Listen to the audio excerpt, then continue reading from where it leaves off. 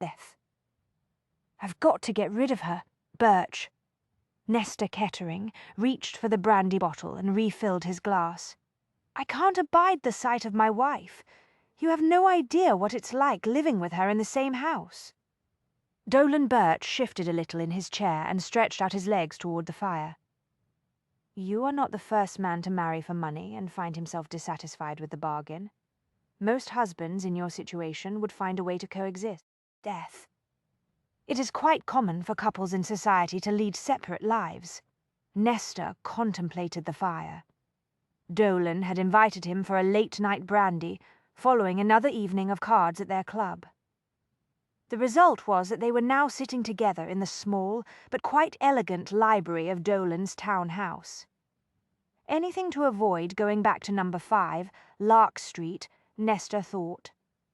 They had considered stopping at a brothel, but Nestor had not felt any great enthusiasm for the notion. Death. The truth was he did not like brothels. He worried that the women carried disease.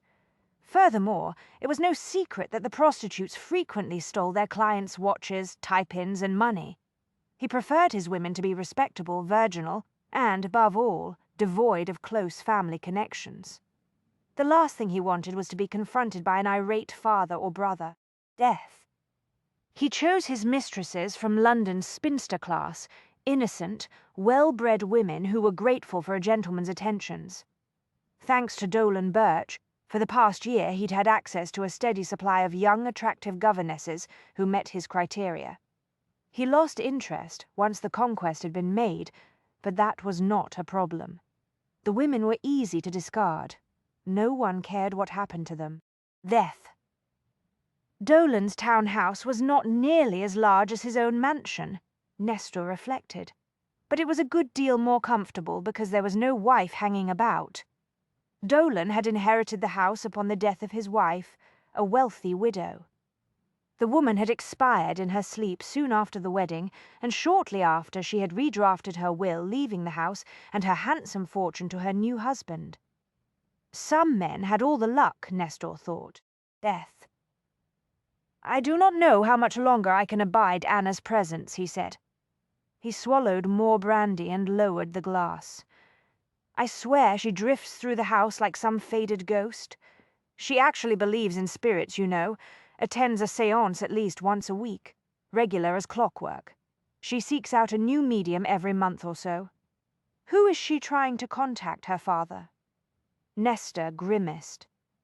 The bastard who trapped me with the terms of his will. Why does she want to contact him?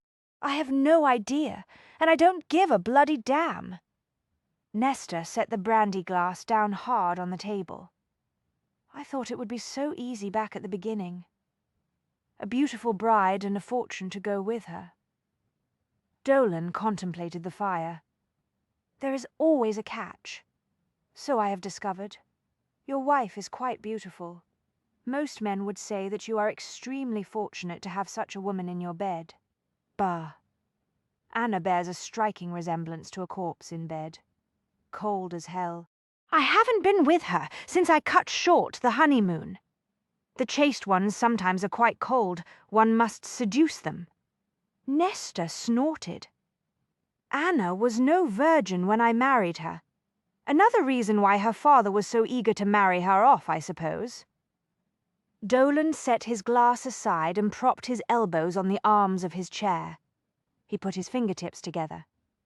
There's an old saying to the effect that if you marry for money, you will earn every penny.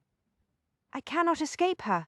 If she dies, the money goes to distant relatives in Canada, and believe me, they will be waiting to pounce on the inheritance. Some in your position would have her committed to an asylum, Dolan mused. If she is declared insane, she will lose control of her fortune. Nestor groaned. Unfortunately, her father considered that possibility. If I have her committed, the result is the same as if she dies, the money goes to Canada. Death. Have you considered renting or buying a house in the country and sending her there to live? Of course, Nestor said. The problem is that she won't obey me, and there is no way to force her to do so. She says she does not want to live in the country, but she does not go out into society. No, but London is where most of the mediums are located. A good thrashing might change her mind, Nestor grunted. I doubt it. He tightened one hand into a fist. As I told you, she controls her own inheritance. If she leaves me, she can take the fortune with her. Damn it, there must be a way out. Dolan was silent for a long moment. Perhaps there is, he said at last. Nestor went still. Do you have a suggestion? Yes, but there is a price. Money is not a problem, Nestor said. Dolan drank some brandy and lowered the glass. As it happens, it is not money that I require in exchange for my services. A shiver of unease gave Nestor pause. Death. What do you want? I am, as you know, a businessman. I wish to expand one of my enterprises, and you are in a unique position to be of assistance to me. I can't imagine how, Nestor said. I don't have a head for business. Fortunately, I do, so I don't require your business skills. It is your other talent that I wish to utilize. What other talent? You have a gift for charm and seduction, Dolan said. Your skills in that department are really quite extraordinary. Death. Nestor waved that aside. It was the truth. He did have a talent for seduction. What do you want from me? He asked. Dolan explained. Nestor relaxed. He smiled. Shouldn't be any problem, he said. That's all the payment you require in exchange for getting Anna out of my life. Yes, if you are successful, I will consider your account settled. Then we have a bargain, Nestor said. For the first time since his wedding night, he glimpsed a spark of hope. She belonged to him. Death. He was locked inside a cage the size and shape of a coffin. A dark thrill heated his blood like a powerful, intoxicating drug. When the time came, he would purify the woman and cleanse himself with her blood. But tonight was not the time. The ritual had to be followed correctly. The woman must be made to comprehend and acknowledge the great wrong that she had done. There was no finer instructor than fear. Death. He huddled inside the concealed lift, listening to the sounds of someone moving about in the bedroom on the other side of the wall. There was a narrow crack in the paneling. Excitement sparked through him when he caught a glimpse of the woman. She was at her dressing table, adjusting the pins in her dark brown hair.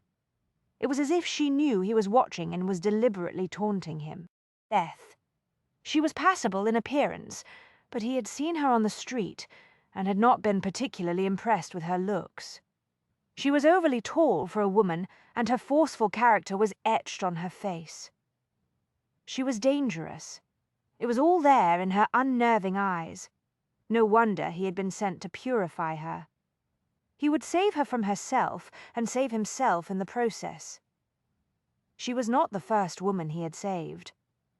Perhaps this time he would finally be cleansed. Death. The lift had been installed inside the thick walls of the old mansion for the purpose of conveying an elderly, infirm lady from one floor to another. But the woman had died a few years ago, leaving the big house to her granddaughter and grandson. He had been told that neither of them made use of the device. Having been locked inside the cage for what felt like an eternity, he understood why. The air was close and still, and the darkness was almost as absolute as that of the grave. Almost death. He was free to descend in the lift at any time. It was operated by an arrangement of ropes and pulleys that could be controlled from either inside or outside the compartment. He knew how it functioned because he'd had a helpful chat with one of the many tradesmen who came and went from the mansion on the days when the woman held the outrageous parties she was pleased to call salons. The truth was that the only difference between her business and a brothel was the pretense of respectability that she succeeded in giving the social gatherings. The tradesman had informed him of the usefulness of the lift for conveying heavy items between floors. The man had also mentioned that the woman never made use of the lift. Evidently, she had a fear of being trapped inside the cage. The woman rose from the dressing table chair and moved out of sight. Death. A moment later, he heard the muffled sound of the bedroom door opening and closing. Silence. He slid the cage door aside and opened the wooden panel. The wall sconce had been turned down low, but he could make out the bed, the dressing table and the wardrobe. He moved out of the lift. The heady exhilaration he always experienced at such moments roared through him. With every step of the ritual he came closer to achieving his own purification. Death. For a precious few seconds he debated where to leave his gift. The bed or the dressing table? The bed, he decided. So much more intimate. He crossed the room, not concerned with the soft thud of his footsteps. The guests had begun to arrive.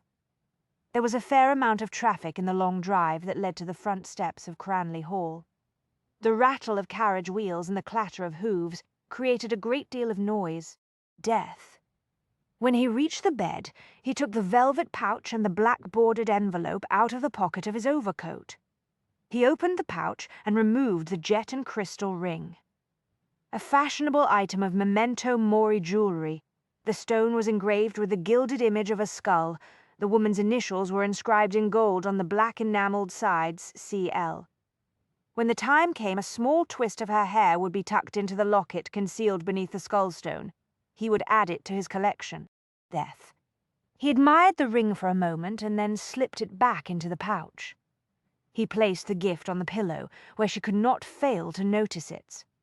Satisfied, he stood still for a time, savouring the intense intimacy of the experience. He was in her most personal space.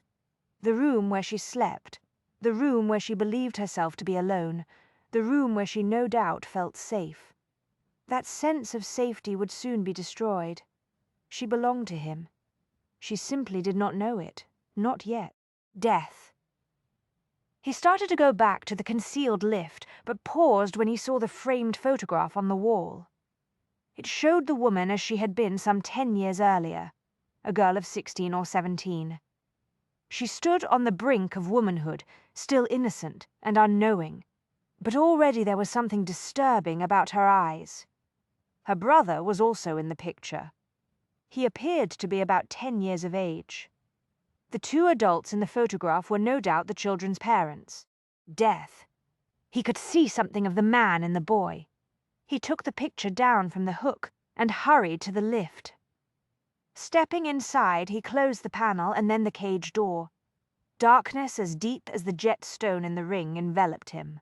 He dared not light a candle. He groped for the cables and breathed a sigh of relief when they worked. He lowered the lift to the ground floor. When he emerged, he found himself back in the small antechamber behind the rear stairs. There was no one about. Death. The elderly housekeeper and her equally aged husband, the butler, were busy with a social gathering in the library. In the old days, when the mansion had housed a large family and a dozen or more servants, it would have been nearly impossible to slip in and out of the place unnoticed. But now there was only the woman, her brother, and the old housekeeper and butler in residence. He made his way out through the tradesman's entrance and moved unseen into the gardens. Death. The gate was still unlocked, just as he had left it. A few minutes later, he was lost in the fog. He clutched the framed photograph very tightly in his gloved hand. The weight of the knife in its sheath beneath his greatcoat was reassuring. The ritual was almost complete. The woman with the unnerving eyes would soon understand that she belonged to him. It was her destiny to be the one to cleanse him. He was certain of it. Death. The connection between them was a bond that could be shattered only by death. "You can't be serious," Nesta Kettering said with the cold arrogance of a man who was accustomed to getting whatever he desired. "I know that deep in your heart you still love me. You cannot have forgotten the passion we felt for each other. Emotions that powerful cannot die." Callista watched him from behind the barricade of her mahogany desk. A mix of anger and disbelief crackled through her. "You are wrong. Death. You destroyed the feelings I had for you over a year ago when you ended our association. I was forced to end things when I discovered that you had deceived me. I never lied to you, Nesta. You believed me to be a wealthy heiress. When I disabused you of that notion, you disappeared overnight. You gave me the impression that you were well situated." Nesta swept out a hand to indicate the great house and gardens around them. "Death. You not only deceived me, you continue to deceive respectable society and your clients. The truth is, you are in trade, Callista. You cannot deny it. I don't, just as you cannot deny that you are married now. You found your heiress. Go home to her. I have no interest whatsoever in becoming your mistress." It had been a mistake to agree to speak privately with Nesta, she thought. 3 weeks ago he had sent her a bouquet of flowers and a note asking to meet with her. Death. She had been startled because she had not heard from him in nearly a year. She had immediately instructed Mrs. Sykes to get rid of the flowers. Not for a moment had she considered acknowledging the floral gift. The second bouquet had arrived a few days later. Once again she had told the housekeeper to toss the flowers into the rubbish. She had not expected Nesta to show up on her doorstep because she had given him no encouragement. He was a wealthy man now. If he wanted a mistress, there were plenty to be had in London. When he had arrived unannounced, a short time ago, Mr. Sykes had mistaken him for a potential client. That was not entirely his fault, Callista reflected. Nesta had a great talent for convincing others to believe what he wanted them to believe. He was a breathtakingly handsome man, with an elegantly sculpted profile, silver blonde hair, and eyes as warm and blue as a summer sky. When he smiled, it was almost impossible to look away. Death.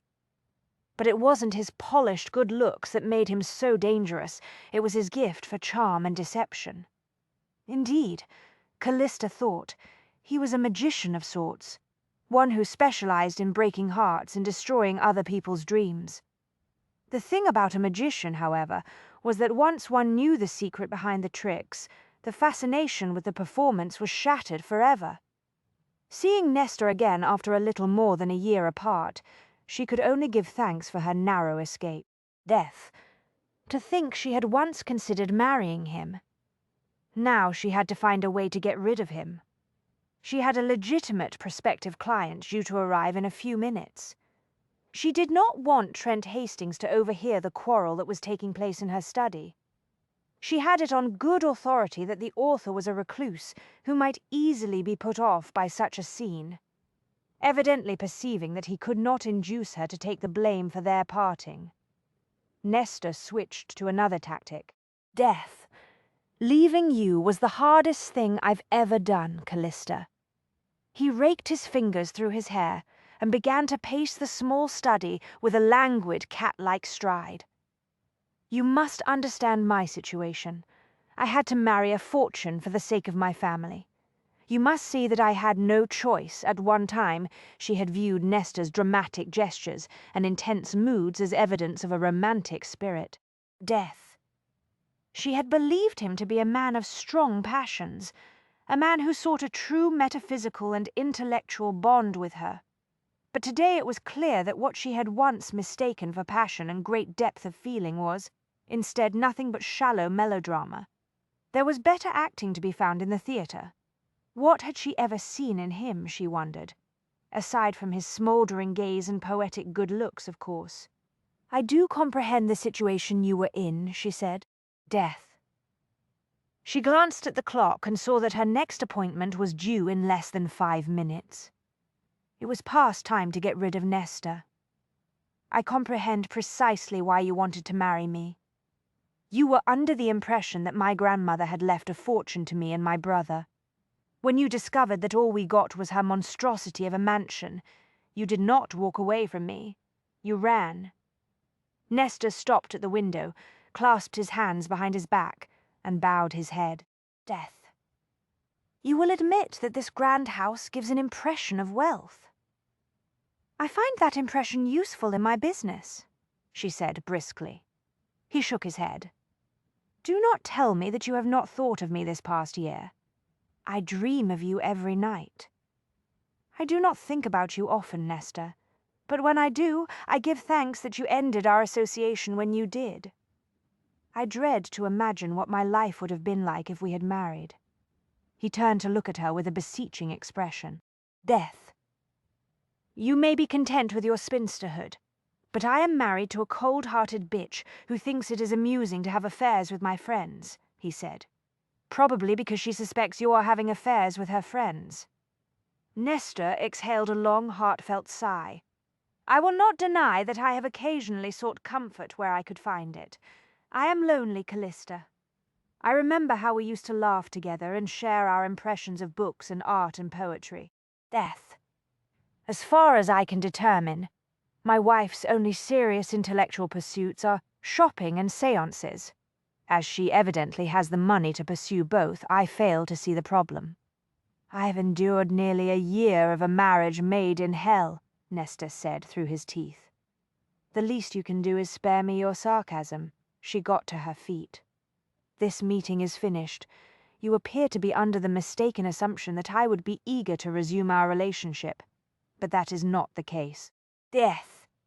It has been over a year since you revealed your true nature to me, and now that I am aware of it, I am no longer interested in pursuing any sort of association with you. I don't believe that." He stopped in front of her desk and flattened his palms on the polished surface. "You are afraid to trust your heart again, I understand, but I remember your passionate spirit very well. Whatever I once felt for you evaporated long ago, Nestor. Nothing could vanquish that burning flame. You and I are not like other people. We are possessed of a deep appreciation of the metaphysical. We comprehend the meaning of a true marriage of the souls. We do not need the legal trappings. We are meant to be together until death do us part. Under the circumstances, I'd rather you didn't quote the old lines in the wedding vows to me. You are wasting your time, Nestor. You must give me a chance. You owe me that much." "I owe you nothing," she said. "I insist that you leave." "Death. I have an appointment in a few minutes. Do not tell me that you no longer have feelings for me. I refuse to believe that you and I were privileged to know a rare sort of love, one that will once again transport us to a higher plane on the wings of passion. I promise that I will rekindle the emotions you once felt for me. Sorry. Not possible. Death." She had been in the introductions business for some time now, and if there was one thing she had learned, it was that friendship, not passion, provided the only solid foundation for an enduring relationship. All she promised her clients was an opportunity to meet like-minded people and perhaps develop friendships. If some of those associations were transformed into marriages, that was all well and good, but her agency made no guarantees. Death, and her clientele, spinsters and men of a certain age who found themselves alone in the world, were usually as clear-eyed as she was on the subject. Although she was not about to tell Nestor, the truth was that now, safely ensconced in the spinsterhood that she had once feared, she had serious reservations about the value of marriage, at least for women. It was a stacked deck of cards in favor of men, as far as she was concerned. Death, the Married Woman's Property Act a few years earlier, had provided a measure of legal relief for females. They could now own and control property in their own names after marriage. But given how difficult it was for a woman to earn a respectable living and actually acquire property, the reality was that the act did little for a vast number of females, many of whom were trapped in dreadful marriages. Divorce was still extremely difficult and expensive to obtain. Death. It often left a woman facing life on the streets. She no longer held any romantic illusions about the institution of marriage. It was Nestor who had helped teach her that lesson. And for that she could not forgive him. The clatter of hooves and carriage wheels drew her attention to the scene outside her study window. A hansom was coming up the drive, her next appointment, no doubt. She really had to get rid of Nestor. The cab halted at the front steps of Cranley Hall. Death. A man in a long grey coat got out. The high collar of the coat was pulled up around his face, partially concealing his profile. The hat pulled down low over his eyes obscured even more of his features. He carried an elegant walking stick with a curved handle in one leather-gloved hand, but he did not use it to make his way up the steps to the front door. He moved with a long, purposeful stride. A very determined man, she thought. Anticipation flickered through her. So this was Trent Hastings. Death.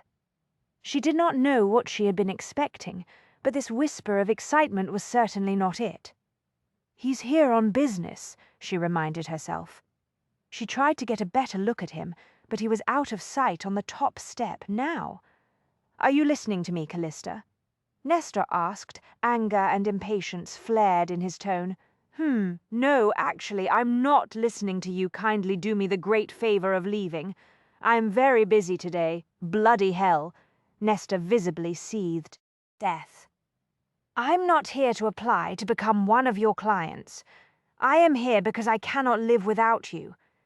You appear to be doing very nicely without me, and I have absolutely no desire to become your mistress. I have money now. I will take care of you. We will be lovers. Sorry, otherwise employed at the moment. You do not love me. You never loved me.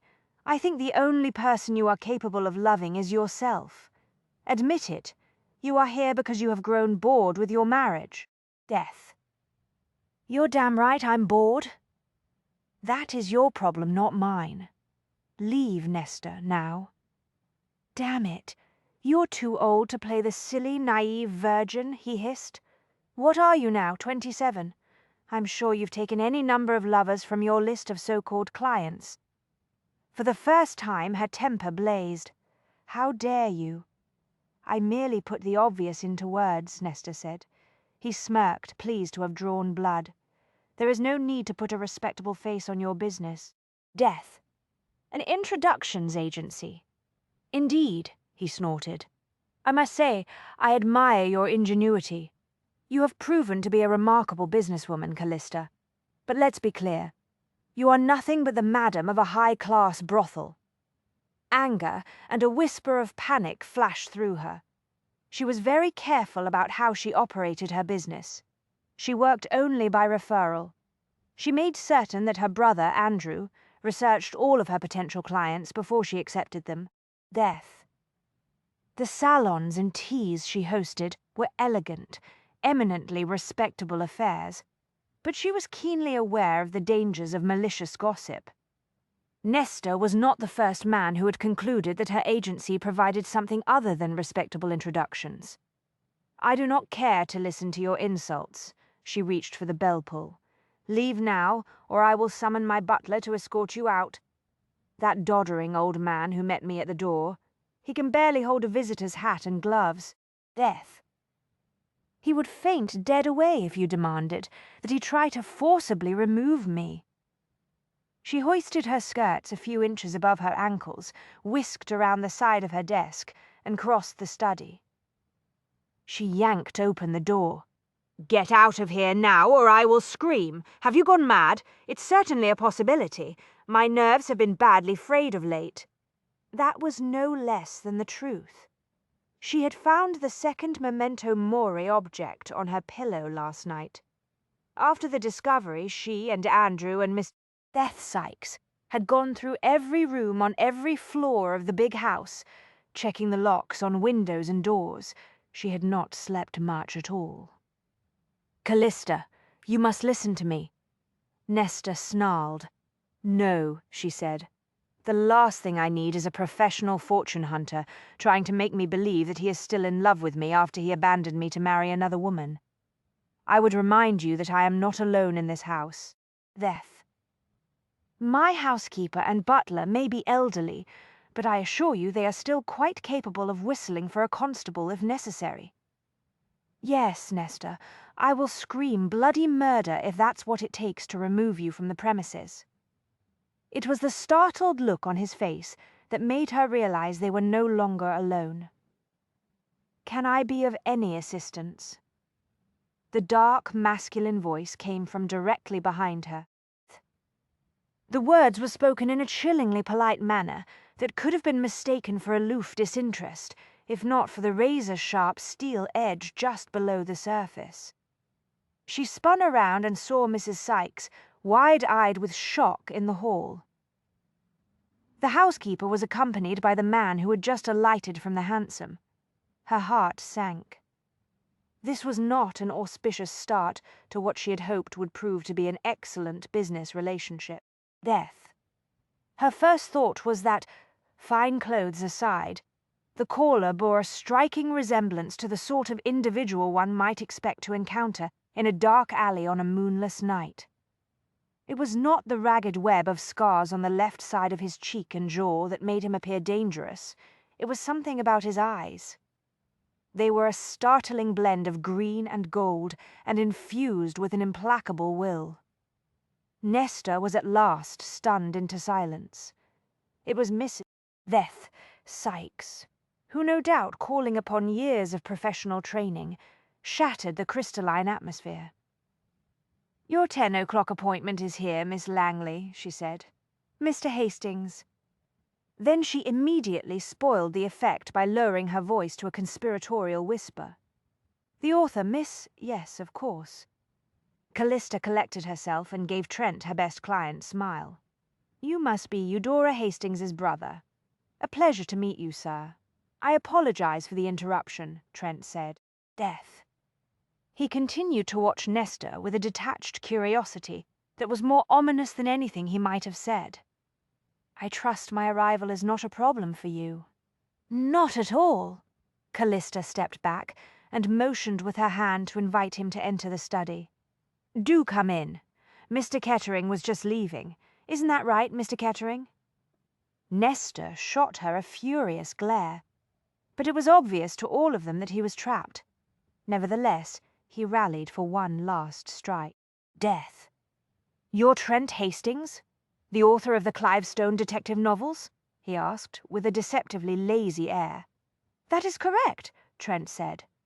"Pity about those scars. No wonder you felt the need to seek out the services of an introductions agency.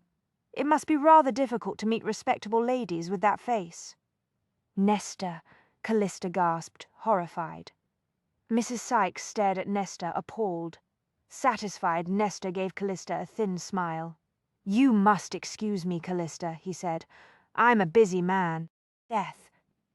He brushed past her and moved out into the hall, where he paused with a dramatic flourish and looked back at Trent. "Read the latest chapter of your new book in the Flying Intelligencer, Hastings. This one isn't shaping up to be your best work, is it? The plot is quite weak. I already know the identity of the villain, and you're only halfway through the story. I do hope you're going to kill off Wilhelmina Preston. Can't abide that character."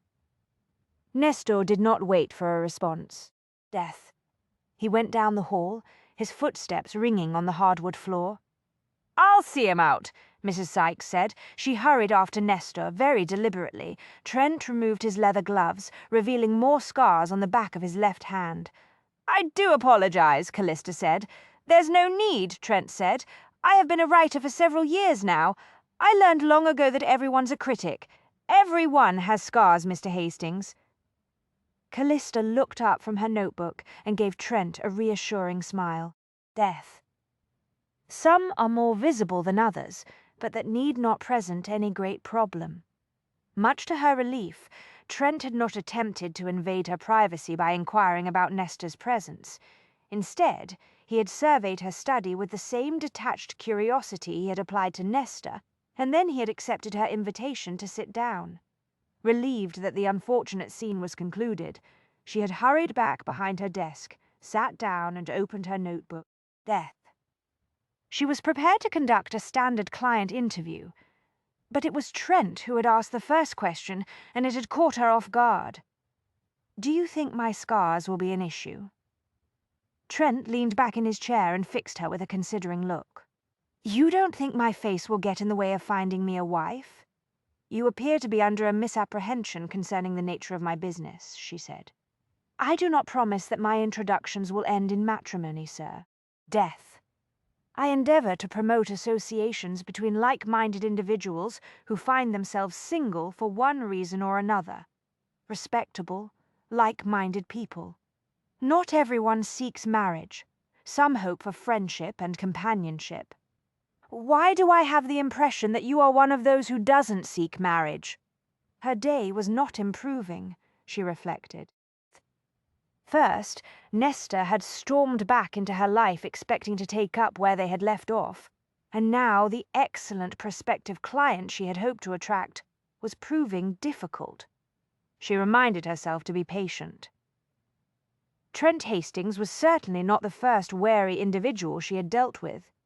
In spite of the fact that she conducted her business strictly on the basis of word of mouth and confidential referrals, more than one person had entered her office with some trepidation. Death. Few arrived knowing exactly what to expect from an introductions agency. None, however, had referred even obliquely to the fact that she was not married. At her age, her status was clear to one and all. She was a spinster. "If we might return to the subject at hand," she said.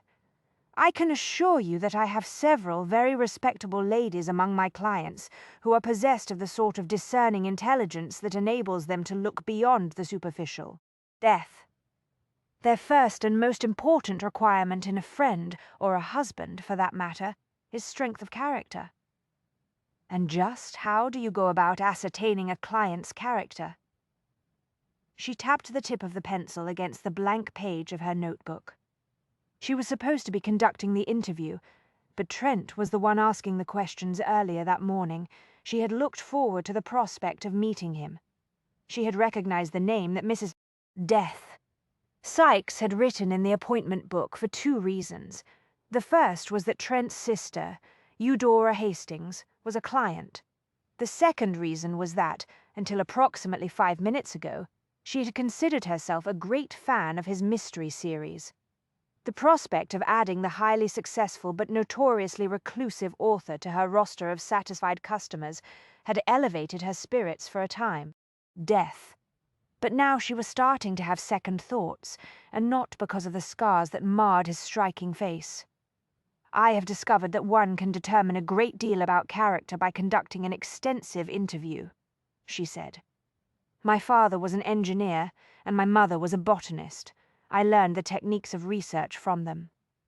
Trent glanced at her bookshelves again. "Yes, I can see their influence. I am honored to have my books shelved between Mrs. Loudon's Botany for Ladies and the Building News and Engineering Journal." She cleared her throat. "Yes, well, I'm a great fan of your novels, sir. So is my brother, my housekeeper, and my butler. Indeed, you are quite popular in this household." She paused. "Actually, now that I think about it, I do have a question for you concerning the story that is currently being serialized in the Flying Intelligencer." Trent exhaled deeply. "I was afraid of that." She ignored the comment. "My question concerns the introduction of Miss Wilhelmina Preston. She is a most interesting character in part because of her many scientific interests. I can see where she might prove quite helpful to Clive Stone in his investigations. Indeed, I'm wondering if you're about to introduce a romantic relationship between Clive and Wilhelmina." "I never discuss a story in progress. I see," chagrined, she returned to her notes. "Death. In that case, my sister tells me that you have tried to adapt scientific methods to your matrimonial business," he said. "That is true." She tightened her grip on the pencil. It was time to take control of the interview. "Today I propose to ask you a few general questions. I will also explain the process I employ to match my clients. If we are both satisfied with this initial discussion, I will schedule another, more lengthy appointment." Death. "During that session, we will prepare a comprehensive list of the qualities you seek in a relationship, whether that be companionship or matrimony, and itemize what you have to offer." "Money," Trent said. Callista paused, her pencil poised above the blank page. "Excuse me. My single most sterling quality is that I possess a rather comfortable income. I have done rather well by investing the money from my books in properties." Death. "The question is, do I have enough money to persuade one of those intelligent, discerning lady clients you mentioned to overlook my scars? Another man might have tried to grow whiskers or a beard to camouflage the scars in question, but Trent Hastings made little effort to conceal the damage that had been done to the left side of his face. The marks looked as if they had been etched into the skin by acid or flames. Death. They ran down the side of his jaw, disappearing beneath the high, crisp collar of his white shirt. She had no idea what had happened to brand him in such a manner, but she was certain that it had been horribly painful. Mercifully, his eyes had been spared. Some might pity him or avert their gazes, she thought. Death. But a person who possessed any degree of insight would surely conclude that a man who had survived the experience that had scarred him and learned to deal with its effect on others was a man of strong character. Such a man would make a very good friend or a very dangerous enemy. She was starting to think that such a man also would be very difficult to match. It was not his scars that would complicate the process, she decided. Death. The challenge would be finding a lady who could stand up to such a strong-willed male. Finances, of course, must necessarily be a consideration for both parties when it comes to marriage, she said. According to my observations, it is usually the primary consideration. Forgive me, sir, but I'm gaining the impression that you are somewhat cynical when it comes to the matter of marriage. I am realistic, Miss Langley. Death. She put down her pencil, closed the notebook, and clasped her hands together on the desktop. I don't deny that when it comes to marriage. There is an element of practicality that cannot be overlooked, she said. But if I know that a client is seeking marriage, I take precautions to verify the finances of both individuals. For the first time, Trent actually looked interested in her matchmaking process. How the devil do you do that? He asked. Death. I employ an assistant who conducts a bit of very discreet background research to ascertain the truth regarding the financial status of the clients. Not everyone is forthright about that aspect of their personal life. Huh. Interesting. Who is this assistant? My brother, I see. I find your emphasis on financial matters intriguing. You are the one who raised the subject, she said. Probably because I made this appointment to discover whether or not you are attempting to defraud my sister. What? Eudora is one of your clients? Naturally, I have some concerns. For a few seconds, Callista was speechless. She finally managed to pull herself together. Yes, Miss Hastings is a client, but I assure you, sir, she is in no danger from me. Indeed, she appears to be enjoying my weekly salons. She is a very intelligent, well-read lady. My sister may be intelligent and well-read, but she is a spinster of a certain age who has very little experience of men. Death. She is also quite comfortably positioned in terms of her finances. Thanks to your fortune? Yes. That makes her vulnerable to the sort of unscrupulous men who prey on single women, who possess a good income or a healthy inheritance. For the first time she glimpsed some fierce emotion stirring beneath the surface of the man. A shiver went through her. Death. He wasn't angry at her, not yet, merely suspicious, but she was willing to wager that at some time in his past he'd very likely encountered a fortune hunter who had taken advantage of someone he cared about. I thought I made it clear, she said, striving for a calming tone. I am alert to the type of person who might attempt to take advantage of my clients.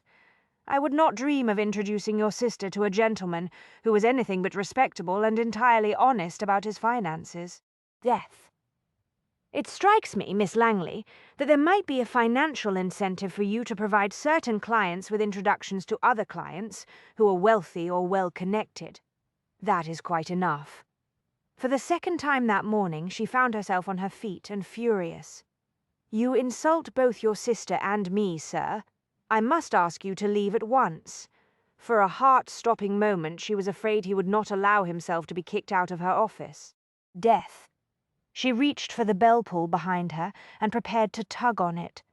To her overwhelming relief, Trent got to his feet. He went toward the door without a word. She released the bell pull, gripped the back of her chair, and held her breath. Trent opened the door and paused. He turned to face her. One more question before I leave, Miss Langley, he said. She swallowed hard. I am not in the mood to answer your questions, sir. I understand, but curiosity compels me. Eth, do you really think you could have found me a suitable wife? I very much doubt it, Mr. Hastings. I'm afraid you just failed the interview. He inclined his head a scant half-inch. Yes, I can see that. He let himself out into the hall and closed the door in a deliberate manner that said more than words. He did not intend to return. Just as well, Callista thought, but the atmosphere in the study suddenly felt several degrees colder than it had a moment ago. Death. The interview with Callista Langley had not gone well. Trent walked into the front hall of the town house braced for a controlled display of sorrowful disappointment, hurt, resentment, and a few accusatory tears from his sister. But for the first time in a very long while, Eudora managed to take him completely by surprise. She stormed down the stairs in a cloud of outraged fury. "You went to see Miss Langley, didn't you?" she demanded. "How dare you? My business with her is just that. My business. Death. It is none of your concern."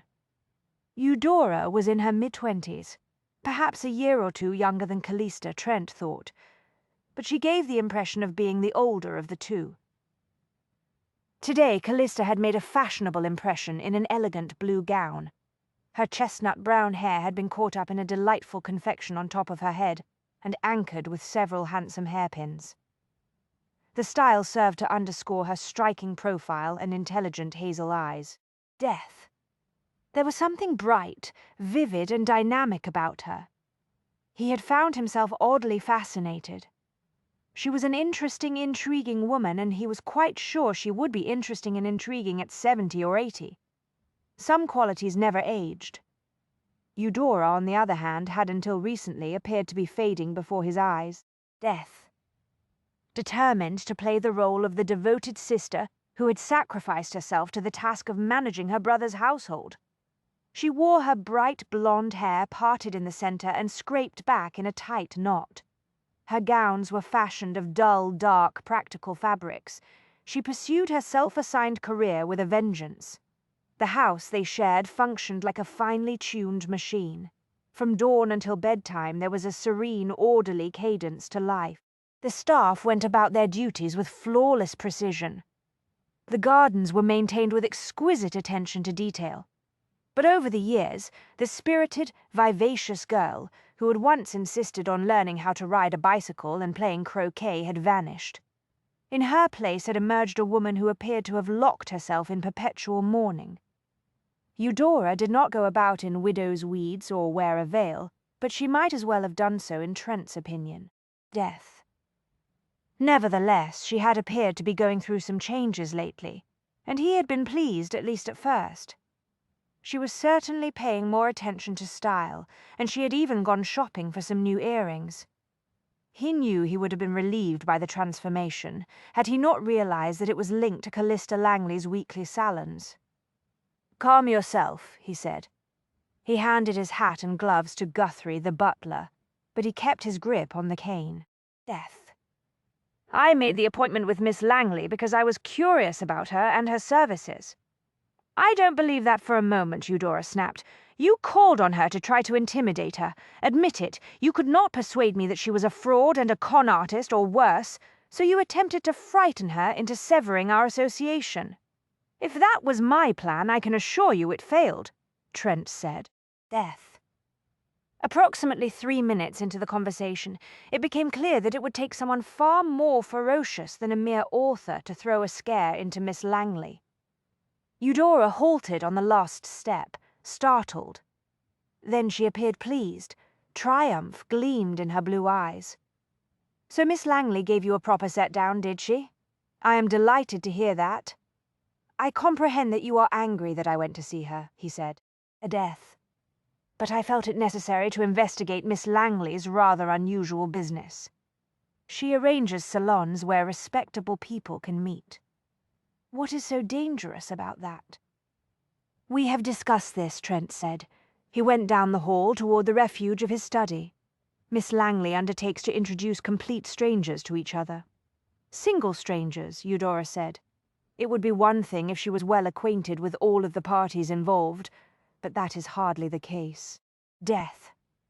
"The people who attend her salons are not personal friends. They are her clients.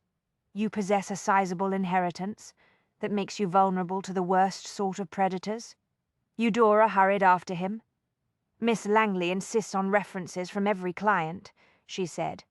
In addition, she conducts detailed interviews with each one to make certain that there are no fortune hunters or married men hoping to prey on the ladies on her guest list.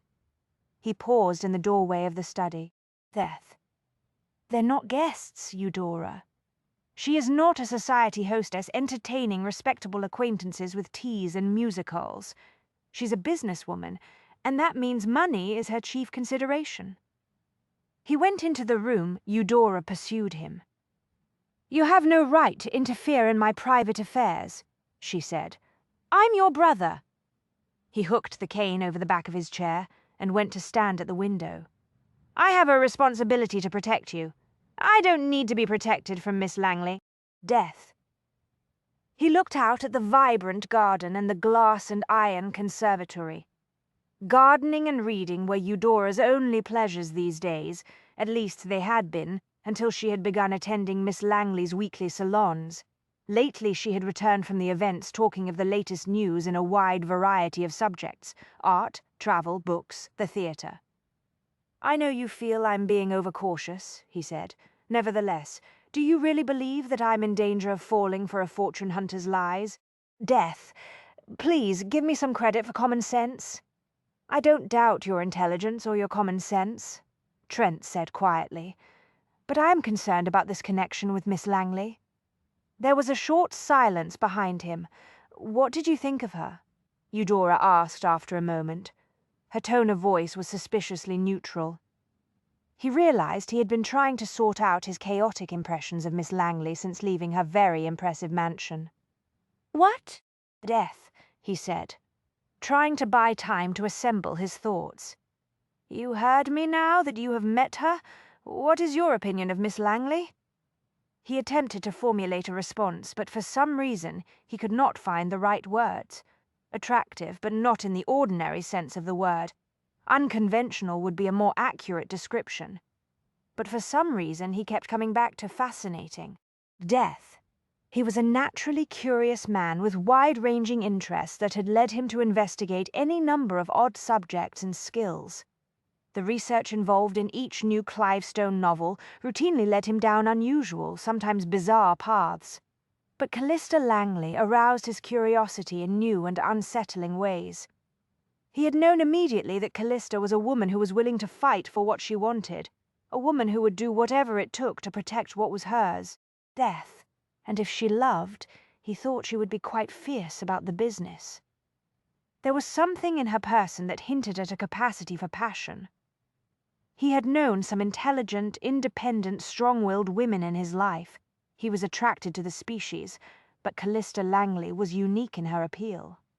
"I found her interesting," he said. He turned around and gripped the back of his desk chair with both hands. "I admit she was not what I had expected." "Interesting."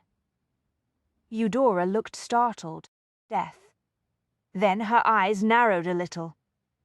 "I think I understand. You find her interesting because she did not allow you to intimidate her. I doubt that a medium-sized army could intimidate Miss Langley, but that only makes me all the more cautious about both her and the way she makes her living. I'm not going to stop attending her salons, Trent, not unless she strikes me off her guest list, and if she does, I will know that you are to blame." "Are these gatherings really so important to you?" "Yes." "Death, Trent. Please try to understand. I find the salons stimulating. There are so many new people to meet, and the lectures are always on intriguing topics. Last week, Professor Macpherson gave a talk about the Roman antiquities that can be found right here in Britain. The week before, Mr. Harper discussed his travels in the American West. The next salon will feature a lecture on the latest advances in photography.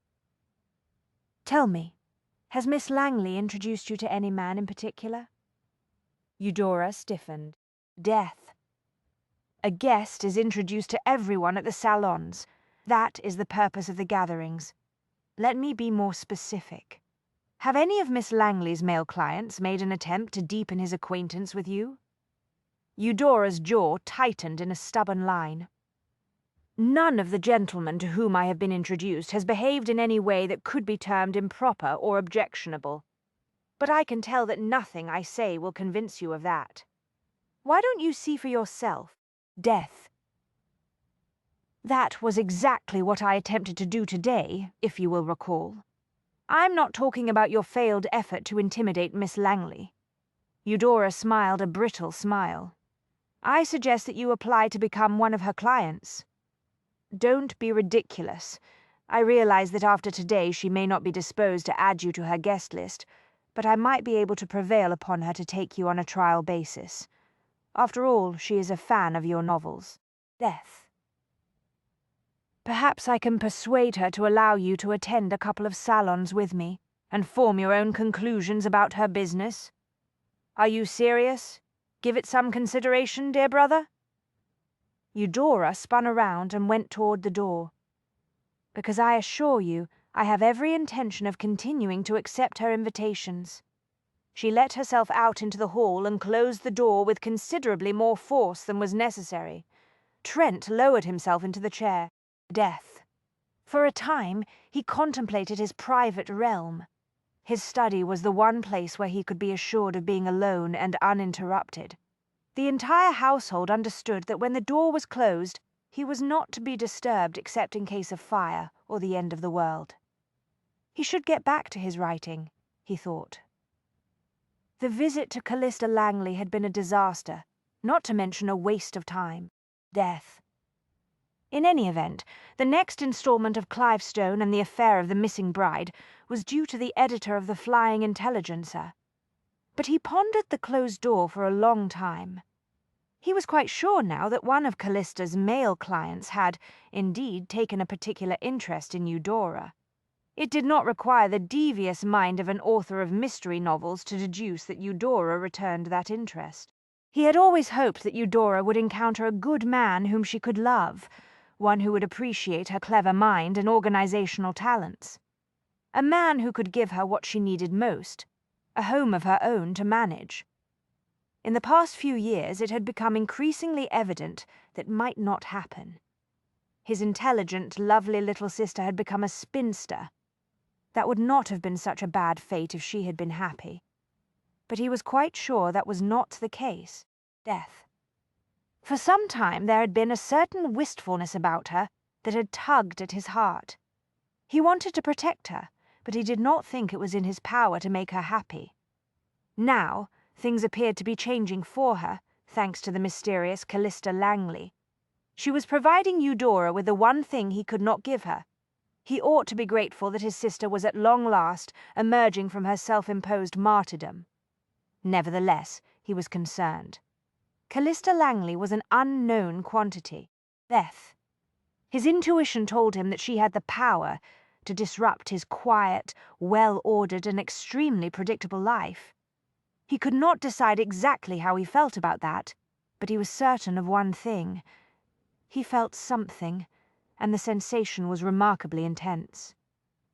Callista was the first woman in a very long time who had intrigued him more than the characters in his imagination. "I'll be going out tonight after dinner," Andrew announced. "No point waiting up for me. I'm meeting some friends." Death. "I won't be home until quite late." His tone was laced with a familiar touch of defiance. Callista forked up a bite of stewed chicken while she considered how to deal with her brother's announcement. The truth was there was very little she could do or say to stop him from going out on the town, and the last thing she wanted was a quarrel. You must choose your battles, she thought. Death. Andrew was seated at the far end of the long dining table, hurrying to finish the meal so that he could leave the house to meet his friends. It might have been easier to talk in the more intimate confines of the morning room, but Mrs. Sykes insisted on serving dinner in the gloomy, darkly panelled dining room. The housekeeper and her husband had lived and worked in Cranley Hall since taking up their first posts as maid and footman several decades earlier. Death. They had grown old along with their grim, depressed employer, Roberta Langley. Roberta had left the mansion to her grandchildren, but Callista privately considered that the Sykeses had a better claim on the mouldering pile of wood and stone than she and Andrew did. She knew that she and her brother should be grateful to have such a distinguished roof over their heads. There was no denying that Cranley Hall had proved extremely useful as a business prop, Death. Prospective clients were reassured and greatly impressed by the imposing residence and the elegant address in Cranley Square. But in Callista's opinion, the great house would never be a warm and welcoming home to Andrew or to her. She had a number of concerns about Andrew's new habit of staying out late into the night, but one of them was very personal and quite selfish. She did not want to be alone in the mansion. Death. True, the Sykeses were always present, but they retired to their quarters promptly at 9 o'clock every night. Once they were abed, the loneliness that seemed to be infused into the very walls of the mansion emerged to haunt her. The anxiety that had been icing her nerves ever since someone had pushed the dreadful little tear-catcher through the letter-box in the door 2 weeks ago had intensified, thanks to the visit from Nesta Kettering that morning. Death. For days she had felt as if her every move was being watched. And now she faced another night alone. She had to grow accustomed to the sensation, she told herself. Soon Andrew would announce that he wished to move into lodgings of his own. It was inevitable. Every young man needed to be free to discover his own path in life. She had no right to make him feel guilty for abandoning her. "Will you go to the theatre?" she asked, trying to sound pleasant and politely interested. "Maybe." Death. Andrew wolfed down some green beans. Probably play some cards afterward. Callista tightened her grip on her fork and tried not to show her concern. Of all the myriad vices available to a young man in London, she most feared the gambling hells. There was no faster path to ruin. The small inheritance that had come to them along with Cranley Hall had gone to pay for the establishment of her introductions agency. Death, presenting a gracious, refined image to clients, had required the purchase of fashionable furnishings for the first-floor rooms. She had known from the outset that she would be walking a tightrope of respectability. Appearances were everything in her business, and fortunately, business had been brisk. She and Andrew were doing quite nicely on the income from her introductions agency, but they could not afford to take risks. She put the fork down very carefully on her plate. "Andrew, you are not in trouble, are you, financially, I mean? Why must every dinner-table conversation between us end with you implying that I cannot take care of myself? I am no longer a boy. I do not need my older sister hovering over me at every step." Andrew was most certainly not a boy, she thought. Not any more. He was 19, lean and fit and infused with the vitality of a young man coming into his prime. Death. He had the additional advantages of their father's strong, distinguished profile and intelligent hazel eyes. He was no longer the frightened little 9-year-old, to whom she'd had to explain that their parents had been lost at sea and were never coming home.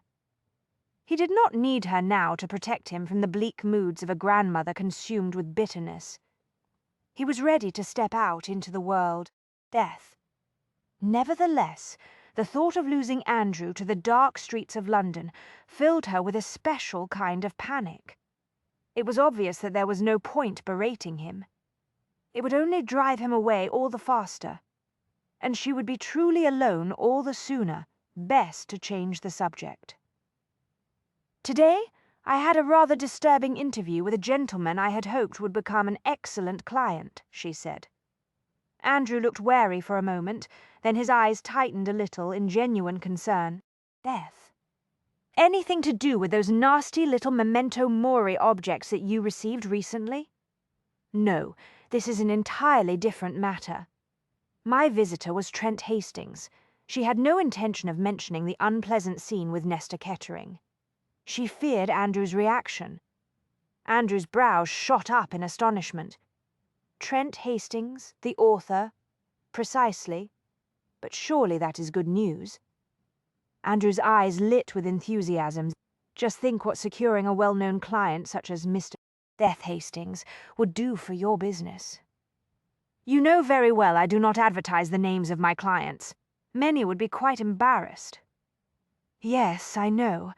But you depend on word of mouth, and the right words from Trent Hastings's mouth would send a number of excellent clients your way. Unfortunately, I don't think there will be any helpful recommendations coming from Mr. Hastings." Death. He seems to think that I am in the business of taking advantage of some of my female clients who enjoy a respectable income, specifically his sister. That's utter nonsense. How dare he insult you and impugn your reputation? Andrew crumpled his napkin on the table. I'll have a word with him. No, you will not. The thought of Andrew confronting a man as intimidating as Hastings was enough to send another bolt of panic through her. Death. She should never have mentioned the interview with Hastings to him, she thought. Frantically, she searched for a diplomatic way to head off disaster. Really, there's no need for you to speak to him. I set him straight. I assure you it was all a simple misunderstanding. Keep in mind that his sister is an excellent client. We don't want to do anything to make her cancel her arrangements with my agency. Hastings apologized? Not exactly, however. That bastard. Do you have his address? Death. Never mind. I'll find him. Andrew, please listen to what I'm saying. It was all a mistake. She summoned up a reassuring smile. I was just somewhat taken aback at the time. That's all. He owes you an apology. I think he will come to understand that in time. Not much chance of that happening, she thought, but she kept the opinion to herself. Meanwhile, I don't want to do anything that might put Eudora Hastings in a position that forces her to choose sides, as it were. Death. If she were to sever our business connection, it would only give rise to unfortunate rumors. Huh. Andrew was still angry, but common sense was winning out. It's all right, she said quietly. I promise you Mr. Hastings will not be a problem. His sister is a very strong-willed lady and she enjoys my salons. She told me that she had a delightful time at last week's event and she accepted the invitation to the next one. I doubt very much that her brother will be able to keep her away. Death. Andrew did not appear to be entirely convinced, but curiosity got the better of him. What's he like? Mr. Hastings? He is quite, Callista paused, trying to find the right word. Formidable. I meant, what does he look like? Oh. She summoned up a mental image of Trent. Well, as to that, he is endowed with a very manly build, dark hair, arresting eyes. Andrew frowned. A manly build. Yes, I think that is how one would describe it.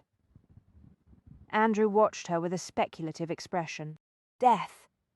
Would you say that he was the sort of man women would describe as handsome? Not exactly, but quite gratifying to look upon, if you know what I mean. No, I don't know what you mean. Callista ignored the interruption. He seems to think the scars will be a problem if he were to come to me as a client, but I assured him that he was wrong. Scars, on the left side of his jaw. Rather dramatic, I'm afraid. There are some on one of his hands, too. Death. He must have been the victim of an accident at some point in the past. But the scars didn't frighten you? Not at all, Callista said. He was rather annoying, to be sure, but I did not feel threatened. Andrew went very still.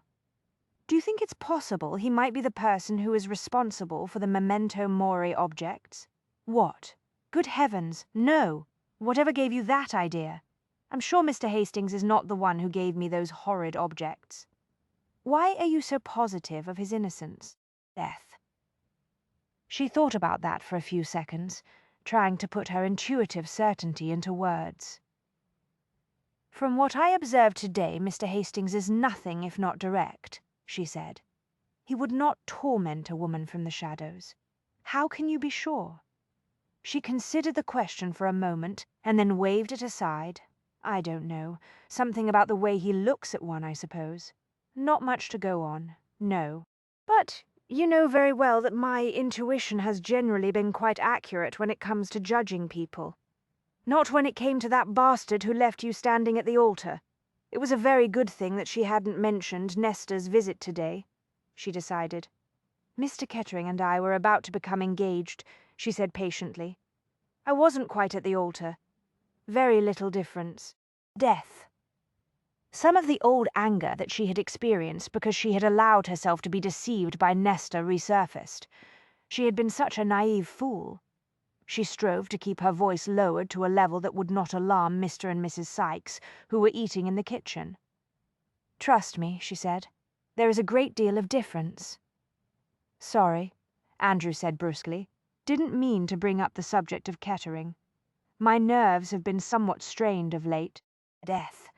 And that was putting it mildly, she thought. "I know," Andrew's mouth tightened in a grim line. "Bloody hell. I can't believe the person who is sending you the memento mori gifts actually gained access to this house unnoticed. He was in your bedroom, Callista. There is no need to remind me. We've been through this several times. There were a great many people coming and going yesterday afternoon because of the preparations being made for the next salon. Tradesmen and delivery people were in and out all day long." He must have got in disguised as a deliveryman. The thing is, who could have known about the existence of that old lift? "Anyone who ever worked in this house or in the gardens, for starters," Callista said. "None of them has any reason to try to frighten you. Whatever the case, I'm quite certain it wasn't Mr. Hastings who sent the tear-catcher to me and left the ring on my bed. Death. Please believe me when I tell you that he did not come to see me today because he is feeling vengeful. In his view, he was simply attempting to protect his sister. You would no doubt have done the same in his place. He must be a suspicious man by nature. That is only to be expected. He writes novels with plots that revolve around dark secrets and murder. One can only imagine how dwelling on such matters day in and day out might affect a person's view of human nature. Death. I certainly have formed a very dark view of Trent Hastings now that you've told me about your meeting with him. I must admit I won't be rushing out to purchase his next book," Callista said. "Which is a pity. I quite enjoyed his last novel. Very clever plot, and the final scenes with the villain were riveting." Andrew's brows scrunched together. "Not sure I care for the character of Miss Wilhelmina Preston in this new story, however. What's wrong with Wilhelmina Preston? Death. I rather like her. It's all very well to insert a woman into the plot, but we don't want Clive Stone to get sidetracked with a romance. It will ruin the series. That is a matter of opinion. Her husband was a very dangerous man. She was terrified of him. Anna Kettering was intensely aware of her racing pulse. Her heart was pounding. Her breath seemed to be trapped in her throat. She was certain now that the only thing keeping her alive was her inheritance. Death. The terms her father had insisted on incorporating into his will were strict and quite clear.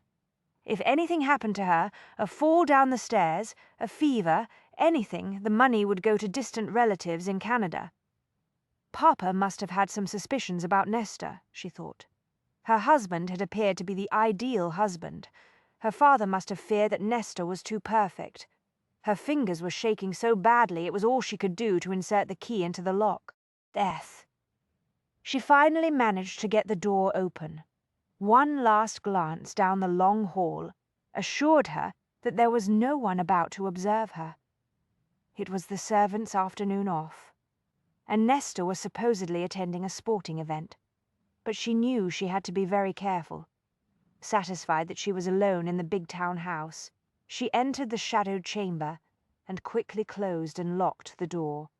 She lit a candle and looked around the small space. The room was decorated in the somber hues of deep mourning. Death. An elaborate arrangement of white flowers was displayed on a wrought-iron stand. The heavy scent of the dead and dying blooms was almost overpowering. The gilt mirror had been covered with black velvet, as was the custom. It was nonsense to think that it was bad luck for the mourners to see their own reflections in the house of the recently deceased, but some of the old superstitions still informed the rituals associated with death. Death. The clock on the mantel had been stopped at 5 minutes to midnight, the time of death. She crossed the small space and looked down at the silver tray lined with white velvet. The tear-catcher and the jet ring were gone. The only item left was a black enamelled bell inscribed with the initials CL. The bell was attached to a metal chain. There was a ring at the end of the chain. A photograph of the deceased hung on the wall. Death. A pair of scissors had been applied to it in order to remove everyone except the dead woman from the scene. Black lace was draped around the frame. Below the photograph was a funeral announcement card. The name of the deceased was written in an elegant hand, Callista Langley. The line where the date of death was to be inserted had not yet been completed. Callista Langley was not the first woman whose portrait had hung in the chamber. Death. Anna hurried back across the room and let herself out into the hallway, relocking the door behind her. She did not breathe a sigh of relief until she was downstairs. There was no question but that her husband was obsessed to the point of madness. She had to find a way out of the nightmarish marriage, but who would believe her? It was all too easy for a husband to convince the authorities that his wife was insane, but it would be next to impossible for a wife to have her husband committed. Callista walked into Masterson's bookshop with a sense of relief. The bells over the door tinkled cheerfully in welcome. There was something about the very atmosphere of the place that calmed her strained nerves. The tranquility of the cosy shop was infused with the comforting smell of the volumes, old and new, that were shelved in the bookcases. It was as if she had stepped into a different dimension. Outside, the fog drifted ominously in the street. Death. The clatter of hooves and carriage wheels echoed eerily in the mist. Strangers appeared and disappeared into the grey, featureless landscape. With each step she had been uncomfortably aware that any one of the people she had passed could have been the intruder, who had left the memento mori ring in her bedroom. But inside Masterson's all was calm and serene. It was only when she took a few deep breaths that she realized just how unnerved she had become in the past several days. Death.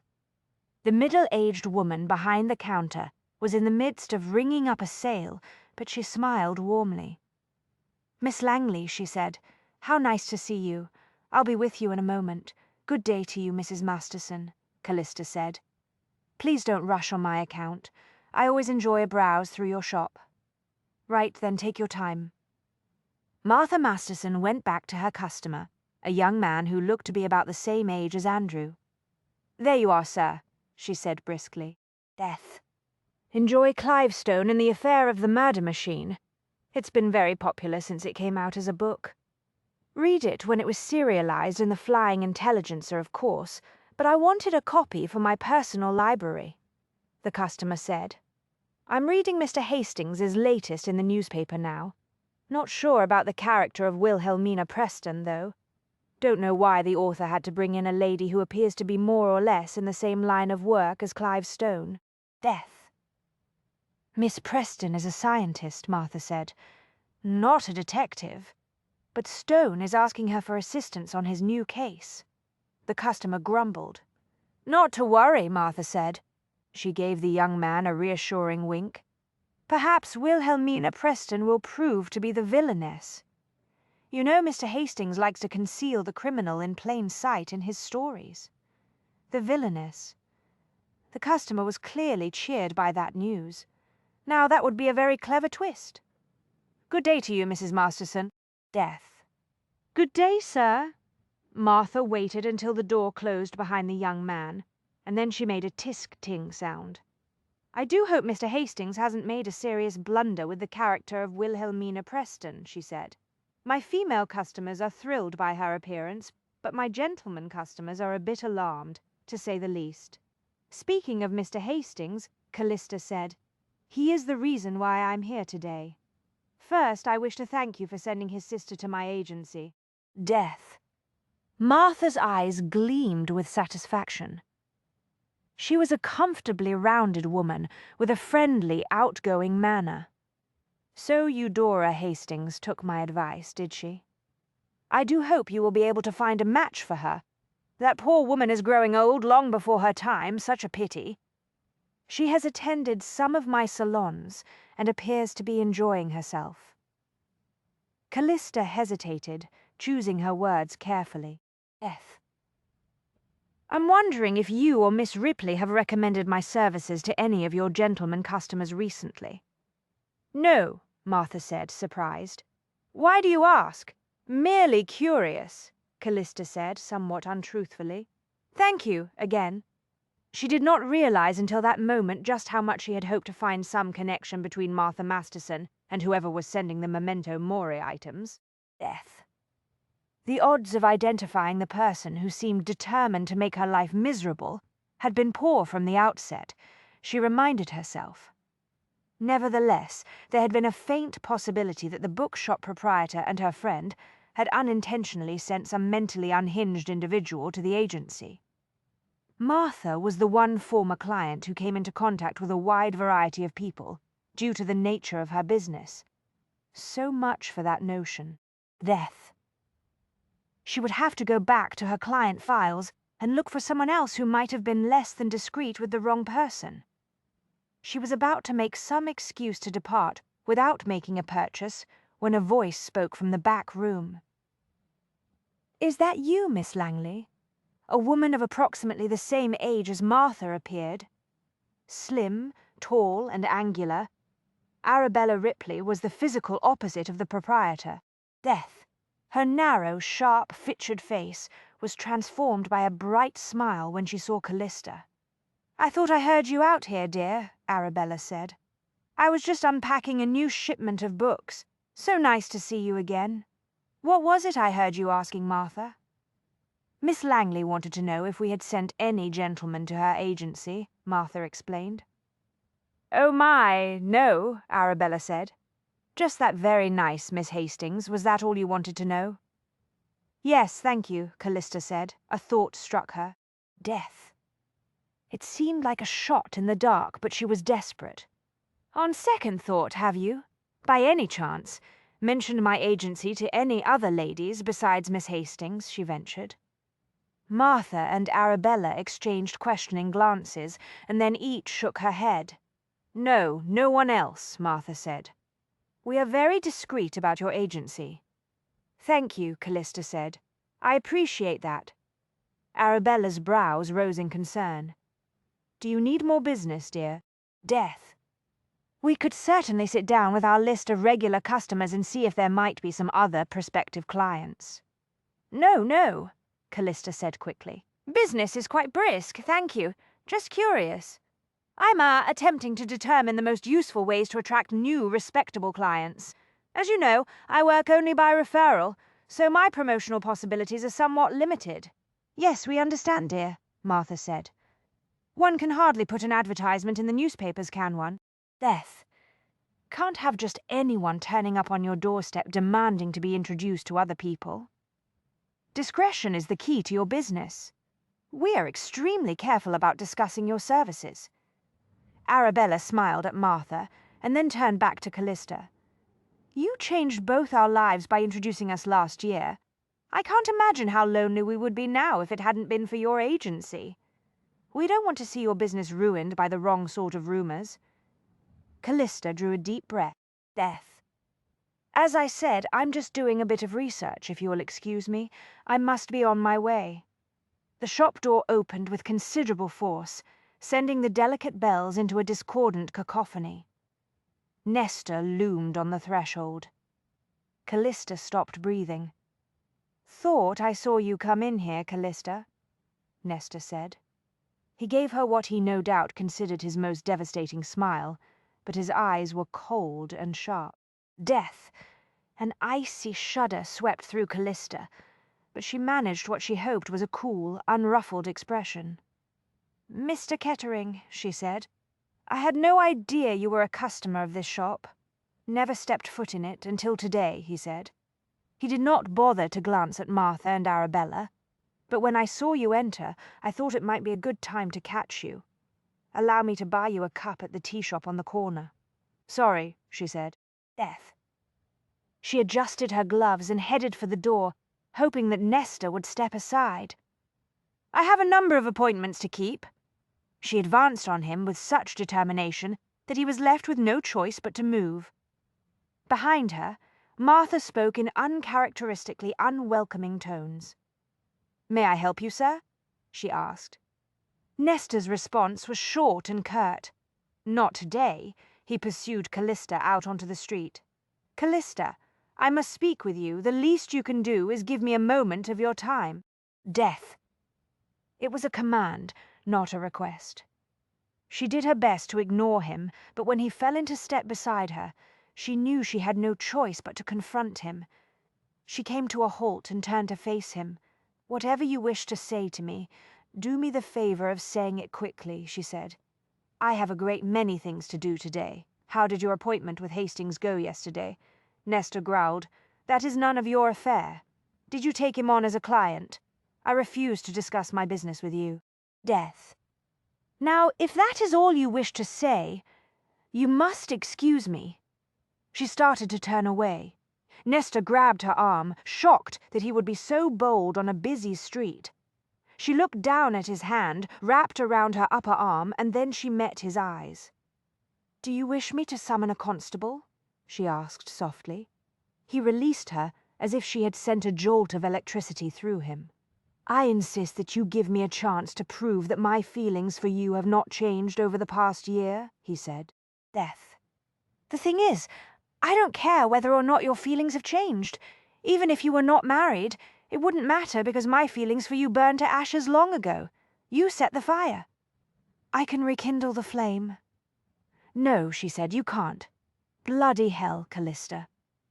She started to turn away again, but paused. She would never get a better opportunity to ask the one question that had been disturbing her since Nestor had reappeared in her life. Death. "Why have you decided to come back into my life now?" she asked. "What?" "You heard me. You've been married for nearly a year. What made you call on me after all this time?" Nestor frowned, clearly surprised by the unexpected query. Then he appeared to realize that he now possessed something she wanted, an answer. "Give me another chance to prove my love for you, and I will tell you," he said. So much for the direct approach, she thought.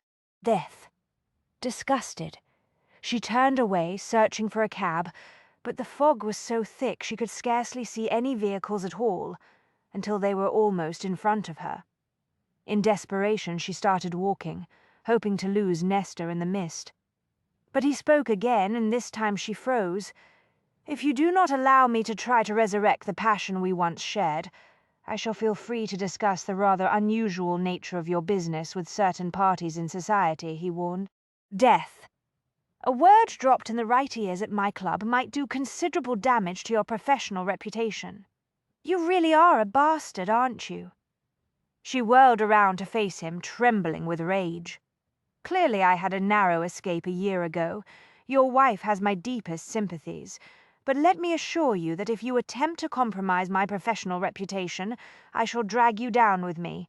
I will go straight to the press." "What are you talking about?" Death. "Just imagine the gossip in the papers if it gets out that a former fortune hunter who married well is now hunting another wealthy bride through an introductions agency. One wonders what the current Mrs. Kettering thinks of this plan, etc., etc., etc. You'll be ruined, Nestor." Nestor stared at her, his mouth falling open in shock. "You're mad. We both know where that sort of talk would lead, don't we?" she said. "People would question the stability of your finances." Death. "You cannot survive in society with chatter like that swirling around you. At the very least, you and your wife would likely be forced to retire to the country." "You'd hate that, Nestor. You're a shark who thrives in society." His face turned a blotchy red. "You stupid little bitch," he said. He said it very, very softly. "Did you really think that I would not strike back if you tried to blackmail me? You don't know me very well, Nestor." Death. "One of the great advantages of spinsterhood is that it allows a woman an opportunity to learn how to sharpen her claws." A cab appeared miraculously out of the fog. She whisked up her skirts and went swiftly toward it. The driver jumped down and opened the door with a flourish. "Your destination, ma'am?" he asked. "Cranley Square." "Aye, ma'am." He handed her up into the cab, put up the steps, and closed the door. A moment later the carriage lumbered off down the street. Death. She looked back only once. Nestor had disappeared into the fog. She took a few more deep breaths in an effort to calm her skittering pulse and regain control of her roiling emotions. Only then did she notice the box wrapped in black silk and tied up with black satin ribbon sitting on the opposite seat. It might as well have been a cobra. Her pulse and her breathing certainly reacted as though the box contained a venomous snake. The envelope tucked under the black ribbon was bordered in black. Death. For a few seconds she stared at the horrid package, willing it to disappear. Perhaps the events of recent days had affected her nerves so badly that she was starting to hallucinate. She shook off the dazed sensation and steeled herself to pick up the box. It was surprisingly heavy. She had to use both hands to get a firm grip on it. She slipped the envelope out from under the ribbon. Her name was written on it in an elegant hand.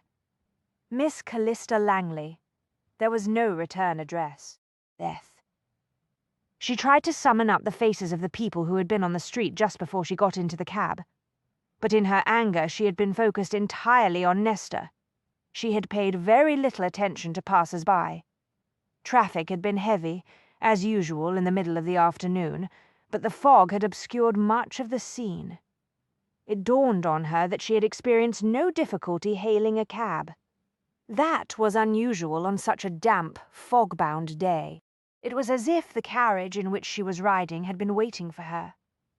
She reached up with one gloved hand and rapped smartly on the roof of the vehicle. The trapdoor opened immediately. The driver looked down at her, squinting a little. "Aye, ma'am?"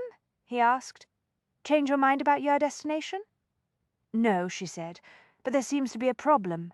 Your previous fare left a package behind on the seat. It is wrapped in black silk. A morning gift, I suspect. Right, ya. The death. It's for you, ma'am. My condolences on your sad loss." The driver touched the brim of his low-crowned hat and started to close the trap. "A moment, please. There is some mistake. I have not suffered any loss." "I was told the package is for you, ma'am.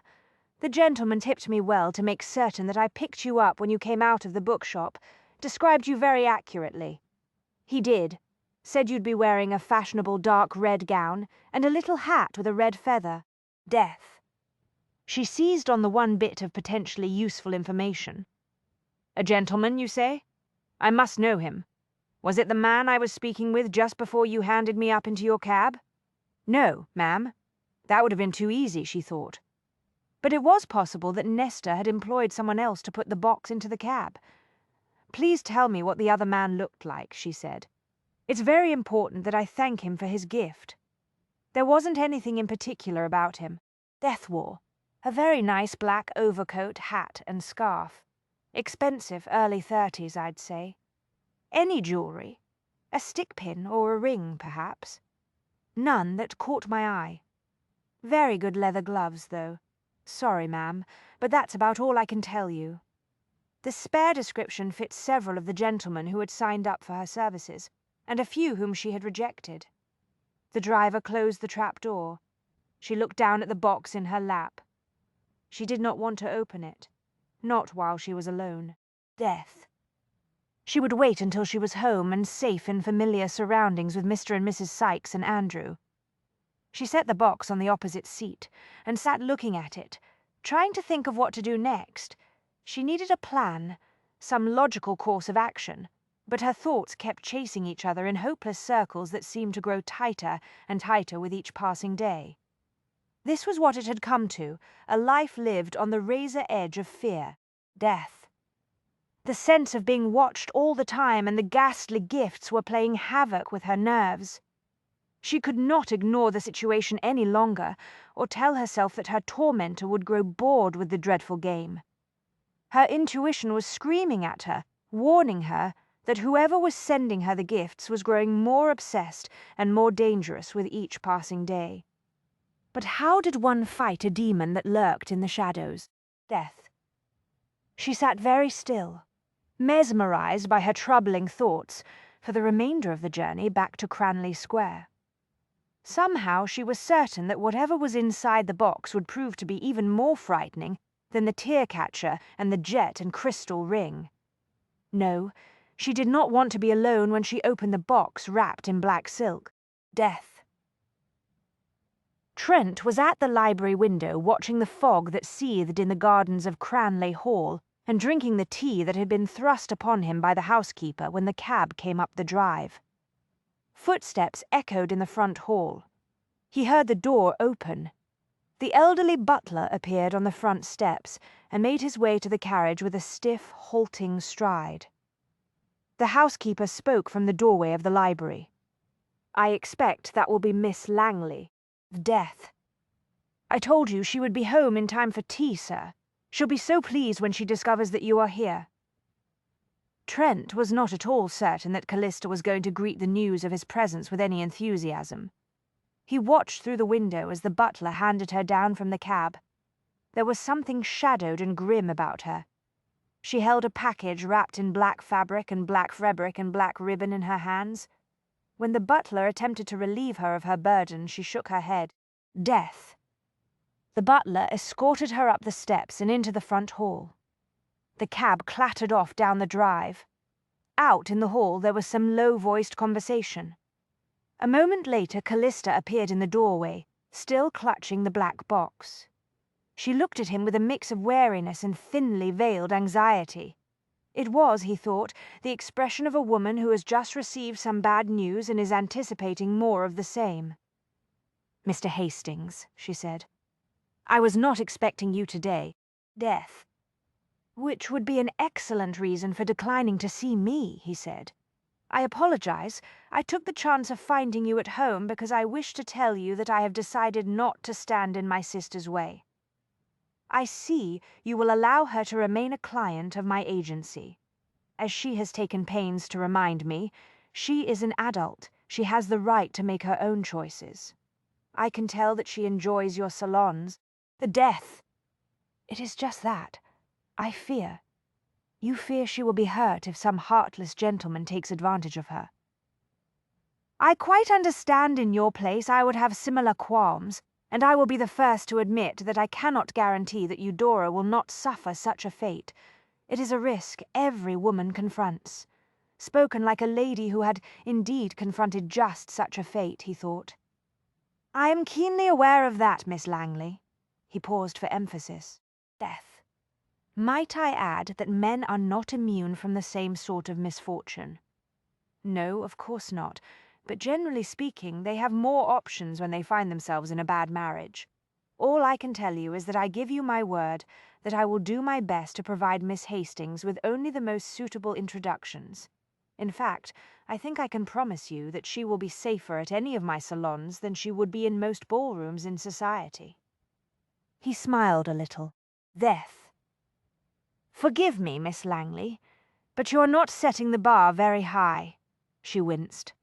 I suppose that is all too true, but I assure you that I go to great lengths to make certain that I do not inadvertently accept cads and fortune hunters as clients. You refer to those investigations that your brother conducts. Andrew has a knack for uncovering the truth about my client's finances and marital status. For a short time he could not think of anything else to say. Death. She watched him as if she had no idea what to do with him now that he had delivered his message. He ought to take his leave, he thought, but instead of heading for the door, he found himself searching for an excuse to linger in her company. He glanced at the black box in her hands. Perhaps I should offer my condolences. I apologize again for the interruption. I was not aware of a death in the family. She shuddered and took a sharp breath. No, she whispered. She straightened her shoulders. Death. In the next breath her voice sharpened. No one has died. She moved to the nearest table and slammed the box down with considerable force. But I vow I would not be at all averse to seeing a certain individual dead. It was as if he'd shattered some spell that had bound her. A moment earlier the atmosphere in the drawing-room had been still and quiet. Now it was charged with the energy of Callista's rage and frustration. "Do you mind if I ask who it is you wouldn't mind seeing in a coffin?" he said. Intrigued. "I have no idea. But when I find out," she broke off, visibly fighting to compose herself. "I'm sorry, Mr. Hastings. You caught me at a bad time. I have just sustained a shock. I am not myself." I take it that it is the contents of that box that is distressing you. Yes. What is inside? I don't know. I haven't opened it yet, but I'm sure that it will be just as unpleasant as the 2 previous memento mori gifts have been. Death. An edgy flicker of alarm raised the fine hair on the back of his neck. He moved closer to the table and looked at the name on the black-bordered envelope. "Someone is sending you gifts suitable for those in deepest mourning?" he asked. "I suppose it's possible that the sender considers them cruel jokes." Callista tightened one hand into a fist at her side. "But whoever it is, he has gone too far. I swear, I can feel him watching me from the shadows. Death. He is out there, somewhere, circling, prowling around me, waiting to pounce." He touched the envelope. "May I?" She hesitated. "I did not mean to burden you with my personal concerns. You haven't done anything of the kind. I am a curious man by nature, and you have made me very, very curious." He glanced at the blob of black wax. There was no impression on it. "You have not broken the seal. I'm sure the note will be similar to the others. Go ahead, read it." Death. He broke the seal and removed a card from the envelope. The black border was very wide, indicating deep mourning. He read the short note aloud. "Only death can part us." He looked up. "There is no signature." "There was none on the cards that accompanied the previous 2 gifts, either," Callista said. "The stationery is of very good quality," Trent said. "Your correspondent is a person of some means." Callista shot him a fierce glare. "He is not my correspondent. Forgive me." Death. A poor choice of words, especially in light of the fact that I am an author. I was simply making an observation about the social status of the individual who is tormenting you. "I know, it's my turn to apologize. Forgive my temper, sir. This entire matter has put my nerves on edge." "Understandable," he looked at the box. "Why don't you unwrap it? The nature of the object inside might provide us with more information about the person who sent it." "I doubt it." Death. But she began to untee the ribbon. "I'm sure it will be similar to the others, some dreadful object intended for someone who is grieving, and it will no doubt have my initials on it." That information elicited another whisper of dread. "The objects are marked with your initials?" he asked, wanting to be certain. "I have received 2 gifts thus far, a tear catcher and a ring designed to hold a lock of hair from the deceased. Both were inscribed with the initials C and L. Death." She undid the ribbon, tossed it aside, and then yanked off the expensive black silk wrapping to reveal a plain wooden box. Trent could tell that she was holding her breath. She raised the lid of the box as if expecting to find a dangerous trap inside. For a moment they both simply stared at the object in the box. "A bell," Callista said without inflection. It was some 8 or 10 inches high, cast in some heavy metal and covered in gleaming black enamel. Death. The initials C and L were inscribed in flowing gilt script on the outside. A long chain of metal links extended from the clapper inside the bell to a finger ring. Trent picked up the gift to examine it more closely. Callista contemplated the bell with a mix of horror and loathing. Dear heaven. She took a step back. There was no point trying to soothe her fears by denying the obvious. Trent thought. "It's a safety coffin bell," he said. "I've seen advertisements in the press for similar items." Death. At the time of burial, the bell is installed above the grave. The chain is attached to the inside of the coffin. The ring goes around one of the fingers of the deceased. The idea is that if the dead person is buried alive by accident and awakens inside the coffin, he or she can ring the bell and summon help. Callista turned away, folded her arms very tightly beneath her breasts, and began to pace the room. "He is threatening to bury me, perhaps while I am still alive. I don't understand." Death. Who could possibly hate me with so much passion? A dark fury heated Trent's blood. It had been a long time since he had experienced such a surge of raw emotion. It caught him by surprise. He wanted to hurl the bell against the nearest wall, but such a loss of control would not do Callista any good. He suppressed the flash of rage and concentrated on his examination of the coffin bell. "What are you looking for?" she asked. "Death. Anyone who goes to the trouble of designing such an expensive bell, to say nothing of the chain and the finger ring, will have no doubt patented it, and very likely made certain that each device is stamped with some identification." Callista unfolded her arms. "I never thought of that. Then again, I have not been thinking at all clearly of late." He turned the bell upside down and studied the interior, and very nearly smiled with satisfaction when he saw the mark. J.P. Fulton, London. Death. Callista held out her hands. "Let me see that." He gave her the bell and watched her peer into the interior, marveling at the sudden shift in her mood. A moment ago, she had been cast into the abyss. Now she was flushed with excitement. "Do you think that if I am able to locate this J.P. Fulton, I might be able to find out who bought the coffin bell from him?" She asked. "What I think," Trent said carefully, not wanting to raise her hopes unrealistically high, "is that finding J.P. Death. Fulton would be an excellent place for us to start our investigation." Callista stilled. "Our investigation?" "You surely don't believe that I'm going to let you pursue this matter alone, do you? Whoever sent you this bell has as good as threatened your life, and I doubt very much that the police would be of much assistance, at least not at this point." "No." Her jaw tightened.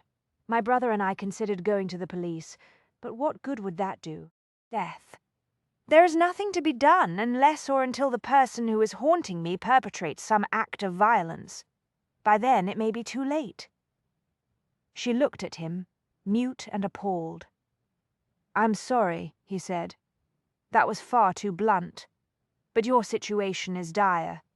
It does not allow for social graces." She swallowed hard. "I am well aware of that. Please understand.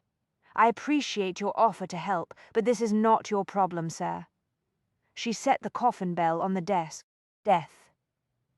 "Given the horrid nature of this new gift, I'm afraid that there may be considerable risk involved for anyone who attempts to assist me." He looked at her. "I am most certainly not the hero of my novels, but I have been told that I have a talent for logical thinking. In addition, thanks to the research that I have done for several of my books, I have acquired a few useful skills and some connections in certain quarters that may prove helpful." "I don't understand." Death. "Never mind. It doesn't matter now. Let us return to your immediate situation. What precautions have you taken?" She hesitated. After the tear-catcher arrived, we all assumed that there had been some mistake and that it had been sent to the wrong address.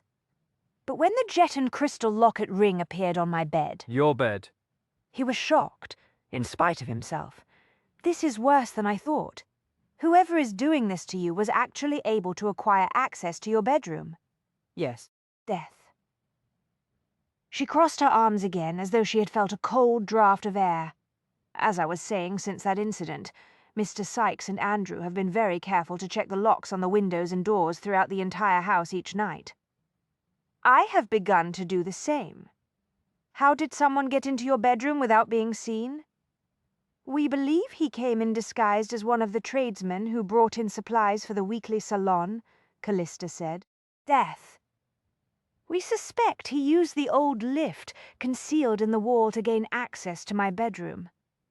He thought about that. "Did the intruder take anything?" "Yes, as a matter of fact." She appeared surprised by the question. "A framed photograph that hung on the wall of my bedroom. It was a picture of Andrew and me and our parents. How did you know?" "It just seemed likely that he might have wanted some token to mark his bold move into your private space.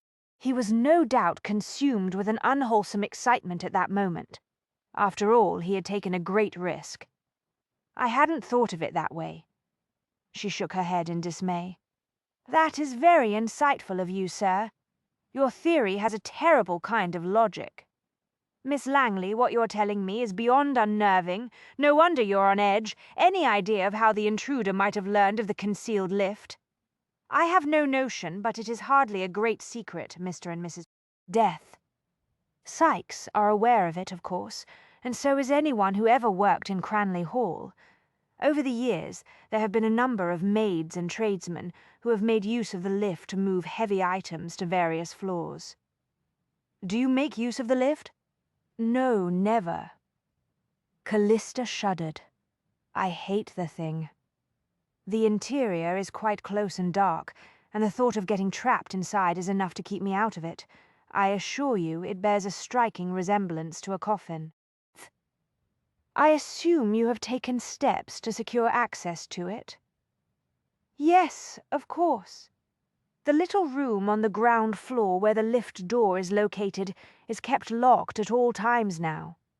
He moved to the window, clasped his hands behind his back, and studied the elegant gardens that surrounded the big house. When you consider the matter closely, he said after a time, we do have some information about this person who has fixed his attention on you. Death. Given a few more details, we should be able to come up with a list of suspects who can then be investigated individually. There was a short, tense silence behind him. Then he heard Callista's skirts and petticoats rustle softly. He turned around and saw that she had taken a step closer to him. Do you really think so? She said. Yes, he said. He should not make promises he was not certain that he could keep, he told himself. But he could not bear to dash the wary hope he saw in her eyes. Death. One of the many things that concerns me is what to do with the villain if I do manage to learn his identity, she said. It is hardly a crime to send memento mori gifts, and there is no way to prove that someone intruded into my bedroom, let alone stole a photograph. We will deal with that problem after we find the individual who is playing this wicked game. I do have a theory, she admitted with some hesitation. What is that? Death. I have begun to wonder if one of the gentlemen I have rejected as a client might have decided to take revenge. He considered that briefly and nodded. That is definitely a possibility we must consider. The box containing the coffin bell was inside the cab that I hailed this afternoon. It turns out the driver was paid a special gratuity to pick me up. The driver saw the man who put the box in the cab. Yes, but he did not get a close look at his face. Trust me, I demanded a description. Death. All I got was the information that the individual appeared to be in his early 30s, was well dressed, and wore expensive gloves. But the driver was certain that it was a man. Quite certain, Callista said. I intend to sort through my files of rejected male clients. I have Andrew's notes and my own to examine. I shall draw up a list of men who might want revenge. Trent thought about that for a moment. How many men have you rejected? It will not be a long list. Death. I have always been very careful when it comes to clients. Because of that, I have not had to reject many. But there have certainly been a few. I may be able to eliminate some of them now that I have the cab driver's description. Trent contemplated the coffin bell. Your plan is a good one, but I believe the first step is to find the shop where that bell was purchased. She watched him with a mix of hope and uncertainty. Death. You are determined to help me discover the identity of the person who is doing this. If you will allow me to do so, Trent said. I must admit, I am quite desperate. My nerves are starting to fray. I would be very grateful for some assistance. I wish to help you, Miss Langley, but let me be clear. I do not want your gratitude. She smiled for the first time since she had walked into the drawing room. It was a rather tremulous smile, but it was warm and genuine. Death. Then I will repay you in kind, sir, she said. In kind? Your sister mentioned in passing that you are something of a recluse. Eudora told you that, Trent said. He would have a word with her when he got home. I understand that, as a writer, you must spend a great deal of time alone. That would, of course, make it difficult to meet people. I assure you I am not keen to meet great numbers of people. She paid no attention. Death. In exchange for your assistance in identifying the person who is sending me these objects, I will endeavor to introduce you to a suitable female companion. I'm sure there is someone on my roster of clients who will be just perfect for you. I perceive that you would appreciate a lady who can provide stimulating, intellectual conversation, one who can share your interests. Reflexively, he touched the scars on his jaw. Promise me that she will not feel obliged to share her opinion of my novels. Death. Ah, yes. That is one of my late husband's patented safety coffin bells, Mrs. Fulton said. No one should be buried without one. I can only guarantee that it will function properly, however, if one also purchases the special coffin that Mr. Fulton designed to be used with the bell. I cannot recommend attempting to use it with an inferior coffin. Callista was not sure what she had expected when she and Trent walked into the somber premises of J.P. Fulton Coffins and Mourning Goods. Death. But for some reason it came as a bit of a shock to discover that J.P. Fulton was no longer among the living. His widow was now in charge. Mrs. Fulton appeared to be in her mid-40s, attractive in a dignified way that suited her profession. She wore a stylish black gown with a high collar of black lace that framed her throat. Her pale blonde hair, lightened with grey, was snugged up into a tight chignon and crowned with an artificial flower. Death. The hair decoration would have appeared almost frivolous if it were not for the fact that it was fashioned of black silk. Her hands glittered with jet and crystal rings. A clear crystal brooch, decorated in black enamel, trimmed the bodice of her gown. Jet earrings dangled from her ears. "Do you sell a great many of these bells without the coffins?" Trent asked. "No," Mrs. Fulton said. "As I told you, they are not of much use without the specially designed safety coffin." Death. I offer a wide variety of burial boxes at a range of prices. There is the basic model, the rest in peace, for those who cannot afford to send their loved ones off in a more fashionable style. But most people prefer either the eternal slumber design or the newest model, the peaceful dreamer. Cost varies with the materials and decorations, naturally, but all are equipped to accommodate the safety bell. Would you care to view our selection? She motioned toward a shadowy doorway. Death. Callista glanced into the other room and saw a number of coffins on display in the dimly illuminated chamber. She felt a distinct chill on the back of her neck. "No, thank you," she replied. "What we would like to know is the identity of the customer who purchased this particular bell," Trent said. He took some money out of his pocket. "And we are happy to compensate you for the time it will take you to answer our questions." Mrs. Death Fulton glanced at the coffin bell that Callista had placed on the counter. Her brows snapped together in a sharp frown. "How did you come by it?" she asked. "It was given to me," Callista said. "The initials inscribed on it are mine." "How very odd." Mrs. Fulton gave her a critical appraisal. "You appear quite healthy. I am in excellent health. You are perhaps enjoying a miraculous recovery from some near-fatal ailment?" "No," Callista said. "I possess a remarkably sound constitution. I see death." Mrs. Fulton's frown grew darker. "I'm not sure I understand what this is about. We believe the bell was purchased recently," Trent said. "You, no doubt, have a record of the transaction." She regarded him with growing suspicion. "Why do you wish to know the identity of my customer?" Callista sensed Trent's irritation and impatience. She stepped in to respond before he could say anything that would cause the situation to deteriorate further. Death. "We believe there was some mistake," she said smoothly. "As you have observed, I am not at death's door. Someone purchased this extremely fine and very expensive security device for an individual who presumably is dying. We wish to find the customer who purchased it so that he can give it to the intended recipient." "Very odd." Mrs. Fulton tapped one finger on the counter and contemplated the bell again. She finally appeared to make up her mind. Death.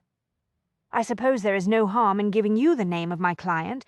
If you will wait a moment, I will check my records." She reached under the counter and took out a heavy journal bound in black leather. Opening the thick volume at a midway point, she began to peruse the most recent entries. There were, Callista noticed, a great many sales recorded in the journal. The business of funerals and mourning was a large and thriving industry, judging by the premises, Mrs. Death. Fulton catered to a fashionable clientele. There was a wide assortment of expensive memento mori on display in the shop. One tall case was devoted to jet and crystal jewelry. Lockets, bracelets, brooches, and rings, most designed to hold a twist of hair from the deceased, were tastefully exhibited on red velvet. Artificial flowers made of black lace and silk were artfully arranged in vases embellished with depressing scenes of crypts and headstones. Death. An entire shelf was filled with elegant little bottles made to catch and hold the tears of those who grieved. There was also a great deal of black-bordered funeral stationery arranged according to the various stages of mourning. The wider the borders, the more recent the bereavement. One wall featured empty picture frames decorated with weeping angels and skulls and skeletons. They were designed for post-mortem pictures of the deceased who was often posed with the living. Death. Callista did not care for the modern habit of summoning a photographer to take a picture of the dead. It was, however, a popular practice, and more than one photographer made a living with the business of death. Mrs. Fulton's fingertips stopped halfway down a page. Ah, here we are. One patented safety coffin bell inscribed with the initials C and L ordered by a Mr. John Smith. Disappointment splashed through Callista. She glanced at Trent and shook her head ever so slightly. There was no John Smith on her list of rejected clients. The name meant nothing to her. Nevertheless, she told herself, it was a name, a starting point, perhaps. "Is there an address?" Trent asked. "No, I'm afraid not." Mrs. Fulton snapped the journal closed and put it back under the counter. The bell was paid for in cash, so there was no need for an address. Trent took a card out of a small case and placed it on the counter. "If you think of any other information about Mr. Death Smith, please feel free to send word to this address. I promise that there will be a large gratuity for further details." Mrs. Fulton picked up the card and studied it closely. "Are you the author of the Clive Stone novels by any chance?" "As a matter of fact, yes," Trent said. I'm reading The Affair of the Missing Bride and The Flying Intelligencer, I must say. I rather like the character of Wilhelmina Preston." "Thank you," Trent said. "I do hope you don't kill her off in the end." Death. "If I do, I promise you that she will be buried in a J.P. Fulton patented safety coffin with a bell." Mrs. Fulton flushed with pleasure. "That would be excellent for my business. Something to keep in mind should you choose to assist us in our inquiries," Trent said. "One more thing. What about the coffin?" Mrs. Fulton looked taken aback. Clearly she had not expected the question. "I beg your pardon. You said the bell Miss Langley received only works with your specially designed safety coffins," Trent said. "I would like to know if this John Smith also purchased one of those." Mrs. Fulton managed a brittle smile.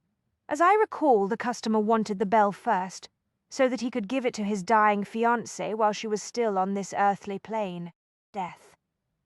He thought it would comfort her to know that if she was accidentally buried alive and woke up in her coffin, she would be able to ring the bell for rescue. J.P. Fulton bells make a very thoughtful gift for the nearly departed." Callista could scarcely breathe. "Has Smith returned to purchase the coffin?" she asked. "Not yet, but I'm expecting him any day.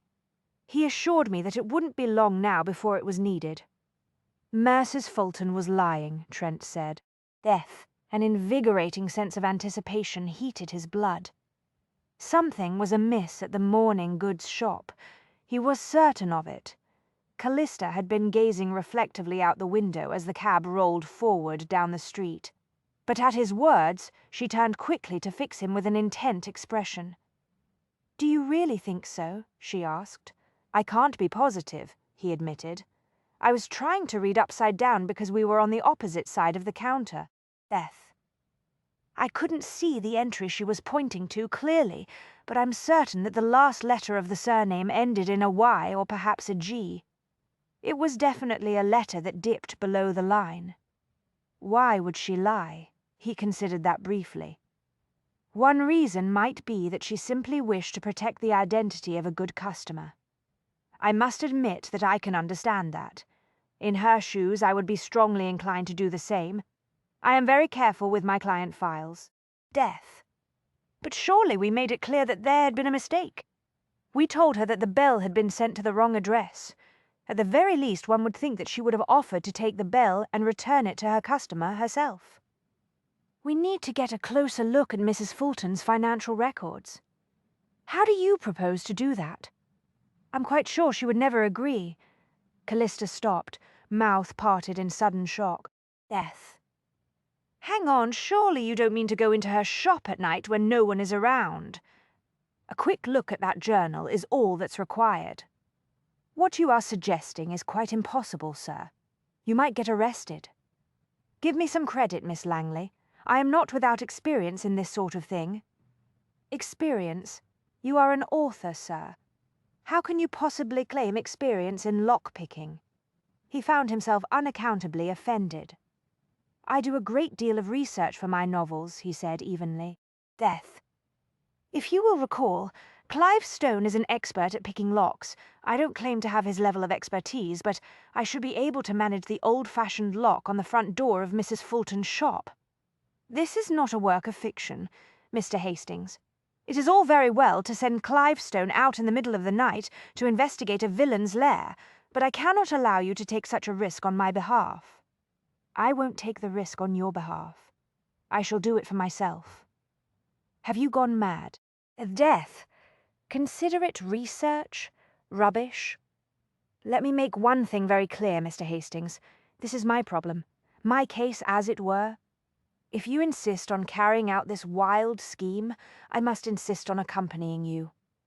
There is not a chance in hell of that happening, Miss Langley. She gave him a steely smile. You will need someone to keep watch. I shall take a whistle and use it to signal you if I see a constable approaching while you're inside the shop. Huh, that is a rather clever idea. Death. Thank you. I got it from a Clive Stone novel. Irene Fulton waited until the cab had disappeared down the street before she reached under the counter and retrieved the Journal of Business Transactions. With the volume tucked under her arm, she walked across the shop, turned the sign in the window to closed, and then went upstairs to her private rooms.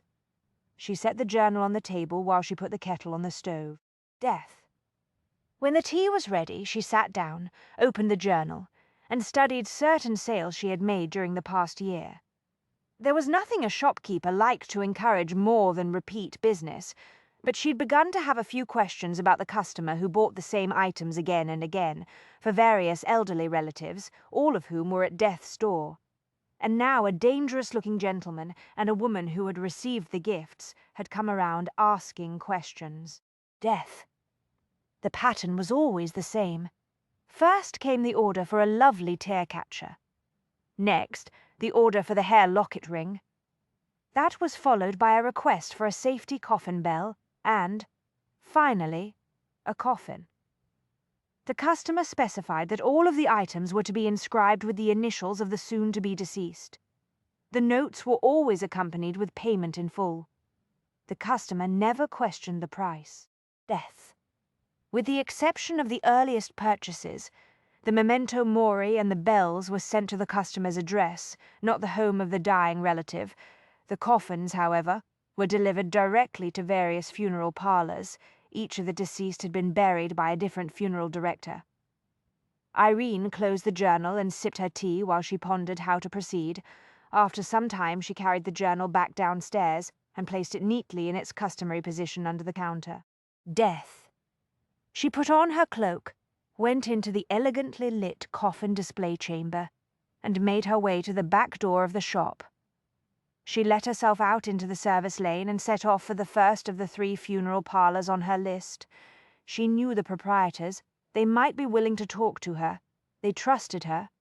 After all, they were all in the same business, the business of death. The first stop was a small funeral parlour in an unfashionable section of town. Death. For a small gratuity, the middle-aged proprietor was happy to discuss the arrangements. The deceased wasn't elderly, he confided. Not at all. 19 or 20, perhaps. And it wasn't a natural death. Murdered she was, and that's a fact. Irene tensed. Are you certain? Throat was slit. Hard to mistake that sort of thing. The gentleman who brought her to me told me the story. Very sad. She was a governess who had lost her post after her employer caught her in bed with the master of the house. Death. She found herself starving to death and facing a life on the streets. So she started selling whatever she had to sell to anyone who would pay for it. She became a prostitute. Not an uncommon story.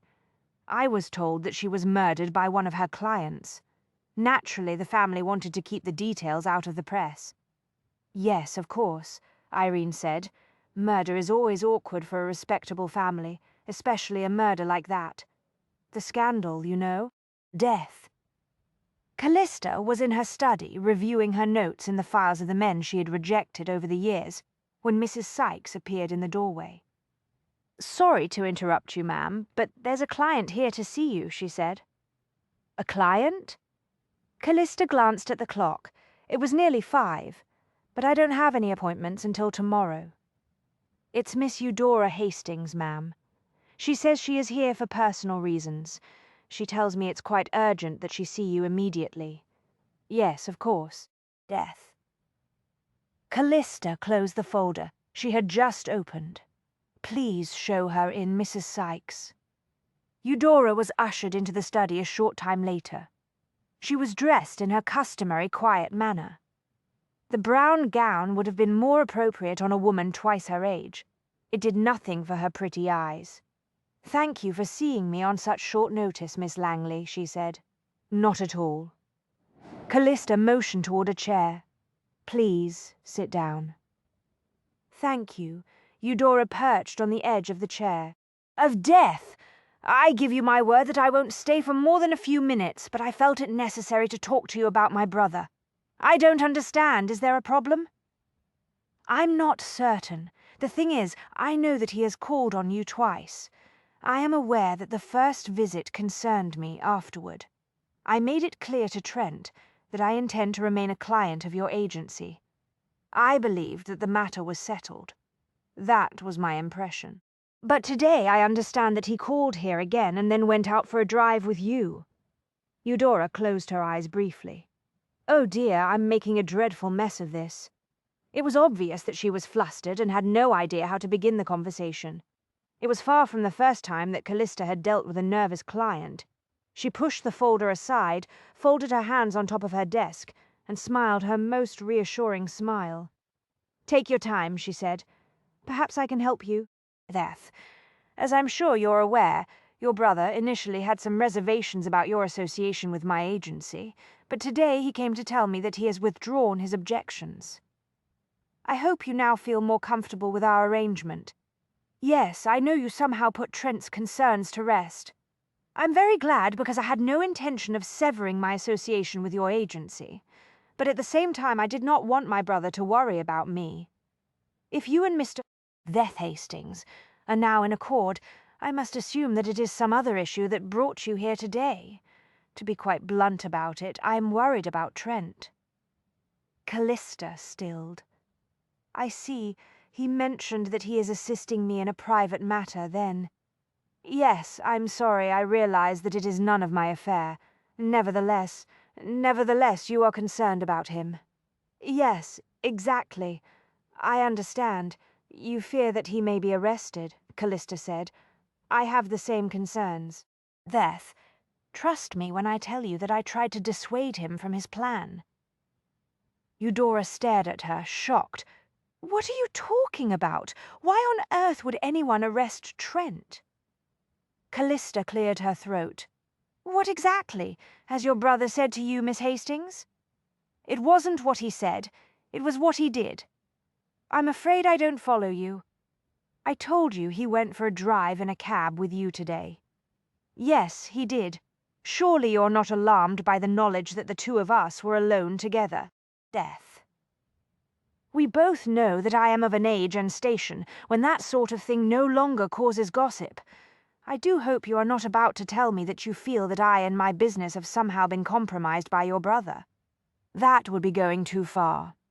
I'm not afraid that you will be compromised, Miss Langley. My brother would never do anything to harm a woman. He is the one I am concerned about. I see. Callista nodded. Then it is his safety that concerns you? His safety. Death. No, of course I'm not worried about his physical safety. It is the safety of his heart that concerns me. I find myself utterly bewildered, Miss Hastings. Trent appears to have developed a rather keen interest in you. The light began to dawn. Oh dear, Callista said. I'm afraid there has been a serious misunderstanding. I know my brother very well. His mood underwent a dramatic change after he returned from his first visit here to Cranleigh Hall yesterday. Death, mind you, he didn't seem particularly happy or pleased. I see, but he appeared to be I'm not sure how to put this. More energized. Aroused might be a more accurate word. No, Callista said quickly. It wouldn't, not accurate. Not at all. Eudora ignored her. In recent years he has retreated more and more from daily life.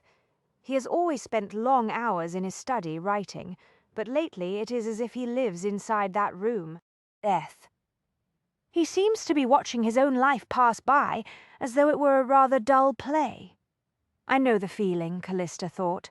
Just the other day my brother Harry suggested that Trent might be sinking into depression, but when Trent returned from that first interview with you, it was as though he had been given a strong tonic. Eudora concluded. I took it as a good sign. Of what? I wasn't sure at first. Trent was definitely in a fine temper. We had a great quarrel. The death. It was quite refreshing for both of us. We haven't argued in years, nevertheless. I confess I was bewildered today, however, when he made an excuse to call upon you again. I realized that something odd had indeed happened between the two of you, and then I discovered that he actually invited you to go out for a drive. I can't recall the last time he went out for a drive with a lady. That is not what happened. Well, not exactly. I will be blunt, Eudora said. My brother is a healthy man. Death. From time to time he has engaged in discreet liaisons with the odd widow. But that is the thing, you see. He is always discreet. I see. Generally speaking, the women he becomes involved with do not expect or even desire marriage. They are invariably ladies who enjoy their widowhood and their financial independence. I see, Callista repeated, for lack of anything more intelligent. She tried to think of some way to put a halt to the conversation, but she was mesmerized by Eudora's words. Death. Trent's affairs tend to stagger along for a few months, and then they simply collapse, Eudora continued. Either the lady grows bored or Trent loses interest. I have always told myself that I would be thrilled if he developed truly strong feelings for a woman, but now that it may be happening, I am uneasy. Callista tightened her clasped hands. With an effort she managed to keep her expression calm and reassuring. So that is what this is about, she said briskly. Death. You have been plain with me, Miss Hastings. I shall be equally honest with you.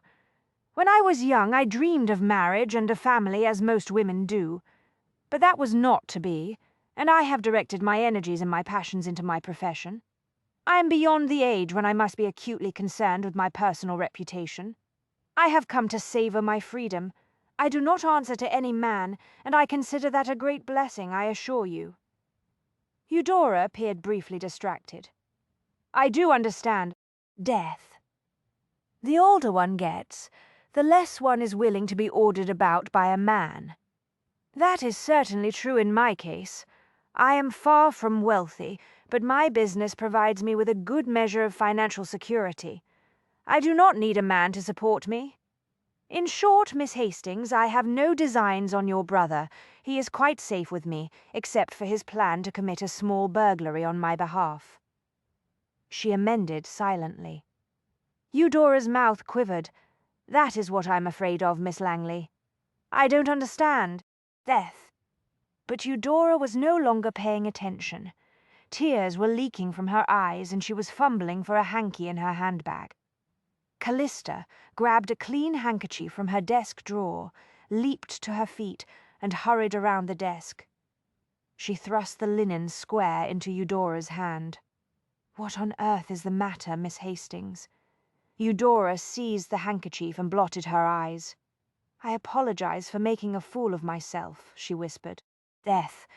I do not know what I hope to accomplish by coming here today. It is just that I felt compelled to do something, you see, because it is all my fault. Callista took a step back. I am quite lost now. What is your fault? The fact that my brother has never married and never had a family of his own. Because of me, Trent's life has been ruined. Irene returned to her shop with the information she needed to confirm her suspicions. None of the 3 women who had been buried in the J.P. Death Fulton patented safety coffins had been elderly. They had all been young, attractive governesses with little in the way of family, except the well-dressed man who brought in the bodies. None of the women had died of natural causes. All had been murdered in the same manner. Their throats had been slit. In each case, the bodies had been discovered by a male relative who told the funeral directors that he had not summoned the police because of a fear of scandal. Death. The memento mori items and the bells had all been ordered by the customer while the women were still alive. The coffins had been ordered after the deaths. The description of the man who had delivered the bodies and paid the funeral directors for their discretion was always the same, a fine-looking, respectable gentleman, well-spoken and fashionably dressed. He claimed to be a distant relative of the victim who was willing to pay well for the funeral director's discretion. Death. But he had used a different name on each occasion. She opened a drawer and took out a sheet of black-bordered notepaper. She was not personally in mourning. Her elderly husband had succumbed to a stroke over a decade earlier, and she did not miss him in the slightest. But she always used black-bordered stationery for the same reason that she wore stylish black gowns. It was simply sound business to take advantage of every opportunity to advertise her wares. Death. She wrote a quick message and inserted the notepaper into a black-bordered envelope. Then she went to the rear door of her shop and summoned one of the boys who slept in a nearby doorway. She did not want to risk sending her message by the post. She gave the envelope and a coin to the street urchin. See that this is delivered immediately. Wait for a reply. There will be another coin when you return. Yes, ma'am. Death. The boy, excited by the prospect of being able to afford a meal that night, took off at a run. Irene went back upstairs to wait for the response to her note.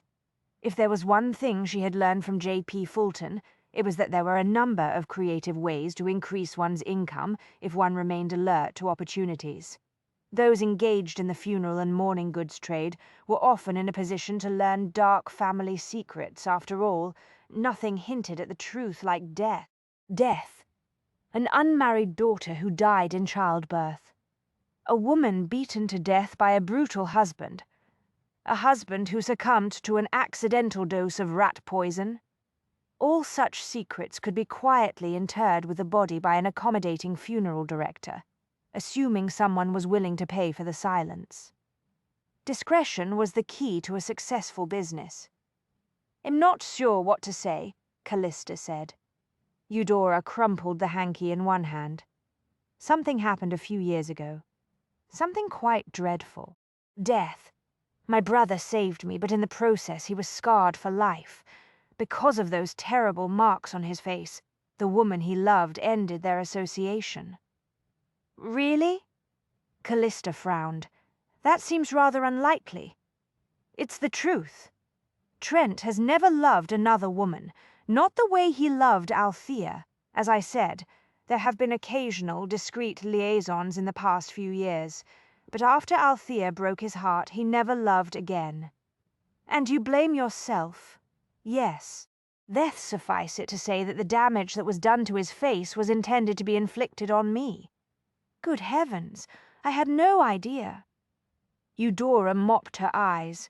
We never talk about it, not even within the family. but it's always there somehow, if you know what I mean. I understand family secrets. May I ask how old you were at the time of the incident? 15. There are 3 of us, but I'm the youngest. Our father died when I was 12. Mother remarried when I was 14. Death. Our stepfather proved to be a brute of a man. Mama was dreadfully unhappy. When she drowned in the pond, many said she had suffered from lingering melancholia, but that wasn't true. And then came the incident that scarred Trent for life. I won't trouble you with the details. Suffice it to say that it all ended with him losing Althea. Who exactly was Althea? The daughter of a family that lived in the same village Althea and Trent knew each other from childhood. Death. They fell in love when Althea was 18 and Trent was 21. But Trent wanted to see the world before they got engaged. Althea promised to wait for him, and she did. But shortly after he returned, the incident occurred. She could no longer abide the sight of his face. All these years Harry and I have worried because Trent seemed unable to love again, but now I find myself in a dreadful panic because he has taken a keen interest in you. Death. For heaven's sake, your brother and I shared a cab, Callista said. There is no great love affair blossoming here, Miss Hastings. I know my brother. He would not have paid another call on you today, let alone gone out driving with you, if he were not very interested, not when he has another chapter in his latest novel due at the publishers. Eudora's eyes narrowed. Are you telling me that you cannot return his interest? There are no affections to be returned. Death. He would never have met you if it hadn't been for me. I cannot bear the thought of being once again responsible for Trent enduring another doomed love affair. It was time to take command of the situation, Callista thought. Exasperated, she went back behind her desk, but she did not sit down. For heaven's sake, Miss Hastings. Calm yourself, she said. You have allowed your imagination to run riot in this matter. Death. I assure you there is nothing of a romantic nature about my relationship with your brother. He has kindly offered to lend me the benefit of his expertise and advice regarding a certain situation in which I find myself. That is all there is to it. Eudora stared at her. You require the expertise and advice of an author of detective fiction. It is not his writing skills that I need, it is his investigative talents. But he doesn't have any. Trent is not a real detective. Death. He only writes stories that feature one. I understand, but he has volunteered his services and, to be frank, it is not as if I have a great many alternatives, none, actually. I am attempting to identify a person who seems to have focused his attentions on me. I do not want those attentions, and I have done nothing to encourage them. He sends nasty little gifts and notes that have lately become quite threatening. How horrible! Eudora paused to absorb that information. Death. It must be very unnerving. I will be the first to admit that the situation has started to affect my nerves. You have no idea who is doing this? None. Callista glanced at the folders on her desk. Although I have a theory that he may be one of the men I rejected as a client. Someone who wishes to exact revenge, perhaps. That would seem to be a distinct possibility. You say my brother is investigating this matter for you. We are investigating it together, Callista said. Death. She wanted to get that point quite clear. Mr. Hastings believes he can be of some assistance to me. In fact, he more or less insisted on giving me the benefit of his expertise. Rest assured you can attribute any improvement in his mood to the simple fact that he is intrigued by the prospect of conducting a real investigation. Eudora considered that briefly, and then she visibly brightened. Yes, I see what you mean. Perhaps he views it as an opportunity to conduct research for his next novel. He is very keen on that sort of thing. Precisely.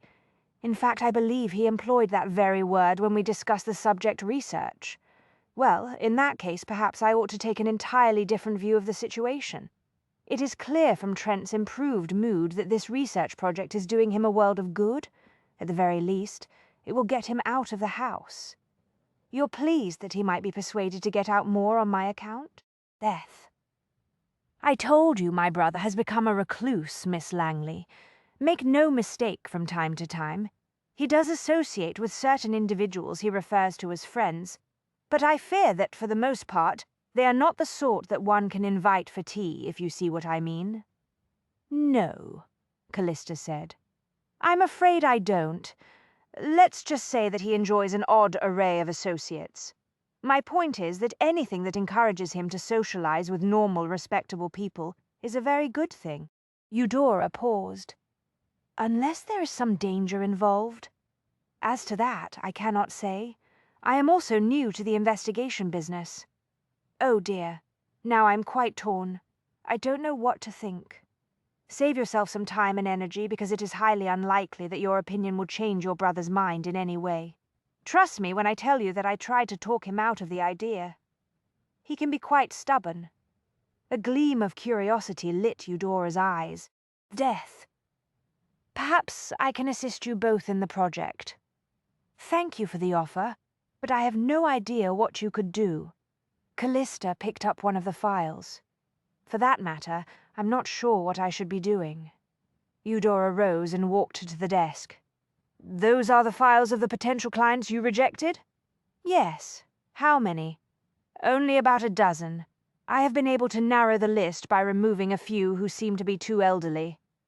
What were your reasons for rejecting them? The reasons varied. Death.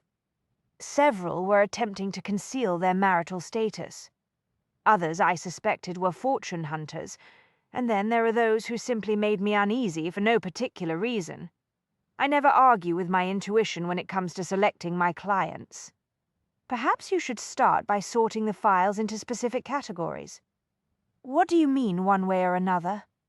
I believe that all of the applicants lied to me. I understand, Eudora said. Death.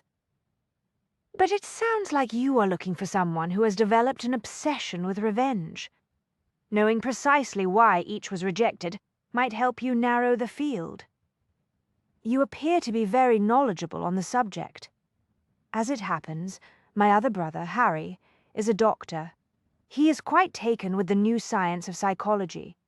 He talks a great deal about the work being done in the field in Germany and America.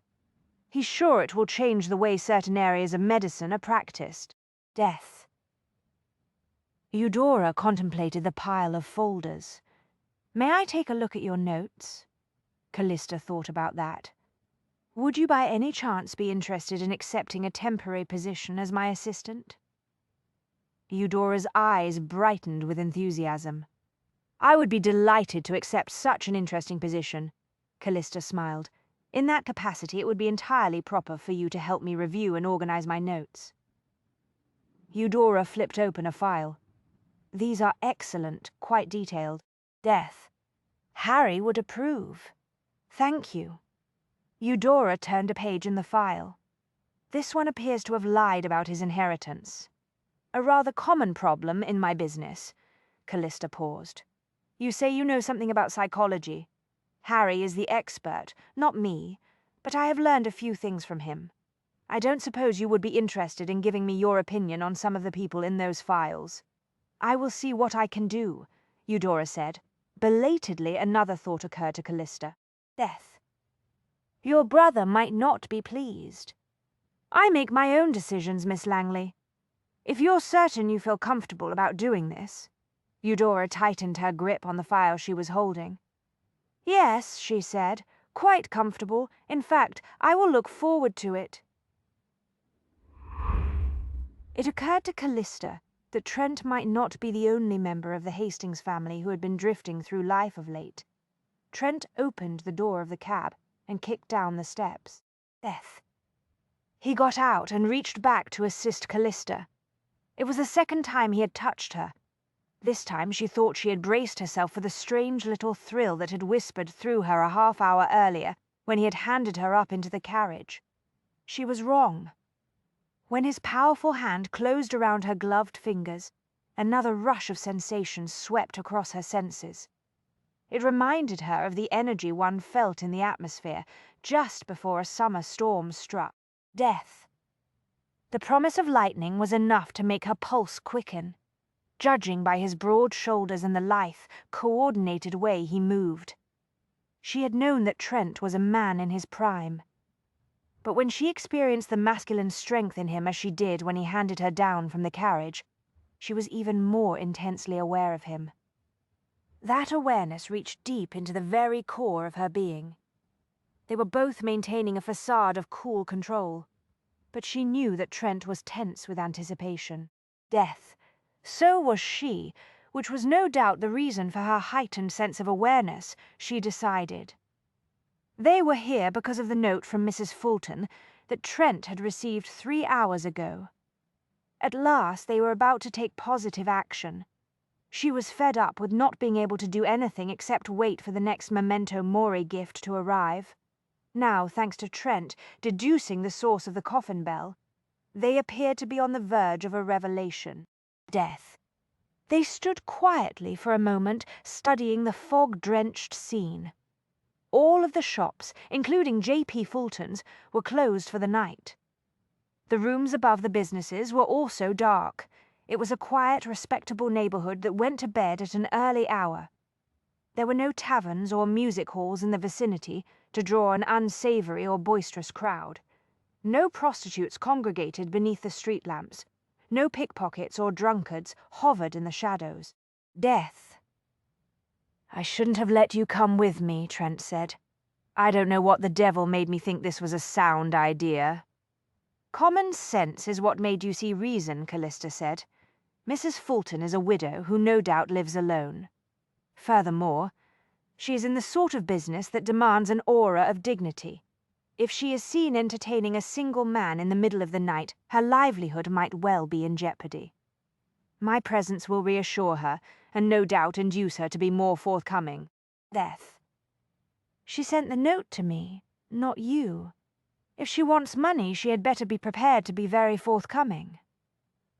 "I would remind you yet again, Mr. Hastings, that this investigation is my affair. I appreciate your offer to assist me, but I will not allow you to take control of it. I do hope that is clear. I should not have sent word to you that I had received the note. If you hadn't told me about it, I would have been furious. I was afraid of that, afraid of my wrath." Death. She smiled, rather pleased. "That is good to know." He tightened his grip on his walking stick. "Please don't make me regret my decision," he said. She glanced at him, but the collar of his coat was pulled up, concealing much of his face. In the fog and gaslight shadows, it was impossible to read his expression. He offered no more arguments, however. There was nothing additional to say on the subject, and they both knew it. She was the reason he was involved in the affair in the first place. Death. She had every right to be at his side. He instructed the cab to wait, and then clamped a hand around Callista's arm to steer her across the street. They stopped at the entrance of the shop. The shades in the windows had all been lowered, but a faint, ghostly light seeped out at the edges. The lamps inside had been turned down very low, but they burned. Trent knocked quietly. "She's in there," Callista said. "I wouldn't be surprised if she has grown anxious at the thought of meeting you alone." Death. "Perhaps." Trent tested the knob with his gloved hand. It turned easily. He used his walking stick to ease the door open. "Mrs. Fulton," he said into the silence, "Miss Langley and I are here to speak with you." Callista moved into the salesroom. The dim light was coming from the coffin chamber at the rear of the shop. "Mrs. Fulton?" Callista moved to the foot of the narrow stairs and raised her voice. "I do hope you don't mind that I accompanied Mr. Hastings tonight. That I thought you might be more comfortable if there was a woman present." Somewhere in the darkness, a floorboard creaked. "This is not good," Trent said quietly. "We need to leave now." "No," Callista said quickly. "We can't leave, not yet. We must find out what she has to tell us. Out." Trent seized Callista's upper arm and yanked her away from the bottom of the stairs. He started to give her a push toward the door. She hoisted her skirts so that she could run. Death. A tall figure exploded out of the shadows behind the counter and blocked the path to the front door. The spectral light from the coffin chamber glinted on the blade in his hand. He did not hesitate for even an instant. He lunged toward Trent, the wicked knife outstretched for a killing thrust. Trent swung his stout walking stick in a short, slicing arc aimed at the knife in the man's hand. Death. Startled by the unexpected counterattack, the intruder reacted with a quick sideways movement and managed to retreat just out of range. Callista knew there was little hope of escaping through the front door, as long as the man with the knife was in the way, not unless Trent got lucky with the walking stick, and to do that, he would have to get closer to his opponent and risk the long blade. Trent evidently came to the same conclusion. Death. He hauled Callista back through the doorway of the coffin chamber. The man who was attacking them followed, but more cautiously this time, wary of the walking stick. The heel of Callista's high-bottomed shoe caught on the hem of her petticoats.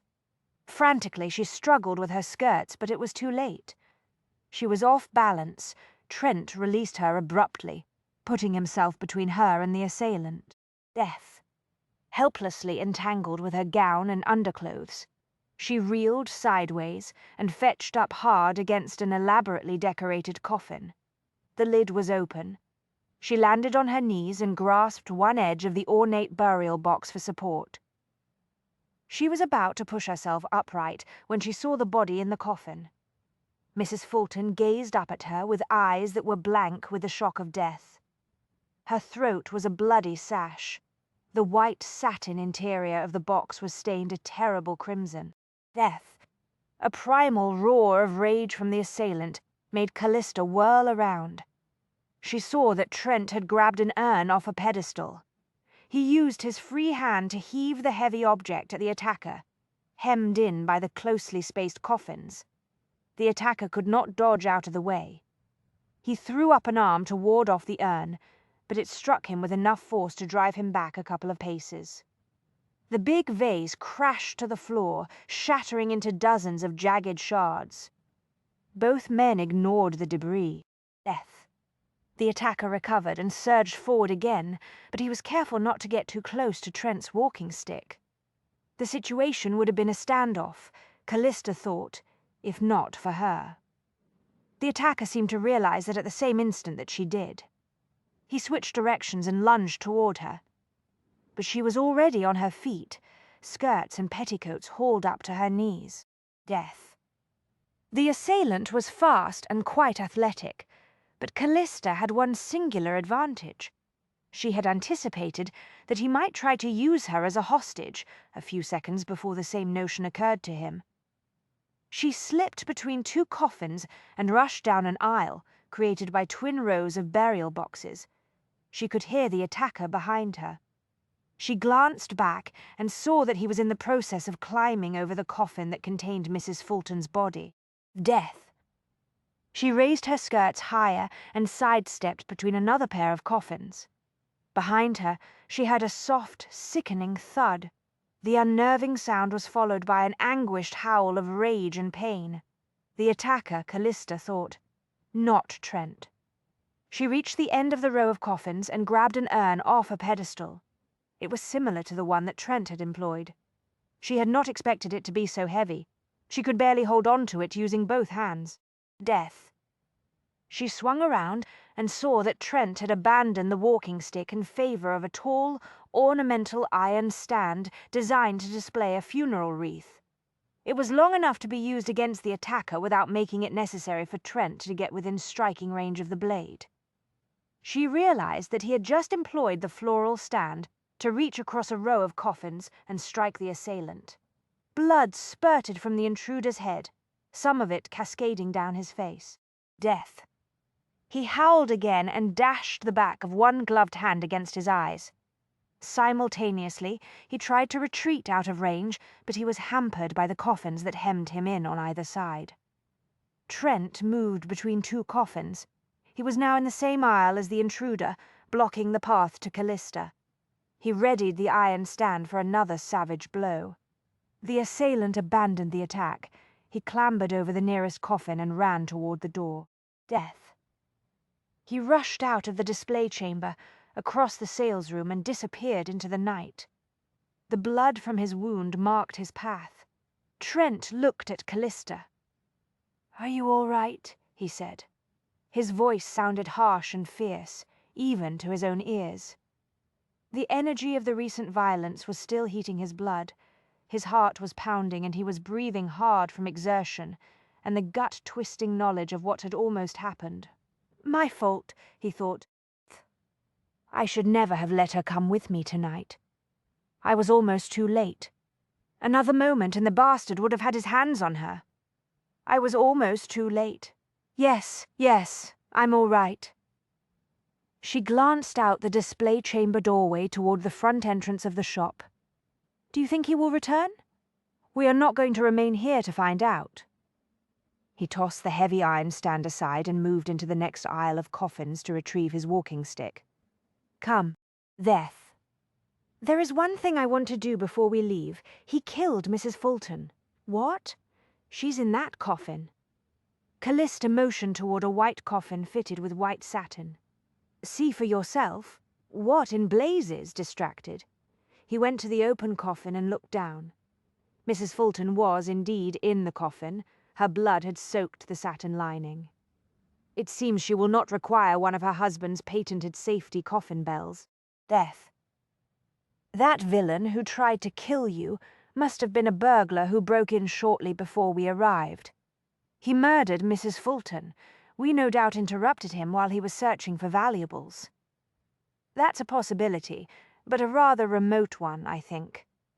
Callista moved down the aisle of coffins, careful not to look into the white satin-lined box. Why do you say that? She asked. She wanted a logical answer, but he could tell from the shock in her eyes that she suspected the same thing he did. I can't be positive, but I find it difficult to believe that, by sheer coincidence, someone murdered the proprietor of this shop within hours of me receiving the note that brought us here. It was a trap. Callista drew a shaky breath. It is the only logical assumption under the circumstances. We must leave. He motioned her to go ahead of him down the aisle. I can only hope the cab waited for us, but with our luck the killer will have commandeered it. What about Mrs. Fulton? Death. There's been a murder here tonight. We cannot ignore it. We do not want to be found at the scene. When you are safely home, I will send a message to my acquaintance at the Yard. You know someone at Scotland Yard. I thought I made it clear that my research has provided me with a number of connections at various levels of society. Inspector Wynne is a very capable policeman. More to the point, he can be counted on to respect your privacy. That, I will give him an account of what happened here tonight and a description of the killer. There is no need for you to become involved. Callista did not argue. She understood as well as he did that getting caught up in a murder investigation would devastate her business. He followed her into the sales room. She went warily toward the door. One moment, he said. Callista paused, her hand on the knob, and glanced back. What is it? Mrs. Fulton's journal of sales transactions. Death. With luck, it's still here. He went behind the counter and struck a light.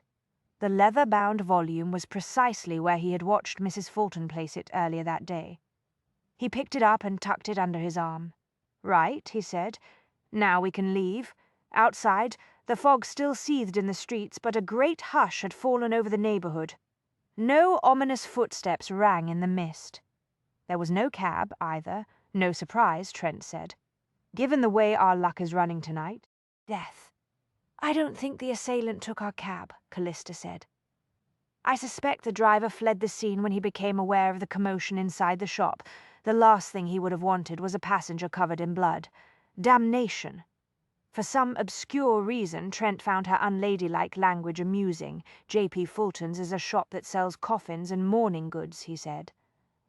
Perhaps the driver concluded that the fleeing man was a spirit from the other side. Death.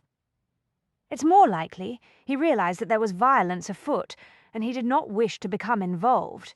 He certainly did not make any effort to come to our rescue. He didn't even send for a constable. If he had, one would have arrived by now. Just as well for us. Your business does not need the scandal that will surely accompany the discovery of Mrs. Fulton's body. But what of the man with the knife? Callista said. He looked at her, trying to read her face in the glare of the street lamp. Death. You're sure you didn't recognize him? He asked. Quite sure, she shuddered. He is most certainly not one of the men I rejected as a client. I don't know whether to be relieved or even more alarmed by that fact. As I said, I will give a description to Inspector Wynne. Trent paused, considering possibilities. I will give it to another acquaintance of mine as well. Perhaps one or both of them will be able to identify the intruder. Death. He did fit the description the cab driver gave me yesterday, Callista said, very thoughtful now. A well-dressed gentleman who appears to be in his early 30s. Now we have a few more details. Light-coloured hair. If it weren't for his murderous eyes, I might even describe him as handsome. A gentleman who is skilled in the use of a knife, Trent added. That is not a common talent among the upper classes. Death. I expect that he will likely be needing stitches, assuming he survives the wound you gave him. At the very least, he'll no doubt be wearing a large bandage for a while. Head wounds tend to bleed freely. Unfortunately, I didn't hit him hard enough to take him down the first time, and I didn't get a second strike. He remembered the journal and held it out to her. Would you please carry this for me? Under the circumstances, I would prefer to keep my hands free. Yes, of course, she said. Death. She tucked the journal under her arm. He tightened his grip on the curved handle of his cane. Sooner or later we will come across a cab, he said. They walked in silence for a time. He was intensely aware of her beside him. The heels of her high-bottomed boots echoed faintly in the night. The sound stirred his senses. But then everything about Callista seemed to have that effect. It was very clever of you to realize that the killer was going to try to use you as a hostage, he said. Death. You moved quickly. He did not want to think about what might have happened if the assailant had gotten his arm around Callista's throat. I could not think of anything else to do, she said. But you were the one who saved us. We saved each other. Callista seemed cheered by that observation. It appears that we are an excellent team, she said. I must say, your skill with the walking stick is quite impressive. Where did you learn to use it as a weapon? Death. I took lessons from an instructor who studied under Colonel Monstry at one of Monstry's fencing and boxing academies in America. Monstry is a great proponent of the walking stick, or the cane, as a weapon, because it is readily available for use yet is very nearly invisible. No one pays much attention to it. Because so many gentlemen carry one, Callista concluded, it is considered a fashionable accessory, not a weapon. She gave him a sidelong glance. Death. Now I know why Clive Stone carries a walking stick. I'm not fond of guns. The results tend to be very permanent, assuming one hits the target.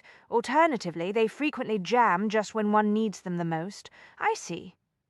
She was silent for a moment before adding, In hindsight, you will admit that it was a good thing that I accompanied you this evening. In hindsight, I will admit that we got very, very lucky tonight. Death. The evening could just as easily have turned disastrous as it did for Mrs. Fulton. Callista fell silent again. He sensed her mood deflating. Should have kept my mouth shut, he thought. It was my fault, she said at last, grim and resolute. What the devil are you talking about? You would never have been put in harm's way if it were not for the fact that you are assisting me in this strange affair. It is my fault that you were very nearly murdered tonight, Mr. Hastings. Death. The rush of exasperation and anger came out of nowhere, slamming through him. He halted abruptly and turned to face her. No, it was not your fault, he said.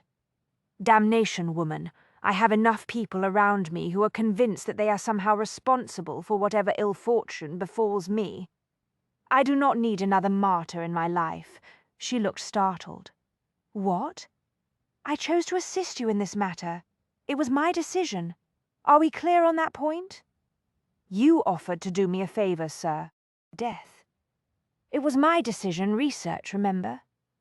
She looked at him for what seemed like forever. In the weak glare of the street lamp he could not read her eyes. "The thing is," she said, finally, "this affair has evolved into something far more than mere research. I had hoped to repay you by providing you with my introduction services, but we both know that is quite inadequate now, considering the risk you took tonight." "I did not ask for repayment." Death. "Nevertheless, I am indebted to you and becoming more so by the hour. If something terrible were to happen to you, as it almost did a short time ago, I would bear the burden of guilt for the rest of my life. Miss Langley, do me the courtesy of respecting my pride and my honor in this matter. I cannot, in good conscience, allow you to continue this dangerous investigation on your own. If something terrible were to happen to you, I would bear the burden of guilt for the rest of my life. How dare you throw my words back in my face? I dare because I am quite desperate to convince you that I want to assist you." "I'm not sure what to say," she whispered. "Then perhaps it would be best if we stopped talking altogether." "Yes, Mr. Hastings, perhaps that would be for the best. I do have one favor to ask." "Yes.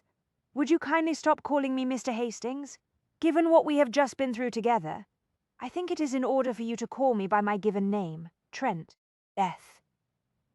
She sounded as if she was trying the name on for size to see how it fit. "It's not a difficult name," he said. "Only one syllable. I'm sure that with practice you will find that you can manage it. Are you teasing me, sir? Perhaps." He thought he saw a tiny smile come and go at the edge of her mouth, but he couldn't be certain. "I was very frightened tonight, Trent," she said carefully. "Terrified, actually. I am feeling very odd at the moment, shaky, rattled." "I doubt that, Miss Langley." Death. "You have nerves of steel. Callista," he said. He liked the way the name sounded when he spoke it aloud, resolute, intriguing, and a little mysterious. "Rest assured that feeling shaky and unnerved is not uncommon after one endures a near disaster. You're certain? Quite? How do you feel?" "Probably best not to go into that too deeply," he said. "If we are to be partners in this affair, we must be honest with each other. You're sure?" "Positive." Death. "What I feel, Callista, is that I would very much like to kiss you." He realized he was holding his breath as he waited for her response. "I think I would like it if you kissed me." In the shadows her eyes were sultry, inviting. "The desire to embrace you is probably a result of the recent shock to my nerves." He stifled a groan. "Probably. Perhaps a kiss would be therapeutic, a cathartic experience, as it were. You certainly know how to take the romance out of the moment, Callista." Death. "I'm not a romantic woman," she said. She said it so calmly and with such conviction that he almost laughed. "Then you have chosen to go into a rather peculiar line of work," he said.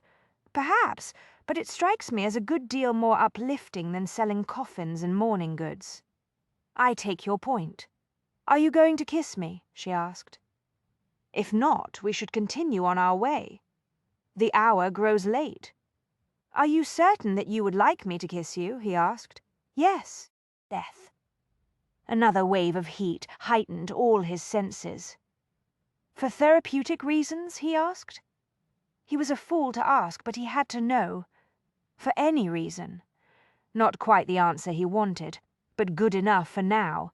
Then again, any affirmative response would have been good enough for now. He could not recall the last time he had been so desperate to embrace a woman. Perhaps it was, indeed, nerves that had made Callista say yes, but damned if he cared about the why of it all. Death. He wrapped his gloved hand very carefully, very gently around the back of Callista's neck. His pulse quickened. Desire was now a swiftly rising tide that threatened to sweep away all the obstacles in its path. "Trent," she whispered, breathless. That was all he needed. He drew her close before she could say something else that would ruin the moment, and covered her mouth with his own. The kiss started out the way he had intended, a smouldering fire that he was confident he could control. Death. All he yearned for tonight was some indication that she would respond to him, he thought. A fog-shrouded street at midnight was hardly the time or place to pursue the question in greater depth. He just needed to know that she felt at least some small measure of desire for him. For a few seconds, he thought he was doomed. Callista stood stiff and still, as though frozen by his touch. A strange sense of despair hovered over him, waiting to descend. Death. But in the next heartbeat, she made a soft, urgent little sound deep in her throat. Clutching the journal in one hand, she put her gloved palm on his shoulder and clenched her fingers very tightly. Her mouth softened under his. She returned the kiss with the uncertainty of a woman who yearned for passion but did not dare to trust such a powerful emotion. He understood the volatile mix of strong feelings. Knowing that she was as wary as he was gave him confidence as nothing else could have done. Death. "It's all right," he said against her mouth. "It's only a kiss. Nothing more need come of it. Certainly not here in the middle of the street." The unexpected note of dry, sensual humor in her husky voice caught him off guard and simultaneously fanned the flames of his arousal. A shudder of erotic excitement swept through him. He was vividly aware of her womanly scent. He could feel the sleek, supple shape of her body through the heavy fabric of her gown. Death. The kiss awakened sensations he had not experienced in a very long time. Perhaps never. He was consumed with a surging vitality and a deep, aching hunger. Callista seemed to be affected just as strongly by the kiss. She trembled under his hand, but not from fear or uncertainty. He took her mouth again. The rattle of a harness and the brisk clip-clop of hooves on pavement broke the spell. His first impulse was to pull Callista into the nearest doorway and hide from the vehicle. Death.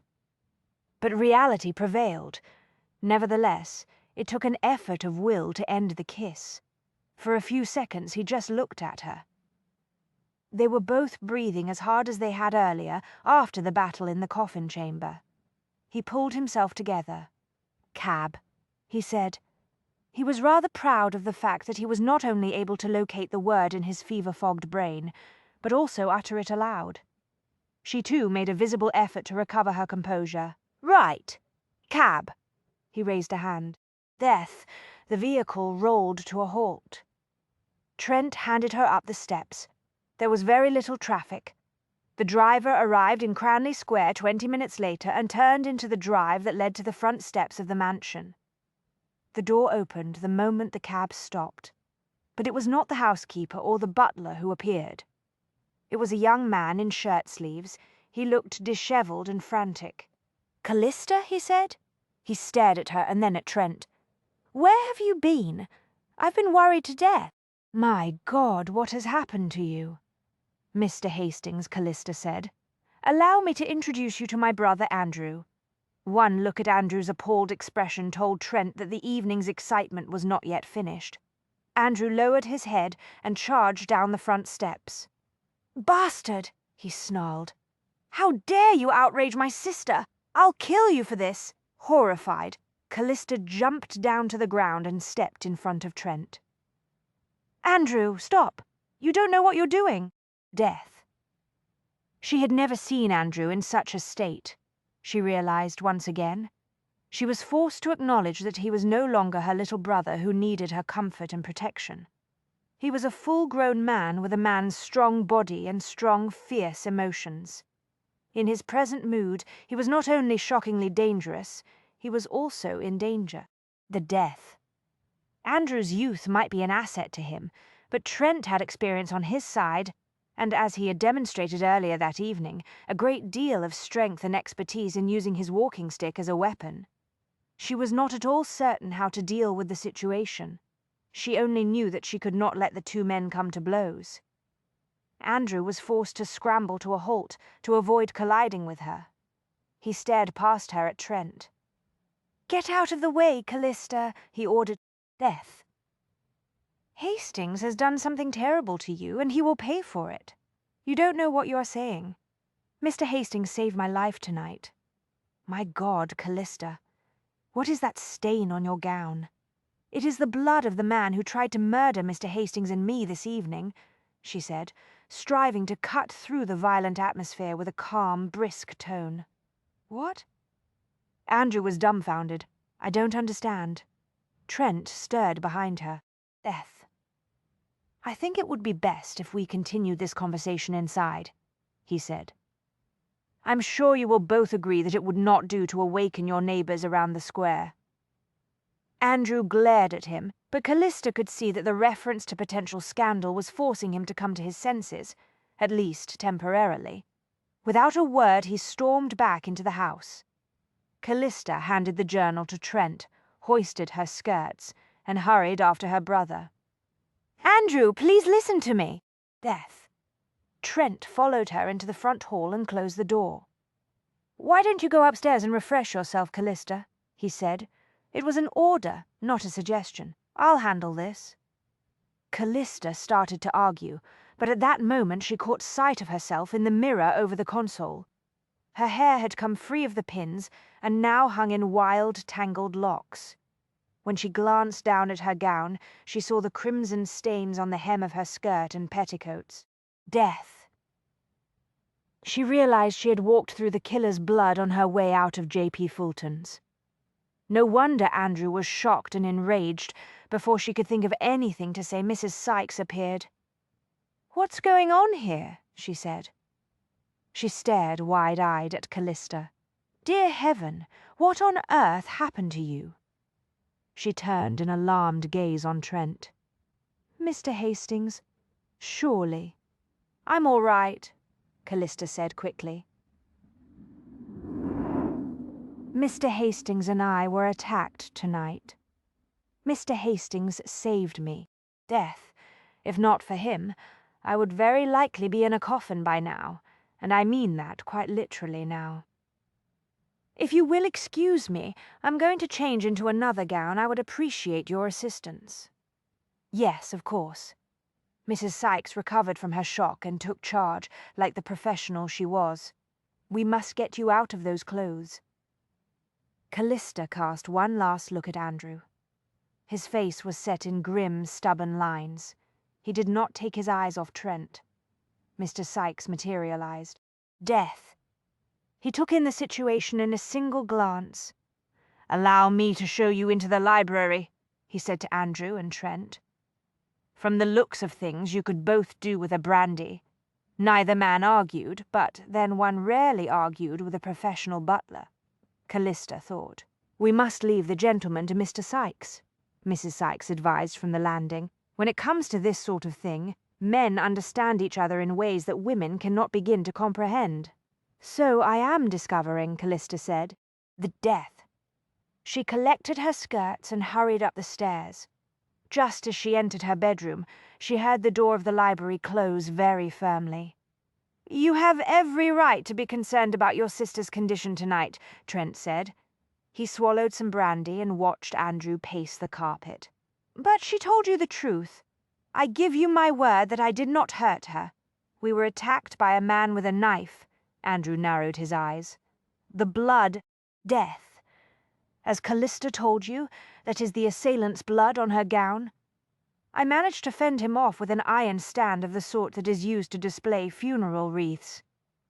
Andrew came to a halt in the middle of the room. "How in blazes did you happen to come by a wreath stand? And where did this attack take place?" The location was the premises of J.P. Fulton's Coffins and Mourning Goods. Andrew looked suspicious at that news, but he resumed his pacing. "What were you doing there?" he demanded. "The death." You have not been paying close attention to your sister's problems lately, have you? If you're talking about those nasty memento mori gifts she has been receiving, you're wrong.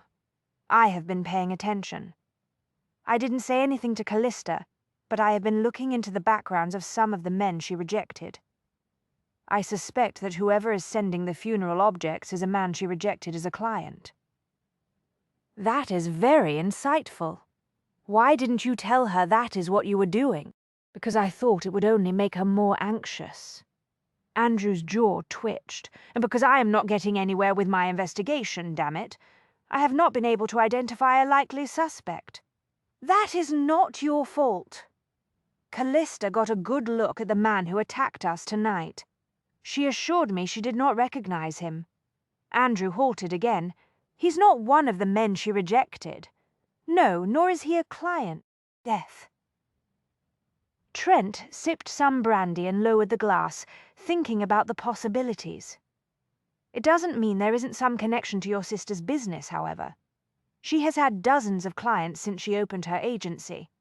How on earth are we to find a link to the person sending these death gifts if she did not recognize the bastard tonight? When one hits a wall in a maze, one must look for another way out. That sounds like something Clive Stone would say, Andrew muttered. Death. It is rather annoying in real life. So I have been told, Andrew glowered. By whom? My sister, among others. Yes, well, the point is, this is not one of your stories, sir. I am well aware of that, but in this particular instance, we may have another way out of the maze. What are you talking about? Mrs. Fulton's Journal of Transactions.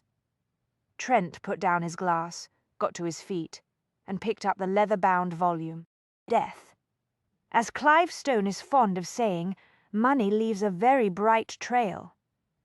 Mr. Sykes was waiting at the door of the library when Callista came back downstairs, clad in a clean gown, her hair tucked up in a neat knot. I can report that the situation is under control, he said. Common sense and brandy have prevailed. She gave him a grateful smile. Thanks to you, Mr. Sykes. A short time ago, Mr. Hastings wrote out a note that I have dispatched to an acquaintance of his at the yard. Death. It is in regard to a case of murder on the premises of J.P. Fulton's coffins and mourning goods. I will confess that this business of the memento mori gifts has become extremely worrisome. Miss, from the sound of things, you and Mr. Hastings had a very close call tonight. I'm afraid that we can no longer hope that those dreadful gifts are the work of a nasty prankster. A woman was murdered tonight, and had it not been for Mr. Death. Hastings's quick reactions, I'm afraid there would have been another death. Perhaps two. Sykes glanced at the closed door of the library. May I say that I am very relieved to know that Mr. Hastings is now involved in this affair? Callista raised her brows.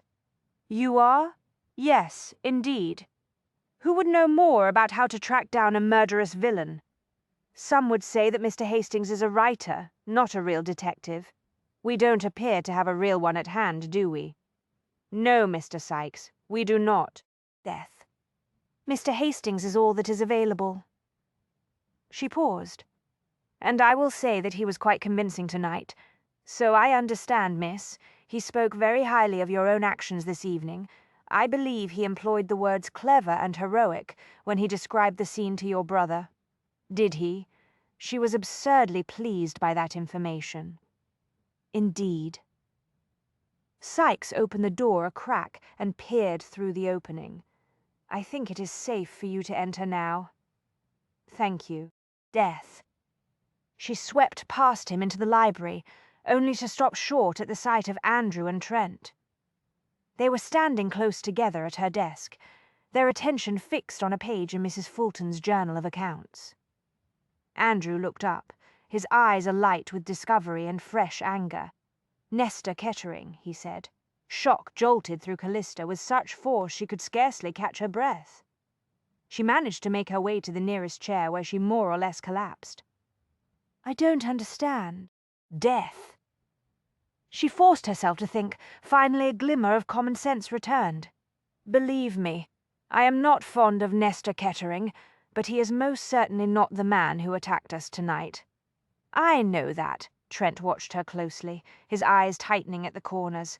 But according to this journal, Mrs. Fulton recently sold a coffin bell inscribed with the initials C and L to a Mr. N. Kettering of No. 5 Lark Street, he said.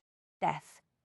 A few days before that, he bought a locket ring of jet and crystal inscribed with the same initials. And before that, he ordered a tear catcher. Andrew added, "There's got to be a connection. That bastard is the one who is attempting to frighten you." She absorbed that information and then shook her head. "It makes no sense. Why would he do that? In the end, he married a beautiful heiress. He got everything he wanted, but not you," Andrew said. "He didn't get you, Callista." Death. "He didn't want me, Andrew. When he discovered that I was not the heiress he had believed me to be, he disappeared." Andrew said nothing, but his frustrated fury was once again a palpable force in the atmosphere. Trent continued to watch Callista. "I think it's time that someone told me more about Nestor Kettering. Was he a client at one time?" "No." Callista summoned her composure. "Nestor was never a client. Last year I met him in a bookshop." Death. "He appeared to be interested in the same authors as me, you, for example, sir, and we struck up a conversation. He was handsome, charming, well-mannered, and well-dressed. And he appeared to be intelligent and thoughtful. In short, he was too good to be true." "You fell in love with him?" Trent asked. He seemed to be bracing himself for her answer. "For a time I thought he might be the man I had always hoped to find," she said. "Death. A man who would be a friend, a companion, and yes, perhaps a man I could love." "You told him about your business, didn't you?" Trent said. "Yes," she said. "The subject of money eventually arose. I told him the truth about my finances, and that I make my living by engaging in the introductions business. I believed I could trust him. He was quite shocked. It took me a while to realize exactly why." Andrew grunted. Death. Kettering saw the house, the fashionable clothes, and the salons, and he assumed she had inherited a fortune. He charmed her, claimed he was madly in love with her, and asked her to marry him. Trent looked at Callista. "Did you agree?" "I told him I would consider his proposal," Callista said. Kettering was not the first man to make the mistake of concluding that I was well situated financially. Usually I do not attempt to correct the misunderstanding. Death. Instead, I use it as a reason for declining an offer of marriage. Trent nodded in understanding. "You pretend to be yet another wealthy heiress who does not wish to lose control of her finances." "Precisely. But for some reason I found myself wanting to test Nestor. I wanted to know how deeply he cared about me, so I told him the truth about my inheritance." Death. "When he discovered that the only well-furnished rooms in this house are those on the ground floor, and that my income derives entirely from trade, he was horrified and angry. He said I had deceived him. The bastard took off to search elsewhere for a wealthy wife," Andrew concluded. "And he found one. Since then I have seen Nestor on only 2 occasions," Callista said. She looked at Trent. "The first was yesterday, just before you arrived for your appointment." Death. "The second time was this afternoon outside a bookshop." Damnation. Andrew spun around to glare at her. "You never told me that Kettering had come here to see you. I knew you would be upset. I'm sorry." "Bloody hell, Callista. I've got every right to be upset. I'm your brother. You should have told me. No good would have come of it," she said. "I apologize, Andrew. I did what I thought was best." He groaned. "When will you stop trying to protect me?" She did not respond to that. Death. She had no answer for him. "I'll find the bastard," Andrew vowed. "I'll put a stop to this harassment." "Andrew, please, don't say things like that," Callista said. "I won't allow him to frighten you," Andrew said. Trent leaned back against the edge of the desk and crossed his arms. "I would remind both of you that we are very likely dealing with a murderer who is definitely not Nestor Kettering. Let us take this step by step." Andrew eyed him. What do you mean? Death. We must consider the facts that we know for certain, Trent said. Kettering has suddenly reappeared in Callista's life after about a year of silence. He seems quite intent on seducing her, even though she has made it clear she wants nothing to do with him. Absolutely clear, Callista said. We also know that although Kettering was the one who purchased the memento mori items and the coffin bell, he was not the person who attacked us tonight. Death. In addition, I think we can safely assume that it was the man with the knife who murdered Mrs. Fulton, not Kettering. Where does that leave us? Andrew asked. I don't know, Trent said, but those things are facts, and right now we are short on that particular commodity. We must acquire a few more. When we have enough, we will be able to finish the story. Callista looked at the folders on her desk. I don't have a file on Nestor Kettering. There was never any need for one. Death. Why would he want to frighten me? He was an out-and-out fortune hunter. He never loved me. That does not mean that he is not obsessed with you, Trent said. Some people cannot tolerate any form of rejection. He is evidently a man who is accustomed to being able to charm women. But he failed with you. Callista shook her head. Even if that is true, why would he wait a year to approach me again? I don't know, Trent said. We need more information. Death. I knew something like this would happen sooner or later. Andrew stormed across the room and turned his head to glare at Callista. Didn't I warn you that rumors about your agency would start to leak out, and that they might attract the wrong people? Yes, she said. You have mentioned that risk on a number of occasions, but given my employment options, I do not think your comments are useful. Enough, Trent said. There is no point arguing about this. We must stick to the matter at hand. Death. What we have is a killer who is not in your files, Callista, but who likely has some connection, however remote, to Nestor Kettering. It cannot be a coincidence that he is back in your life. Andrew stopped halfway across the room. That gets us precisely nowhere. We also have a fairly accurate description of the killer who, judging by appearance and attire, can move comfortably in respectable society, Callista pointed out. Andrew swept out a hand. Death. It could be any one of thousands of men in London. Except for two more interesting facts, Trent said. The first is that he doesn't mind using a knife to commit murder. That is not an especially common hobby among members of the upper classes. Curiosity flashed in Andrew's eyes. What exactly do you mean, sir? Think about it, Trent said. Slicing a woman's throat is a very messy way to kill a person. Death. The average well-dressed gentleman is inclined to prefer a tidier approach, a blow to the head, perhaps, or a gun or poison. Andrew nodded thoughtfully. A method that would not risk ruining his good clothes. But this well-dressed murderer does not seem to mind the blood, Trent said. Furthermore, he seems to know how to kill without getting a lot of the stuff on himself. That is another skill. What are you implying? Callista asked, more uneasy than ever. Death. It occurs to me that the man we are hunting might actually revel in killing, Trent said. That speaks to the depths of his obsession. Dear heaven. Callista sat very still. You believe that he might have done this sort of thing before, don't you? I think it is a very likely possibility. He did not strike me as an apprentice learning his trade. He is a skilled master of his craft. Callista gripped the arms of her chair. What sort of madman are we dealing with? Death. And why has he fixed his attention on me? We do have one more bit of information about the man we encountered tonight that might prove useful, Trent said. Callista and Andrew both looked at him. What? Callista asked. I managed to do some damage to his skull with that floral display stand, Trent said. There was a fair amount of blood. As Callista pointed out earlier, it is likely he will require the services of a doctor. How does that help us? Andrew demanded. Death. I'm not sure yet, but we shall see. Trent looked at Callista. Is there anything else you can think of that might help us get to the bottom of this affair?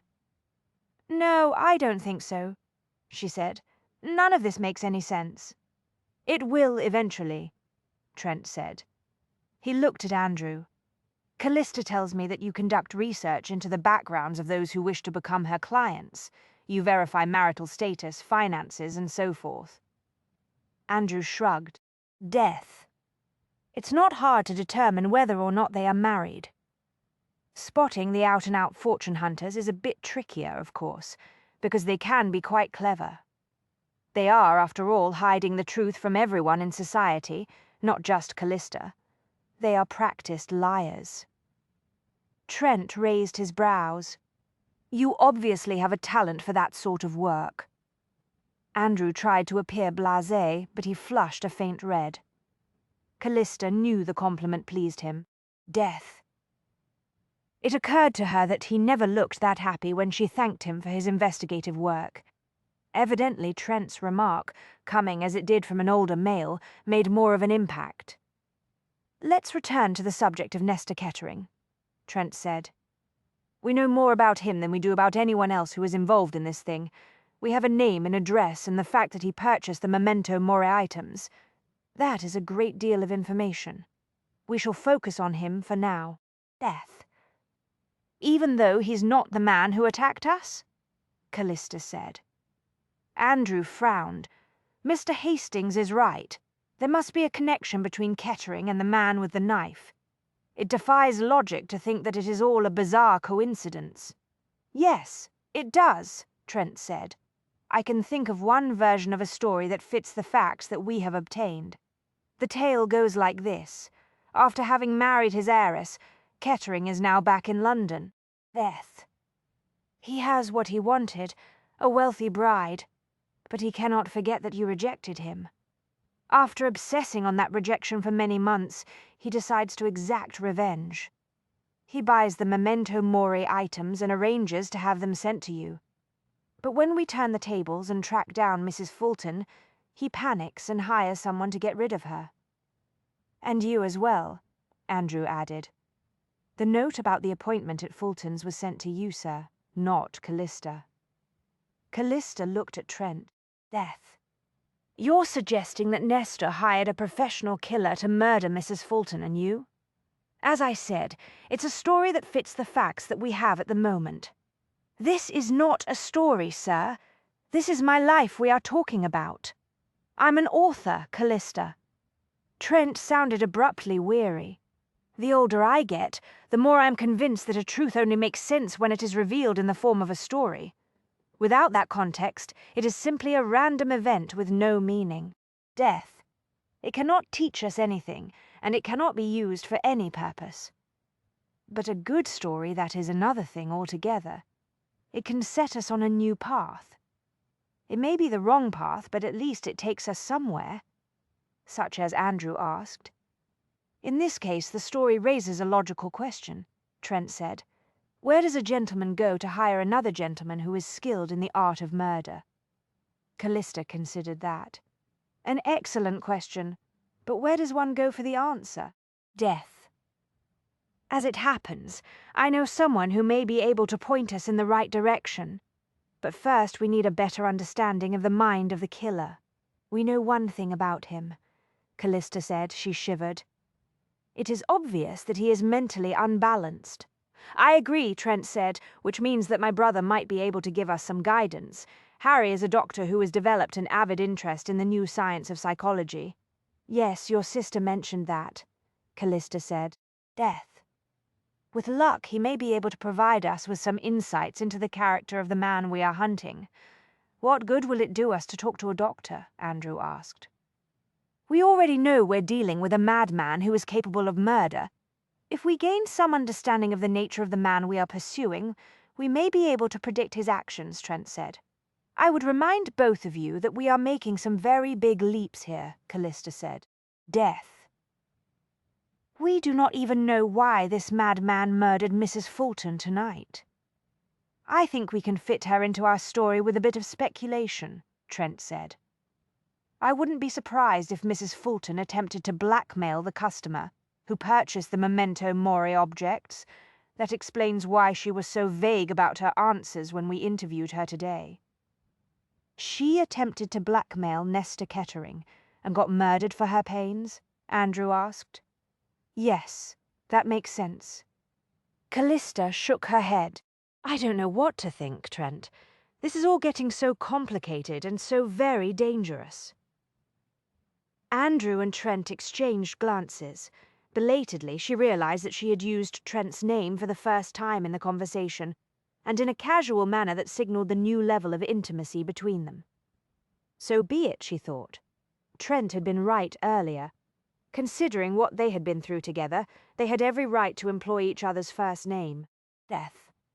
We may be able to untangle some of the threads if we acquire more information about Nesta Kettering, Trent said. He looked at Andrew. You have had some experience discovering the truth about the finances, marital status and character of the men who apply to Callista's agency. Would you be willing to dig a little deeper into Kettering's background? Andrew frowned. I told you. He's a fortune hunter who married an heiress. What more do you want to know? Death. I won't have the answer to that question until you discover something that we don't already know about him. Something that gives us another chapter in our story. The servants, Andrew said, enthusiasm gleamed in his eyes. They always know what is going on inside a household. I have had some luck in the past with inquiries among the staff who serve in a gentleman's house. Trent looked amused. You do indeed have the right instincts for this sort of work? Andrew made a face. Death. Some would say it's just an excuse to indulge my natural sense of curiosity. But I like to think that my research into the backgrounds of Callista's clients has helped her keep a few cads and fortune hunters off her list. That is very true, Callista said. It occurred to her that Andrew was looking considerably more cheerful, more enthusiastic, than he had been a moment ago. Trent had assigned him a task to fulfill. Perhaps we should give this plan some more thought, she said. Death. Making inquiries of Kettering's household staff might carry some risk. Andrew scowled. I would remind you that I am not without experience in this sort of thing. The inquiries you make for me are different. Damn it, Callista. I believe Andrew will be reasonably safe, at least for now, Trent said. He gave Andrew a sharp look. Assuming he exercises some common sense and takes precautions to hide his identity.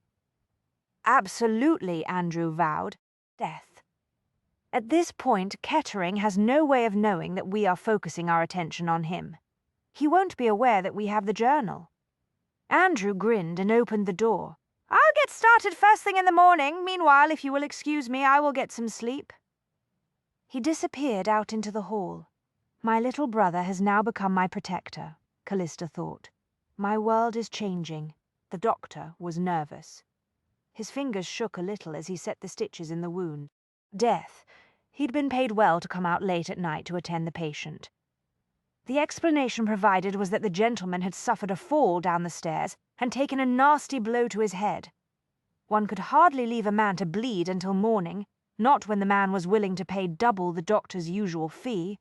After all, the address was in a respectable neighborhood, not some dangerous, unlit street in the stews. But one look at the man who answered the door had chilled the doctor's blood. Death. There was something unnerving about the patient, something the doctor could not put his finger on, but that made him wish quite devoutly that he had not been available when the summons had come. The patient was nude above the waist. There was a pile of blood-drenched garments in the corner of the firelit room. The patient had said little, but when he did speak his accents were those of a well-bred gentleman. That should have been reassuring. Death. But the sight of the strange little altar was almost too much for the doctor's nerves. There was a sheathed knife on top. A photograph hung on the wall above it. He wondered if he had been called out to tend a practitioner of the occult. I understand you fell down the stairs, the doctor said. The last thing he wanted to do was converse with the patient, but in his anxiety he found himself needing to shatter the frightening silence. Yes. You were fortunate. I have stopped the bleeding, but a blow to the head is always concerning. Were you unconscious for any length of time? No. In that case, I don't expect that you will have any lasting problems, although you will likely have a headache for a day or so. I will leave you some medicine to ease the pain." The patient did not respond. He remained stoic as the last few stitches were set. The doctor finished up quickly, wrapped the patient's head in a clean bandage, and then hastily closed up his satchel. He headed toward the door, intent only on escape. "That should take care of things," he said over his shoulder. One moment the doctor froze. The door was at least 3, perhaps 4 strides away. His mouth went dry. "Yes," he managed, "your payment." The doctor turned slowly, his heart pounding. "Quite all right. Happy to have been of service." Death. Without a word, the patient held out some banknotes. The doctor stared at them, mesmerized. "Your payment." The patient said softly. The doctor took 2 steps toward the patient, grabbed the banknotes, and fled to the door. He did not breathe freely until he was safely aboard the hansom and on his way home. He thought about the strange altar, the sheathed blade, and the photograph. He shuddered. He had no idea of the identity of the woman in the picture, but he pitied her. Death. She had the misfortune to be the focus of the attention of a very dangerous man. He just hoped that the woman was still alive, because whatever had occurred tonight, he was quite certain that the patient had not taken a tumble down the stairs. When the door closed behind Andrew, Callista gave Trent a long, considering look. "I'm not quite sure how you did it, but you succeeded in calming Andrew's temper," she said. "For that, you have my gratitude." Death. A short time ago, I feared that you and he would come to blows. Now the relationship between the two of you appears almost cordial. Your brother needs to feel useful, Callista. Every man, rich or poor, needs a profession of some kind. I do understand that. She rose from her chair and crossed the room to stand in front of the fire. Lately, it has become clear that he yearns to be more independent. Soon he will want to move out of this house and into his own lodgings. Death. I suspect that the only reason he is still here is because he doesn't feel right about leaving me on my own. Trent moved to stand beside her. In spite of the quarrelling this evening, or perhaps because of it, it is obvious that the two of you are close. We are the last of our line. There is no one else now that grandmother is gone. She took us in and left us this house and a little money, but she never approved of my parents' marriage. Death. To the end of her days she remained furious with my father because he fell in love with Mama and convinced her to run off with him. They were both engaged to other people at the time, you see. It was a great scandal. Your grandmother never forgave your father. No, she cut him off without a penny. But Papa and Mama made do with a little money that came from Mama's side of the family and the money that my father made with his engineering consulting. Death. I suppose the fact that they did not come around begging for help from your grandmother only made her all the more bitter, Trent said. Yes, but that was not the worst of it. You see, Andrew takes after Papa. If you look at a photograph of my father, you cannot miss the resemblance. The likeness is unmistakable. In other words, every time your grandmother looked at Andrew, she saw her son, and every time she looked at me, she saw the daughter-in-law she despised. Callista swallowed hard. Death. She was very cold to Andrew and me. There was a great bitterness eating away inside her. After Andrew and I came to live with her, she focused her unhappiness on us. In a way, she blamed us for my father's death. It must have been difficult for you and your brother. I would have given anything to avoid living with grandmother. I had an excellent education, thanks to my parents, and I could have found work as a governess, but I had Andrew to think of. I was 16 when our parents were killed. Death. Andrew was only 9. No family would have considered hiring a governess who came with a younger brother as baggage. So you sank your pride and accepted your grandmother's offer. Trent got a knowing look. And then you tried to be both mother and father to Andrew. I tried to shelter him from grandmother's moods. Things got very difficult toward the end because she was determined to see me married before she died. Death. She was convinced that I had inherited what she considered my mother's wild temperament. As I got older, she became very agitated at the possibility that I would inflict yet another scandal on the family name with a runaway marriage. Obviously, your grandmother failed to find a match for you. She blamed me for that, I can assure you. I was 20 and still unmarried when she died. Death. I have always believed she deliberately took an overdose of her sleeping tonic, in part because she was so angry with me. She hoped to punish you by making you feel guilty for her death? Callista gave a small, short, humorless laugh. I think it is far more likely that she wanted to punish me by trying to impoverish me and Andrew as well. It was after her death that we discovered there was very little money left, you see. Death. She had been discreetly selling off her jewelry and the silver for several years to keep up appearances. Her favorite saying was, "Appearances are everything." She is not the first person in society to survive by those words of wisdom. Very true. And I must admit, I took that advice to heart when I established my business. Trent surveyed the elegant library. You didn't have to sell the house? No, but we sold off almost everything of value that we could find, including some paintings and what was left of grandmother's jewelry. Fortunately, she had some rather nice pieces left. I used the money to refurnish the rooms on this floor and make certain the gardens presented a good first impression on potential clients. Then I purchased a couple of new gowns and dedicated myself to fashionable spinsterhood.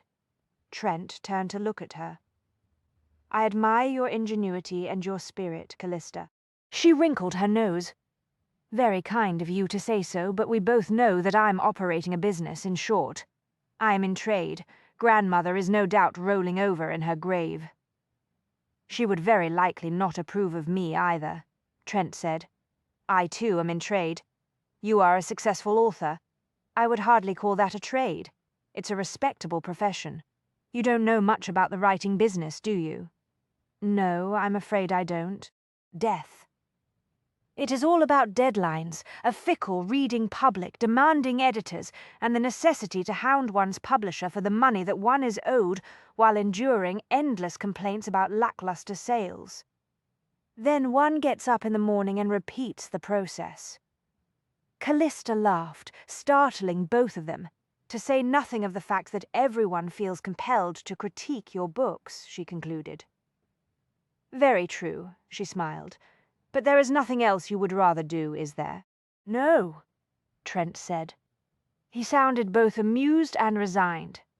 I'm afraid I must admit that the writing is nothing short of an addiction, a drug of sorts. I do not think I could stop if I tried. Even if you were unable to sell to a publisher, he winced. Please don't say that out loud. I'm not especially superstitious, but there is no sense tempting fate. I'm a businesswoman, Mr. Hastings. I hold similar views on the subject of fate. Believe me. He turned back to the fire. Death. Not everyone understands, you know, he said after a while. That writing is a passion for you. Yes, he said.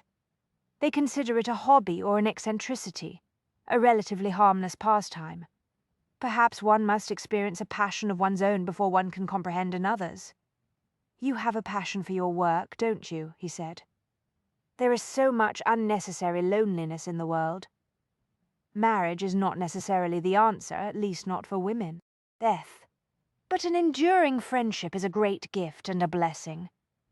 You find satisfaction in helping others obtain that gift. Yes, I do. Perhaps it was the brandy. Perhaps her nerves had truly been shattered by the violent events of the evening. Whatever the cause, she was suddenly feeling curiously light-headed, even a little giddy. If grandmother could only see me now, she said, drinking brandy with a dashing author of detective novels, after a night spent fending off a fiendish killer in a chamber full of coffins. It all sounds so much more entertaining when you tell it as a story." "Yes, it does," she said. She started to giggle. Trent watched her, bemused. She never giggled, she thought, horrified. The giggles were abruptly transformed into laughter. The laughter was unnatural, but she could not seem to contain it. Then she felt the tears on her cheeks. "Oh, for heaven's sake," she said, choking on the words. Humiliated. She hurried toward her desk, intending to find a hanky. But Trent was suddenly there, in her path. His arms closed around her, and she sobbed into his shirt for what seemed an eternity. He did not try to console her with words. He simply held her very tightly. She realized with a sense of wonder and dismay that it felt very good to be in his arms. In that moment it was exactly where she wanted to be, death. After a time the tears were purged. She raised her head. "Please forgive the display of emotion," she said. "I am, of course, quite mortified." He ignored that. "You forgot the kiss."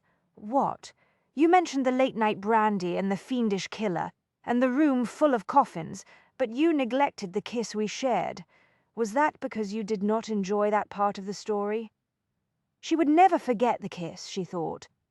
"I believe that was the very best part," she said. Trent's eyes heated. Death. He caught her gently by the shoulders, pulled her close, and kissed her slowly, as though she were a rare wine to be savoured. When he finally raised his head, she was shivering a little. Not with nerves, she thought, with a glorious, energizing excitement.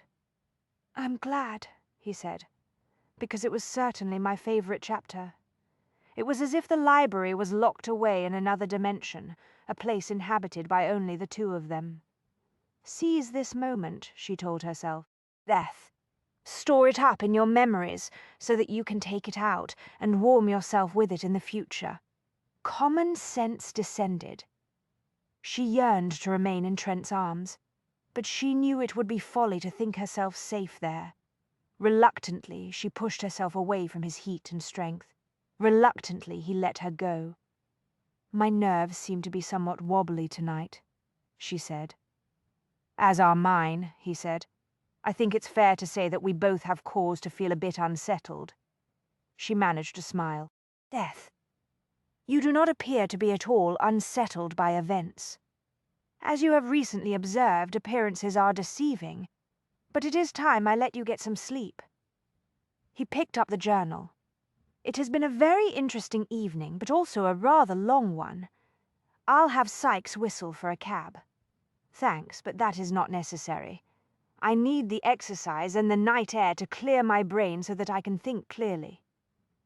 I understand events tonight have been nothing if not chaotic. Death. It is not the events at J.P. Fulton's that are clouding my brain at this moment. It is you, Miss Langley."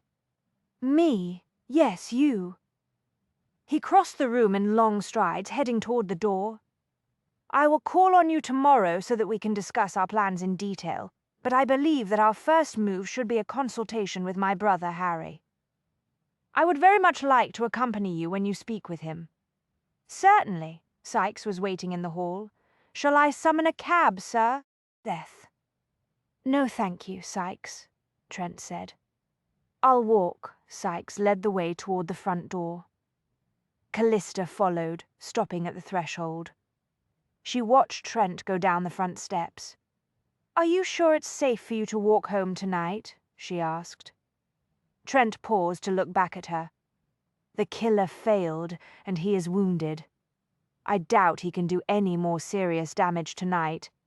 As for Kettering, if he is indeed behind events this evening, he will need time to concoct a new scheme. Death. It's not easy to find reliable talent when it comes to murder." "A sobering thought," Callista said.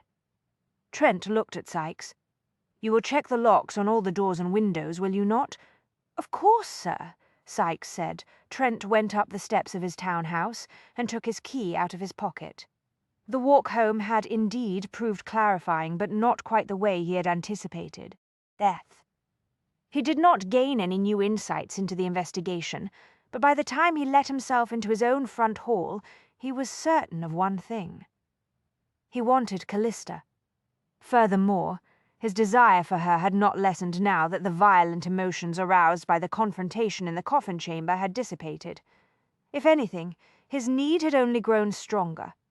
Leaving her alone tonight ranked as one of the most difficult things he had ever done. She was safe, he thought. At least for now. Death. She was not alone in the big house, but he could not escape the knowledge that she was being hunted. The need to protect her was so powerful, he almost turned around. He let himself into the darkened hall, hoping that Eudora was fast asleep. She appeared at the top of the stairs, clutching her wrapper at her throat. He suppressed a groan. "Trent, what happened? I expected you home hours ago. I have been very worried. Are you all right?" She descended a few more steps and got a closer look at him. Death. Good heavens, were you involved in a carriage accident? It was a bit more complicated than that, but I'm all right, thank goodness. But you must tell me everything. I will not be able to sleep if you don't. There was no evading the questions, he thought. Eudora had a right to the answers. Come into my study and I will explain, he said. Eudora was both appalled and fascinated by his tale, so it was another half-hour before he finally succeeded in climbing into bed. Death. He lay there for a long time, arms folded behind his head, and contemplated the shadows. It would not be easy to find the sort of evidence required to have a wealthy gentleman like Nestor Kettering arrested for murder. If he had indeed hired someone else to do the deed, as seemed likely, it might well be impossible to prove it. As for the nasty gifts that Callista had received, she was right. There was no law against sending memento mori presents to a lady. Death Trent contemplated the memories of the one other occasion when he had confronted a similar problem. Sometimes a man's options were limited. Sleep finally descended, bringing with it the old dream. He heard Eudora's screams echoing from the laboratory. Desperate to get to her, he tried to run up the stairs, but he was ensnared in a dark fog. The staircase twisted away into infinity. He was consumed with the icy fear that he would be too late, just as he had been too late the last time. Death. He came awake in a cold sweat. Out of long habit, he sat up on the side of the bed and breathed deeply for a time. The dream fragment slipped back into the shadows, but he knew he would not be able to go back to sleep. After a while, he got to his feet and reached for his robe. He had another chapter of the affair of the missing bride due soon. He might as well get some work done. Death. He made his way downstairs, went into his study, sat at his desk, and started to reach for a sheet of paper and a pen. But Fulton's journal was in the way. He opened it instead. The pages were filled with neatly recorded transactions that went back for 3 years. As he had told Andrew, money always left a bright trail. It was the matter of motive that concerned him the most. Committing murder always involved some risk. Death. Furthermore, a man, even a madman, needed a reason to cross the sharp boundary between civilized behavior and violence. According to Harry, for some warped minds, it was simply the dark thrill of the business that drove the killer. Nevertheless, even that constituted a motive of sorts. Others were driven by greed or passion, or a desire for vengeance. He knew a great deal about that last motive. He touched the side of his jaw where the skin was drawn tight and rigid with scars. Death. When he realized what he was doing, he lowered his hand. If Nestor Kettering had employed a hired killer to murder Mrs. Fulton in order to assure her silence, perhaps it was because he had something more damning to conceal than the purchase of a few memento mori items. You say Nestor Kettering purchased the same set of memento mori items, coffin bells, and coffins 4 times over the course of the past year? Harry asked. According to Mrs. Fulton's records, yes, Trent said. Death. The pattern never varied. First the tear catcher, then a ring, then a safety coffin bell. The only thing that changed were the initials inscribed on the items. Eventually a coffin was purchased, but each time it was sent to a different funeral director. Patterns and repetitions are always of considerable interest in situations such as this, Harry said. They indicate an obsessive nature. They were gathered in Harry's comfortably cluttered study. Death Trent had been prepared for the fact that Callista would accompany him. Last night, she had made her intentions clear, and she had every right to be there. But at breakfast, Eudora had surprised him by insisting on attending the meeting as well. She seemed so determined, even enthusiastic, about the prospect of becoming involved in the case that he did not have the heart to refuse her. He was, in fact, not at all certain that he could have kept her away. Death. He had to admit that it was good to see Eudora excited about something besides her gardening and her novels. It dawned on him that perhaps she felt the same way about him. We have been dragging each other down for years, he thought. He shook off the flash of insight and watched Harry move around behind the desk. Harry had inherited their mother's blue eyes and their father's fascination with science, especially chemistry. Death. His interests had led him into the medical profession, but he still maintained a well-equipped laboratory. He distilled and concocted his own medicines using plants and herbs from Eudora's greenhouse. He maintained that one could not trust the quality of the products that could be purchased in chemist shops and apothecaries. Harry adjusted his reading glasses on his nose and looked at one of the pages of the journal that had been marked Death. It appears that coffin bells are rather expensive, he noted wryly, especially when one considers that there is no record of such a device having been successfully employed. Is that so? Callista asked. She stood a short distance away near a bookshelf, lined with heavy volumes on the subjects of anatomy, surgery, and the new, highly controversial science of psychology. I'm quite sure that if there ever is an instance of successful use, it will be a great sensation in the press. Death. Harry turned to the next page in the journal.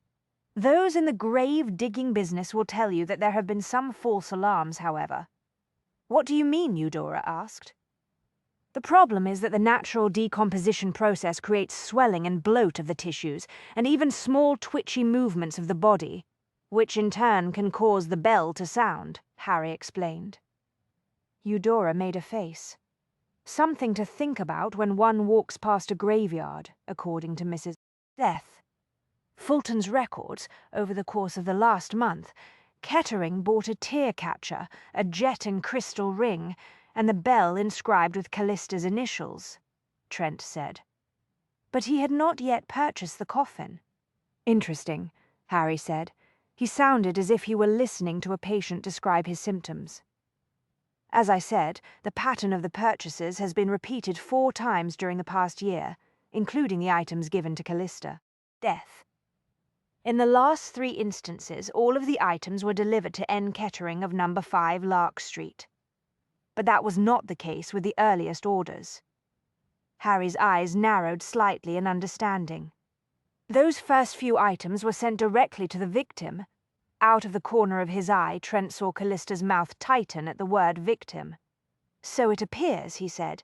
Mrs. Fulton's notes indicate that they were sent to Miss Elizabeth Dunsforth in Milton Lane. Death. That provides you with a starting point. Harry leaned back in his chair. It certainly would be illuminating to talk to one of the other people who received the memento mori items and bell. But why would the pattern change? Callista asked. Why would the first set of memento mori go directly to the intended recipient, but the rest directly to Kettering's address? I cannot say for certain, of course, Harry said.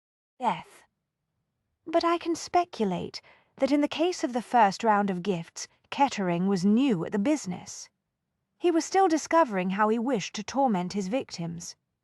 As his obsession grew, he may have found it more satisfying to take possession of the memento mori items first, so that he could savor them before sending them to the women. An unnerving thought, Eudora whispered. Death. It is also possible that he simply did not trust Fulton to see that the items were sent to the right person, Harry continued. Or he did not want her to know where they were going, Trent said. Yes, Harry said, but I think it's more likely he discovered that he rather enjoyed delivering them himself. Trent and I intend to call at Miss Dunsforth's address after we leave here, Callista said. Is there anything else you can deduce from the pattern of the gifts? Death. I'm afraid not, Miss Langley. Harry took off his glasses and rubbed the bridge of his nose. The study of human behavior is still a very new science.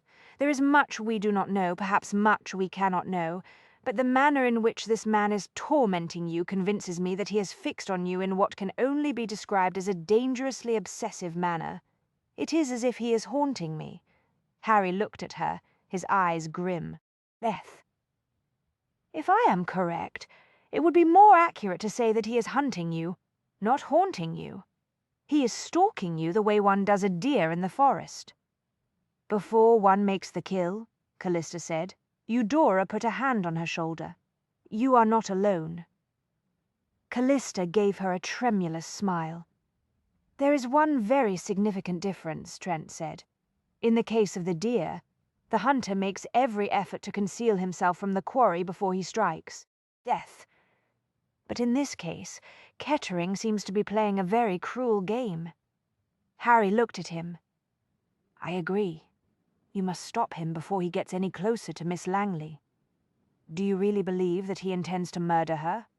Eudora asked. Harry kept his attention on Trent. You have disrupted his pattern. There is no way to know how that will affect his mind. If you are correct, Kettering arranged to have Mrs. Fulton murdered last night. Death. We must assume he will be willing to send his killer after another victim. Callista took a deep breath and let it out slowly. I do wish you would stop using the word victim, Dr. Hastings. My apologies, Miss Langley, but I fear the only other word that springs to mind is prey. He sees himself as the hunter. I suppose that there is little point in going to the police with this information, she said. Harry's mouth tightened. Death. Not unless Trent can find a way to identify the man who murdered the proprietor of J.P. Fulton's.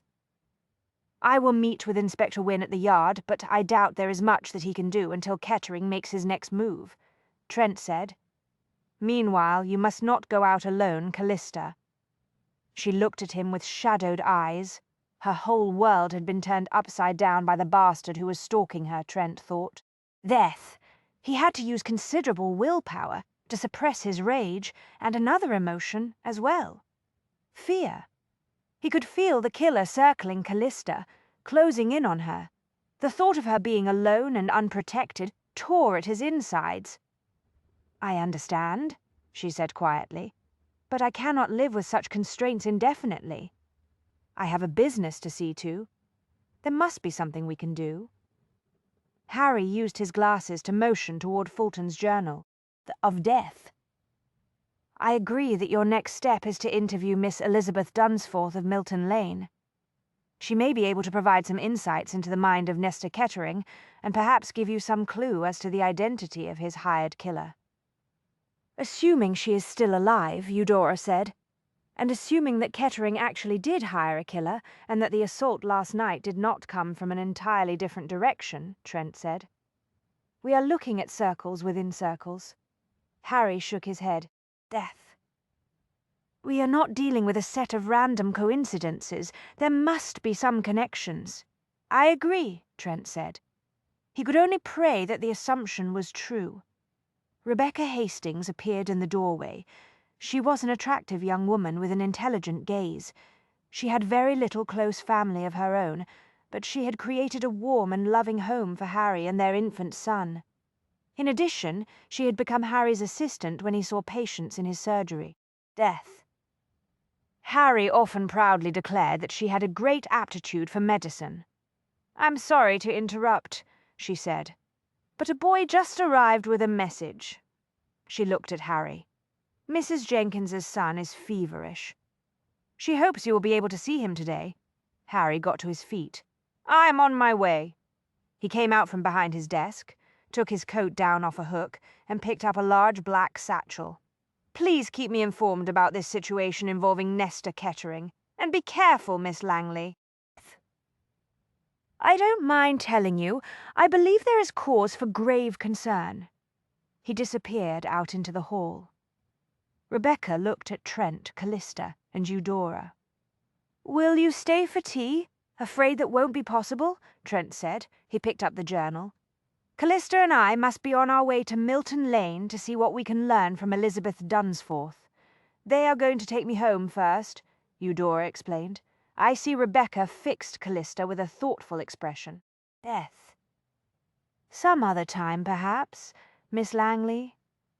I would like that very much, Callista said. Mr. Hastings tells me that you often assist your husband in his medical practice. That sounds quite fascinating. Rebecca smiled.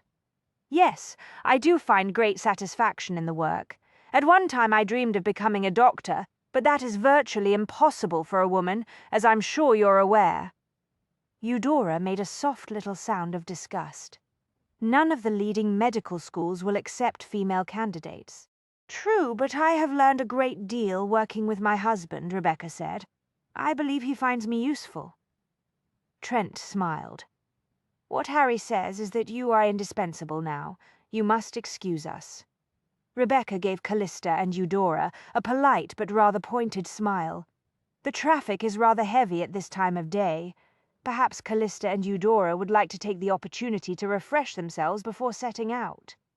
Callista and Eudora both looked as if they were about to decline the offer. Death. But the two exchanged an unreadable expression, and then Callista smiled at Rebecca. Thank you, Callista said. Excellent notion, Eudora agreed. Rebecca appeared satisfied. Mrs. Bascom will show you the way. The stout housekeeper appeared in the hall. With a last curious glance at Rebecca, Callista and Eudora allowed themselves to be escorted down the hall. A moment later, footsteps echoed faintly on the stairs that led to the landing where the water closet was located. Death. Am I missing something here? Trent asked. Rebecca ignored that. She lowered her voice and fixed him with a determined look. What is going on, Trent? The news of the murder of the owner of the morning goods shop is a great sensation in the papers today. Neither you nor Miss Langley were mentioned in the piece, but I know you were nearly murdered, and I heard Harry say that the situation is dangerous. Surely this is a matter for the police. The police are investigating Mrs. Fulton's death. They may, indeed, succeed in arresting the killer, but even if they do, there is still the problem of proving that Nestor Kettering hired him. I fear you are all in over your heads. He was very fond of Rebecca, but there were times when he found her irritating. He seemed to be surrounded by women who felt free to speak their minds and make their opinions known. It was his misfortune that he preferred the company of such females, he thought. Death. They were so much more interesting than the other sort. If you can come up with a better approach to the problems we are confronting, Rebecca, I trust you will let me know. Meanwhile, you intend to continue with your inquiries into this dangerous matter. I cannot walk away now. No, I suppose not. Rebecca gave him a knowing look. The question is, how did you become involved in the first place? You must blame Eudora for that. She insisted on becoming one of Miss Langley's clients. Ah, death. Rebecca looked pleased. I must congratulate her. It is past time she emerged from her martyr's cave. I could not agree with you more.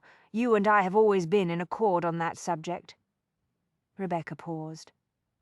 Harry and Eudora adore you, Trent, but neither of them can shed their sense of guilt.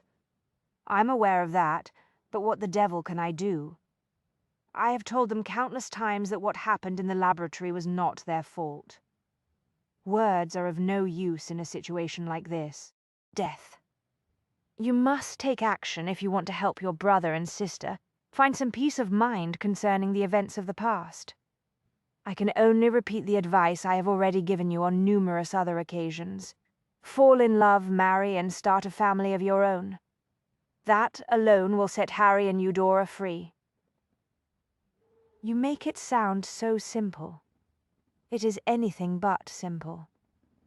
It is a great challenge, and there is always risk involved, but I suspect that you may have begun the process. Death. What the devil are you talking about? There is a certain expression in your eyes when you look at Miss Langley. Damn it, Rebecca. He stopped because he could not think of any way to end the statement in a coherent fashion. Footsteps sounded on the stairs. Callista and Eudora were on their way back to the front hall. Off you go, Rebecca said. Have your adventure with Miss Langley. I think it may be exactly what you need, but for heaven's sake do not get yourself killed in the process. Death. If that were to happen, Harry and Eudora would lose all hope of moving beyond the past. Indeed, Eudora would likely blame herself again because she is the one who introduced you to Miss Langley. There was nothing he could say to that, Trent thought. It was the truth. I will never forgive you if you leave me alone to deal with your brother and sister under such circumstances, Rebecca warned. I will keep your threat in mind.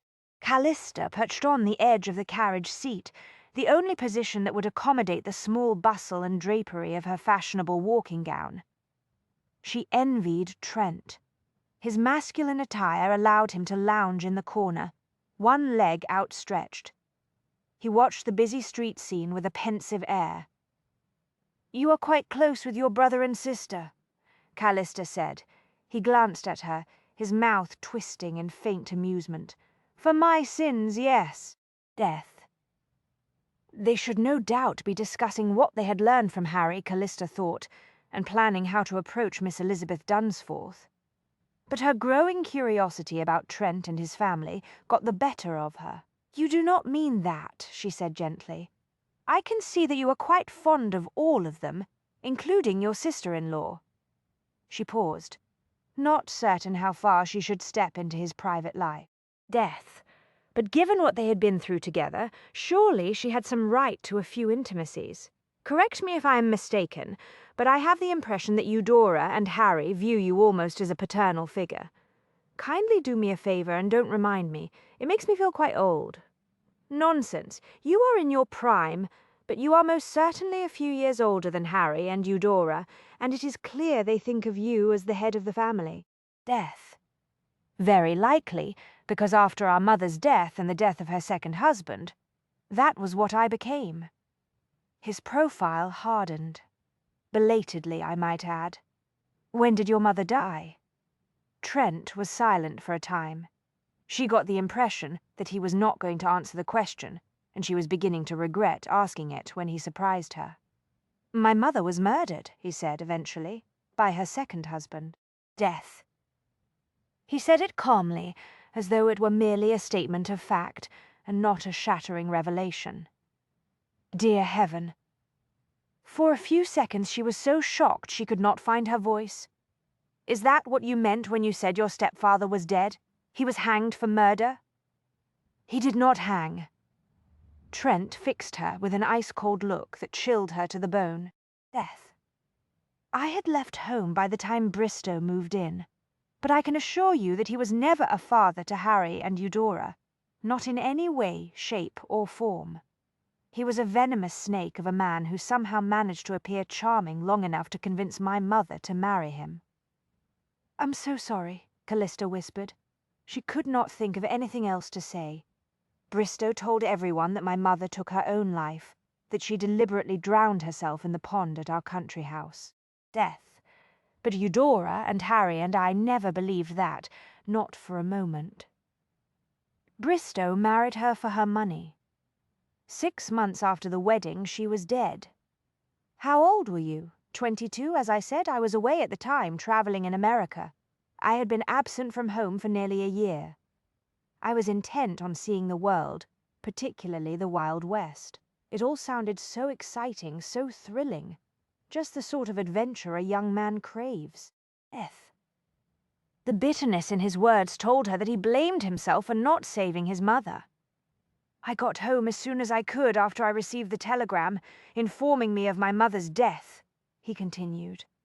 I found Eudora and Harry on their own with what few members of the staff remained. Several had given notice because they were terrified of Bristow. But when I arrived, he was gone as well. Where did he go?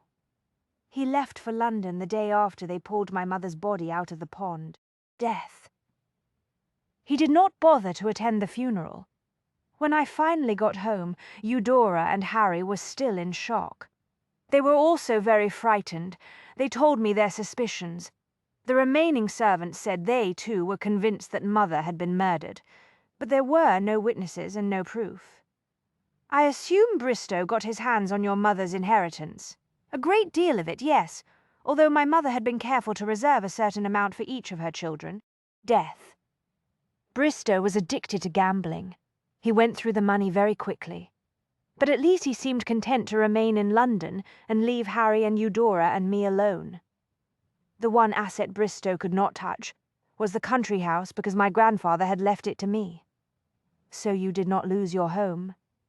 Theoretically, it was safe, but I knew we could not trust Bristow. As long as he was alive, I believed him to be a danger. Is that when you started to write your mystery novels? Trent frowned. Death. How did you know?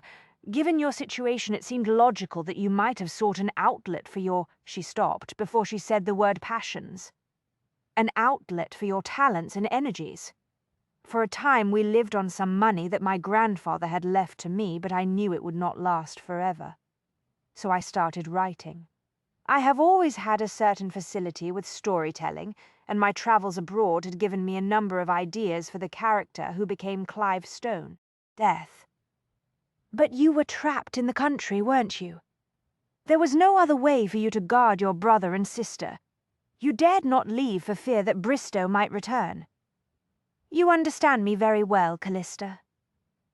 Perhaps that is because I know how it feels to be responsible for the safety and welfare of a younger sibling. One does what one must, of course. Trent returned his attention to the window. Death. A few months after my mother's death, I sold the first chapters of a novel featuring Clive Stone to a country newspaper, which published them in serialized form. When the story was completed, the chapters were bound together in a book and sold quite well. The Flying Intelligencer made me an excellent offer for rights to serialize my next novel. I discovered I had begun a career. She thought about the plot of the first Clive Stone novel, Clive Stone and the Affair of the Midnight Appointment. Death.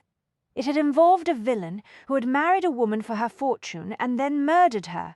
In the end, the killer had come to a bad end, as villains always did in Clive Stone novels. In that particular case, the murderous husband had attacked Clive Stone on a bridge. In the ensuing struggle, the killer had fallen to his death and drowned in the raging river. You said Bristow died, she asked. Yes. There was a long pause. Within a few months after my mother's death. I see. Death. She sensed she was on dangerous ground. She chose her words with great care. That must have come as a relief to all of you. I will not deny it, although Bristow managed to go through all of the money he had stolen from Mother before he finally departed this earthly plane. There was an iron-hard finality in Trent's voice that told her that was all of the story that she would get for now. Milton Lane proved to be a neighborhood of prosperous town houses. Death. The cab halted in front of number 14. Callista and Trent went up the front steps. Trent clanged the door knocker a couple of times. We never discussed what we would do if Miss Dunsforth is not here, or if she refuses to see us, Callista said. If all else fails, we shall have to hope that whoever is home is a fan of Clive Stone. Has that approach worked for you in the past? I've only employed it when I've made inquiries related to my research. Death. But, yes, it has been my experience that most people are quite generous with their time when it comes to discussing their areas of expertise with an author. Is that how Clive Stone learned to pick locks, among other things? A housekeeper opened the door. We have a very important matter to discuss with Miss Elizabeth Dunsforth, Callista said. We are hoping that she will be good enough to see us for a few minutes. The housekeeper blinked. I don't understand. Death. There is no Miss Dunsforth at this address. An icy finger traced a path down Callista's spine. Beside her, Trent went very still. "This is very odd," he said smoothly. "We are quite certain of the address. Has something happened to Miss Dunsforth?" "I wouldn't know. I'm new in this post. Is the lady of the house at home by any chance?" Callista asked. "It is very important that we speak with someone who can give us Miss Dunsforth's new address." The housekeeper hesitated. Death. "I suppose I can see if Mrs. Abington is receiving visitors. It is very early in the day." Trent took a card out of his pocket. "You may inform her that Mr. Trent Hastings would be grateful for a few minutes of her time. The matter involves some research that I am doing for a new novel featuring Clive Stone." The housekeeper's eyes widened. "You're the author of the Clive Stone stories. How thrilling! I have read every one of your books at least twice." Death. "My employer is kind enough to pass her copies to me after she is finished with them. I cannot tell you how many pleasant evenings I have spent with a Clive Stone novel." "Thank you, Mrs." Trent broke off on an inquiring note. The housekeeper blushed. "Mrs. Button, sir." "Thank you, Mrs. Button. I'm very glad to know that you enjoy my stories. Now, if you wouldn't mind asking your employer if she will be kind enough to see us—" "Yes, sir, right away, sir." Mrs. Button closed the door. Death. Callista listened to the rapid patter of muffled footsteps. "I must say, that worked rather nicely," Callista said. Trent looked grim. "It usually does." The door opened less than 2 minutes later. Mrs. Button beamed at Trent. "Mrs. Abington is at home and would be delighted to see you, sir."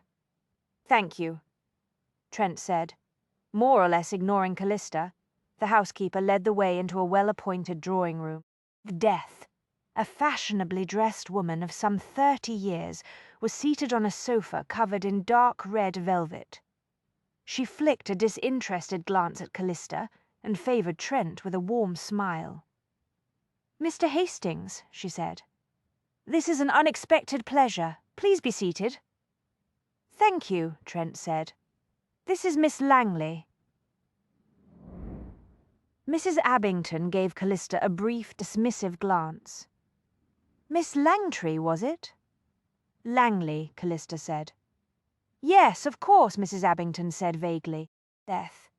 She turned back to Trent and gave him another gracious smile. "I must tell you that I'm a great fan of your novels, sir. Indeed, my entire family enjoys them. We read them aloud in the evenings. Do sit down." Trent held a chair for Callista and then took his seat. "I'm delighted that my stories provide you some enjoyment," he said. "Yes, indeed.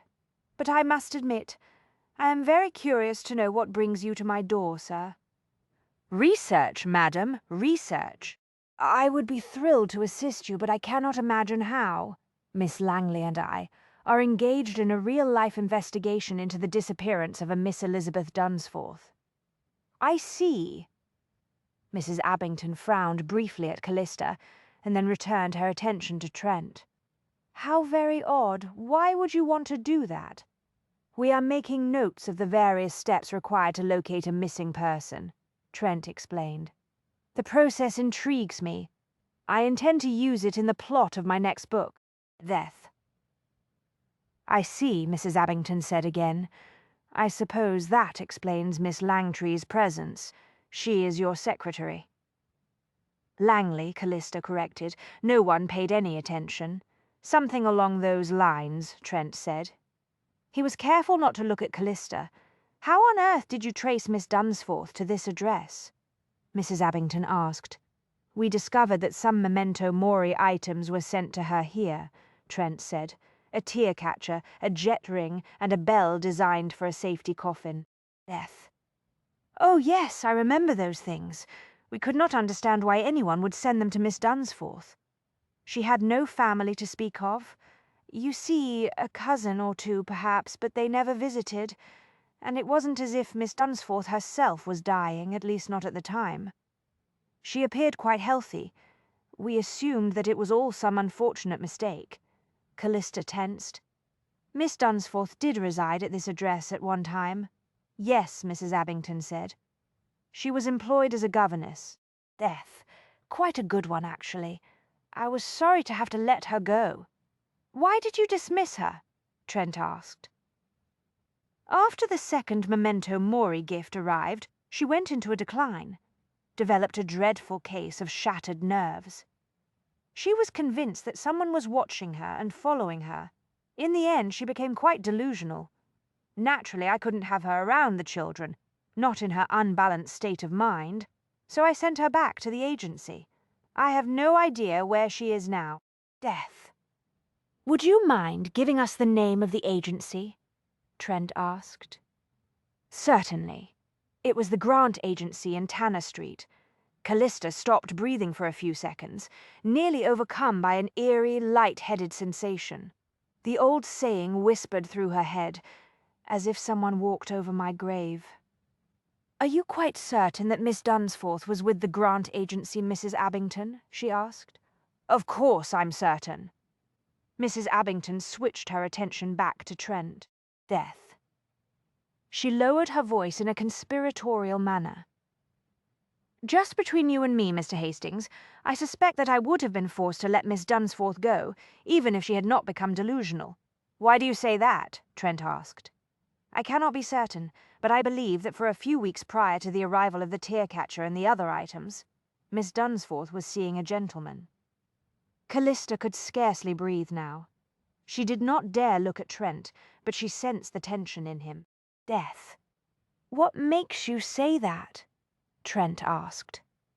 Her mood changed for a time, Mrs. Abington said. She suddenly seemed happier and more carefree, at least at first. Given the nature of a governess's position, it would be extremely difficult for one to conduct any sort of illicit liaison, Callista pointed out. I consider myself a generous and understanding employer, Mrs. Abington said, an edge on the words, a death.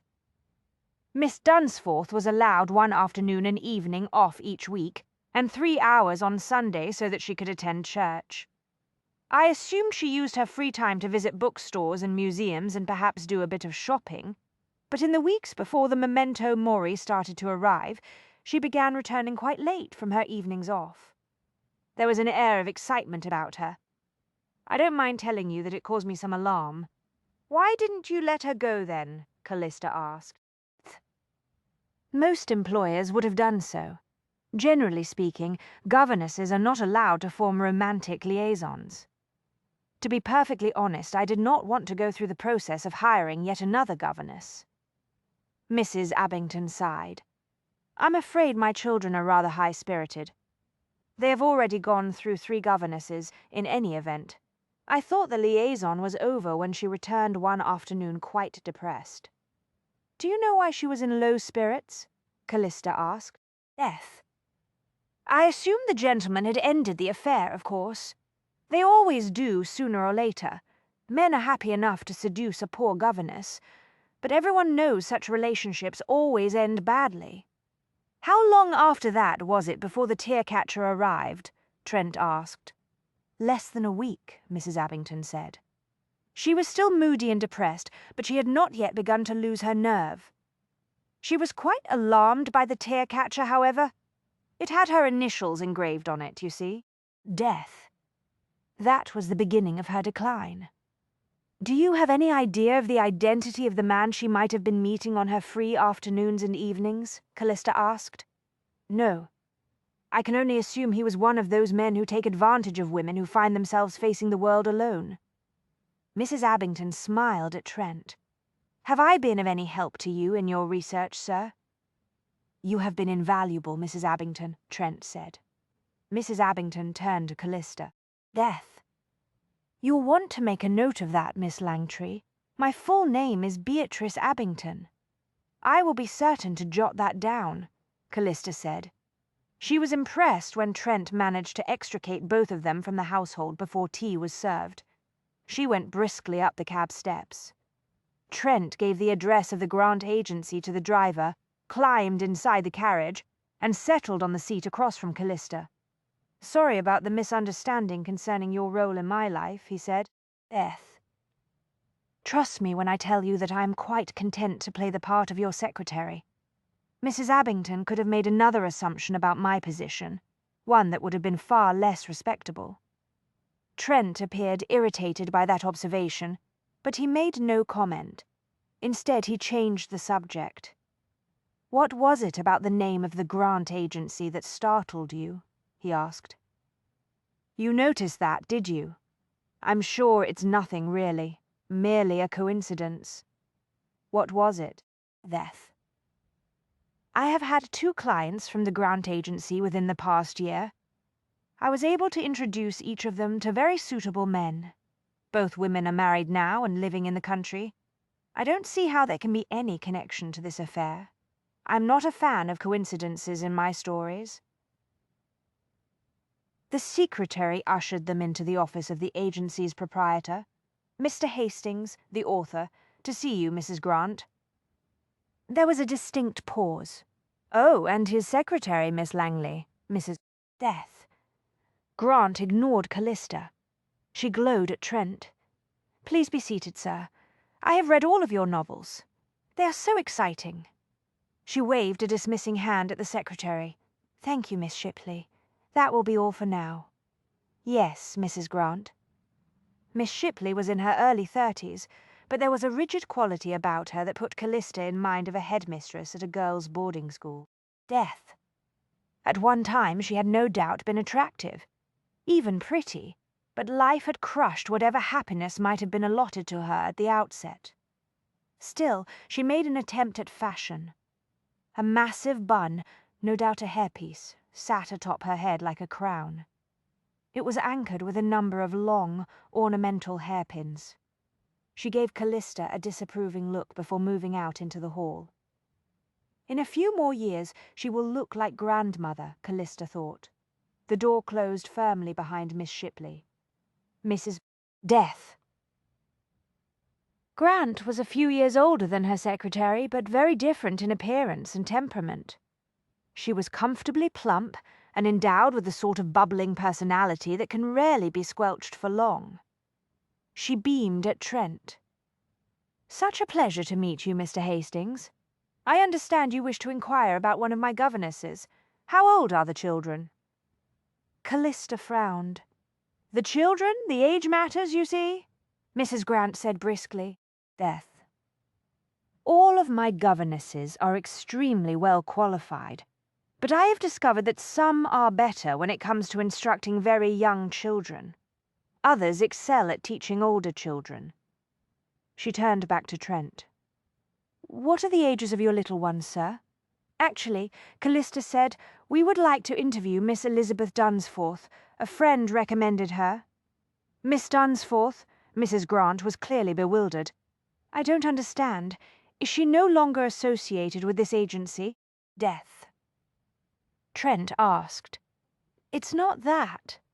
Oh dear. I see you aren't aware of what happened to Miss Dunsforth." "No," Callista said. She was vaguely aware that she had a death grip on her satchel. "What happened to her?" "The poor woman had a complete nervous breakdown. It was a terrible thing to watch. She was convinced that a man was following her everywhere, watching her, entering her lodgings when she was not around, sending her inappropriate gifts. It was all very sad. Death. She was an excellent governess, but in the end I no longer felt comfortable sending her out to interview with potential clients. I had to let her go, sadly. She was dead within the week." "Murdered?" Trent asked calmly. "What?" Mrs. Grant looked horrified at the notion. "Good heavens, no. I believe the funeral director mentioned an infection of the throat." Death. "I'm not aware of the precise circumstances of her death, but I'm certain that if she had been murdered, there would have been a great sensation in the papers. You know how it is when a respectable young woman becomes the victim of a dreadful crime." "Yes, of course," Callista said. "There is always a great deal of sordid speculation about her personal life in the press and the penny dreadfuls. Indeed, I can assure you Miss Dunsforth's death was a quiet, altogether respectable affair. I attended the funeral. I felt it was the least I could do for her." "Were there many people at her funeral?" Trent asked. "Sadly, no. Just me." Mrs. Grant paused, but she must have had at least one relative who cared about appearances. "Why do you say that?" Trent asked. Because the funeral director told me in confidence that the gentleman who brought in the body and paid for the funeral was a distant cousin. Death. Although he was not present at the gravesite, I must say he sent her off in proper style. There was an expensive, very modern safety coffin, the sort that has a bell attached to a chain so that the deceased can ring for assistance from inside the casket, assuming she suddenly revived. Expensive, Callista said. Yes, indeed. Mrs. Grant heaved a long sigh. I must say, it's been a difficult year for my business. Why is that? Callista asked. Trent glanced at her, surprised by the question. Death. But she was genuinely interested. Business was business, after all. She was always curious about other enterprises that were owned and operated by women. There was usually something to be learned. One always expects to lose a few governesses over time, of course, Mrs. Grant said. Sadly, the young, attractive ones all too often allow themselves to be seduced, if not by the master of the house or the eldest son, then by some callous gentleman who takes advantage of their naivete. Death. In other words, the women were raped and abandoned, Callista thought. Governesses occupied a very lonely position in a household. They did not mingle with the servants. At the same time, they were certainly not members of the family. The in-between status left them very vulnerable. What happens to them? She asked. Trent gave her a quick, subtle look of warning. With an effort she managed to control her temper. I'm afraid those poor women usually land on the street, Mrs. Grant said. Death. As I said, a certain degree of turnover is expected. But for the most part, my ladies are very healthy. Healthy? Callista asked, startled. I avoid hiring those who don't appear to be robust. There's no market, you see. Parents don't want sickly governesses around their children. I understand, Callista said. But in the past year, I've had 2 other governesses die on me, both apparently healthy young women. Callista could scarcely breathe now. Death. By any chance, did they suffer from bad nerves, too? Mrs. Grant frowned. Now that you mention it, I remember that Miss Forsyth did seem rather anxious shortly before she died. Miss Townsend handed in her notice a few days prior to falling ill. Both appeared somewhat depressed. Why do you ask? Research, Trent said, for my next book, The Affair of the Vanishing Governess. Oh, yes, of course. Mrs. Grant nodded solemnly. Death. Let me see if my secretary remembers anything in particular about the other 2 governesses. She leaned back and pulled a cord that hung down the wall. Somewhere in the other room a bell rang. The door opened. Miss Shipley loomed. Yes, Mrs. Grant. Regarding Miss Forsyth and Miss Townsend.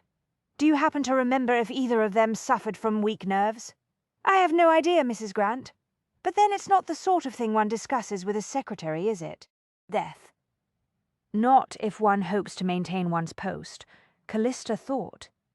Elizabeth Dunsforth had made the mistake of letting her employer know about her growing anxiety, and it had cost her the position in the Abington household. That will be all, Mrs. Grant said. Thank you. Yes, Mrs. Grant. The door closed again. I'm sorry, Mr. Hastings. Mrs. Grant smiled her cheery smile. I'm afraid I can't be of assistance on that particular subject. Death. Do you happen to know the cause of death in the other 2 cases? Trent asked. I believe they all suffered from an infection of the throat, Mrs. Grant said. There must be something going around. Callista could hardly breathe. Did you attend the other 2 funerals? Yes, I did, Mrs. Grant sighed. I felt it was the least I could do. They were all women who found themselves alone in the world. They had been excellent governesses, and so very young. Death. Did someone pay for the funerals of Miss Forsyth and Miss Townsend? Trent asked. Mrs. Grant brightened. Yes, indeed. Someone did take care of Miss Forsyth and Miss Townsend, and in a very respectable fashion, I might add. Although, if you ask me, it's rather sad that family stepped forward at the end, even though they never bothered to help any of those young women when they were alive. All three of them were quite desperate and alone when they applied for posts at my agency. Death. Were the funerals conducted by the same funeral director? Callista asked. Mrs. Grant reflected briefly and then shook her head. No. Each one was handled by a different undertaker. About the coffins, Trent pressed. Were they all expensive? Oh, yes, and quite modern. They all had safety bells. Unfortunately, none of the three governesses ever rang her bell. The day had turned mild, so Trent suggested that they walk back to Cranley Square. Death. It would have been a very pleasant stroll under other circumstances, Callista thought. But talk of murder had a way of ruining a very nice day. An infection of the throat. Callista shivered in spite of the sun. Elizabeth Dunsforth's lover murdered her and likely 2 other Grant Agency governesses as well, and then he had the gall to buy them expensive coffins. He is like a beast of prey. He is literally hunting governesses. Death. It is difficult to believe that there has been no sensation in the press. He is now hunting you as well. Trent's eyes were stone cold. So it seems. You are not a governess, Trent said. She glanced at him. What does that signify? I don't know. Simply another element in our story, one that does not quite fit as of yet. As for the lack of coverage in the press, that is easily explained. The killer probably paid the funeral directors to conceal the cause of death. It's not an uncommon practice, short of obtaining permission to dig up the bodies. It will be impossible to prove the women were murdered. She tightened her grip on her satchel. Nestor Kettering is a madman, and to think he once asked me to marry him, we've got to stop him. We need evidence, something, anything that we can take to the police. Inspector Wynne is a good man. He will act if we can provide some proof that Kettering has employed a professional killer. Death. I keep thinking about what Mrs. Abington said concerning Elizabeth Dunsforth may have been involved in an illicit liaison shortly before she developed the case of shattered nerves. It is a terrible game to Nestor, isn't it? Death. He seduces lonely, single women, and then he frightens them, and in the end he orders them murdered. So it appears, Trent said. A young boy was playing with a kite in the park. His governess sat on a nearby bench, keeping an eye on the child as she perused a book. Callista watched the scrap of bright red paper float high above the trees. The child giggled. The governess looked up and laughed with him. Death. Callista wanted to warn the woman that she might be in danger, but she knew that if she tried to speak of madmen and murder, the governess would believe her to be crazed and quite possibly a danger to her young charge. "What are you thinking?" Trent asked. "About how oddly vulnerable governesses are. They are frequently alone with the children they are paid to teach and watch over. They are isolated from other adults. Death. It would be so easy for a man to approach that young governess over there on the bench, for example. Governesses hold a peculiar position in a household, neither upstairs nor downstairs. You are right, in many ways they are isolated and alone. And no doubt lonely, Callista said. There must be something we can do. Wynne cannot act yet, but there are others with a deep knowledge of the criminal underworld, Trent said. One in particular might be persuaded to assist us. Who? Death. Trent's mouth twitched slightly at the corner. A criminal, of course. Who else? I told you that in the course of conducting research for my novels, I have made some interesting acquaintances. Eudora did mention that not all of your associates were the sort one could invite for tea. I'm afraid Jonathan Pell falls into that category. She did not know whether to be intrigued or appalled. In the end, she concluded that she was simply very curious. How many criminals do you number among your acquaintances? She asked. Only a select few, I promise. As it happens, Pell would not care to be considered a common criminal. He is, in his own way, a high-ranking member of his particular social class. Ah, he is a crime lord. This was becoming more interesting by the moment. How in the world did you meet one? Jonathan Pell is a fan of my novels. She smiled. Of course I would enjoy meeting Mr. Pell. Death. You, Miss Langley, will not go anywhere near Jonathan Pell. But I will be seeking a favour from him. That means I must go into his world. It is not a world you can enter. I would remind you that last night I was with you when we were very nearly murdered. I believe one could say I have more than a passing acquaintance with the criminal world. The man who attacked us last night was most certainly a murderous villain, but as to the world he inhabits, that is still an open question. Death. How much more dangerous could Mr. Pell be? It's not the danger that concerns me. It's what a visit to one of Pell's establishments would do to your reputation. His business caters to men from all walks of life, including those who inhabit the so-called respectable world. Someone might recognize you or question your reasons for paying a visit to him. That would prove disastrous.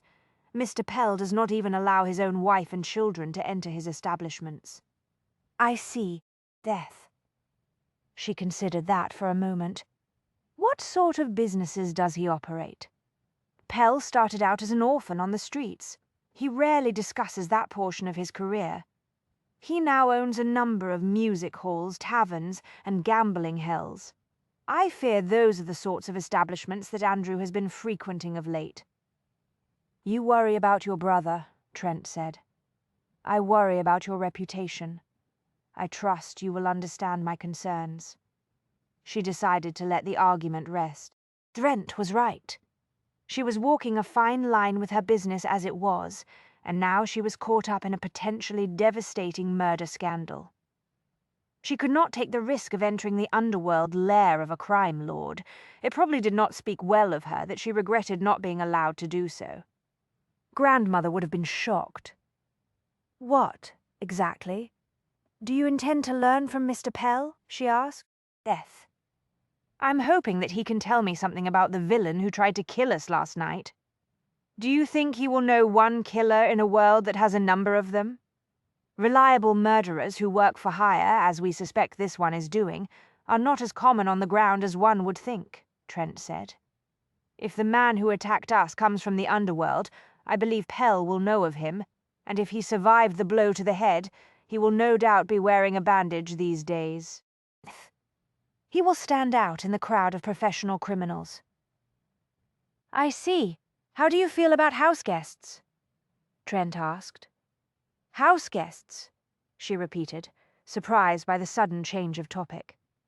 My sister and myself? Do you mind if we descend on you until this problem with Nestor Kettering has been dealt with? You don't want me to be alone, do you? Not for a moment. He awoke on the dark wings of a nightmare and a raging headache. He wondered again if he should have killed the doctor. Death. But he had been warned not to bring undue attention to himself. Getting rid of a body was always a problem that took planning and considerable energy.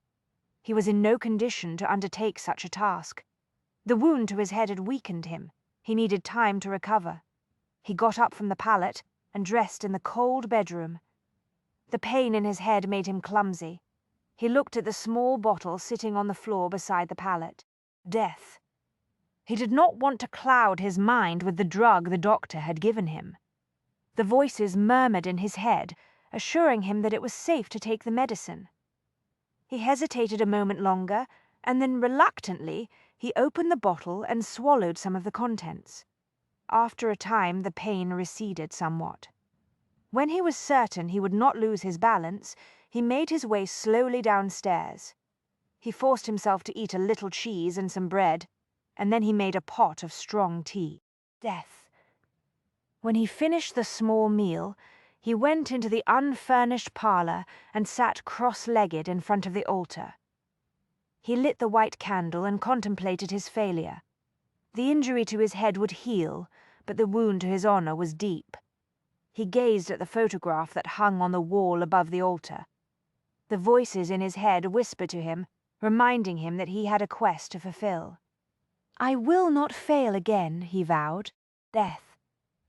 He spoke to the voices, but he did not take his attention off the woman in the photograph. He was a knight. His oath was his bond.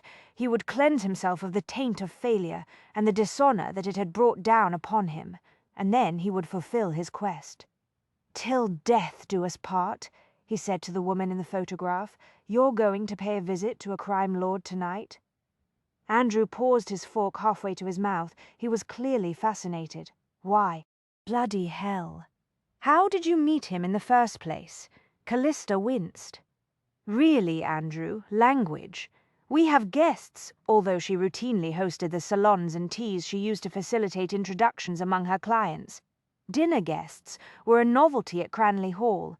In spite of events, she was discovering that she was enjoying the experience. Probably because Trent was seated at the other end of the table. She thought Trent and Eudora had arrived with their luggage a few hours ago. Mrs. Death. Sykes had been elated at the prospect of house guests. She and Mr. Sykes had spent the afternoon opening up 2 bedrooms and preparing them for visitors.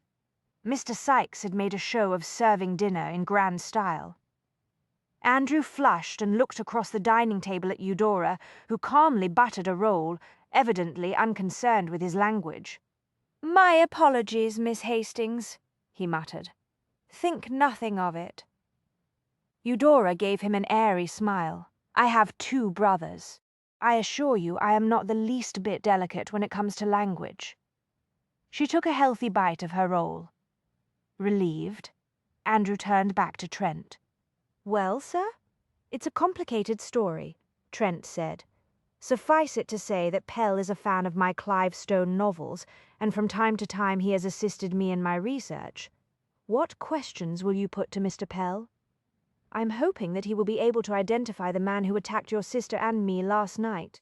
"I should accompany you," Andrew declared. "You will no doubt be entering a dangerous neighbourhood. Don't you think that it would be a good idea to take a companion with you? I purchased a gun last week." Callista put her fork down so quickly it clanged on the dish. "You did what? You never told me that you bought a gun." "Didn't want to worry you any more than you already are," Andrew mumbled. Callista started to argue, but Trent silenced her with a look. Then he turned to Andrew. "I would appreciate your company," Trent said. "Mr. Pell will be in his office tonight, although his men will be patrolling the nearby streets to secure the safety of his clientele. It is only common sense to take a few precautions."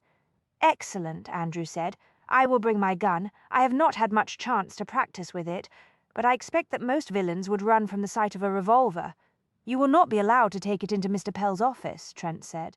"Death. But it might not be a bad idea to have it with us on the journey." Callista found herself torn. Her instinct was to forbid Andrew to take such a risk. At the same time, she knew she no longer possessed that sort of authority over him. He was a man now. He made his own decisions, and he appeared positively thrilled at the prospect of the adventure into the criminal underworld. Just as I would be if I could accompany Trent. Trent would be with him, she reminded herself. Trent would protect him. Death. But she was also worried about Trent. On the other hand, logic dictated that the 2 men would be safer together. She caught Eudora's eye, and in that moment she knew that both of them were concerned.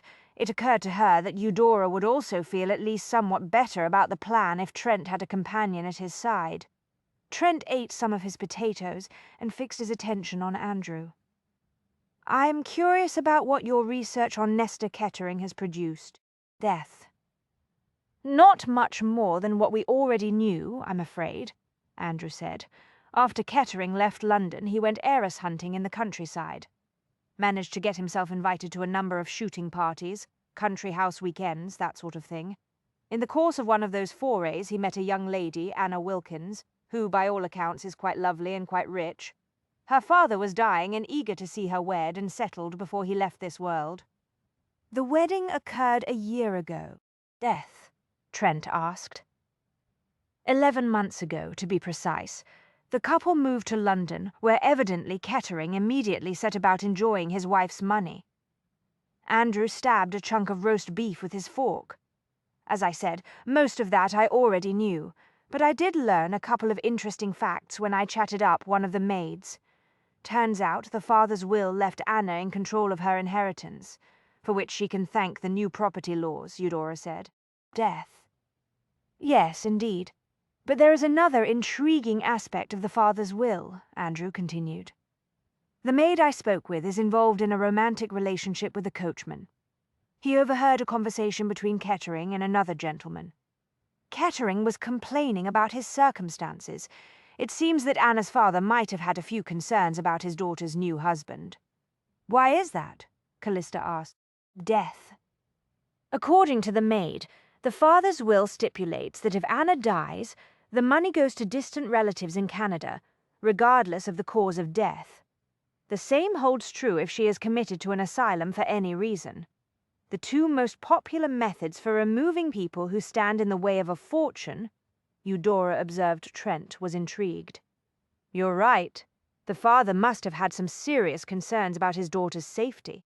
He tried to protect her by making certain Kettering would not profit if he harmed his wife or locked her up in a private asylum. If we are right about Nesta, Callista said, that will is probably the only thing keeping Anna alive. I wonder if she knows that she is living with a madman, Eudora wondered. Probably not, Andrew said. The staff certainly seems unaware of Kettering's propensity for murdering governesses. I doubt they would remain in his employ if they knew the truth. Death, according to the maid. Anna Kettering is a very lonely woman. Her husband is rarely at home. She takes solace in séances, attends a sitting at least once a week, sometimes more often. Callista put down her butter knife. I wonder who she is trying to contact on the other side. Does it matter? Eudora said. Séances are nonsense. The mediums who claim to be able to summon the spirits of the departed are all frauds. Trent and a very excited Andrew left in a hansom an hour later. Eudora joined Callista at the front door to see the men off. When the cab disappeared into the fog, Mr. Sykes closed the door. Why don't you wait in the library? He suggested gently. I'll have Mrs. Sykes bring in some tea. Thank you, Callista said. It's going to be a long night. The important thing, Sykes said, is that none of you will be alone tonight. Quite right, Mr. Sykes, Eudora said. Callista led the way into the library.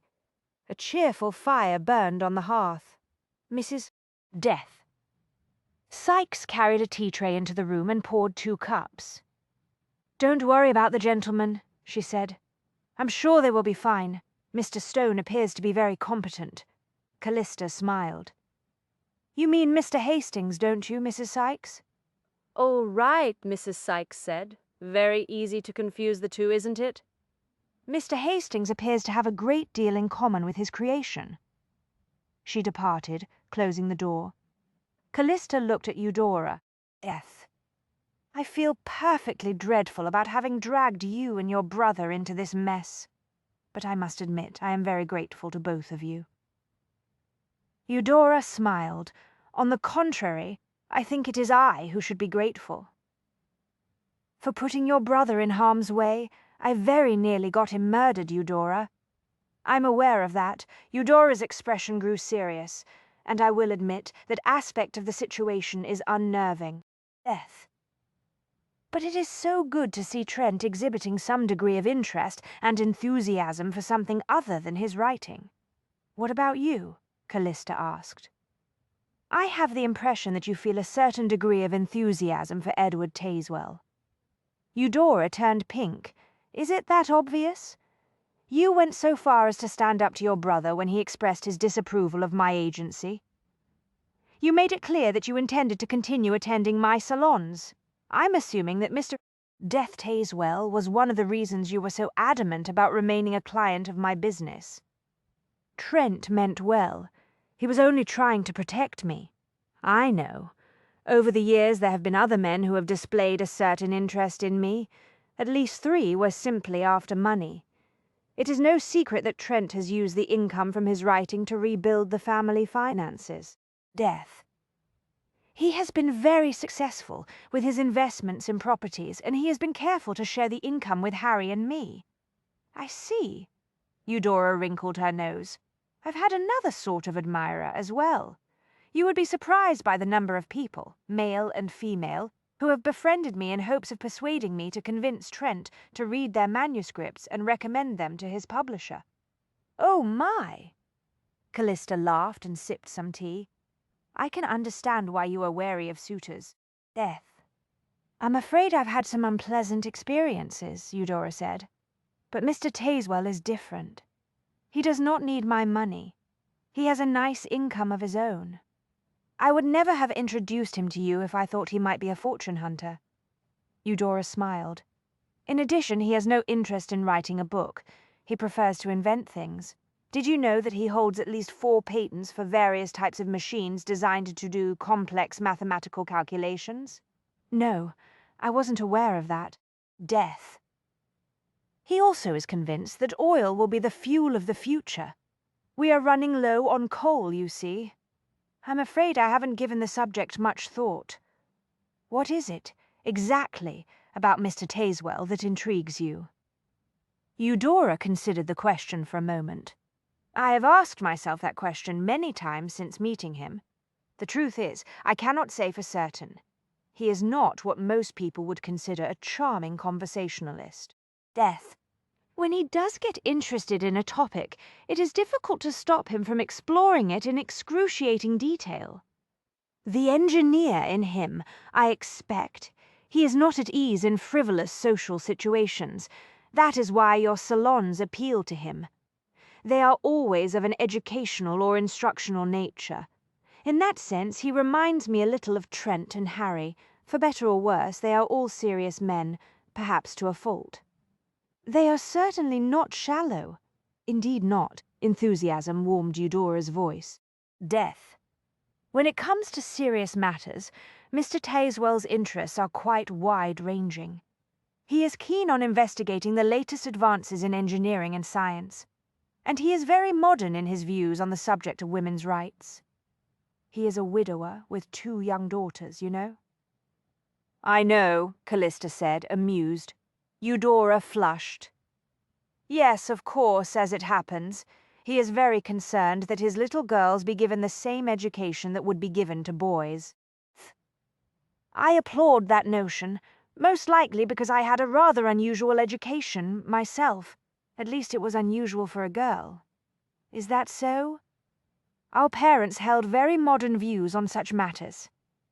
After Papa died, my mother continued to teach us. My education came to a halt when she married that terrible man Bristow. Everything changed after he came to live with us. And then Mama died. Eudora broke off and got to her feet. Death. She moved to stand in front of the fireplace and stood watching the flames in silence. Callista rose and crossed the room to stand beside her. Trent told me that he was away from home, traveling in America, when your mother died, she said. He also told me that you and Harry and the servants were convinced that Bristow murdered her. Trent told you that? Eudora looked up, startled. That is very interesting. Trent almost never talks about what happened to Mama. I have never known him to confide in anyone outside the family. I think he has concluded that there are certain similarities between the situation in which I find myself and the circumstances of your mother's death. Eudora gripped the mantle with one hand. One thing certainly seems to be true. In both cases there is no evidence to take to the police, at least none that would provide cause for an arrest. I'm so sorry, Eudora. That bastard Bristow used to beat Mama, you know. Death. Callista could not think of anything to say. She put her hand on Eudora's shoulder. Harry tried to interfere, but Bristow simply turned on him and beat him as well. After that, Mama tried to conceal the bruises from us. Trent never knew about the beatings, because Mama never told him in her letters. I think she understood that he might do something violent, something that might get him arrested or even killed, if he knew what was happening at home. Death. Callista considered what she knew of Trent's personality. Your mother had every reason to worry. Eudora did not take her attention off the fire. It's so very easy for a man to hurt his wife or even kill her and get away with it. One can only wonder how many times it happens, but we hardly ever read about it in the press. A deep sense of knowing unfolded inside Callista. "Is that the real reason why you have never married?" she asked quietly. "Death. You fear being trapped in a marriage like your mother's." Her marriage to Bristow lasted less than 6 months, but it was quite frightening. My mother insisted that I lock myself in my bedroom every night when he was in the house. Mercifully, he spent most of his time in London going through Mama's money. Dreadful, dreadful man. Marriage is a terrible risk for a woman, isn't it? Yes. Eudora managed a rueful smile. Death. Yet, even knowing the risks, sometimes the thought of having a family of one's own, a good man and children to love, can be quite compelling. I think that, deep down, most decent people wish to love and be loved in return, Callista said. So we sometimes take the risk. Eudora, it is not my place to say this, but I'm quite certain that your brothers would take steps to protect you if you were to find yourself in a terrible marriage. Don't you think I know that? Death. Eudora turned away from the fireplace and picked up her cup and saucer. She tried to take a sip of tea, but her fingers were trembling, so she hastily set the cup back on the saucer. Trent risked his life to save me on one occasion, and as for Harry, he would do the same if he believed I was in danger. But you fear marriage all the same. It is not marriage I fear, Callista. As you say, I have 2 brothers to protect me, but I cannot abandon Trent. Death. I told you he lost his true love because of me. I will not be free of that burden until he finds another love. I don't understand how you can possibly blame yourself for what happened, Callista said. The scars, Eudora said. Bristow threatened to throw acid in my face. You see? Dear heaven. There was a terrible scene in Harry's laboratory. In the end, Trent was the one who was struck with the acid. Afterward, Althea could not bring herself to look upon his face. What of Bristow? Death. Callista asked. He fled that day. He went back to London. After Trent had begun to heal, he followed Bristow. Harry and I were terrified that Trent would kill Bristow and then hang for murder. But in the end, Bristow died of a fever. I am very glad he is no longer in your life. No one shed any tears for him. I can tell you that much. You do realize that Trent does not want you to be burdened with guilt because of what happened, don't you? I understand, Eudora said. Death.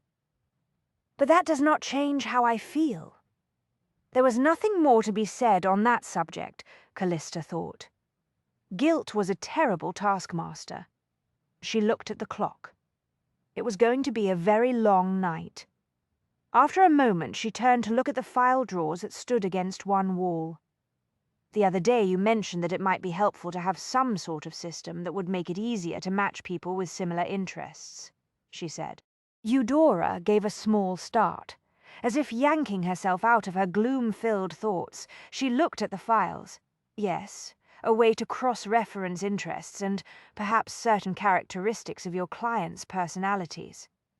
I think you would find such a system quite useful. I have a similar system set up to keep track of the plants I grow in my greenhouse. I use it for any number of purposes. It appears we are fated to spend a very long evening together, worrying. Death. I suggest we put the time to good use. I would be very grateful if you, in your position as my new assistant, would give me some practical instructions on how to go about setting up a proper filing system such as you have described. In the process, we might be able to discover something in the client files that connects to Nesta Kettering. Eudora assumed a professional demeanor. I would be happy to take a look at your present system and see what modifications might be made. Death. Hastings, always a pleasure. Jonathan Pell came up out of his chair and rounded his desk to greet his visitors. I'm quite enjoying your latest in the Flying Intelligencer, by the way. Very clever twist tossing in the mysterious female character, Wilhelmina Preston. Expect she'll prove to be the villainess, right? Andrew followed Trent past the two hulking guards, who bracketed the doorway like a pair of large statues, and came to a halt in the crime lord's office. "Yes, you know, I never discuss my plots, John," Trent said, "but I'm pleased that you're enjoying The Missing Bride. Thank you for seeing us on such short notice tonight. Anytime, anytime. You are always welcome, you know that." Jonathan gave Andrew a considering look. "I trust you will introduce me to your new associate, of course," Trent said. "Mr. Andrew Langley. Andrew, Mr. Jonathan Pell. Sir." Andrew inclined his head in a small, polite acknowledgement of the introduction. Death. He was uncertain of the rules of social etiquette expected in such an unusual situation, but judging by Trent's manner, it appeared that the code of conduct that one would apply in a gentleman's club or a drawing-room seemed to hold in a crime lord's office. "Have a seat, both of you." Jonathan waved Trent and Andrew to the two chairs that stood in front of his desk. Andrew took his seat and looked around, trying to conceal his curiosity. Death. If it had not been for the guards at the door and the muted sounds of drunken voices raised in song in the adjoining dance hall, the room could have been the private study of a wealthy, respectable gentleman. Like his office, Jonathan Pell did not fit the newspaper's popular image of a crime lord. Pell was a tall, slender man who appeared to be in his early 40s. His sharply etched features were framed by fashionably styled whiskers. Death. He wore an expensive-looking suit and a crisp white shirt and tie, all in the latest style. A faint echo of the streets in his accent was the only hint of Jonathan Pell's origins, but it was the wall of bookshelves that struck Andrew as the most surprising element in the room. The Clive Stone series occupied half a shelf, but there was also a wide variety of novels sitting on the neighbouring shelves. He spotted Stevenson's The Strange Case of Dr. Jekyll and Mr. Hyde, Wilkie Collins's The Moonstone, and Jules Verne's Around the World in 80 Days and 20,000 Leagues Under the Sea. The latter two titles were in the original French, another surprise. In addition to the fiction, there was an assortment of journals devoted to science and invention. Darwin's On the Origin of Species had been given special pride of place. It struck Andrew that perhaps Pell considered himself to be a human example and living proof of Darwin's theories, a man born to the hard life of the streets who had been strong enough to survive and gone on to build an empire. It was clear that Trent and Pell treated each other as equals. There was an uncommon accord between the two men, although they came from very different worlds. Trent had somehow earned Pell's respect, and the feeling was mutual. Death. Andrew wondered what had happened to form such a bond. He doubted that it had anything to do with Trent's detective novels. There was something vaguely familiar about both Pell and the office.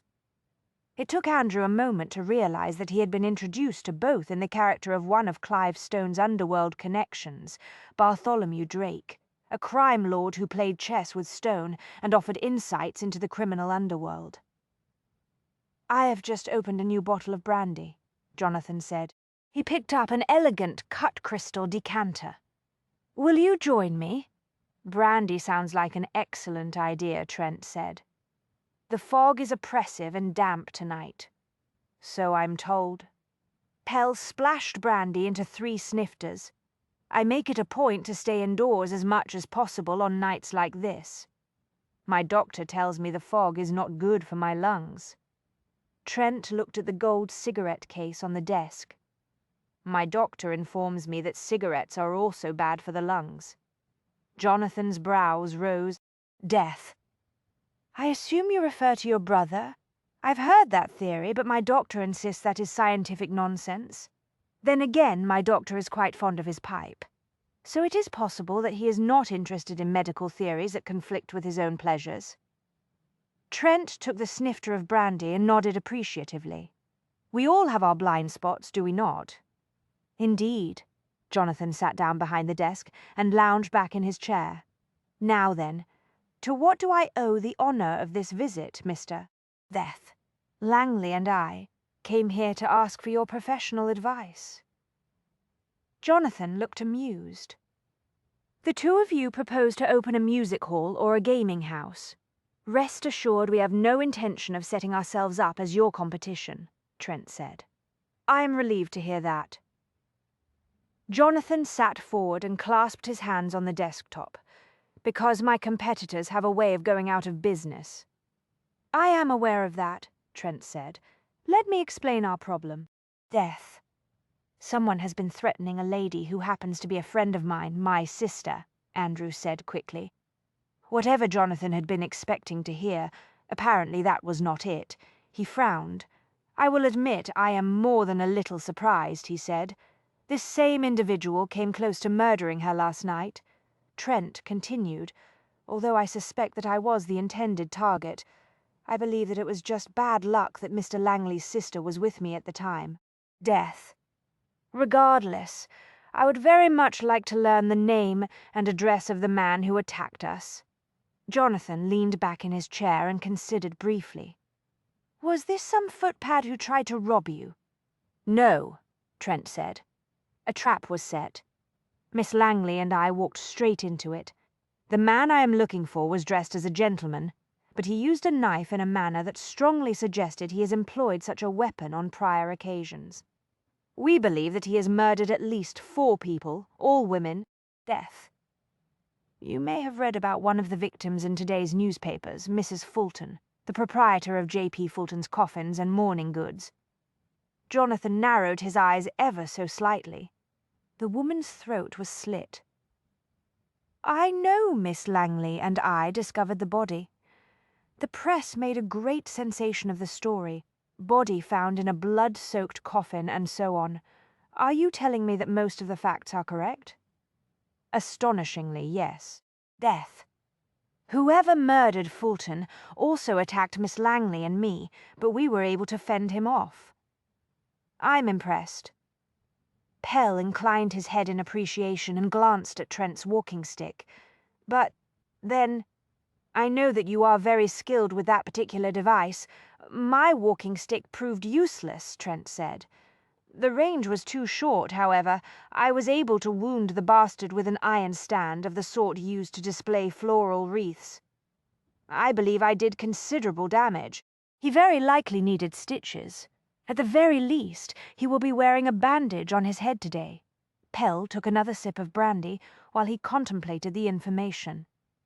Andrew began to wonder if perhaps Trent had made a mistake by seeking help from such a dangerous man, but to his surprise, Pell lowered the snifter and smiled a faint, amused smile.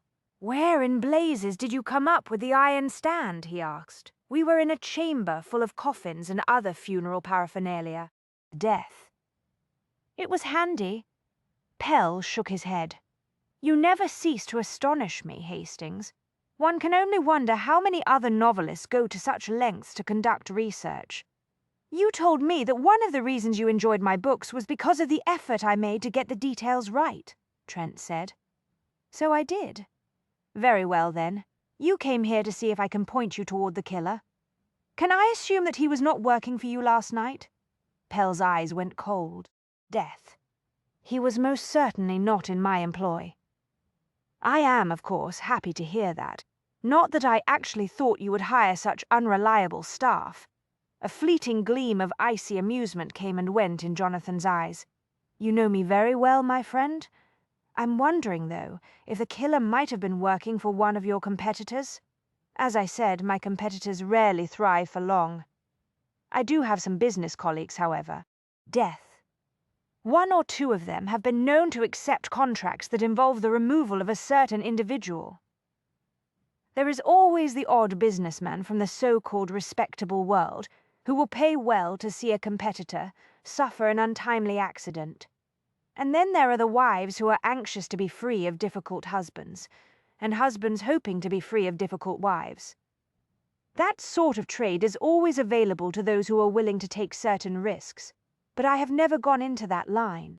Death. I prefer less hazardous financial endeavors. And Clive Stone admires your choice in that regard, Trent said.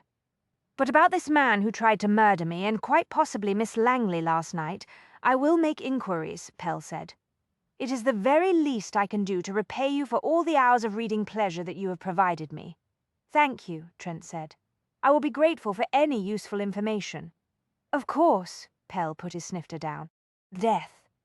Now then, as I told you, on the whole I am enjoying the affair of the missing bride. But I did feel that the first chapter was a bit slow. Not your usual quick, off-the-mark start to the case. The murder did not take place until chapter 2. I believe the problem is the woman in the story. Miss Wilhelmina Preston, Trent said. Exactly. You don't want to spend too much time suggesting that Clive Stone might be developing a romantic liaison with her. Slows things down, you know? Death. The sitters at the séance heard the ethereal chimes first, faint and distant. The sound shivered in the darkened room. Listen closely. The medium intoned. The music is faint because it is coming from the other side. It is one of the few ways the spirits can communicate with us. Hope infused with desperation made Anna Kettering's heart race. There had been so many failed séances. She had been attending sittings with various mediums for months, only to be disappointed time and again. Death. Whatever you do, don't let go of each other's hands, the medium continued. If any one of you breaks the circle of energy, the connection will be shattered. Anna tightened her grip on the hands of the sitters, who were positioned on either side of her chair. No one moved. They hardly dared to breathe. Most had closed their eyes against the glary light of the lantern that sat in the center of the table. But Anna kept her eyes open. Death. If the one she hoped to contact appeared, she wanted to be able to see him. It was nearing midnight, the hour when the veil between the normal world and the other side was at its weakest. Florence Tapp had come highly recommended as a medium who could open a pathway to the other side. I sense a presence trying to reach through the veil, Florence said. I think yes, I'm quite sure it is a man. There were several anxious, enthusiastic murmurs around the table. Death. Yes, it is definitely a man, Florence said. Is anyone in this room attempting to reach a dear son, or perhaps a brother or uncle who has gone before?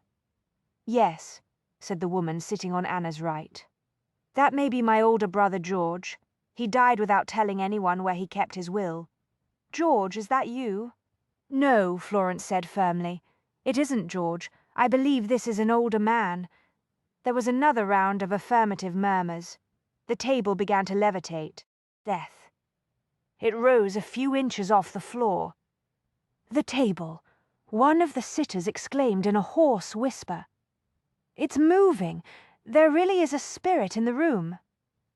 The chimes grew louder, echoing eerily in the darkened space. The rapping started. The murmurs around the table grew more excited. Anna held her breath. Definitely an older man, Florence said. I think he wishes to speak to his wife. There was no response from the sitters. No, not his wife, Florence said quickly. His daughter, perhaps. Death. Papa? Anna whispered. She hardly dared to breathe. Papa, is that you? Please, you must help me. Andrew got his gun back from one of the large bodyguards and followed Trent out of Pell's office. They made their way through the crowded, smoky music hall.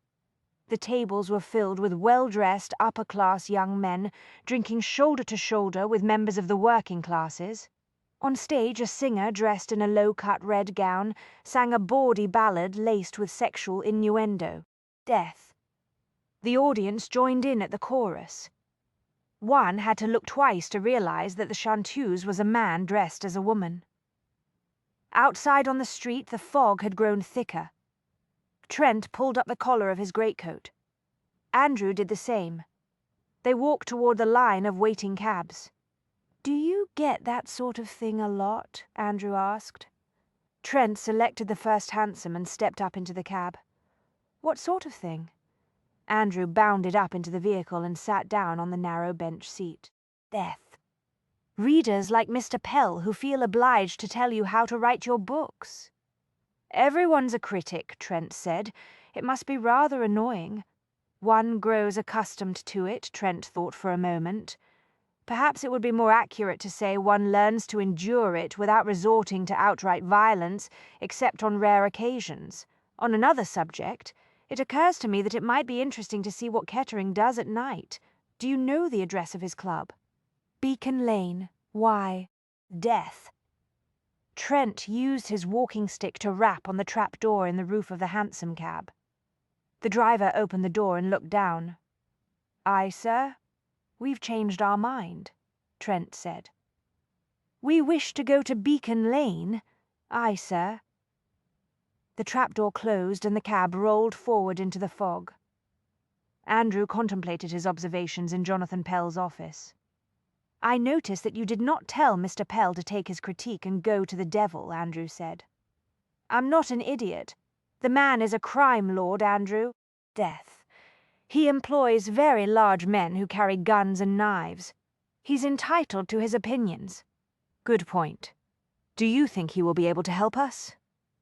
"If the man who attacked Callista and me last night happens to work for any of Pell's associates, we will have a name by morning. And if he isn't employed by any of Pell's associates, trust me, Pell will want to identify him almost as badly as we do. His associates will be equally determined to find the villain. Why? Death. The most successful lords of the criminal underworld are, at heart, excellent businessmen," Trent said. "And as is the case with businessmen at every level of society, they are always eager to stamp out freelance competition." I understand. Andrew watched the passing carriages materialize out of the fog, only to disappear back into the mist. As Clivestone says, the criminal world is a dark mirror of the respectable world. There are certainly predators in both spheres. Death. What was your impression of Pell? Andrew thought for a moment. He is a very dangerous man. Do you say that because of his guards? They certainly make an impression. But I would consider Mr. Pell dangerous with or without the guards. Why? To be honest, he puts me in mind of you, sir. Trent gave him a sharp look, but he did not seem to know how to respond to the remark. On the surface, he appears to be a wealthy, respectable gentleman, Andrew continued. But if you look deeper, there is something hard and determined underneath. He had to be hard and determined to survive and prosper in his world. Do you mind if I ask how you became acquainted with him? I once had occasion to seek his advice and assistance, Trent said. He agreed to help me. We made a bargain. Andrew was fascinated. You did a deal with the devil? There are devils in the world, and they exist at every level of society. I do not consider Pell one of them. Death. Did you take the risk of approaching him because you wanted insights and details about the criminal world for your novels? No, Trent said. At the time, I was looking for a man who had disappeared into the streets of London. When I began to make inquiries, I was told that Pell might be able to assist me. I was also warned that if I sought Pell's help, I must be prepared to someday repay the favor. Did you find the man you were looking for? With Pell's assistance. Yes, I did. Death. Did Pell ever call in the favor that you owed him? Let's just say that Pell considers that the scales are even. In the shadows, it was impossible to be certain, but Andrew got the impression that Trent was amused.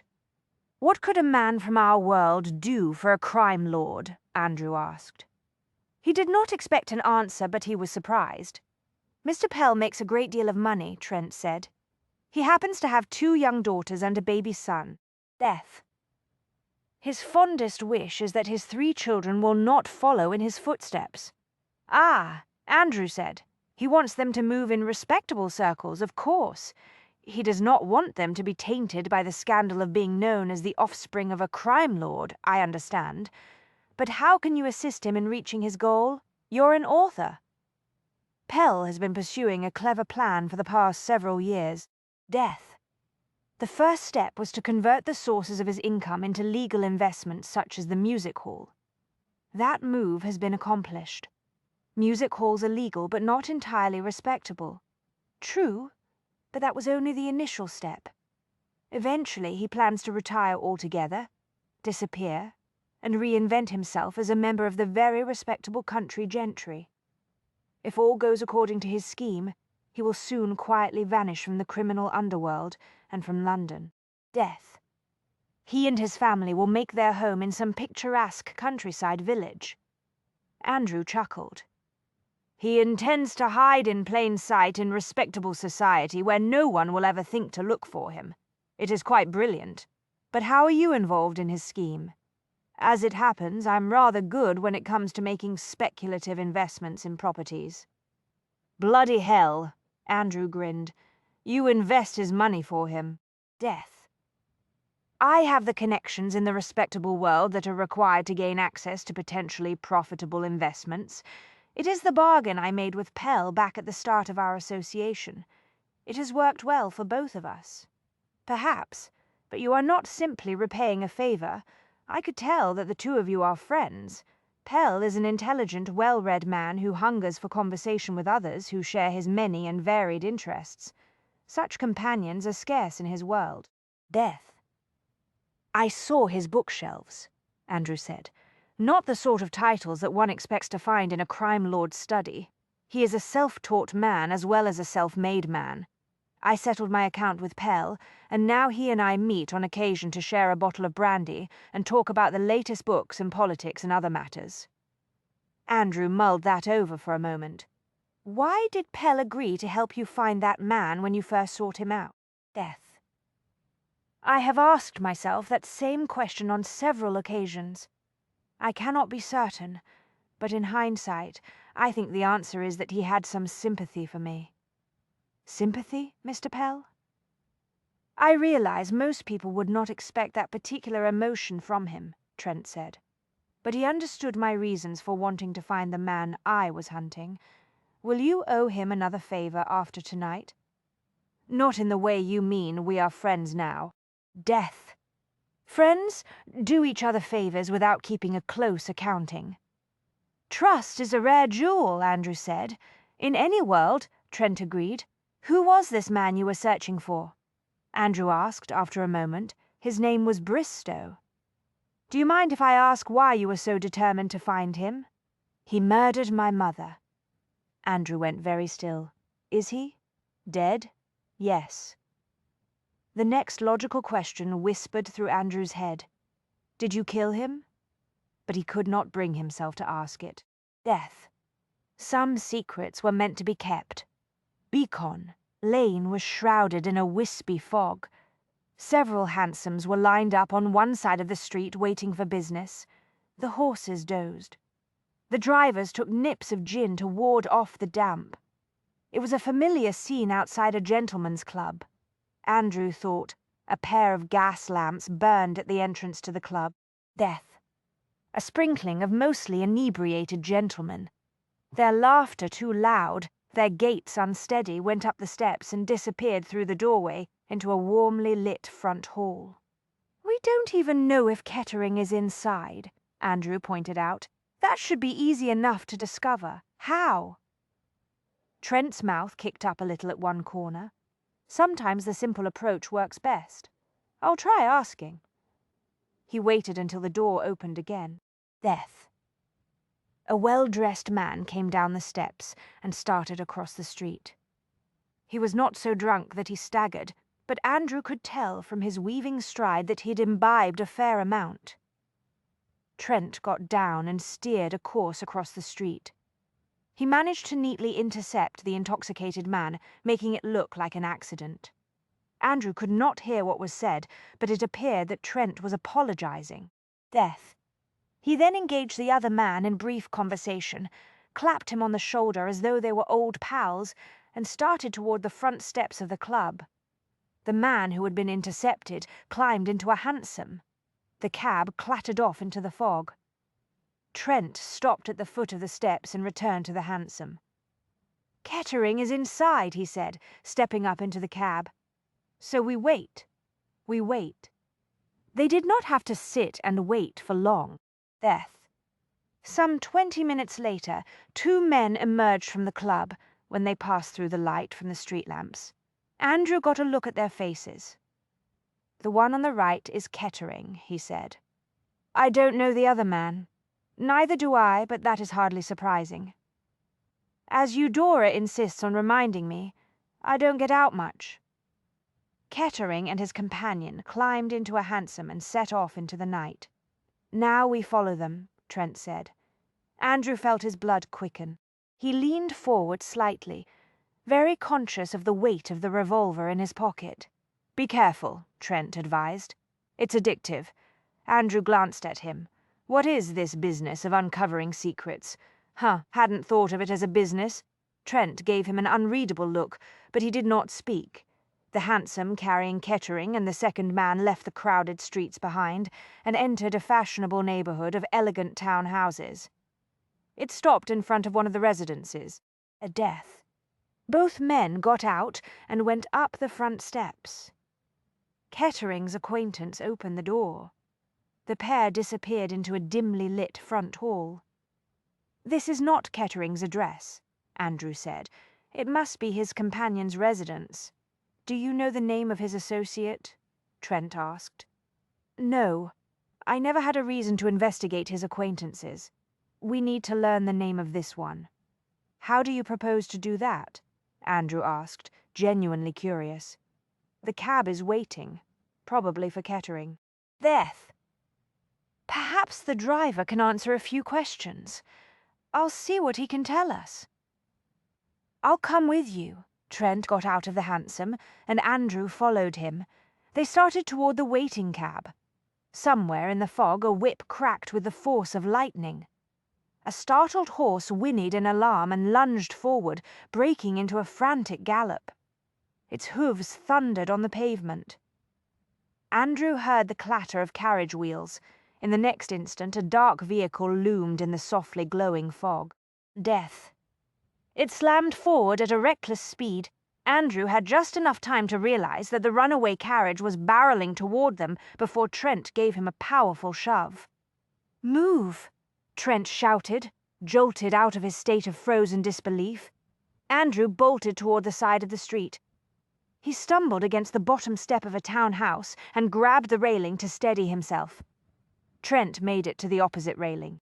Death.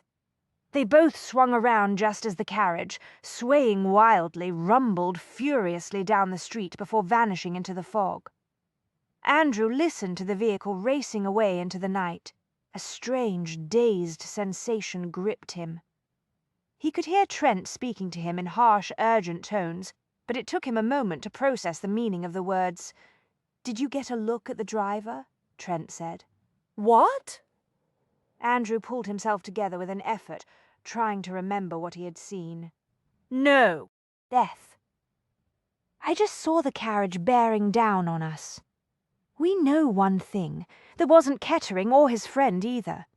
They're both inside the townhouse. Andrew tried to catch his breath. The man who attacked you and Callista? Possibly. If so, it's clear that I did not do nearly enough damage with the floral display stand. This situation cannot be allowed to continue, Callista said. It is clear that you have become a target for this violent criminal, Trent. Andrew is also at risk now. Death.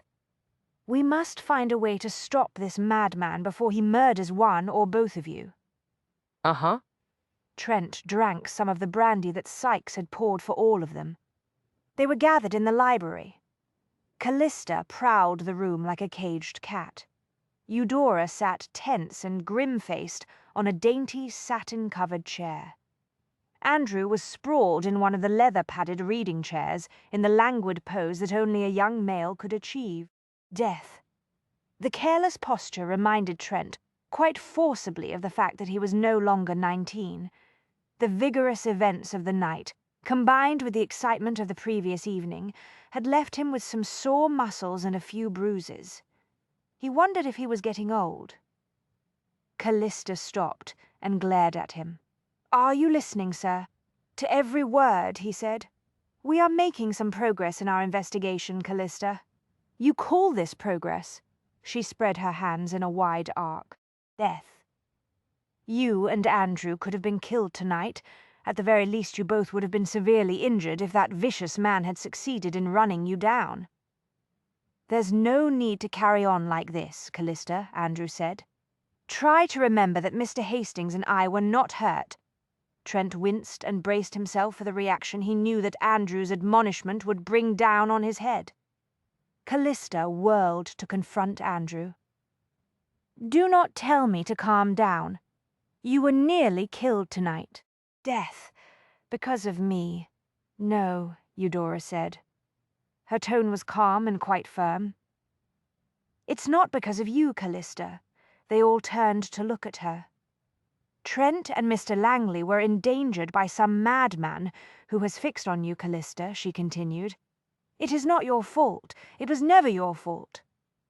Callista's mouth tightened, but she seemed subdued by Eudora's tone. She resumed her pacing. We must come up with a plan to stop him, she said in seething tones. We are working on a plan. Death. Trent turned the glass between his palms, watching the firelight dance in the brandy. The question I keep asking myself is, how does the hired killer fit into this business? It's obvious that Nesta Kettering employed him, Callista said. She's right, Eudora said. It's the only explanation that makes sense. Yet Mr. Pell knew nothing of this paid killer who dresses like a wealthy gentleman. The death. Trent set aside his glass and leaned forward, elbows braced on his thighs, fingers loosely clasped between his knees. Where did Nesta Kettering find him? It is not as if one can go into a shop and purchase the services of a villain who will commit murder for pay. Callista paused, frowning. What are you thinking? I'm thinking that this killer comes from the respectable world, not Pell's world, Trent said. But that still leaves us with questions. Death. Andrew paused his glass halfway to his mouth and looked at Trent. We need more information about Kettering, don't we? Yes, Trent said. I propose that you follow him tomorrow as he goes about his daily affairs. But you must be careful not to let him see you. Andrew grinned. Don't worry, he will never notice me. I'm rather good at following gentlemen around, if I do say so. I've done it for Callista's business for years. Callista stopped pacing again. I'm not so sure that's a sound plan. Death. We don't have a lot of alternatives, Andrew said, going for a placating tone. I give you my word. I will be very careful not to let him see me.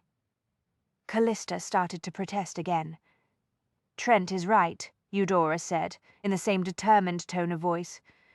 We need to find the link between Kettering and his hired killer.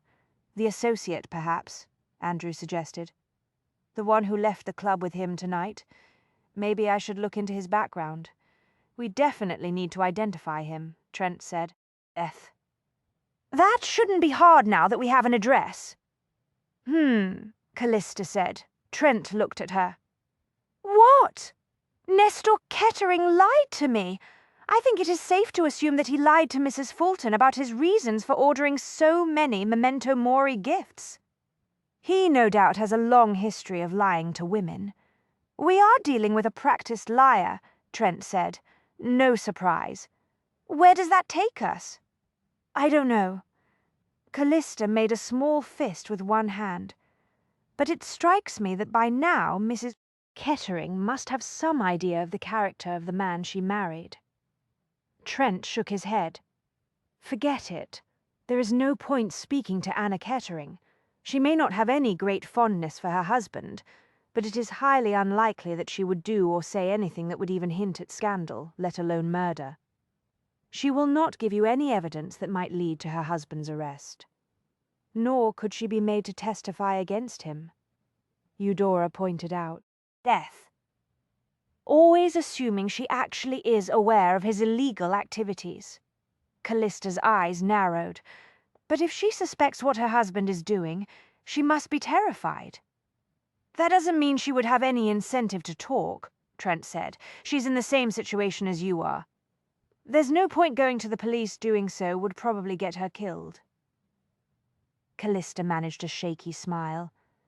I doubt if she is in quite the same situation as I am. Why do you say that? Eudora asked. Death. From what Andrew could discover, she is alone in the world. She doesn't have the sort of friends and family that I have. Callista paused. I am quite fortunate in that regard. She seemed surprised to discover that was the case, Trent thought. No, Eudora said. You and Andrew are not alone. I don't know how to thank both of you, Callista began. Andrew stirred in his chair, sat forward, and fixed his attention on Trent. On top of everything else, you saved my life tonight, sir. The death. Trent groaned. It's the least I could do, considering that I'm the one who suggested we follow Kettering, but enough. No more thanks. Eudora looked troubled. Callista is right about one thing. We need a bit more of a plan. I agree, Trent said, but it will have to wait. It has been a very long night. We all need sleep. You are correct, sir. Andrew bounded up out of the chair. I've got to rise early so that I can get to Kettering's address before he leaves his house for the day. Death. Eudora rose and looked at Callista. The men have a point. We all need sleep. What we need, Callista insisted, is a useful plan. We will all be able to think more clearly if we get some rest, Eudora said. Losing patience, Kettering. Dolan Birch poured more brandy into the glass. Have you made any progress? Kettering stared at the brandy. He had not wanted to accept the invitation to share a late-night drink, but he had not dared to refuse. Death. Nevertheless, Birch was the last person he wished to spend time with tonight, with the exception of his frigid little whore of a bride, of course. He wrapped one hand around the glass. I just need time, Birch. I thought we had an agreement. Kettering. We do, Nesta said. He gulped some of the brandy. Give me a few more days. I have held up my end.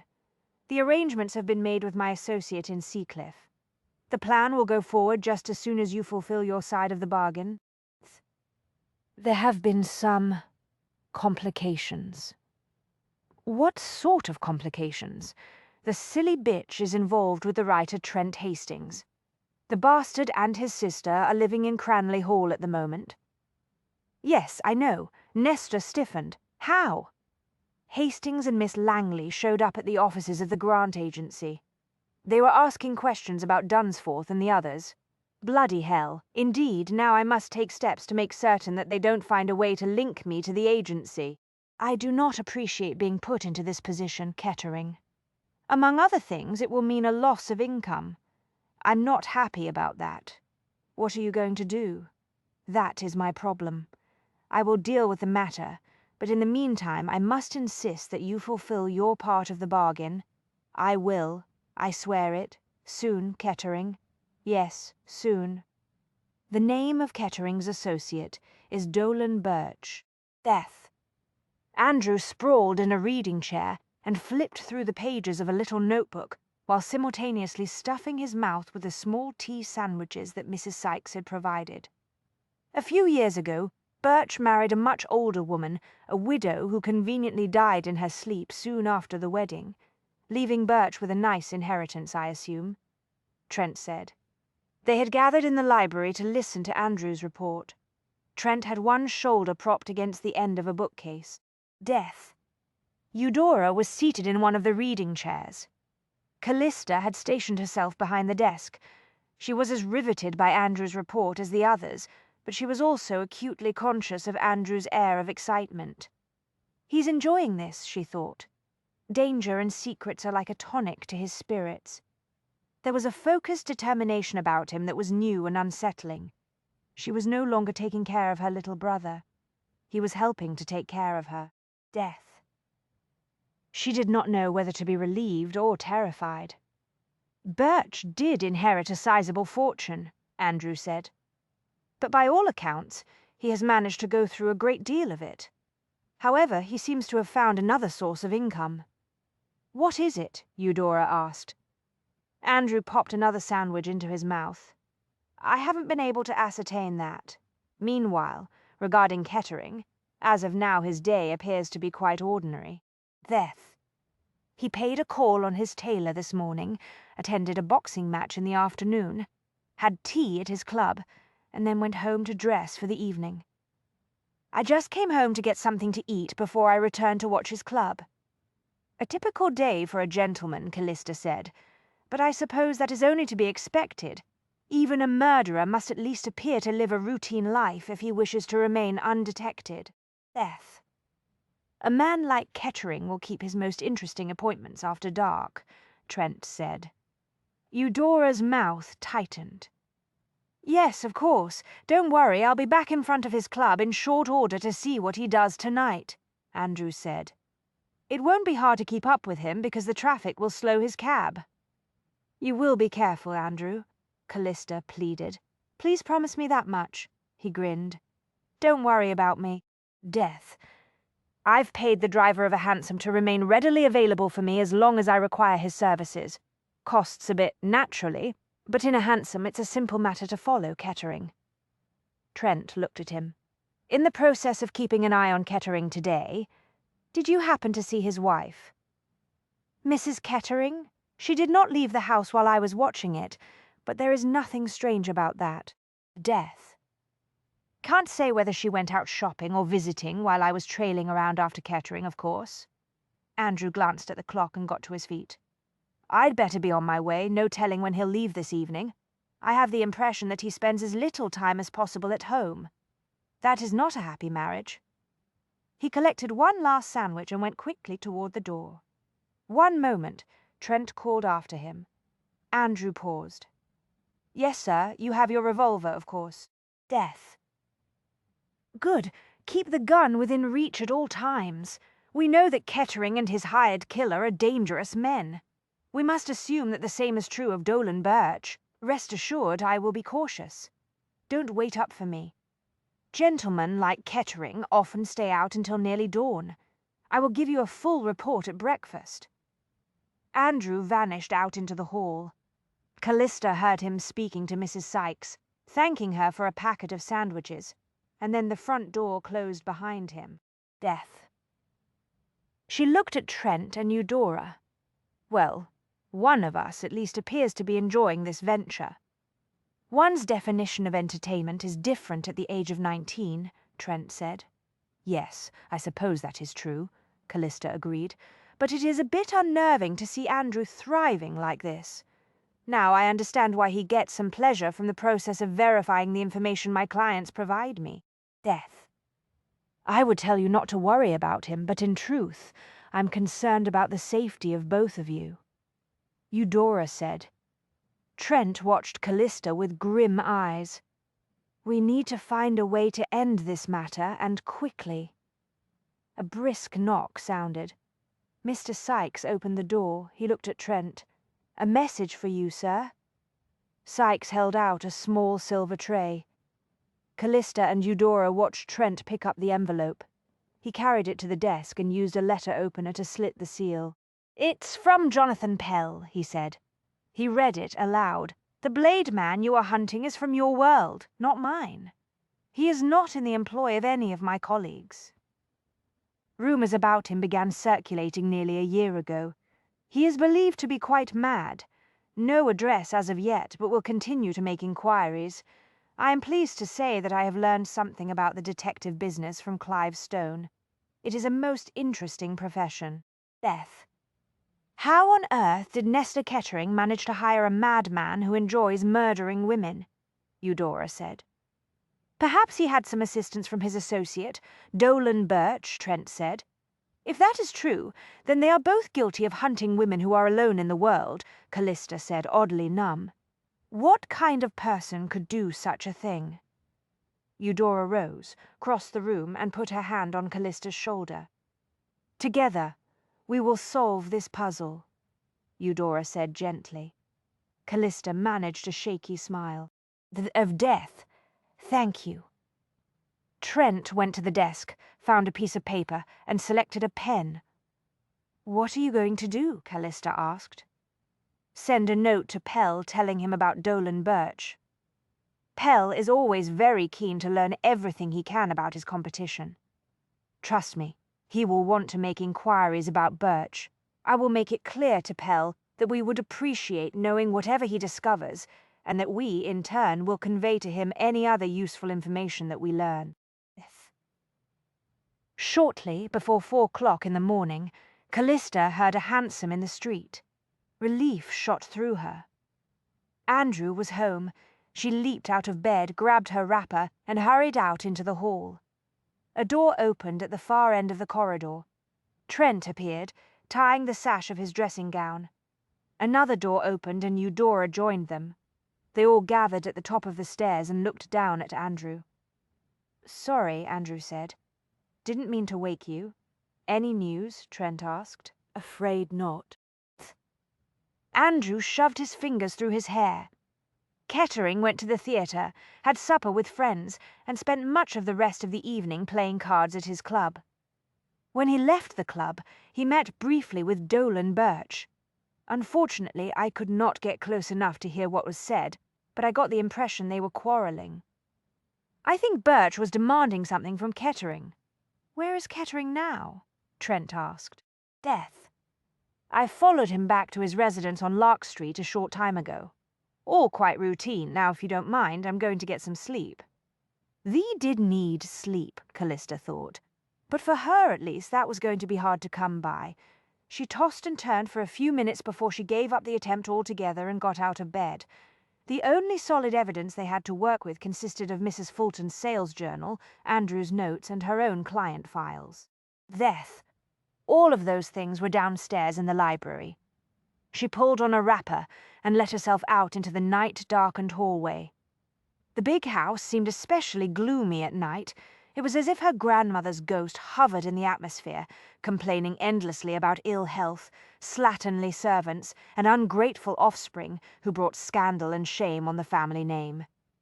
But tonight she and Andrew and the Sykeses were not alone in the big house. Death. For the first time in all the years they had lived here, there were house guests. More than house guests, she told herself as she started down the stairs. Trent and Eudora surely qualified as loyal friends. It was good to have friends. She reached the bottom of the stairs and went toward the library. There was a thin bar of light under the door. For a few seconds she froze, pulse skittering wildly. It struck her that she might be about to surprise an intruder. Death. Someone had managed to enter the house in a clandestine fashion on one other occasion. Perhaps he had come back. Common sense descended in the next moment. The flaring light under the door told her that the fire was still going strong in the hearth. No intruder would bother to light a fire. Nevertheless, her nerves flickered and sparked a little when she put out the candle and opened the door. Trent lounged in one of the large armchairs. He was still in his dressing gown. Death. His legs were stretched out toward the hearth. Mrs. Fulton's journal was open on his lap. He looked up when the door opened. Setting the journal aside, he got to his feet. "Couldn't sleep?" he asked. "No," she said. "It would appear that you couldn't either. I've been thinking about what you said earlier. You were right. I have made inquiries, and I'm hopeful that Mr. Pell will be able to provide us with a lead. But this situation has become extremely dangerous. Death. We need to act now, not wait for answers to fall into our lap." "I agree." She walked forward a few steps and stopped. "I came down here tonight to take another look at my client files. The question I keep asking myself is, why did Nestor Kettering come back into my life recently? He showed no interest at all in me for most of the past year. Perhaps because he was occupied with hunting governesses." She tightened her grip on the lapels of her wrapper. "Yes, Death." "I have a theory," Trent said deliberately. "About Nestor? Yes. It occurred to me that if he is indeed the one who seduces and then murders the governesses, he may wish to expand his hunting territory beyond the Grant Agency. After all, over time, someone would be bound to notice so many young, healthy women succumbing to infections of the throat. Your introductions business offers many of the same advantages as the Grant Agency. Death. You have a roster of single women who seek companionship and love. But to get access to those files, he must first convince me to let him back into my life. Is that what you're saying?" Trent's expression was grim. "Something along those lines, yes. I suppose that explains why he sent the flowers and then showed up in my office a few days ago. But if that was the plan, why did he attempt to frighten me with the memento mori gifts at the same time? It doesn't make sense. Death. Trent went to stand, looking down into the fire. Damned if I can see the whole story at this point, but it's all connected somehow, I'm sure of it. We must find a way to link him to the murder of Mrs. Fulton or one of the governesses. We need evidence. But how can we obtain it? We don't have anything except our suspicions. Trent watched the flames. I've been thinking about that. If there is any evidence to be found, it will no doubt be in Kettering's house. Death. That is the reason I suggested that we talk to Anna Kettering. Trent shook his head. I told you, the odds are she won't help us. Worse yet, she might warn her husband. Then what on earth can we do? A small act of burglary might solve our problem. Raw panic crackled through her. No, she said, it's too dangerous.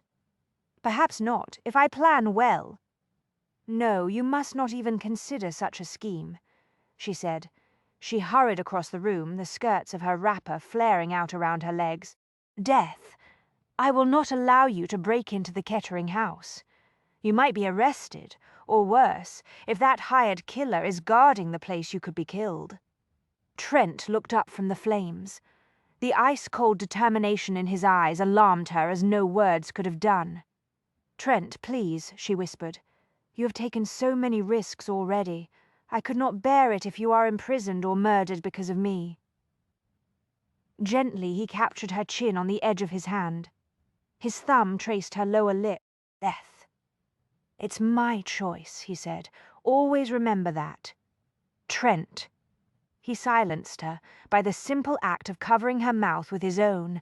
In that moment she knew that the deep hunger that had swept through her the first time he had kissed her had been no spark of fleeting passion brought on by nerves and the dark thrill of danger. The same sensation was heating her now, more intense than ever.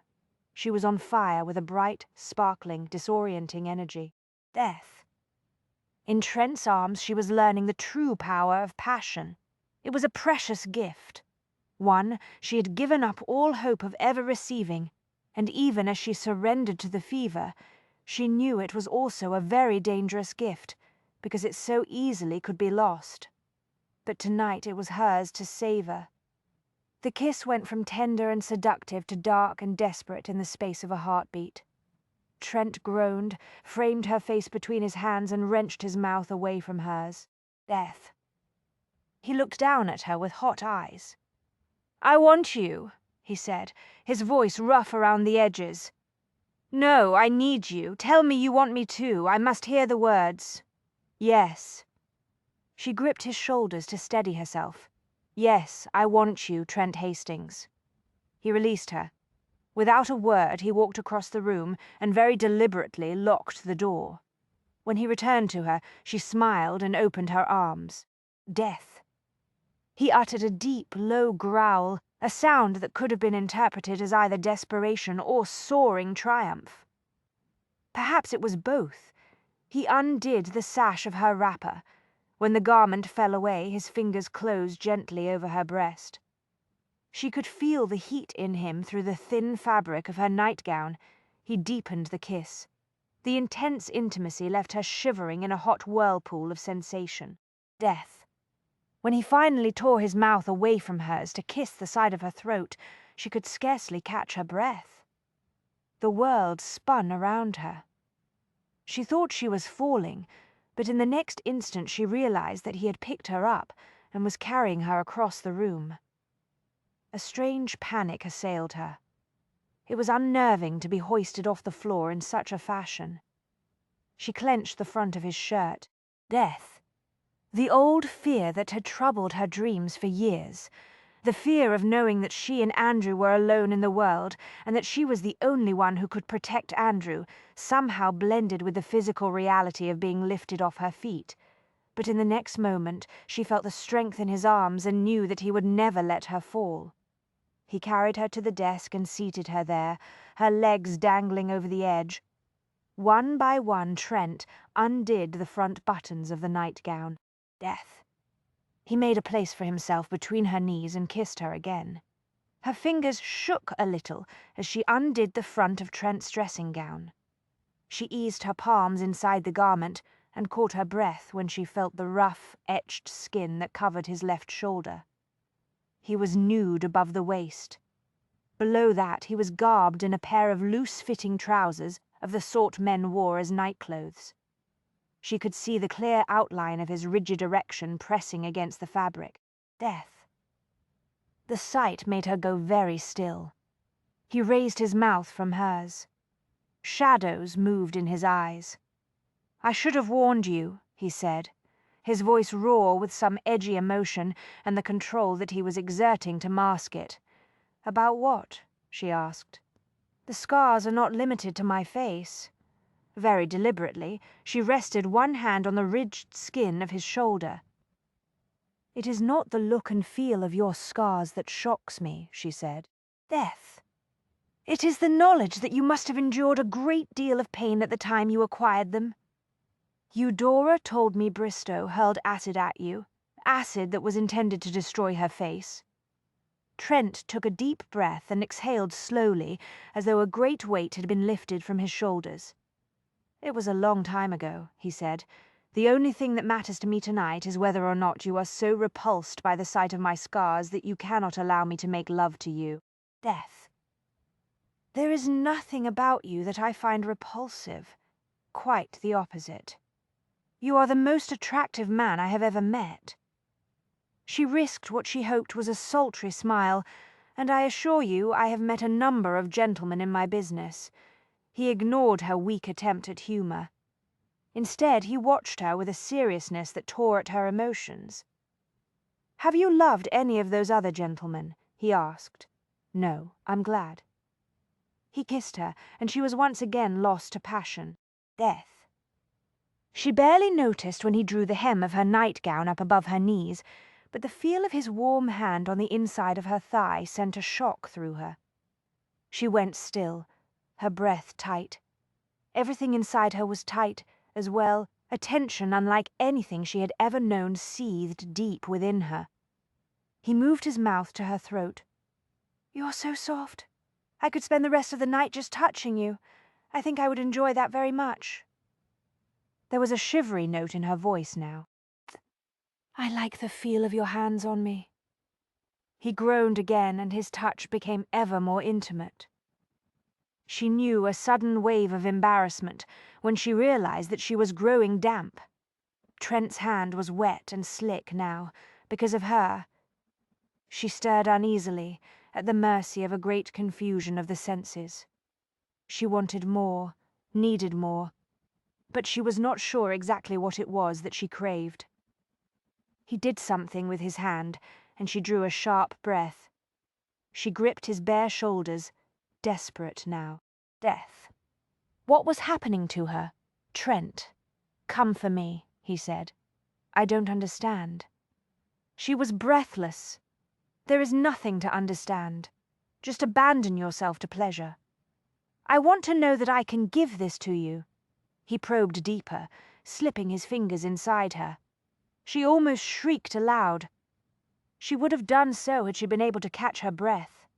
Instinctively she tightened herself around him, searching for an escape from the impossible tension. Death. It was as if he were drawing a bowstring tighter and tighter until it threatened to snap. When the release came, she was overwhelmed by the cascading waves of sensation. Lost in the wonder of the moment, she was only dimly aware that he had opened his nightclothes and freed himself. He gripped her legs and wrapped them around his waist. "Hold me," he said. It was a command and a plea. She obeyed, because there was nothing she wanted to do more than hold him. She wanted the moment to last forever. Death. She tightened her legs around him and gripped his shoulders with all of her might. He thrust deeply, heavily into her. A sharp, lancing pain shocked her nerves, jolting her back to reality. Trent froze. Callista. "It's all right," she managed. She gripped him very tightly between her thighs. "It's all right." Trent hesitated, and then, when she did not release him, he began to move within her, slowly, deeply, deliberately at first, and then with more force. Death. She was still struggling to adjust to the feeling of being so tightly stretched when Trent stiffened. The muscles of his shoulders were like steel bands beneath her hands.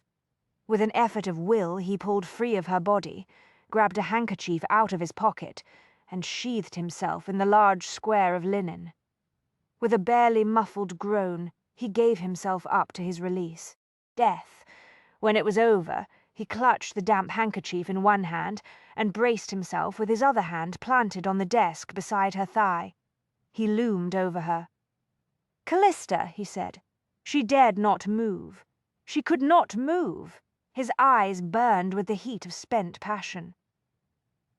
"Callista," he said again. "You should have told me. It was my decision," she said. "Never forget that." He drew a deep breath. "May I say that I am very glad you chose tonight to make the decision?"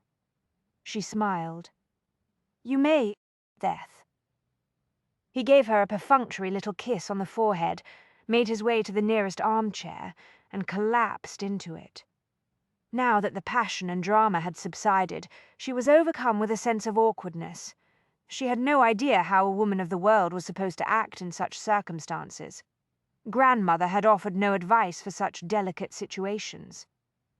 Then again, Grandmother would have been horrified by such a situation. She jumped down from the desk, but her knees proved unsteady. Death. She swept out a hand to catch her balance and accidentally knocked a pile of client folders onto the floor. Her neatly detailed notes were scattered across the carpet. She ignored them to pull her wrapper securely around herself and tie the sash. Trent watched her intently, as if he could not take his eyes off her. She took a deep breath and seized what she could of her composure. "You're certain you are all right?" Trent asked. Death. She did not know what she had been expecting him to say, but that particular question was not it.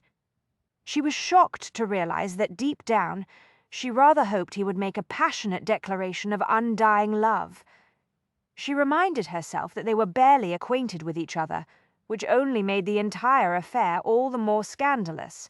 Nevertheless, she thought, he certainly could have said something mildly romantic, or merely polite. Death. At the very least, he might have indicated that he had enjoyed himself. He was a writer, after all. He was supposed to have a certain fluency with words. On the other hand, he was not at his best when he wrote about Clive's feelings toward the mysterious Wilhelmina Preston. "Of course I'm all right," she said. "Why wouldn't I be all right?" She crouched on the carpet and began to gather up the papers and folders. Callista. Death. He pushed himself up out of the chair and went down on one knee beside her. He started to help collect the folders. "Don't," she said, more sharply than she had intended. He looked at her, brows slightly elevated. "I was only trying to help." "I know." Now she was angry at herself for the unwarranted flash of anger. "But it will be faster if I do it. I can identify my own notes more quickly." "As you wish." He sat back on his heels and watched her gather up the papers. Death. "Callista," he said again, "I'm sorry. It never occurred to me that this might be your first experience of this sort of thing. I swear, I never meant to hurt you." She gave him what she hoped was a bright little smile. "No need to apologize, sir, but I will admit I'm very curious about something and I would be glad of an explanation." "What?" She stopped collecting papers and sat sideways on the rug, her legs curled beside her. "Will you tell me more about how you came by those scars?" "Eudora told me only a little. I realize it is none of my affair, but given that you know so many of my secrets, you feel you have a right to some of mine?" He nodded and got to his feet. "You are correct." He crossed the room, picked up the brandy bottle, and splashed some into a glass. "In and of itself, it's no great secret, but we do not talk about it outside the family." "I understand. Forgive me for prying." He swallowed some brandy and looked at her. Death. "Sometimes I think the real problem is that we don't talk about it inside the family either. You know how it is with family secrets. He decided to tell her the truth, or at least the part of it she had asked for. He owed her that much, he thought. And as it was the only thing she seemed to want from him tonight, he would give it to her. In that moment, he knew that he would give her anything she asked of him. An eerie sense of recognition, of knowing slammed through him, stealing his breath. Death. This was not how sexual desire felt. Desire hit a man hard and fast and then dissipated rapidly because there was nothing to anchor it. This was something more, something that went deep, something that felt timeless, inescapable. This was the kind of powerful emotion that could alter the course of a man's life, or seal his doom. The sight of Callista curled up on the carpet, dishevelled and bewildered by what had just happened between them, unlocked a gate somewhere inside him. Death. A new path was revealing itself, one he had long ago assumed he would never discover. Simultaneously, the realization that she might be regretting their passionate encounter filled him with a dread unlike anything he had ever experienced. He let the heat of the brandy warm him while he searched for a way into the story. "I told you that my mother's second husband, Bristow, did not remain at the country house for her funeral," he said. "He went straight to London, and there he remained for several months. But eventually he returned to the village where Eudora, Harry, and I lived. Why did he come back? He managed to gamble away almost all of my mother's inheritance. He found himself in debt to a very dangerous man. The crime lord, Mr. Pell. No. One of Pell's competitors. The day Bristow showed up at the house. I was not there. I had walked into town to browse in the local bookshop.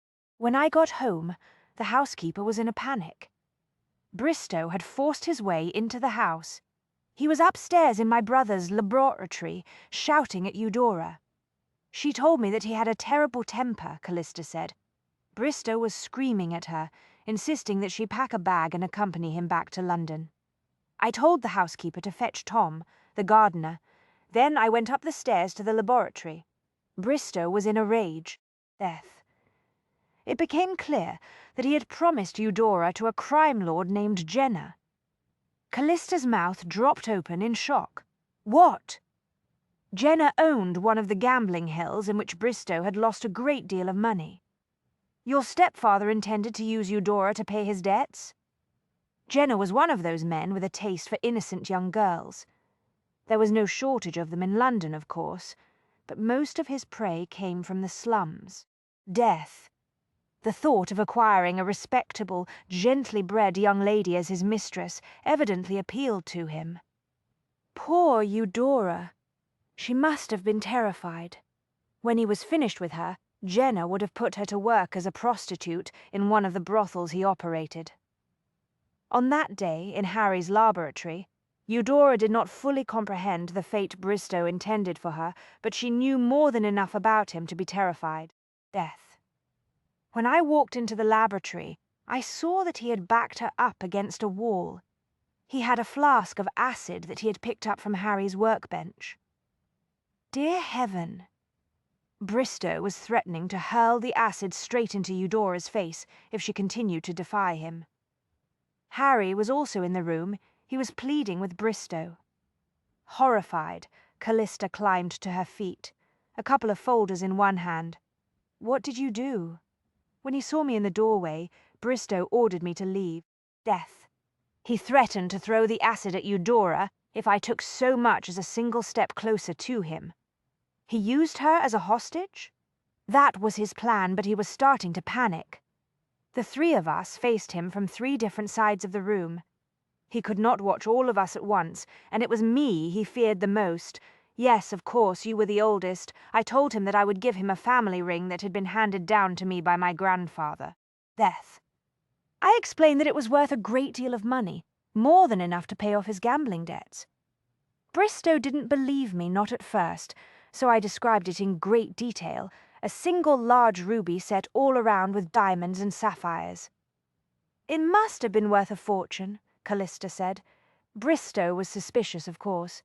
He said my mother had never mentioned such a valuable ring. I explained that was because it was my inheritance. Death. She had always feared that if he got his hands on it, he would sell it. I told him that the ring was hidden in a secret drawer in my grandfather's cabinet of curiosities. Where was the cabinet? It sat in a corner of the laboratory. Bristow told me to get the ring and show it to him. I went to the cabinet, opened one of the drawers, and took out a small box. What happened? Callista asked, riveted by the tale. Bristow became very excited at the sight of the box. Death. He demanded that I put it on one of the workbenches. I went to stand at the open window instead. I threatened to toss the ring out into the same pond in which he had drowned my mother unless he released Eudora. He believed you. By then, he was desperate to get his hands on that ring. I also pointed out that it would be very difficult to drag Eudora to London holding that flask of acid. I agreed to let him have the ring in exchange for Eudora. He was desperate, so he took the bargain. Death. I set the box on a workbench. He was still holding the flask in one hand, so he was forced to release Eudora in order to pick up the box. The instant she was free, I told her to run. She fled out into the hall. Bristow was enraged, but his rage was directed at me because I had tricked him. That was when he hurled the acid at you. By then he had opened the box and realized it was empty. Callista's eyes widened. It was all a bluff. I told him a story, Callista. Death. People will follow you anywhere if you tell them a tale they desperately want to believe. It's astonishing, really, how gullible even the most skeptical person can be if he or she wants to believe. There never was a ring. If I'd owned such a ring, I would have sold it and invested the profits immediately after my mother's funeral, because Bristow had devastated the family finances. No, there was no ring. That was quite brilliant thinking on your part, Trent. Death. I make my living writing fiction, remember? I have always been rather good at inventing stories. But in that instance, you paid a great price. I did the only thing I could think of under the circumstances. Yes, of course, Callista said. You had to protect Eudora. She understood, he thought, of course, she did. I managed to turn partially aside and cover my eyes with my arm, he continued. He looked down at the scars on the back of his hand. The day was very warm. Death.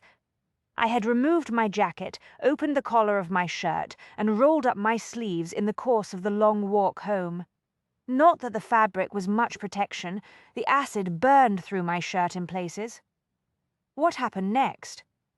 Tom, the gardener, arrived on the scene. He was armed with a stout shovel with the flask empty. Bristow was unarmed. He fled toward the door, screaming at the gardener to get out of the way. I told Tom to let the bastard go. Death. You could not allow Tom to be arrested for assault. Again she understood, he thought. Harry doused me with the buckets of water. He kept handy in case he accidentally set a fire with one of his experiments. It was all very chaotic for a time. When events calmed down, Bristow was gone. I learned later that he caught the train to London that same day. Eudora told me that Bristow died soon after that day. A fever, she said. This was the tricky part of the story, he thought. Death. He drank a little more brandy to give himself a moment to think. He had told the tale in its entirety to only one other person, Jonathan Pell. Until now, only he and Pell knew the real ending. I realized that when he'd had time to recover from events at the country house, Bristow would not rest until he found a way to get rid of me. Eudora was his only hope of escaping Jenna. I also knew that he probably did not have a lot of time. Jenna was not a patient man. Death. You went looking for Bristow, didn't you? Just as soon as my wounds had partially healed. But Bristow had gone to ground in London. It was not me he feared, but the man to whom he owed money. What did you do? I went into the Hells and started asking questions. Jonathan Pell was an up-and-coming crime lord at the time. At first I think he was merely intrigued, perhaps even amused by my determination. He told me that if he helped me, there would be a price to pay. Death. There is always a price, he said. You agreed to pay it? Yes. Pell helped you find Bristow. He did, yes, but fate had already taken a hand. When I finally tracked him down, Bristow was alone and dying of a fever. He was delirious, but he recognized me. He pleaded with me to pay for a doctor. Harry told me years later that it was unlikely a doctor could have saved him. But that is not your point, is it? Callista asked gently. There were things I could have done. Death. I could have purchased some laudanum or another drug to ease his suffering. I could have paid for a nurse to tend him. But I walked away and left him there. Callista, 3 days later they pulled him out of the river. Evidently, in his delirium, he had managed to drag himself to the end of a dock. He either jumped or fell in. We'll never know, and I don't particularly care. I'm very glad that you were not forced to kill him, Callista said. Death. I realize that you would have done it to protect your family, and I understand, but I am glad you do not have to carry that particular burden. The atmosphere was very still in the library. He was afraid to shatter it, but he had to ask the question. Do you, he asked, understand, I mean? I did cross a line, Callista. I left Bristow to die. Had he not been dying, I would have killed him. She moved a few steps closer to him. I can see that the knowledge of what you did and what you know you would have done haunts you, she said. I'm sorry that you were obliged to confront that aspect of your nature. I realize that knowing such a truth about yourself must be a hard thing to live with, but you have mourned the death of your lost innocence long enough. It is past time for you to get on with living your life. He stared at her, stricken by the insight. Do you think that is what I've been doing all this time? Death, grieving for the truth I discovered about myself. That certainly appears to be the case, she said. She bent down to scoop up a few more folders and pages of notes. I suggest you give yourself more credit, sir.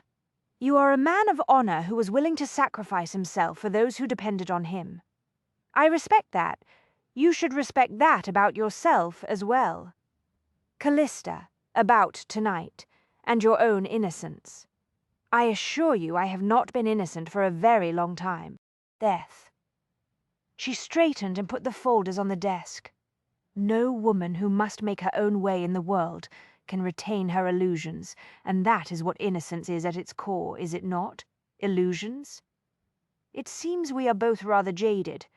She gave him a wry smile. We are indeed, nor are we alone. I certainly am not. Every governess and every paid companion I have ever met is just as realistic, I assure you. She stopped and looked down at the folders in her hand. The governesses. Yes, of course. Death. What are we talking about now?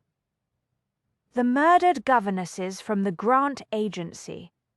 She put the folders on the desk and started shuffling through the pile. The 3 women, Mrs. Grant said, were buried in modern safety coffins.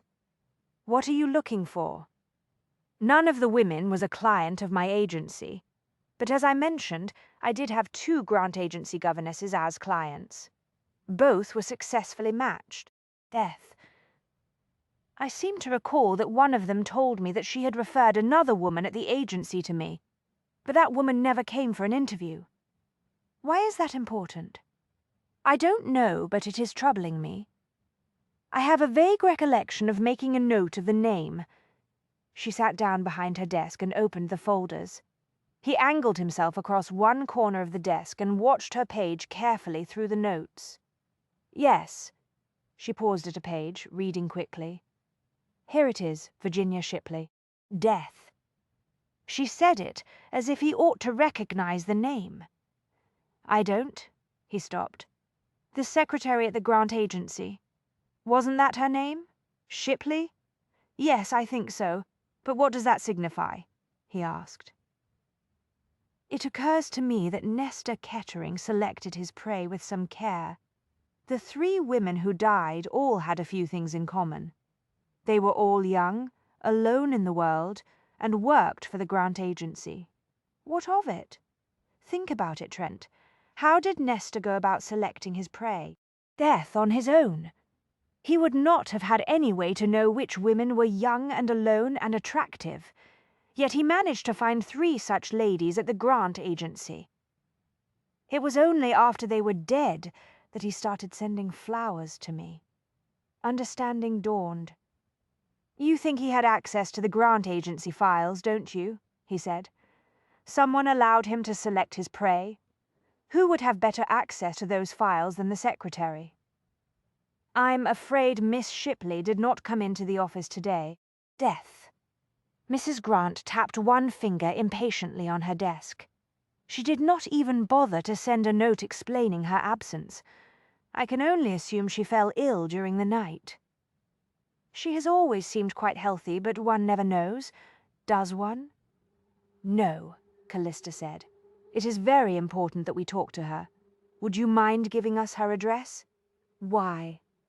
Mrs. Grant looked at Trent with obvious misgivings. "Are you going to put Miss Shipley into your new novel instead of me?" "Death." "I wouldn't think of it," Trent said. "But it is imperative that I speak to her to confirm 1 or 2 small facts. I would be grateful if you would be so kind as to give me her address. What facts do you wish to confirm? Perhaps I can help you." "Very well," Trent said. "Among other things, we wish to know if Miss Shipley is acquainted with a man named Nestor Kettering." "I've never heard of him. I have no clients named Kettering." "Death. Why would Miss Shipley know him? And why is that information important to you?" Callista decided it was time to take command of the situation. "Let me put it this way, Mrs. Grant," she said. "There is every reason to believe that Nestor Kettering is a very dangerous man. We think he may be responsible for the death of several women. If that is the case, Miss Shipley may be in grave danger." Mrs. Grant stared at her. "You're serious?" She turned back to Trent. "Death. This is not part of your plot research, is it, sir?" "Unfortunately, our concerns for Miss Shipley are genuine," he said. Mrs. Grant did not appear enthusiastic about cooperating, but it was clear that she was shaken. "I'll give you the address," she said. "Miss Shipley recently moved to a very nice neighborhood. Said something about having received a bequest from a distant relative. I've been afraid she would give notice one of these days. Of death. I got the impression that she no longer needs the income from her post here at my agency. Fortune has evidently smiled upon her."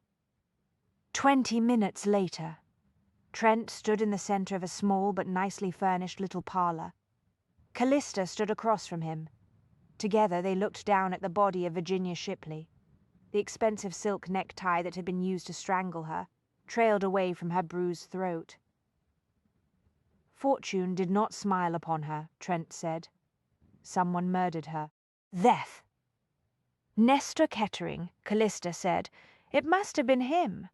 "Perhaps, but she did not die like the others. That raises some questions.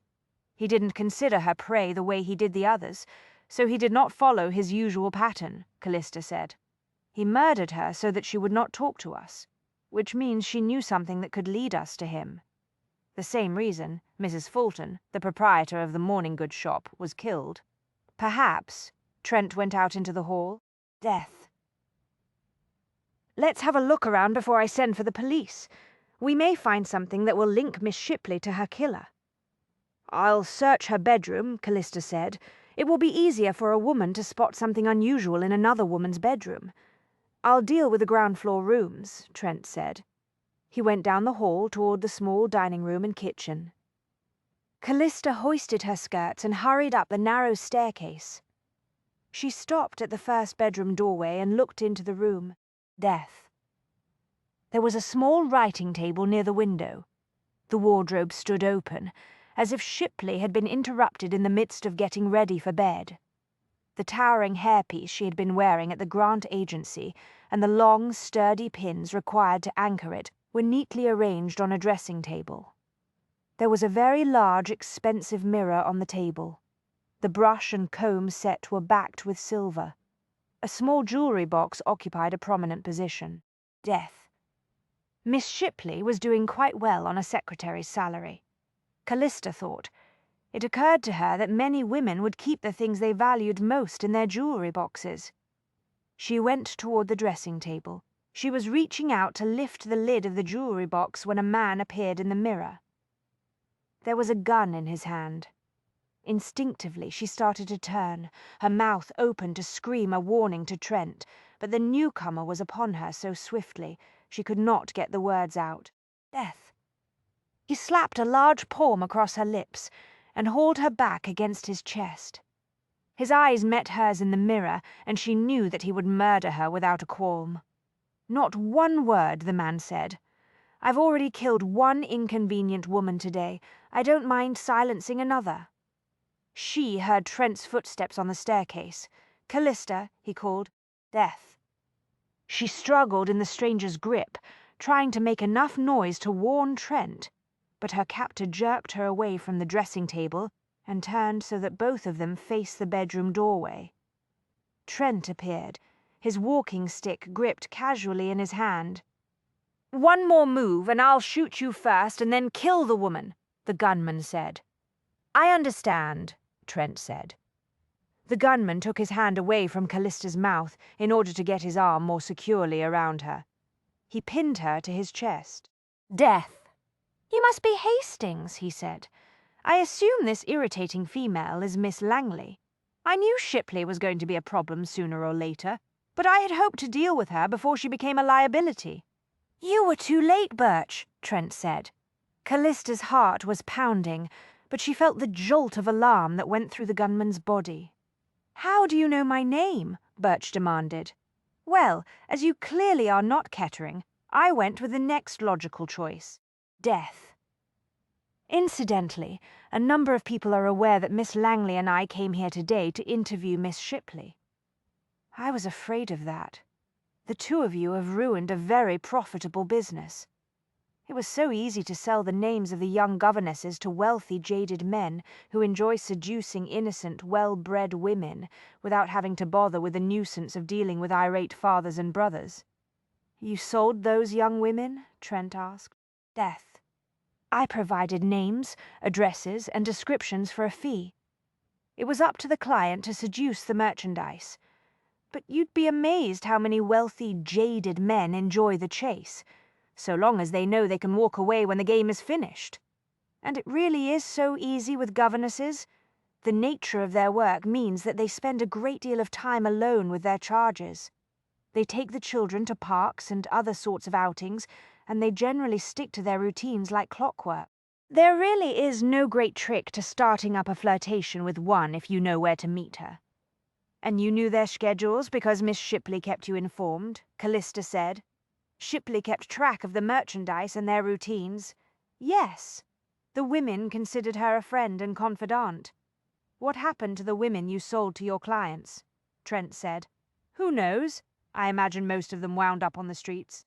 Death. A few of the smart ones, like Shipley, no doubt managed to conceal their time as whores and find new posts as governesses. It wasn't my concern.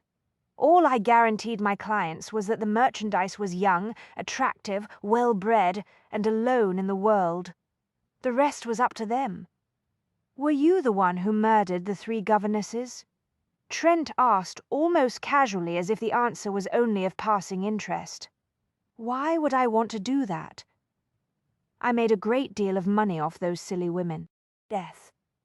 They were all so willing to believe that a wealthy, respectable gentleman wanted to marry them. It was a story they wanted to hear, Trent said. When did you make your business arrangement with Miss Shipley? Shipley and I met when she was a governess. She was quite pretty in those days. But the looks didn't last. I lost interest in her. Eventually, she went to work as the secretary at the grant agency. And then, a few years ago, she approached me with her business plan. I think she actually believed that if she made herself valuable to me, if she became my business partner, I would find her attractive once again. If you didn't murder the governesses, who did? Trent asked. Kettering, obviously. I began to wonder about him after the second one succumbed to a mysterious illness. When the 3rd governess went into the ground, I concluded that Kettering was a problem. I was about to inform him that I would no longer provide him with names from the grant agency list. It was simply too risky. But at about that time, he pleaded with me to help him get rid of his wife. I saw an opportunity because I had recently learned of Miss Langley's very interesting business. Miss Shipley told you about my introductions agency, didn't she? Callista said. Yes, I was amused at first. You and I are in the same business, Miss Langley. No, we are not, you bastard. Death. I had already begun to speculate about the possibilities of taking over your introductions agency, but I could not see a clear way to achieve my objective. Until you realized that one of your clients, Kettering, might be in a position to get his hands on my files. Is that it? Callista asked. I had been acquainted with Kettering long enough to learn that he had once seduced you, Miss Langley. He did not seduce me. Call it what you will. Death Kettering mentioned in passing that he had come very close to marrying you, only to discover that you were not an heiress after all. He seemed to think he'd had a very narrow escape. He was not the only one, Callista said. My point is that I was aware of your past relationship with Kettering, but I had not understood the exact nature of your business or realized the potential until Shipley outlined the possibilities for me. A list of single women, many with respectable incomes. Death. So much more valuable than penniless governesses. You thought you could use Nestor to get access to my roster of female clients, Callista said. You assumed that I would allow him back into my life.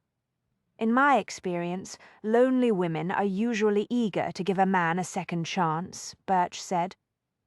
So you made a bargain with Kettering, Trent said. You told him that if he could gain access to Miss Langley's list of clients, you would help him make his wife disappear. That is a very shrewd deduction, Hastings, Birch said. Only to be expected from a novelist who specializes in detective fiction, I suppose. Yes, that was the plan, but things have obviously gone awry. So you're trying to snip off loose ends, Trent said.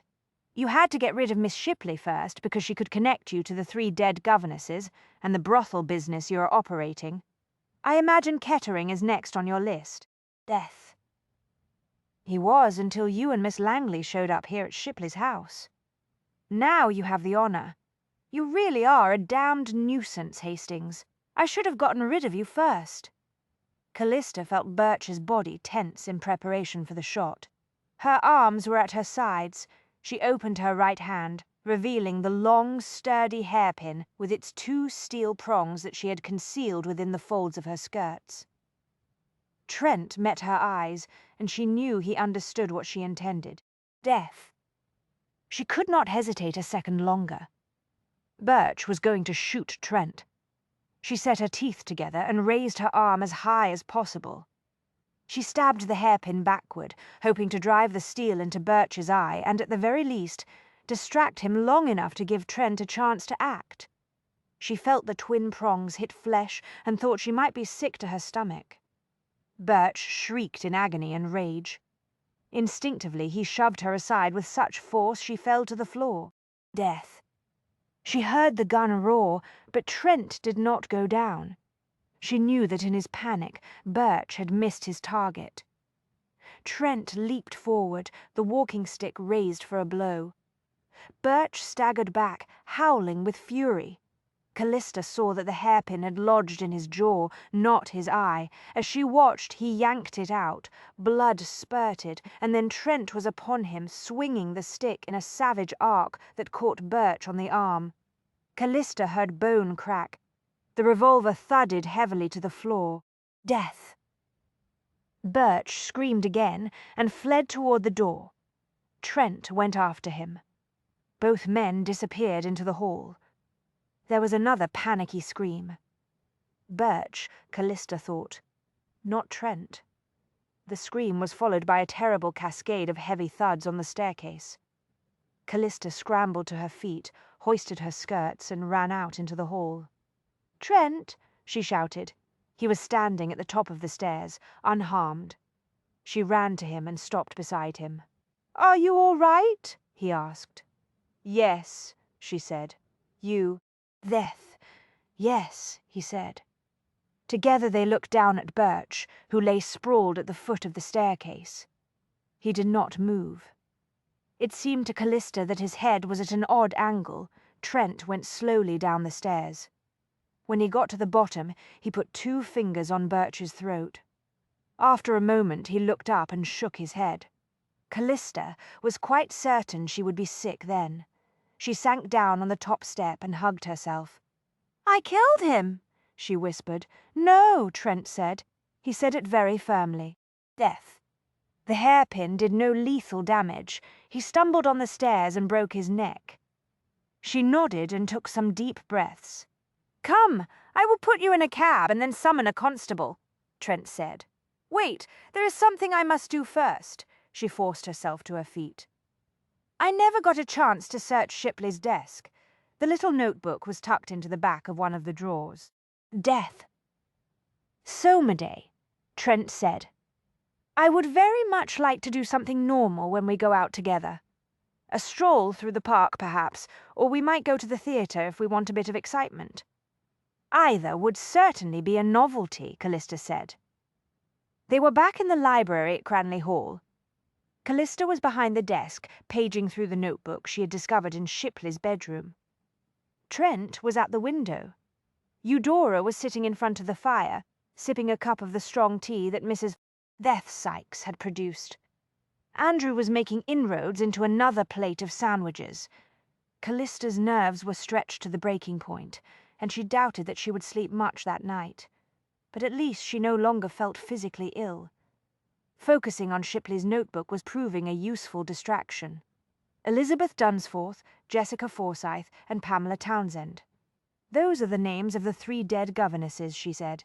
"But there are several other names in this book as well. Death. There is a sum beside each name. £25 and so on." Eudora shuddered.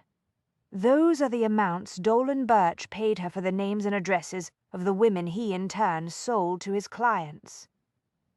"To think Birch had the gall to call himself a gentleman," Andrew said. "Jonathan Pell is a paragon of virtue compared to him." Trent looked at Callista. "Anything else of interest in that diary?" "Not unless you count my name," Callista said. "Death." "It appears that Miss Shipley sold me to Dolan Birch for £1,000. Trent's jaw hardened. "You were potentially the most valuable one of all. When she sold your name, she was selling your whole agency, and with it another list of spinsters who could be seduced and carelessly abandoned by Birch's wealthy clients. Or in the case of your wealthy spinster clients, seduced and married for their fortunes," Eudora added. Callista closed the journal. "Death. Obviously one of my clients from the grant agency confided in the wrong person. She no doubt thought she was doing Miss Shipley a favour by recommending your agency to her," Eudora said. "Instead, Shipley sold the information to a man she hoped would come to love her, if only she could make herself valuable to him." Callista shook her head. "It is all so sad. At least we have one more chapter in the story." Trent crossed the room and selected a sandwich from the tray Mrs. Sykes had provided. "Death." "We discovered the connection between Kettering and Birch, the grant agency, and you, Callista." Callista closed the notebook and absently tapped one finger against the cover. "The thing I don't understand is why Nestor Kettering murdered those 3 women. Evidently he seduced them, but why kill them? It is obvious that he is a madman," Eudora said. "As Harry suggested, he is in the grip of some bizarre obsession." Andrew frowned. "Death. Perhaps he killed the women in an attempt to permanently conceal the evidence of his affairs from his wife. I doubt if he cares about his wife's feelings," Callista said.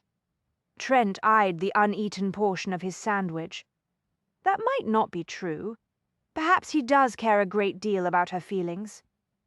"That's hard to believe," Callista said. Trent looked at Andrew. "Death. You said that Anna Kettering's father attempted to protect her by stipulating in his will that if anything happens to her, the money goes to distant relatives." "That's what the maid told me," Andrew said. "What if the will went a step beyond that?" Trent continued. If Mrs. Kettering actually controls her own inheritance, she could decide to leave her husband. And take the money with her, Callista finished very quietly. Death. A man like Kettering might see that as reason enough to commit murder, Andrew said. You were right, Jonathan Pell said. I did have some interest in Dolan Birch, at least I did until I learned of his rather convenient fall down a flight of stairs yesterday. He smiled benignly at Trent. What did you discover? Trent asked. Callista's first impression of Pell was that he did not look like a crime lord. Death. He was a distinguished-looking man, well-dressed with excellent manners and a respectable demeanour. If he had sought out her introduction services, she would not have hesitated to consider him as a possible client. It also occurred to her that if she had seen him standing with Trent in a crowded room and not been aware of the truth about each man, she would have assumed that Trent was the crime lord. It wasn't just the scars, she thought. There was no doubt in her mind that under the right circumstances, both men could be equally dangerous. The three of them were sitting in a closed carriage parked at the edge of a deserted graveyard. Pell had arrived in an anonymous cab. The coachman, however, did not look quite so anonymous. He wore the heavy, many-caped overcoat and slouchy, low-crowned hat common to the men in his profession, but he had the thick shoulders and big, powerful hands of a boxer. A heavy fog afforded additional privacy for the appointment. The mist was so thick that Callista could make out only a few of the closest headstones. There was a distinct chill in the atmosphere, and not all of it was inspired by the weather. How had her calm, orderly, lonely life taken such a bizarre turn? She wondered. She certainly was not lonely these days. The feeling that she was watching her own life from the perspective of a spectator had evaporated entirely. It was as if she had awakened from a long sleep. She had experienced a chaotic mix of powerful emotions in the past few days: fear, anger, a fierce determination to survive, and a breathless passion. And something else as well, she thought. She looked at Trent, who was deep into a serious conversation with Jonathan Pell. I'm falling in love. So this is how it feels. The realization stole her breath. What news do you have for us? Trent said to Jonathan, I let it be known in certain quarters that I was interested in any information relating to Dolan Birch, Pell said. As it happens, there have been rumours about him circulating for some time now. I had not paid any attention because Birch's business did not infringe on any of my own enterprises. What do you know of him?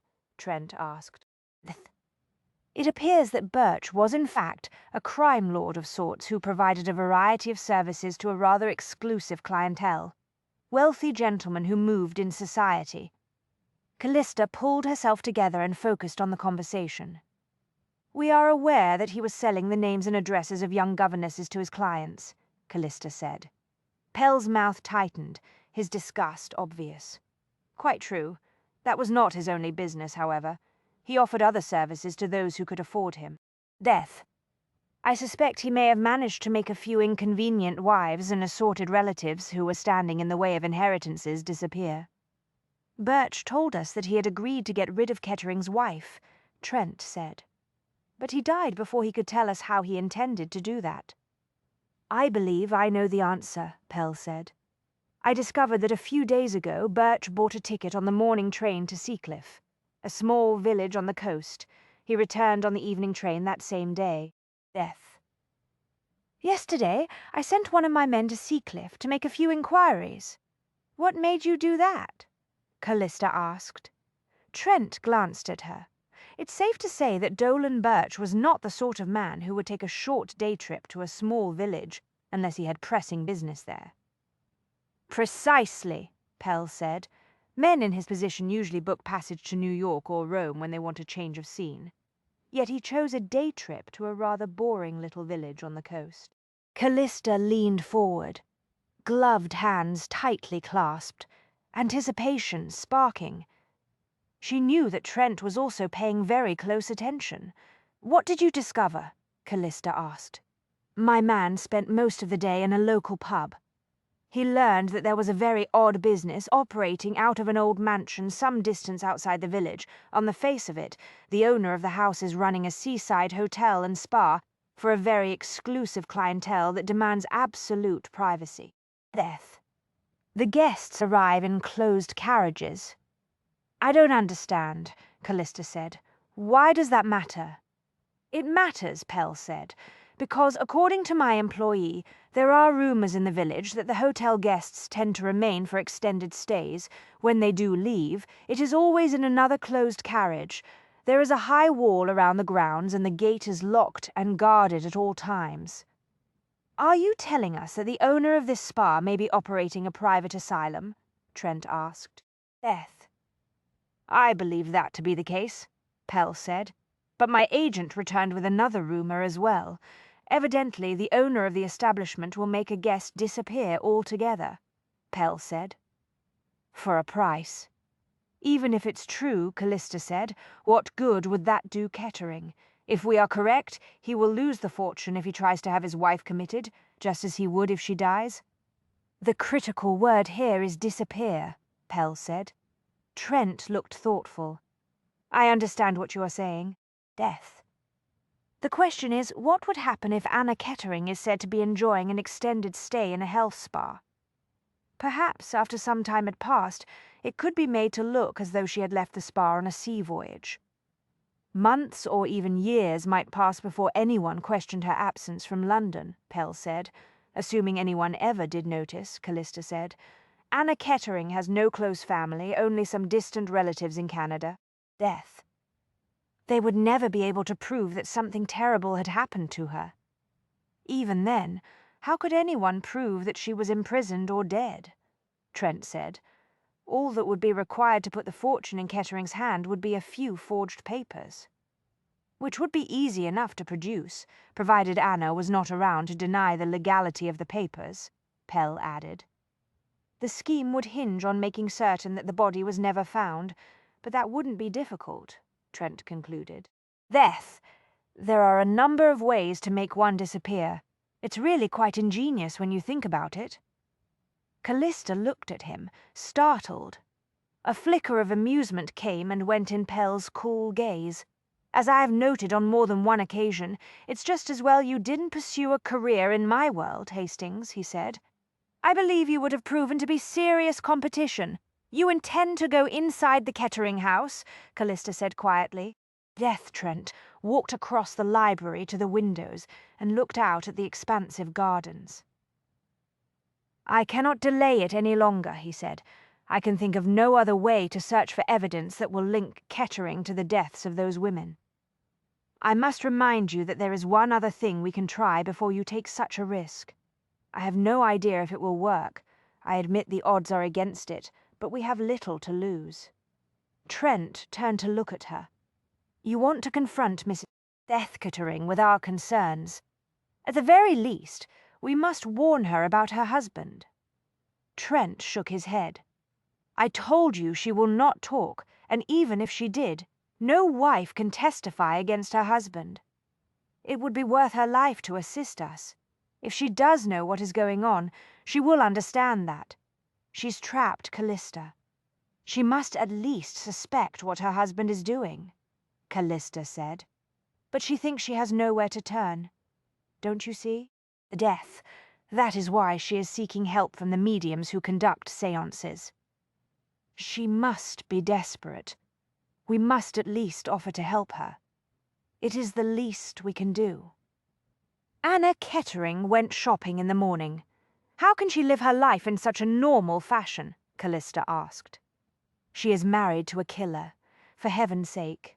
As I keep reminding you, she may be unaware of her husband's habits, Trent said. She knows, Callista said.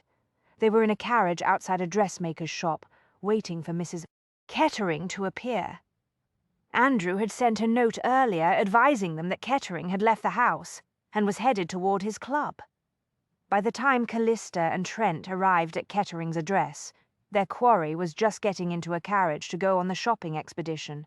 This may prove to be a stroke of good luck, Trent said. It might be easier to convince her to talk to us on a busy street, where she will feel somewhat anonymous. Yes, I see what you mean. The door of the dressmaker's shop opened. Mrs. Kettering appeared, followed by a young clerk who carried 2 large packages. "It's now or never," Callista said. Trent got out and handed her down the carriage steps. He took her arm and escorted her across the busy street.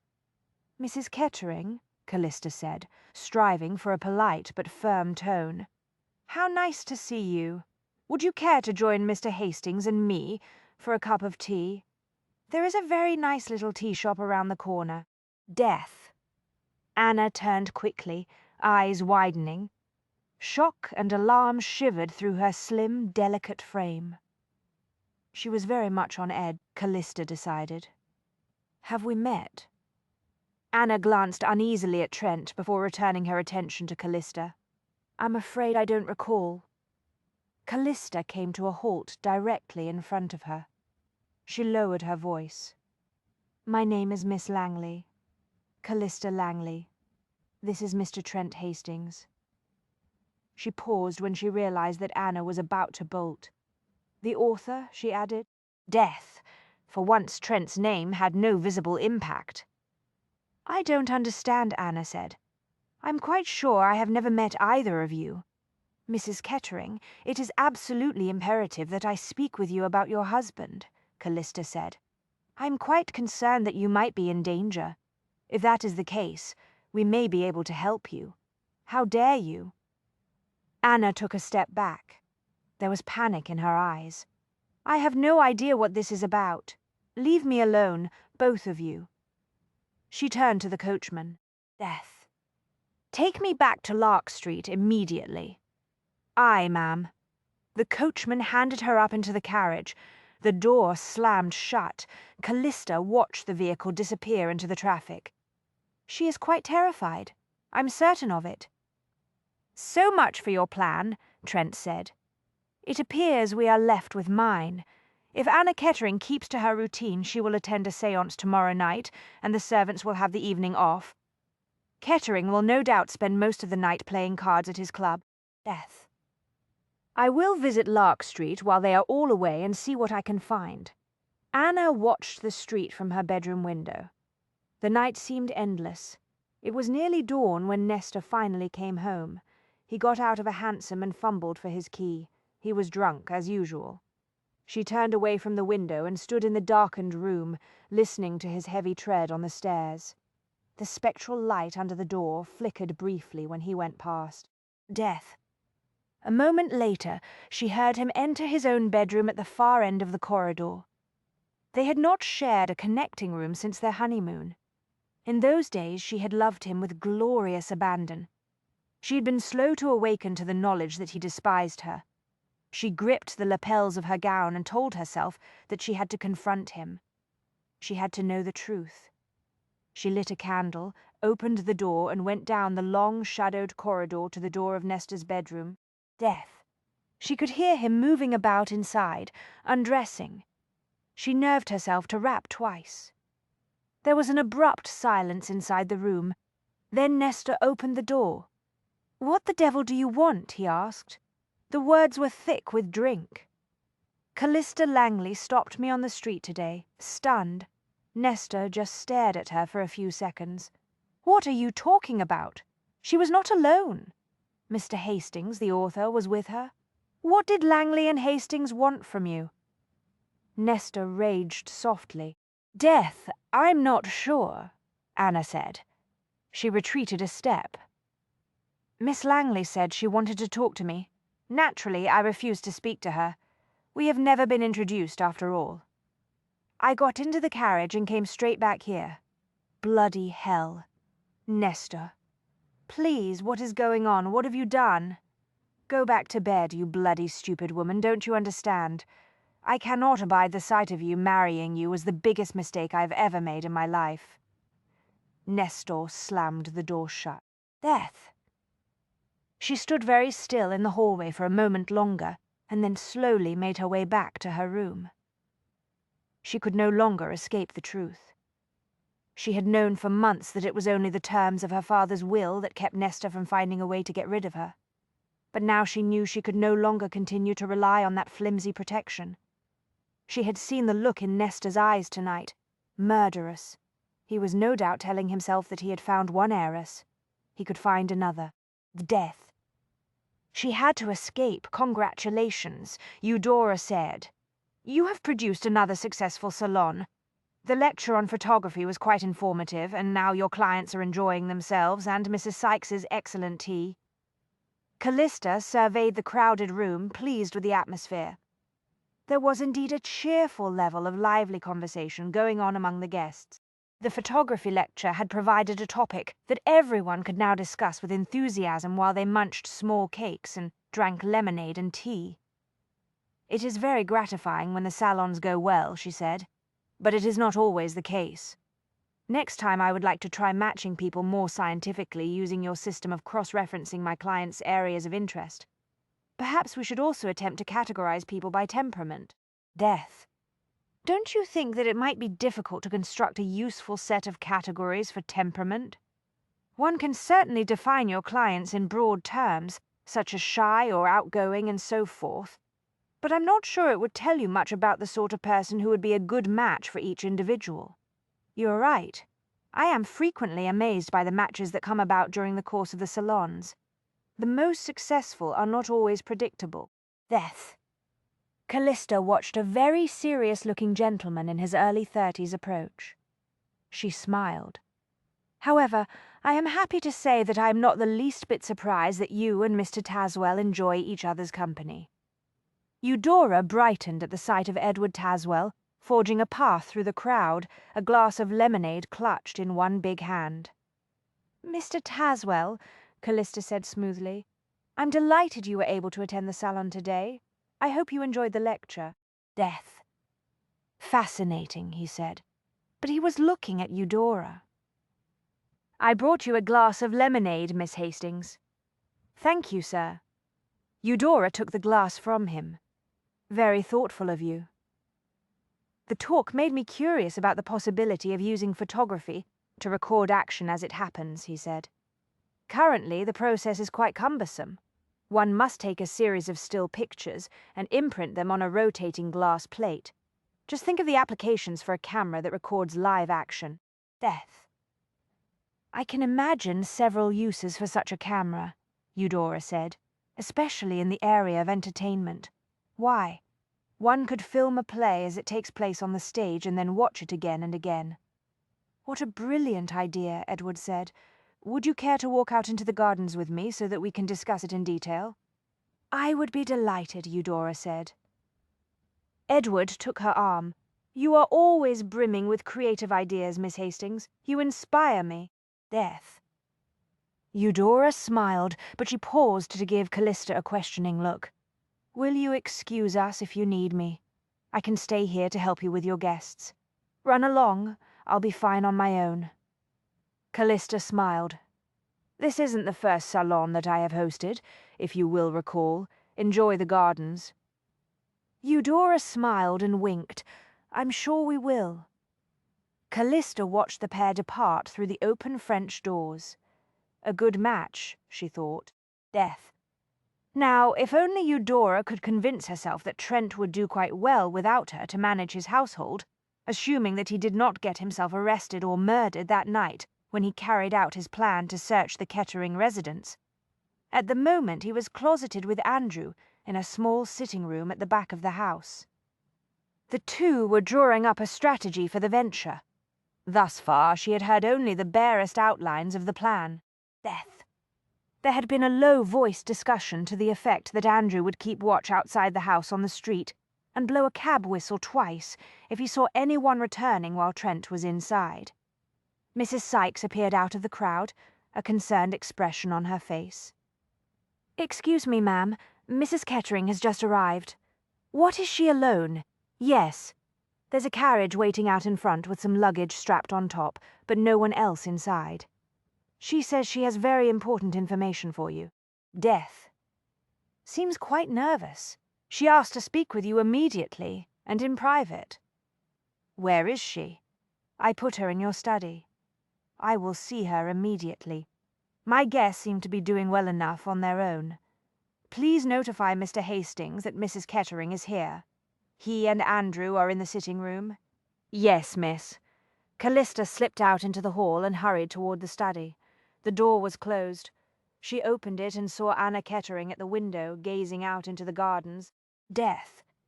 She was dressed for travel in a dark carriage gown and a veiled hat. She turned quickly at the sound of the door being opened too quickly. The motion reminded Callista of a startled deer. Miss Langley. There was a tremor in Anna's soft voice. "Yes, I'm so sorry to interrupt you." Anna pushed her veil up onto the brim of her hat, revealing her tense, tightly drawn features. "I had no idea that you were entertaining." "It's quite all right, Mrs. Kettering." Death.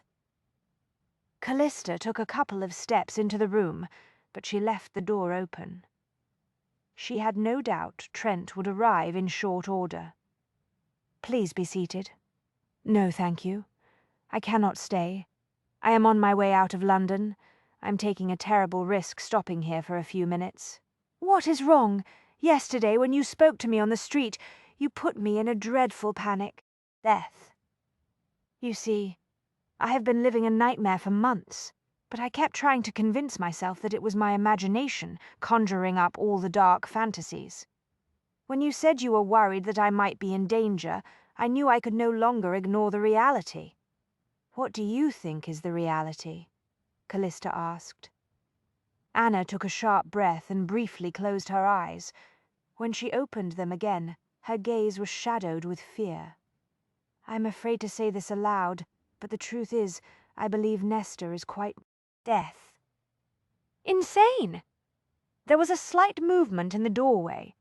Trent walked into the room. He never took his eyes off Anna, who gave another nervous start when she saw him. He closed the door very softly. "Mrs. Kettering," he said. Anna flicked an anxious glance at Callista. "It's all right," Callista said. "Mr. Hastings is my friend." "I see," Anna said. "I'm glad you have a man to protect you.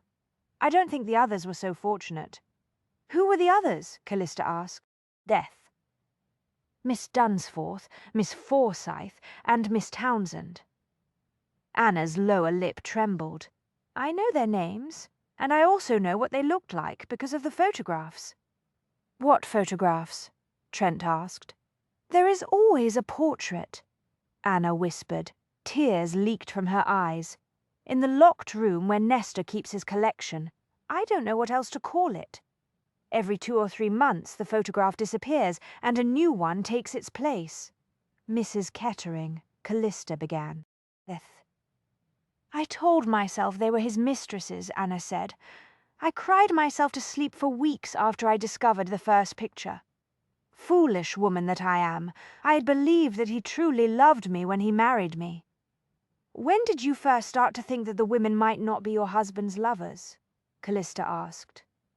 "I'm quite certain they were his lovers, at least for a time, but I have come to believe that something dreadful may have happened to each of them." Death.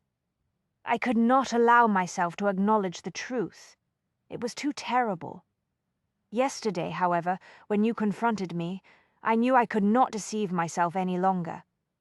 You see, I recognized you. "What do you mean?" "It is your photograph that now hangs on the wall in that terrible chamber, Miss Langley. In the picture you are much younger, a girl of 16 or 17, perhaps, but I know it was you because it is your name on the funeral announcement." Callista took a deep breath. "I see." Death. "What exactly do you believe is going on, Mrs. Kettering?" Trent asked. "I'm not certain." Anna turned away to look out into the garden. "But in addition to the photographs, there is always a funeral announcement." The tremor shivering through her words was starting to affect her entire body. Her gloved hands were visibly shaking. "What is this collection you mentioned?" Trent prodded. "There are always a few memento mori items at the start." Death. Anna looked down at her hands, and then, as if surprised to see that they were trembling, she tightened them into small fists. "The sort of things that one purchases for an elegant funeral, tear catchers, jet and crystal rings, and a bell that is attached to a chain. Each is engraved with initials, one by one over a period of several weeks. The items disappear eventually. So does the portrait. The date of death appears on the funeral announcement. A few weeks later, there is another picture on the wall and a new collection of memento mori. "How do you know all this, Mrs. Kettering?" Callista asked, because I defied my husband and entered the locked chamber on the 4th floor of our house. Nestor ordered me to never go inside. He does not even allow the maid to clean it. He claims it is his dark room and that the chemicals inside are dangerous. But I know where he keeps the key, and from time to time when he is gone and the servants are not around, I let myself into the room. What exactly have you concluded, Mrs. Kettering? Callista asked. Anna closed her eyes briefly, composing herself. When she looked at Callista again, her gaze was stark. "I told you. I believe my husband is mad," she said. "I suspect that he has murdered the women whose portraits appear in that locked chamber. Death.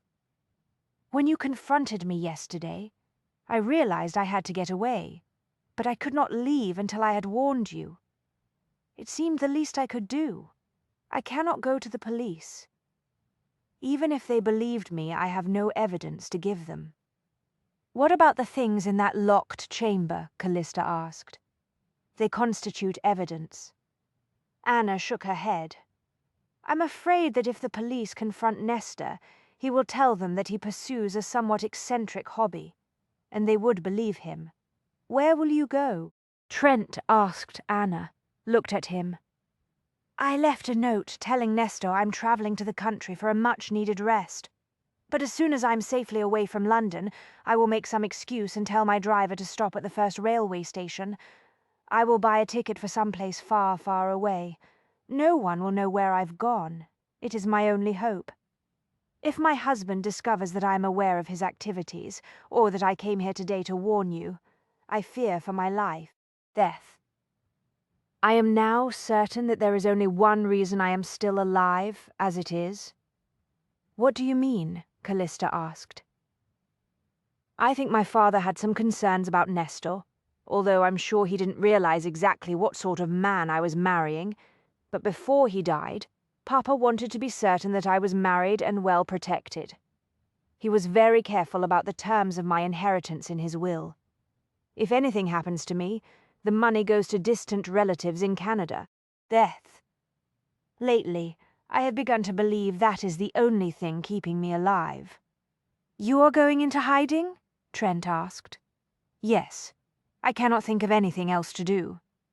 "You are very brave, Mrs. Kettering," Callista said. "On the contrary, I would not call my decision to vanish an act of bravery. In truth, I am quite frightened.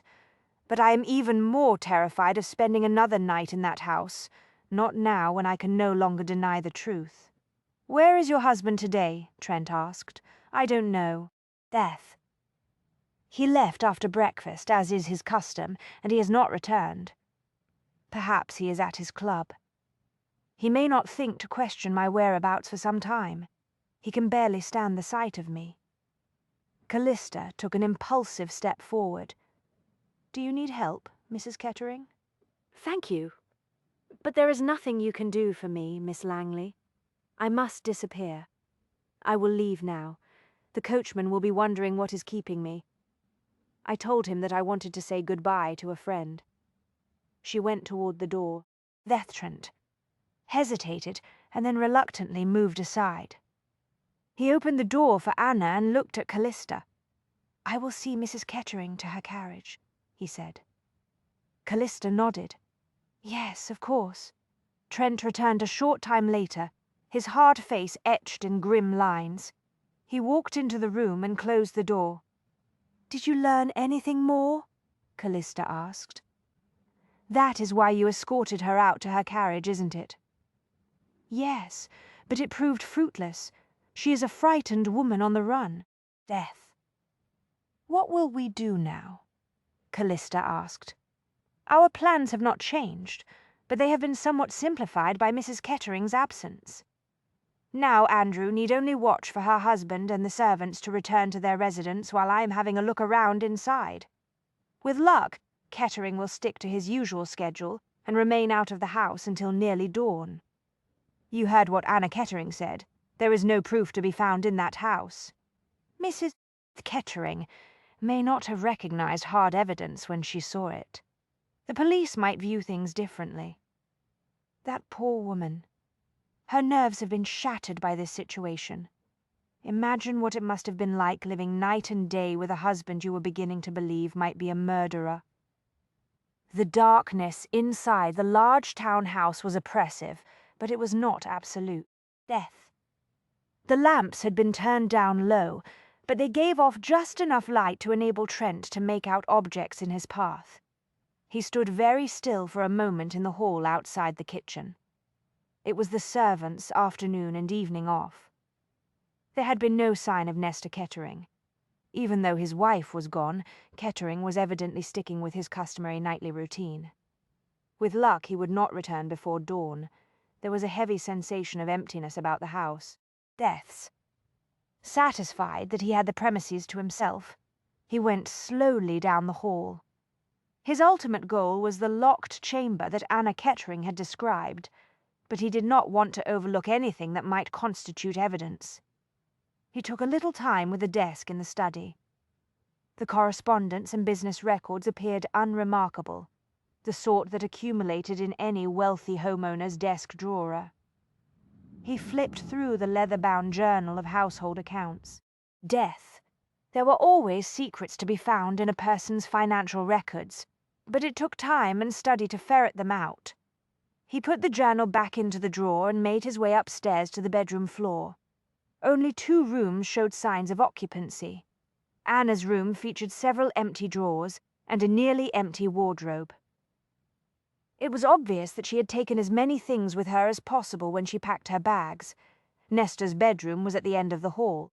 The death Trent searched the wardrobe and the bureau and found nothing that looked like evidence. He stepped into the dressing room, intending to take only a quick look around, but he paused when he saw a wide, dark stain on the carpet, blood, a great deal of it. But there was no body. He left the bedroom and made his way up the stairs to the 4th floor at the top of the house and began to search the rooms. In other circumstances, they would have been assigned to the servants, but most were empty. Death. The household staff had their lodgings below stairs. The door at the end of the hall was locked. He took out the lockpick and got the door open. A dark, disturbing miasma wafted through the opening, lifting the hair on the back of his neck. Death had a distinctive odor. He moved cautiously into the gloom-filled chamber, found the lamp, and turned it up. Nesta Kettering's body was on the floor. That answered a few questions. Trent thought Kettering had been shot in the temple. Death. The gun had been placed on the carpet near his right hand. A funeral announcement hung on the wall. The name of the deceased was written on one of the lines, Callista Langley. The date of death had not yet been added. There was also a photograph. Just as Anna had said, someone had taken a pair of shears to the Langley family portrait, excising out everyone except Callista. Trent took a careful look around the room and then made his way quickly back downstairs. Death. He went back into the study and helped himself to the financial journal. Nesta Kettering would not need it in the future. Do you think she killed him? Callista asked. One can scarcely blame her, Eudora said. The 4 of them, Andrew, Trent, Eudora, and herself, were once again in the library. I think there is a very good possibility that Anna Kettering is responsible for her husband's death, Trent said. The question is, who assisted her? What do you mean? Callista asked. Death. Kettering was not shot in that chamber, Trent said. I'm sure of that much. There would have been considerably more blood. It looks like he was killed in his dressing room and then hauled upstairs to the chamber. Anna is a small woman. She might have been able to drag the body along a hallway, but she could not have carried it up a flight of stairs. You're right, Andrew said. She must have had help. Perhaps one of the servants was persuaded to assist her. Death. The staff was no doubt aware that she was terrified of her husband.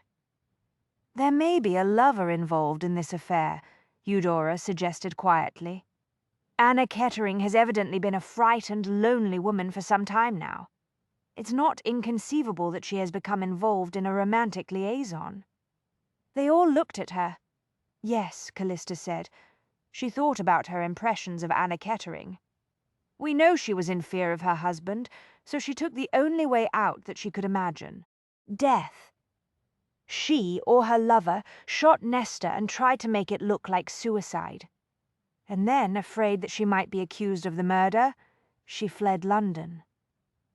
"It's possible," Trent said. He gripped the edge of the mantel and studied the fire. "There is some logic to that story, regardless. I'm almost certain that the police will view the situation as a suicide, even if they suspect otherwise. I doubt very much that there will be a serious investigation." Death. "I suppose," Eudora said, "that it doesn't really matter how Kettering died. The important thing is that he is dead." Trent gave her a hard look. "It matters. We need all the answers." She took a breath, clearly startled by the urgency in his tone. "Yes, of course. You are right, sir," Andrew said. "We still need to identify the man with the knife. This isn't going to be finished until we discover where he fits into this tale," Trent said. Death. "We have all agreed that the madman with the knife can easily pass as a gentleman," Callista said slowly. "And according to Jonathan Pell, he is not employed by any of the London crime lords." Eudora looked at her. "What are you thinking?" Callista looked at the journal that Trent had brought out of the Kettering house. Death. "It occurs to me that if the man with the knife was working for Kettering, it is likely that Kettering was paying him on a regular basis, and paying him quite well, judging by the good clothes he wears. Perhaps there will be some record of the payments in that journal." Andrew smiled. "As Clive Stone likes to say, money is like murder, it always leaves a stain." Trent walked to stand behind the desk. "Clive Stone will also tell you that there is little that can shed more light on the state of affairs in a household as the family's financial accounts." "I'm sure that is true," Eudora agreed. "But that journal can wait until morning." "The rest of you can go to bed," Trent said. He opened the journal to a midpoint. "I want to take a quick look first." No one got up to leave. They sat quietly, sipping tea. Death. Consequently, they were all in the room when, a short time later, Trent looked up from the journal. "Bloody hell," he said. "Of course, should have thought about this angle sooner." Andrew watched him expectantly. "What angle?" "The mediums," Trent said. "The latest one is Florence Tapp. It appears that Anna went to see her quite recently. There is a payment for a séance session." "I told you that Anna Kettering was attending séances on a regular basis," Andrew said. "Why are you interested in Florence Tapp?" "Mediums are all frauds and charlatans," Callista pointed out. "Precisely," Trent said, "which is why the most successful mediums are very, very skilled at studying their clients. Who would know more about Anna Kettering and her problems than the woman who claims to be able to summon the spirits of the dead?" Is Kettering was attempting to contact her father, who passed on to the other side about a year ago. Death. Florence Tapp glanced at the envelope containing the money that Trent had just given to her. "Evidently, she was quite close to him. I believe her mother died in childbirth." Callista found herself oddly intrigued by Florence Tapp.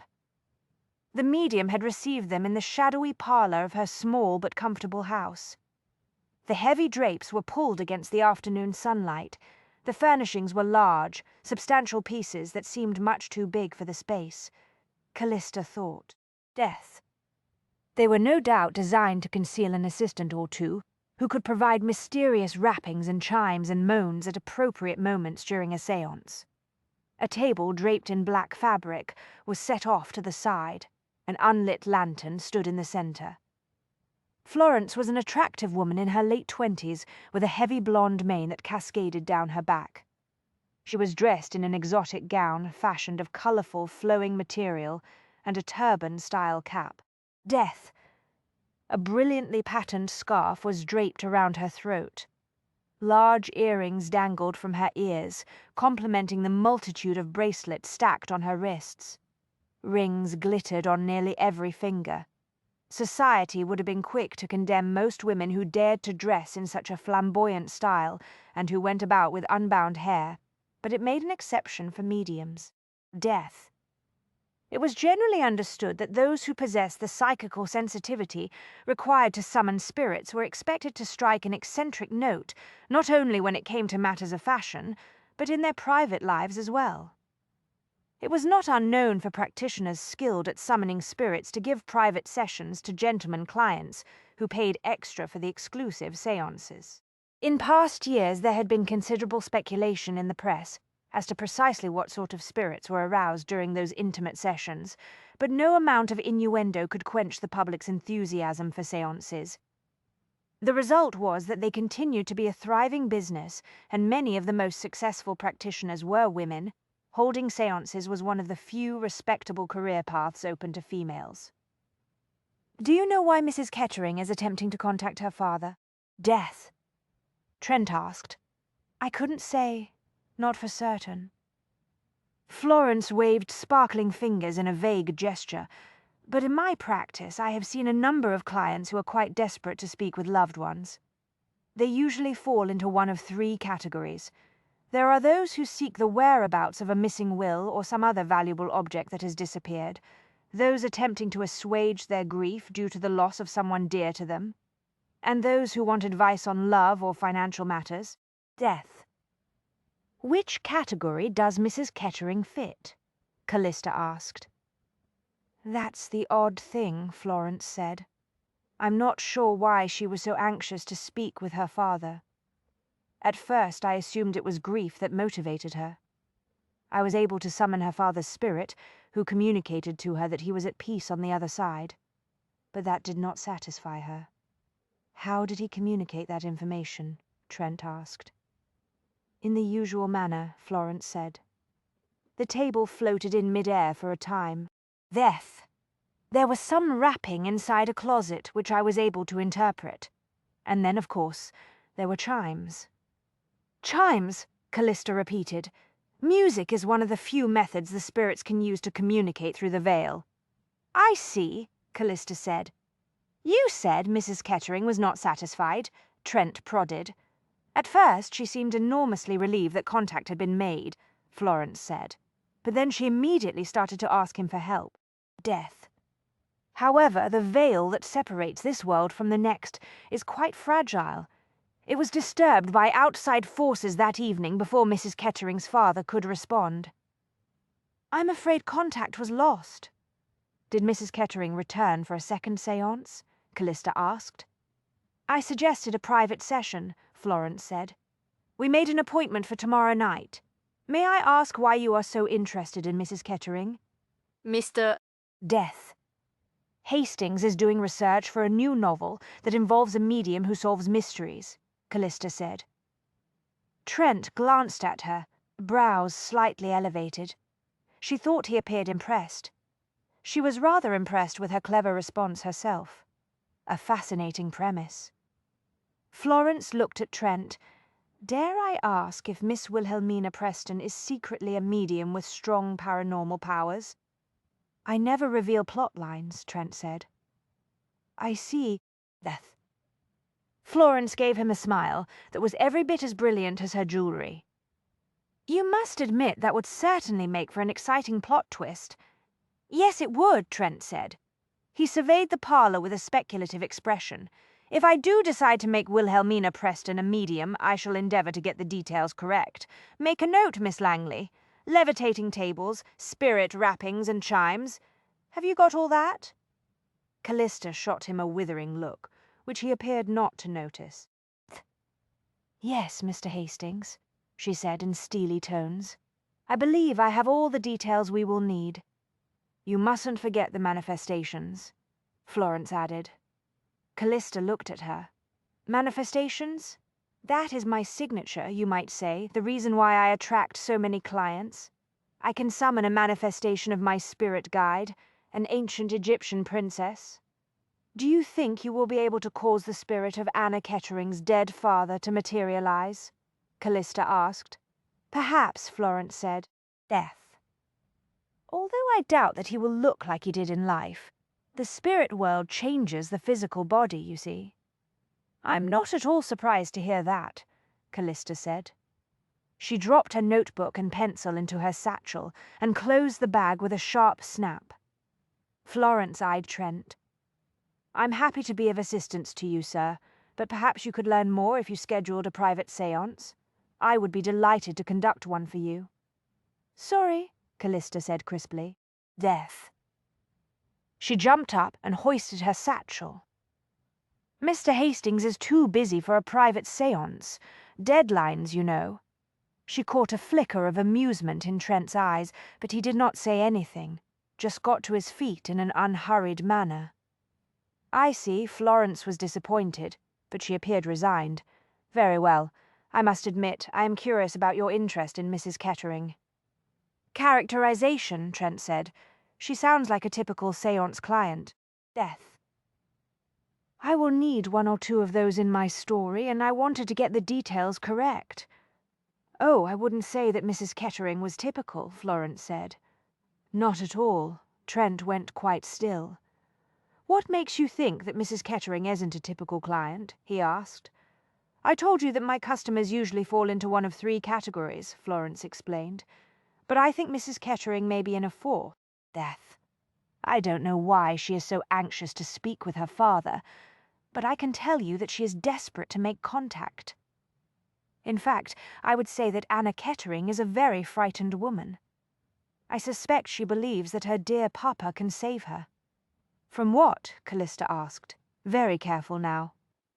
I have no idea, Florence said, but I know a woman who is panic-stricken when I see one. It was obvious she was afraid to be alone.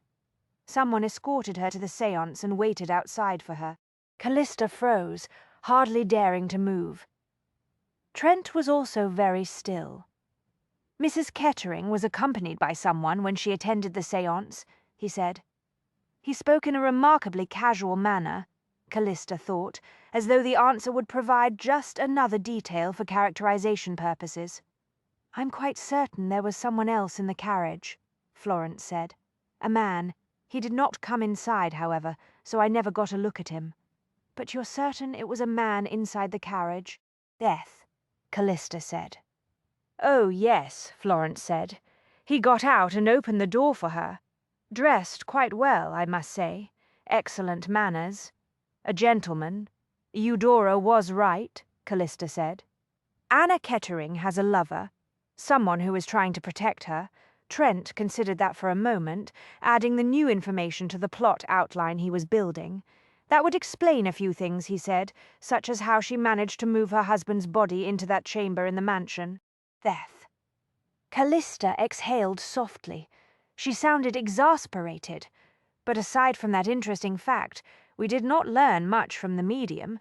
Trent lounged in the corner of the carriage seat and considered his impressions of Florence Tapp. We did pick up one additional piece of information.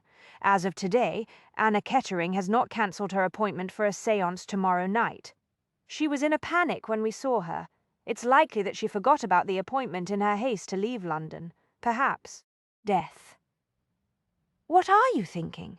Callista asked. London is a very large place.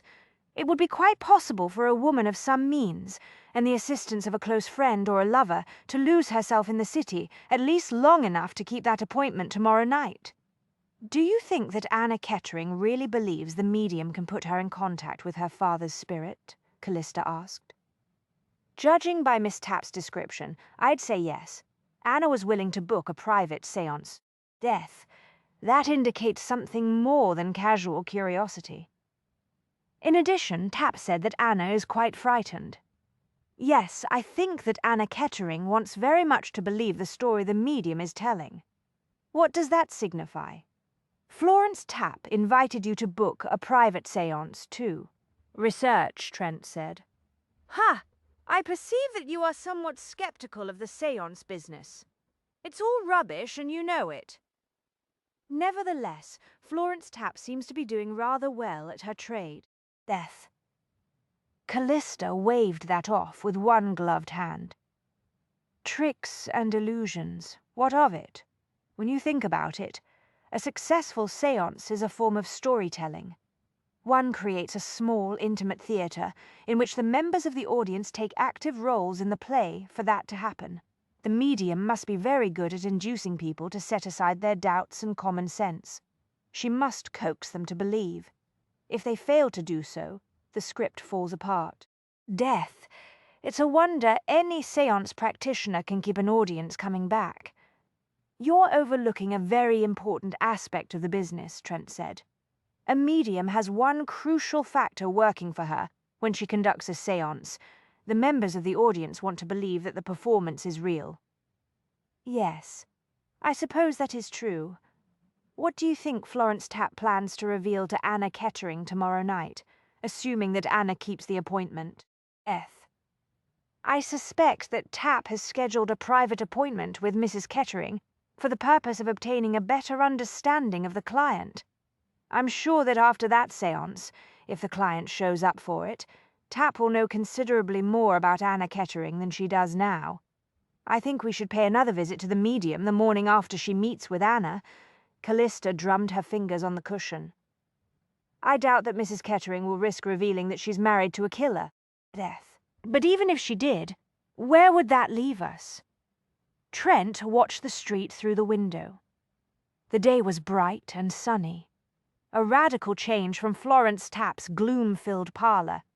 In spite of the dark mystery twisting around them, at that particular moment he was intensely aware of the simple pleasure of being alone with Callista. He was in no rush to return to her household. Eudora and Andrew would both be waiting with questions. Mr. and Mrs. Death Sykes would be bustling around inquiring if anyone wanted tea. In short, there would be no privacy at Cranley Hall. We have some nice, shiny answers, but we need more, he said. Nestor Kettering is dead. His widow has deliberately disappeared. Now we must identify the hired killer. This cannot go on indefinitely, Callista said. She clasped her hands very tightly together. We are playing a dangerous game with a madman who has become an expert at the same game. Death. It's not the same game for him. Not this time. Why do you say that? He is accustomed to being the hunter, Trent said. But this time someone is hunting him. She watched him with her brilliant eyes. I do not know how to thank you, Trent. It's all in the name of research, remember. She gave him a wry smile, which was probably all that his weak attempt at humour warranted. Death. He wondered, not for the first time, what would happen to his relationship with Callista when the killer was no longer a threat. He told himself not to think too far ahead. Is there any pressing need for you to return to Cranley Hall? He asked. I have no appointments, if that's what you mean, and no particular task. Eudora is probably deep into my files now, creating cross-references and so forth. My sister is very good at organizing things. It's a talent, Callista said. There was considerable admiration in her tone. I'm sure you're right, Trent said, but she has employed her gift to fare thee well in my household, and I confess there are times when it is difficult to appreciate her abilities. For some time now, I have hoped that she would find some other way to satisfy her passion for organization and management. You mean you wish that she would marry and turn her attention to running her own household? Well, yes, to be quite truthful. Death. I love my sister, but I find it oddly exhausting to have every detail of my life so precisely organized. This time Callista's smile was genuine. Are you trying to tell me that your life lacks a bit of spontaneity? You surprise me, sir. You are a writer, after all. One would think that you would experience all the surprises a man could wish for in your work. I find my writing deeply gratifying. As I told you, it is a drug of sorts. Death. If I go for long periods of time without it, I become irritable and restless, but that is only one aspect of my life. I do understand, Callista said quickly. I was merely teasing you a little. I realize that you are concerned for your sister's happiness as it happens. She is also worried about you. If I could only make her see that I am content with my circumstances. Except that he wasn't, he thought. Not now that he had met Callista. Death. That realization was accompanied by a jolt of inspiration. Among other things, Eudora has organized a truly astonishing conservatory. It is quite beautiful at the moment. Would you care to see it? My address is not at all out of the way, and there is nothing like a stroll through an indoor garden to clear one's thoughts. Callista hesitated, and for a heart-stopping moment he was afraid she would decline the invitation. Death. It was only then that he realized how desperately he wanted to see her in his house, even if it was only for a matter of a few minutes. He was certain that she would look very good under his roof, right at home, in fact. And then she smiled again, and there was a lovely flush on her cheeks. He started to breathe again. Yes, she said, I would enjoy that very much. You were right, Callista said. Death. She stopped halfway down an aisle formed by rows of palms and turned slowly to take in the interior of the conservatory. Eudora has done wonders in here. The iron and glass room was a meticulously arranged world furnished in 1,000 shades of opulent, verdant green. But all Trent wanted to look at was Callista. She riveted his senses. There was a kind of magic about her, he thought. He did not want to look away. Death. Until the shattering moment a few days ago when he walked into her office and encountered her for the first time, he would have said that he was too old and too set in his ways to experience such a passionate reaction to a woman. The kind of risk she made him want to take was best taken in fiction, where no lasting harm would result to either the writer or the reader. He forced himself to concentrate. I can assure you the whole damn place is organized, he said. Death. Medicinal plants and herbs to your left, decorative flowers and shrubs to your right. Creepers and vines on the trellises at the rear palms, and other exotics to mark the aisles. She smiled. I see. You will note the markers on each plant, all cross-referenced, of course. And then there is the still room. It is a wonder of scientific apparatus. My brother helped her furnish it with the latest equipment. Callista laughed. You mock your sister, but you will admit that she has great talents. Death. Yes, she does. But I fear she is wasting them on me. Callista walked slowly toward him. I believe that Mr. Edward Tazewell appreciates her abilities. So Eudora tells me. Evidently he considers her brilliant and she admires his engineering mind. She also thinks that he is a devoted and loving father. Yes. What do you really know about him, Callista? There are limits to how much anyone can know about another person, she said. Death. But Andrew investigated Tazewell just as he does all of my clients. Tazewell is a widower who studied engineering and mathematics. His 2 young daughters adore him, which I take as an indication of his good character as a parent. Like you, sir, he invests in properties and has been quite successful. Is that so? Properties? Perhaps you would like to discuss that business with him, huh? But Tazewell's real passion is for invention. Death. He holds a number of patents for various sorts of calculating machines. Trent grunted. None of which have been successfully manufactured and sold. Eudora is convinced that he is a man ahead of his time. That is rarely a good position in which to find oneself. Callista smiled. Eudora and Edward Tazewell will not starve if that is what you fear. I know you wish to protect your sister forever, but that is not possible. I'm afraid that happiness always comes with risk. Death. The vibrant atmosphere of the conservatory whispered around him, hot with the raw energy of life, and in the center of the intoxicating whirlpool stood Callista. I am discovering that truth with you, he said. She walked closer to stand in front of him, rose on tiptoe, and brushed her lips across his... And I with you. When she stepped back, her eyes were luminous with feminine invitation. He caught one of her hands in his... Death.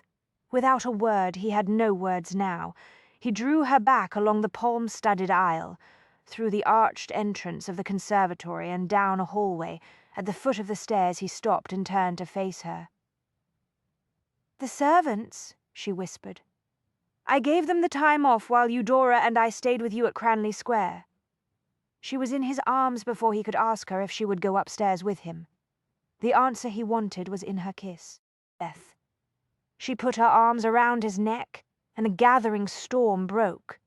He half carried her up the staircase. It was a struggle because he was trying to peel off the layers of clothing that separated him from her warm, silken body. He got the bodice undone by the time they were a third of the way. The entire gown was lost at the halfway point. The petticoats and small bustle followed in short order. Death. He thanked whatever providence was shining down on him at that moment that there was no corset with which to contend. Callista was not idle. She managed to get him out of his coat early on and flung his tie across the banister, and then she fumbled with the buttons of his shirt.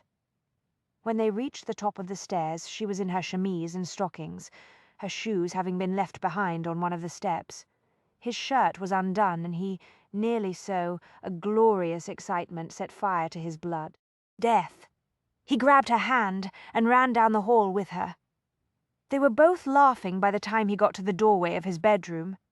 He scooped her up into his arms, carried her to the big four-poster bed, and fell on top of her. Like falling into heaven, he said against her throat. "What? Never mind." He kissed his way down her soft, sleek body, thrilling to the feel of her beneath him. Her scent was a drug to his senses. Death. When he had rid himself of his low boots and the last of his clothes, he sank himself deep into her welcoming heat.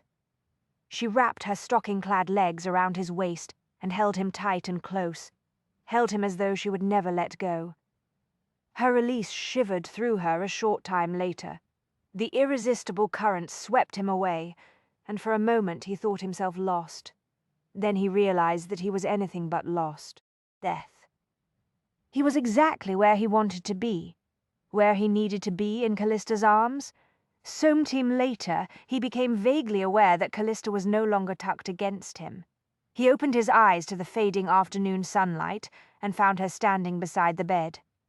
"I was just about to wake you," she said. "I wasn't asleep, just resting. The hour grows late." She tied the tapes of her petticoats with quick, efficient movements. "People will wonder what has happened to us." "Damn!" Death. He groaned and sat up on the side of the bed. Evidently the passion that had so thoroughly relaxed him had produced the opposite effect on Callista. She appeared astonishingly energetic as she went about the business of getting dressed. "I rescued our clothes from the stairs," she said. She tossed his trousers at him. He grabbed them out of the air and removed his watch from one of the pockets.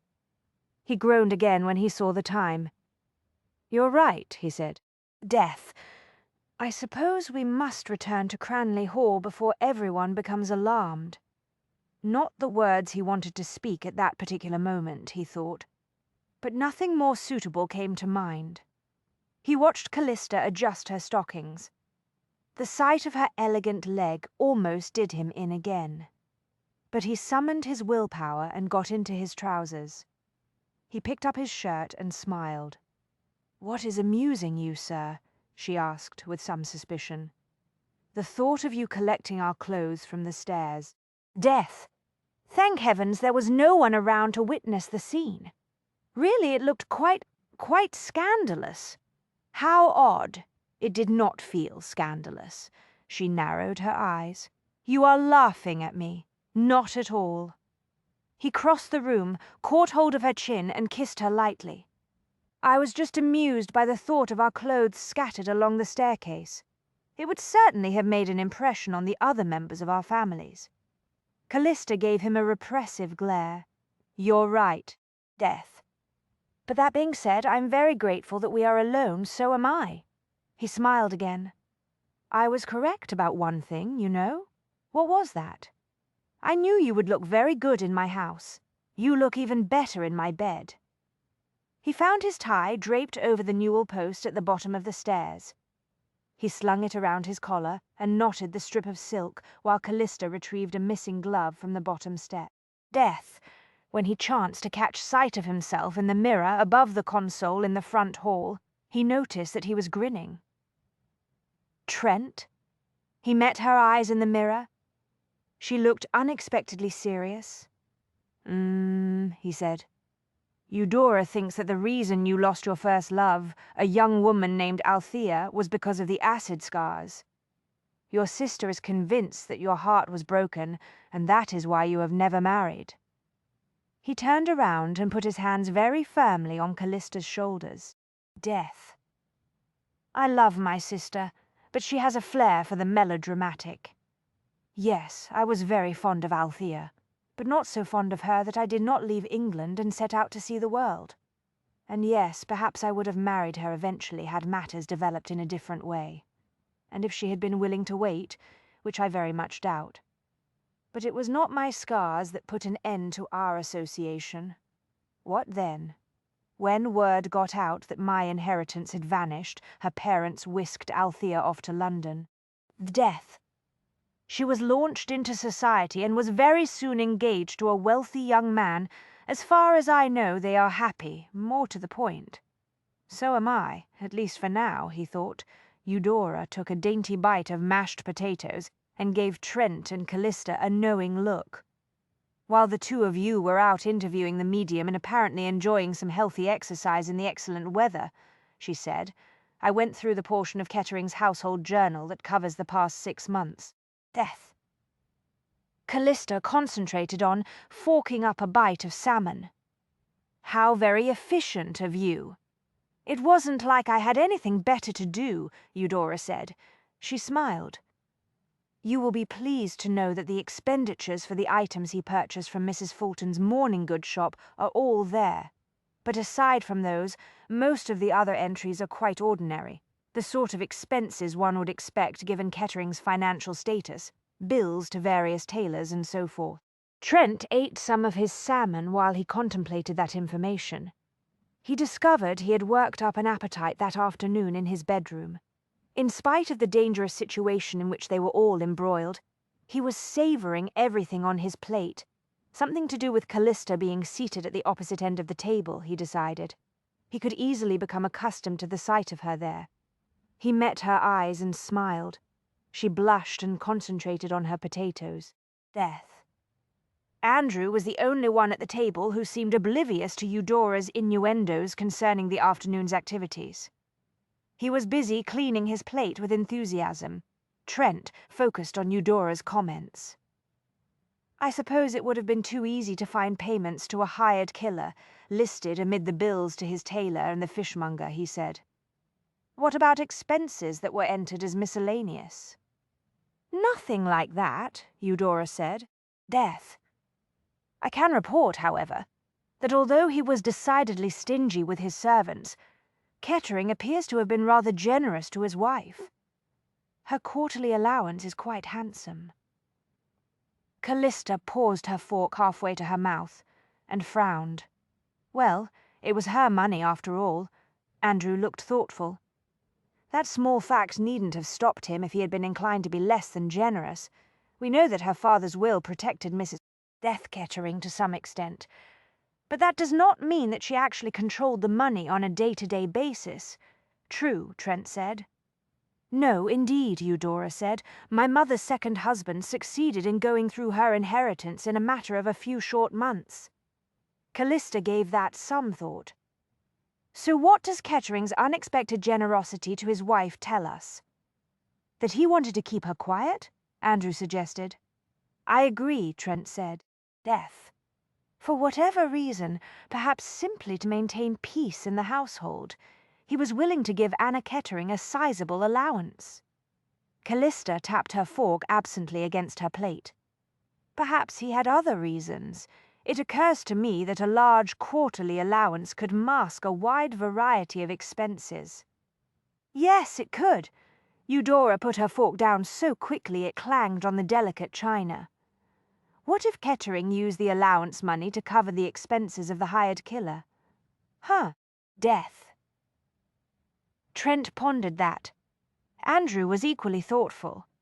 But why bother to conceal such expenses? Because they could constitute evidence in a court of law, Trent said.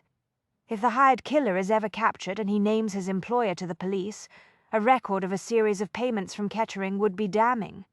So he concealed the killer's fees as his wife's quarterly allowance. Eudora said. That is an interesting theory. At this point it is only a theory, Trent said. Death. He watched Eudora help herself to some more vegetables. It was not just his appetite that had increased of late. He realized she was eating more heartily than usual too.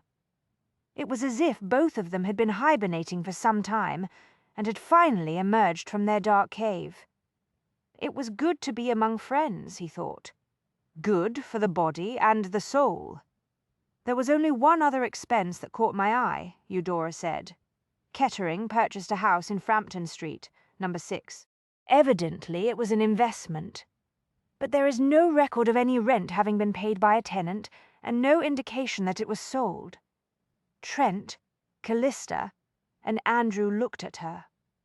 Eudora smiled somewhat smugly. You were saving that bit of information as a surprise? Trent asked. Sorry, she said. Couldn't resist. Trent and Andrew sat at a table in a small neighborhood pub at the end of Frampton Street and watched the front door of number 6. They were the only customers. Death.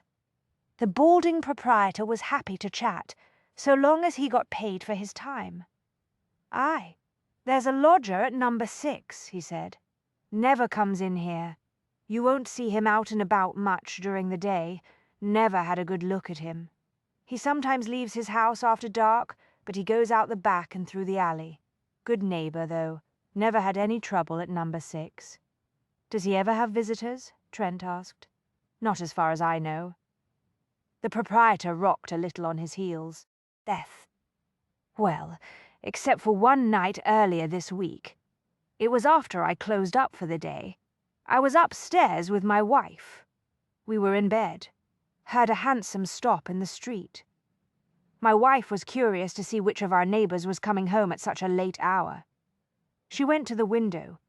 When she saw the passenger go up the steps to number 6, she called me. Was the visitor male or female? Andrew asked. Male, carried a black satchel, the sort of bag a doctor carries. He stayed about half an hour or so. Death.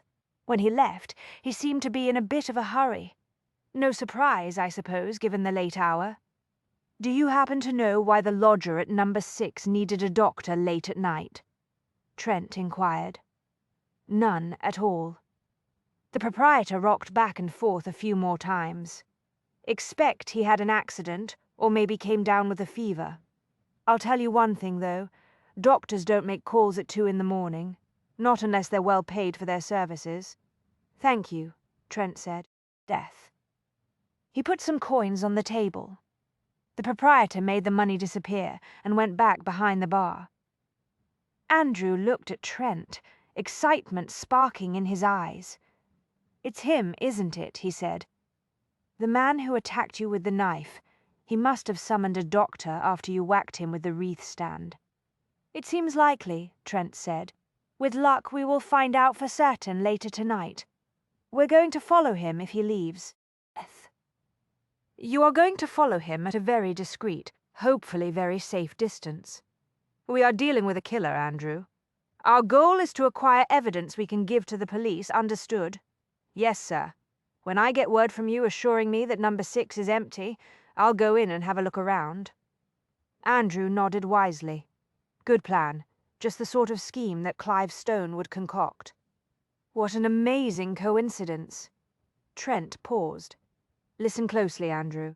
Death. You must make absolutely certain that the lodger in number 6 doesn't see you. But just in case, be sure that you take your revolver with you. Of course. I always carry it these days. Andrew patted the pocket of his overcoat and then turned very serious. Do you mind if I ask you a question, sir? Depends on the question. Do you think there might be a future in this line of work? What line? The private inquiry business. You call this a business? Death. I'm thinking of becoming a private inquiry agent like Clive Stone. Trent exhaled slowly. Stone is a consultant, and he has a private income from some rather vague investments, if you will recall. Properties. He invests in properties. What I'm trying to say is that I doubt very much that you'd be able to make a good living at the private inquiry business. It occurs to me that if I worked by referral, the same way that Callista does, I might be able to attract clients who are willing to pay well for a guarantee of very discreet service. It's one thing to make discreet inquiries into the backgrounds of your sister's clients, Trent said. It would be quite another to set yourself up as a consultant who is willing to get involved with missing persons or situations such as the one we are in at the moment. Death. The thing is, I rather like discovering secrets. I suspect that it would be a rather dangerous career path. In my experience, everyone has secrets. Some will go to extreme lengths to protect those secrets. If you will recall, we have turned up a number of dead people in our own investigation, and at this very moment we are sitting in a pub a few doors down from a man who quite possibly enjoys cutting ladies' throats. Andrew gave that some brief consideration. Death. I admit, I don't like the fact that Callista is in danger. But when this case is resolved and she is safe, I think I might see about going into the private inquiry line. It's not like I haven't had some experience. Clearly, the prospect of danger was not going to be a deterrent. Trent considered his options. There were not a lot of them. I doubt if your sister would approve of your career plans, he ventured. I'm sure I can convince her that I would be successful. Death. I told you, I will be very careful when it comes to taking on clients. Andrew, your future is none of my affair. However, I feel an obligation to advise you. I'm a few years older than you, and I've had some experience. Believe me when I tell you that.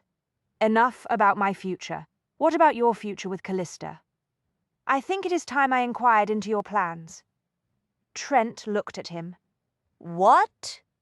It's obvious that the two of you are involved in a romantic relationship, sir. Death.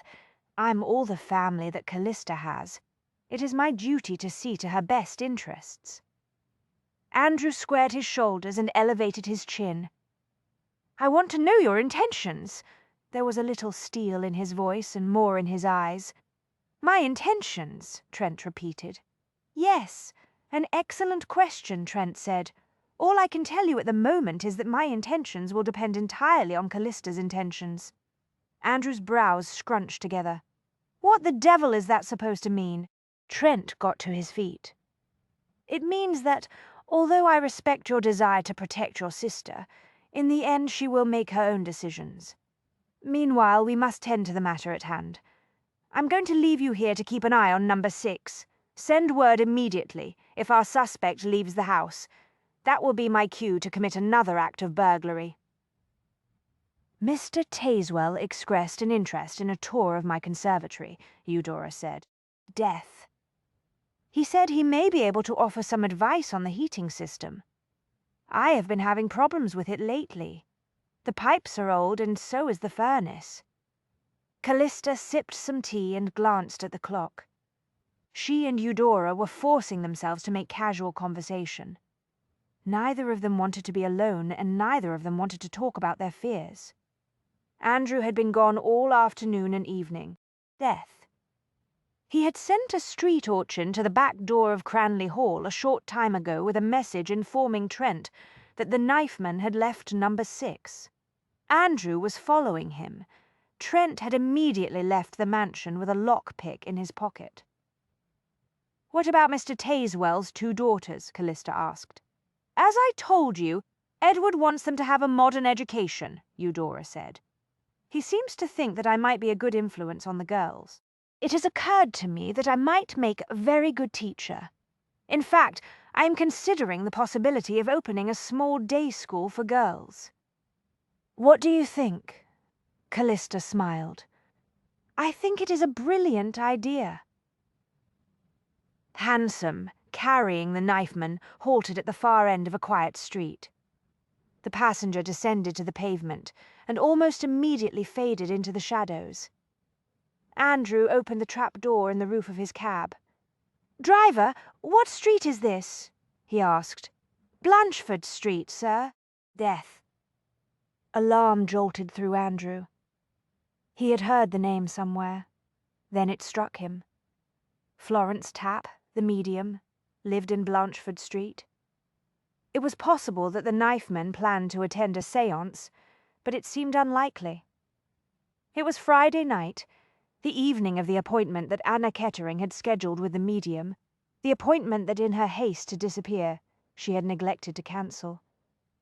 "Do you know of a medium in this street?" he asked. "Aye, sir. Number 12, Death. But she usually holds séances on Wednesday evenings, not Fridays. The knifemen would have no way of knowing that Anna Kettering did not intend to keep her appointment. Perhaps he had come here to murder her. If Mrs. Kettering died in Blanchford Street, the finger of blame would point to the medium. There was no way to know why the knifeman might want to murder Anna Kettering, but if he was mentally unbalanced, as everyone seemed to believe, no logical reason was required. Death. There was also no predicting what he would do when he discovered that his target had not arrived for her appointment. "I understand the medium sometimes books private appointments on other evenings," Andrew said to the driver. "Couldn't say, sir. I'll be back in a few minutes. Wait for me." "Aye, sir." Andrew handed some money to the driver and got out of the cab. The other hansom, now empty, moved off down the street. Evidently the killer had not instructed his driver to wait. Death. There was no way to know what that indicated, but it seemed ominous. The knifemen did not want any potential witnesses. Andrew reached into the pocket of his coat and closed his fingers around the handle of the revolver. There was no sign of the knifemen on the street, but when Andrew got close to number 12, a chill shot down his spine. His pulse, already beating quickly, began to pound as he realized what had happened. Death. The killer had climbed over the railing that surrounded the front area of the house and descended the steps to the kitchen entrance. The door stood partially open. It squeaked on its hinges.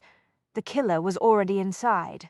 Andrew clambered quickly over the wrought iron railing, trying hard not to make any noise, and went down the steps. Holding the revolver in his right hand, he gently pushed the kitchen door. It swung open a little farther. No one leaped out at him. Death. He moved cautiously into the darkened kitchen. His nerves were stretched to the limit.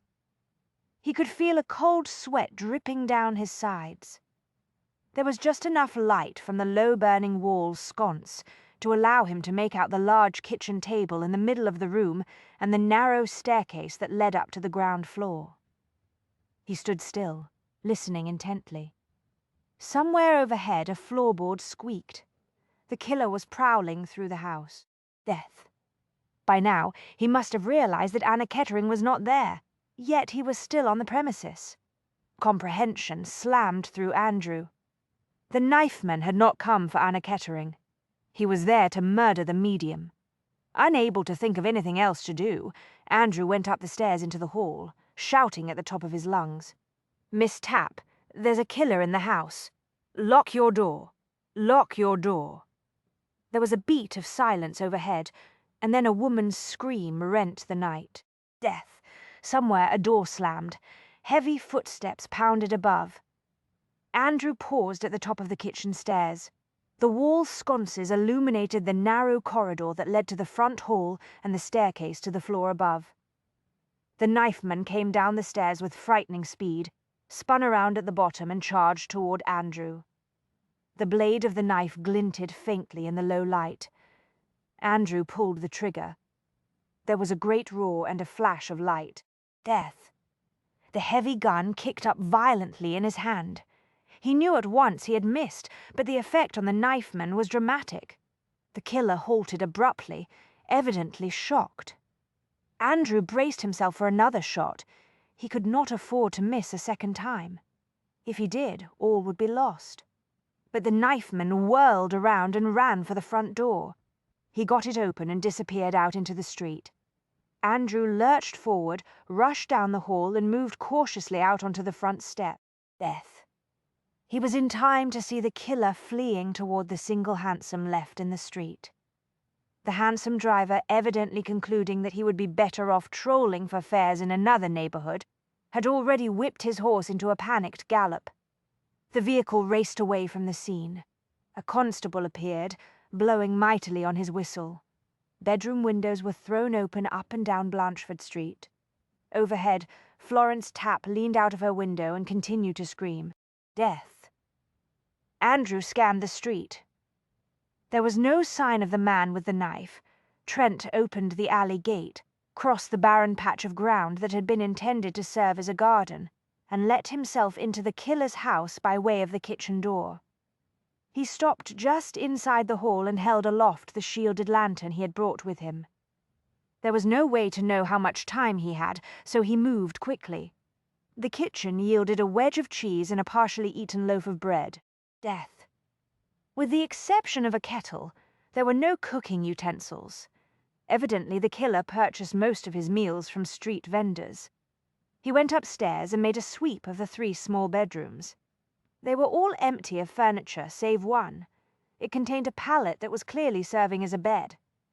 The wardrobe, however, was surprisingly well stocked with clean, neatly folded shirts and undergarments. There were also expensively tailored trousers and a coat. Death! All of the clothing was of excellent quality. What sort of man lived like a monk in a nearly empty house, while going about his murderous business in fashionable clothes? Trent wondered. He was about to leave the bedroom when he noticed that the foot of the neatly made pallet was slightly elevated, as though someone had tucked an object underneath it. He went back across the room, raised the end of the pallet, and saw a small box and a little leather-bound book. Death. He removed the lid from the box and saw 3 jet and crystal locket rings. There was a twist of hair inside each. The small book looked like a diary. He put both the box of rings and the diary into the pocket of his coat. He left the bedroom and went back downstairs. He did not expect to find anything of note in the parlor. According to the proprietor of the pub at the end of the street, the knifeman never had visitors, aside from the doctor who had called late one night. Death. When he arrived in the doorway, he saw that he was only partly correct. There were no furnishings. There was, however, what appeared to be a small altar in one corner. An unlit candle was positioned on top of the altar. But it was the framed photograph of an ethereally beautiful lady that filled Trent with a gut-wrenching fear. He had got it wrong right from the start, and now it might be too late. He ran for the door. "The tea has grown cold," Callista said. She glanced at the clock. Death. "It looks like we will be up a while longer." It was well past midnight, and there had been no word from Trent or Andrew. She and Eudora were both doing their best to conceal their growing anxiety from each other. But really, she thought, one could only discuss efficient filing techniques and cross-referencing for so long. "I'll ask Mrs. Sykes to bring us another pot," she said. She rose and tugged on the bell pull. It will give her something to do. She and Mr. Sykes are as anxious as we are. Death. "What can possibly be detaining Trent and Andrew?" Eudora said. Callista looked at the coffin bell sitting on the desk. The steel chain attached to it was neatly, tightly coiled like a snake, she thought. "I have been telling myself that the traffic may have made it difficult to find cabs," she said. Eudora gave her a worried look. "But you don't believe that, do you?" "No." Callista made herself look away from the coffin bell. "I'm quite terrified. So am I," Eudora said. Death. We should never have let them go through with their dangerous plans. I do not think we could have stopped them. "No, I suppose not," Eudora said. "They are both quite stubborn, aren't they? I suppose they would say the same about us." "Yes." Eudora rose from her chair and went to the hearth. Picking up a brass poker, she prodded the dying fire. Callista moved to stand beside her. She put her hand on Eudora's shoulder. Death. "They will find something that will constitute evidence against the killer," she said, trying desperately to convince herself. Perhaps the reason they have been delayed is because they are even now explaining the situation to the police. Perhaps, Eudora hesitated. I wonder what Mr. Tazewell will say when I tell him about this strange adventure. I expect he will be quite shocked. Appalled or even repelled, perhaps. Surprised, no doubt, but not appalled or repelled, Callista said. Let us be honest, Callista. We both know that very few gentlemen would approve of a lady who becomes embroiled in an investigation involving murder. Edward Tazewell will likely think me a bad influence on his 2 little girls. You said that he was very keen on providing a modern education for his daughters. Eudora managed a weak laugh. I doubt that he had this sort of an education in mind. When this is finished, there will be no need to tell him what we have been about. Death. You have a right to your secrets, Eudora? That is true, but I do not want to keep secrets from the man I marry. I want a true partner, one who will accept me for who I am. I understand. I know you do. The 2 of them stood in silence for a time. I meet a great many people in my profession, Callista said after a while. And there are some I call friends, but in truth they are acquaintances. You and Trent are in a different category. Death. I trust both of you in ways that I have never been able to trust anyone except Andrew in a very long time. I, too, value our friendship, Callista, but I think that what you feel for my brother is something more. Love, perhaps? Yes, but I'm not at all certain that is what he feels for me. How can you doubt it? Death. I do not wish to bring up the unhappiness of your past, Callista said.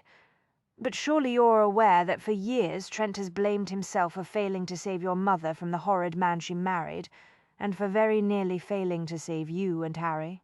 Eudora closed her eyes. I have been afraid of that. We never talked about it, but somehow I knew. And you blame yourself because you think you are the reason that Trent was scarred. It's all very complicated, isn't it? Death. The 3 of you have carried the heavy burden of guilt for some time now.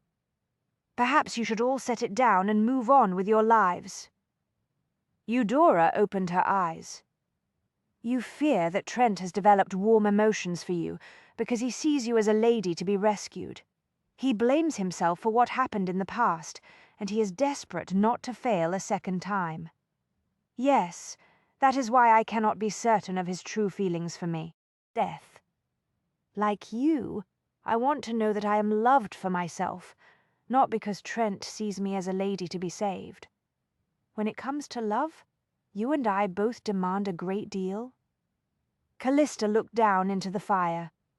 That is probably the reason why neither of us has ever married. Perhaps have you ever stopped to think that the reasons your brother never married might be similar to our own? Startled, Eudora considered that while she set the poker back in the brass stand. I see what you mean. I have never considered that men might have their dreams just as women do. One thinks of them as being driven by more elemental emotions. Physical desire, practicality, the wish to secure an inheritance. Those sorts of things, all of which have their place, I'm sure. But I think that Trent is also very much a romantic at heart. An interesting thought, Eudora smiled. Perhaps that explains Clive Stone's great interest in Wilhelmina Preston. We can speculate all we like. Death Trent is the only one who knows how he truly feels. Callista straightened her shoulders. Speaking for myself, I feel the need for some more tea, as there has been no sign of Mrs. Sykes. I think we can deduce that she and Mr. Sykes did go to bed. After all, I'll go to the kitchen and put the kettle on. I'll come with you. I do not want to be alone tonight. Nor do I. Eudora paused at the end table and glanced at the Kettering Journal of Financial Accounts. Trent was right about one thing. Death. It's amazing how much one can learn about a person from a record of his personal expenditures. I must say, Kettering did not stint when it came to his tailors, or memento mori items, Callista said grimly. He must have been as mad as that killer he hired. It is unnerving to know that he was able to conceal his true nature so well. I suppose that is why evil is so dangerous. It can so easily be masked behind an attractive facade. Eudora moved toward the door. Death. I must say, Kettering kept excellent accounts, though, and in a very neat hand. A shiver of uncertainty iced Callista's neck. She was at the door, about to open it and go out into the hall. Instead, she paused and glanced back at the Kettering journal. Her intuition whispered to her. "Did you say that Nesta Kettering had a very neat hand?" she asked. "Yes. Why do you ask?" Callista turned away from the door and went to the end table. Death. She stared at the journal for a few seconds before she picked it up. For the first time, she opened it and studied the pages of neatly penned entries. "Because this is not how I remember his handwriting," she said quietly. "What?" Callista carried the journal to the desk and set it down. She opened a drawer with shaking fingers. "What are you looking for?" Eudora asked, back at the start of this affair. "Nesta sent me 2 bouquets of flowers before he made the appointment to meet with me." Death. "He was trying to woo you. What of it?" "I instructed Mrs. Sykes to toss the flowers into the rubbish, but I kept one of the cards." "Why?" "Mostly because it infuriated me. I wanted a reminder that I could never again trust him." "As if you needed such a reminder," Eudora said. "But why do you want to see the card now?" "Because I have just had a very odd thought." Death. She sat down at her desk and riffled through her personal correspondence until she found the elegant white card that had accompanied the second bouquet of flowers. She removed it from the file and placed it on the desk. Then she opened the journal of household accounts that Trent had brought out of the Kettering residence. Another jolt of awareness nearly shattered her nerves. She stared at the card and then at the last page of the journal of accounts. "Dear Heaven," she whispered. Eudora leaned over the desk and read the card aloud. "I have known only loneliness since we parted. Please tell me that you have some feelings for me. Together we shall find true happiness on the metaphysical plane. Yours, N. Kettering." For a moment Eudora simply stared at the short note. Then she too studied the last page of the journal. Callista watched her, hardly daring to speak in case she was wrong in her conclusion. But when Eudora looked up, there was shocked comprehension in her eyes. Death. "The handwriting does not match," she whispered. "The card and the journal were written by 2 different people. Nestor Kettering wrote the note that accompanied the bouquet. But he is not the one who kept the journal of accounts. A secretary, perhaps. Many wealthy families employ one. Andrew never mentioned a secretary. I'm sure he would have done so." Eudora put a hand to her throat. "We've been looking at this affair from the wrong perspective all along." "Yes." Death. Callista leaped to her feet, rounded the desk, hoisted her skirts, and ran for the door.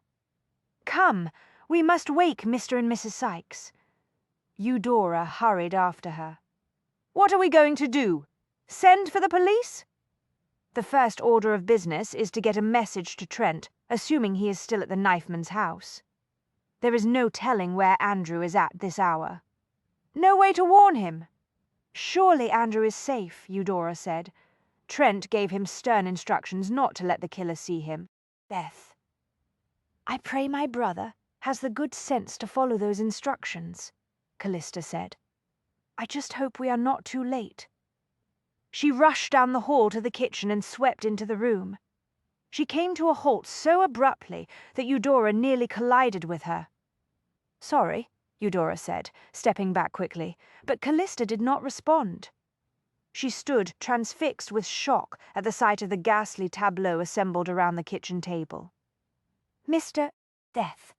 Sykes was crumpled on the floor, one hand flung out to the side, as if he had made a desperate effort to ward off a blow. An overturned coffee cup was on the floor next to his hand. It was impossible to tell if he was dead or alive. Mrs. Sykes was slumped over the table. She did not move. Anna Kettering stood over her, a large meat cleaver in her elegantly gloved hand. The sharp edge of the blade was poised above Mrs. Sykes's neck. "Death! There you are," Anna said, in the bright, charming tones of a lady welcoming guests to a garden party. "When I heard the service bell ring a short time ago, I thought you might eventually come to the kitchen to see what was keeping your housekeeper and butler. Really, one cannot rely on anyone in service these days, can one?" "It was you all along, wasn't it?" Callista said. A strange, eerie sense of detachment settled on her. She was amazed by her own unnaturally calm voice. Death. But she knew she needed to maintain that cool, controlled edge because she and Eudora were dealing with a madwoman. The smallest spark might ignite Anna's fevered brain. "Yes, of course it was me," Anna said. "You were the one who hunted all of us, the 3 governesses and me. How many other women did you torment with your little game?" "There were only the 4 of you this past year," Anna said, her voice abruptly tightened with rage. "And it wasn't a game. Death. I punished my husband's whores because they seduced him and turned him away from me. He loved me back at the start, you see. He thought I was beautiful. He wanted me. But after our honeymoon, he took up with that first governess." "Elizabeth Dunsforth," Eudora said. "She was nothing," Anna said. "Nothing, just a governess. But she made Nesta desire her. I had to teach her a lesson.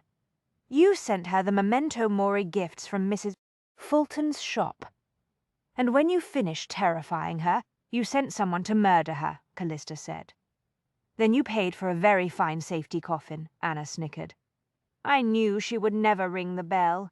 None of them ever rang the bell. It was a little joke, you see. You controlled the household accounts," Eudora said. "You made all of the purchases from Mrs. Fulton's shop." "The money is mine." Anna got very fierce for a moment. "Papa left it to me. Death. But as it happens, Nesta was content to let me deal with the household accounts.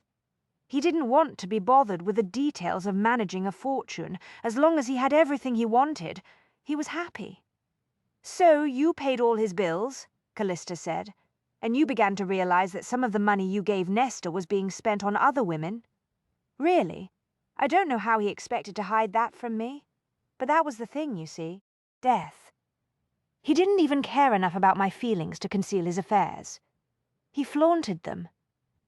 I noticed that you gave yourself a rather generous allowance," Eudora said. Anna frowned. "How did you know about that?" "Well, I don't suppose it matters. Yes, I gave myself an allowance." "Why not just pay your own bills?"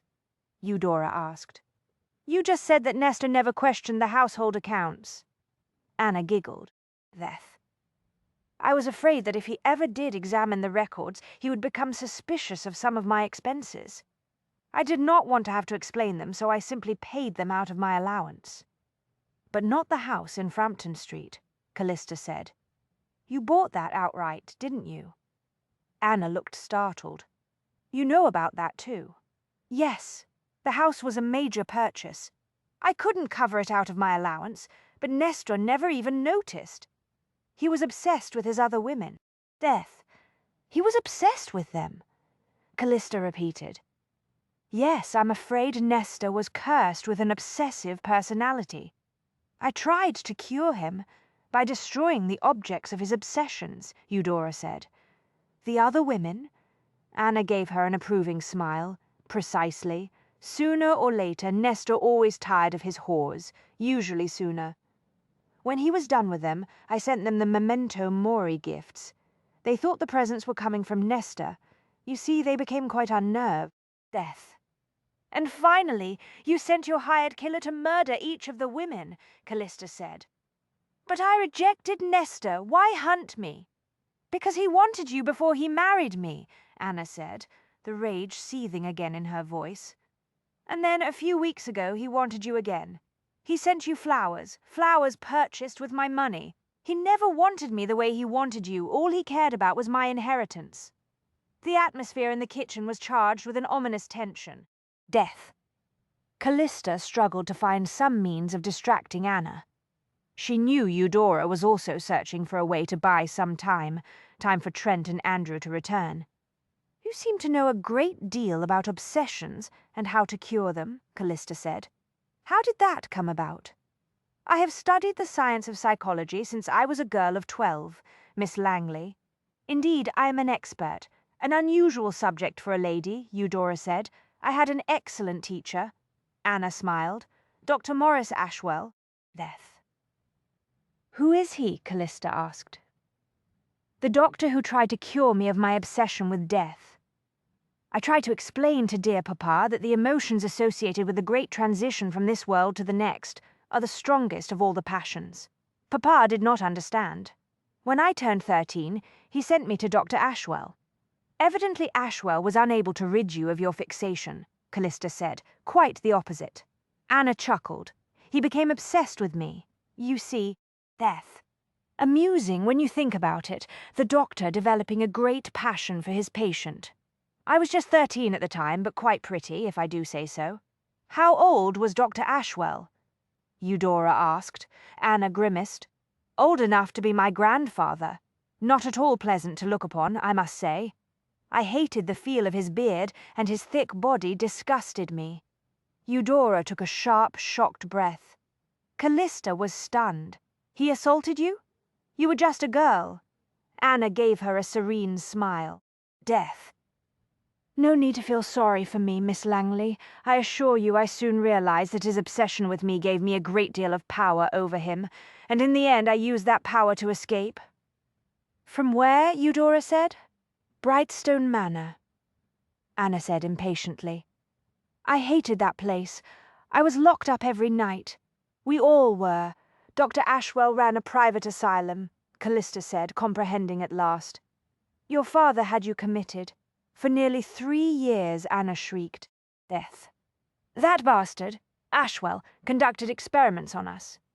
He told Papa that it was necessary to keep me in Brightstone Manor because I was a danger to myself and others. But every night Ashwell came to my room.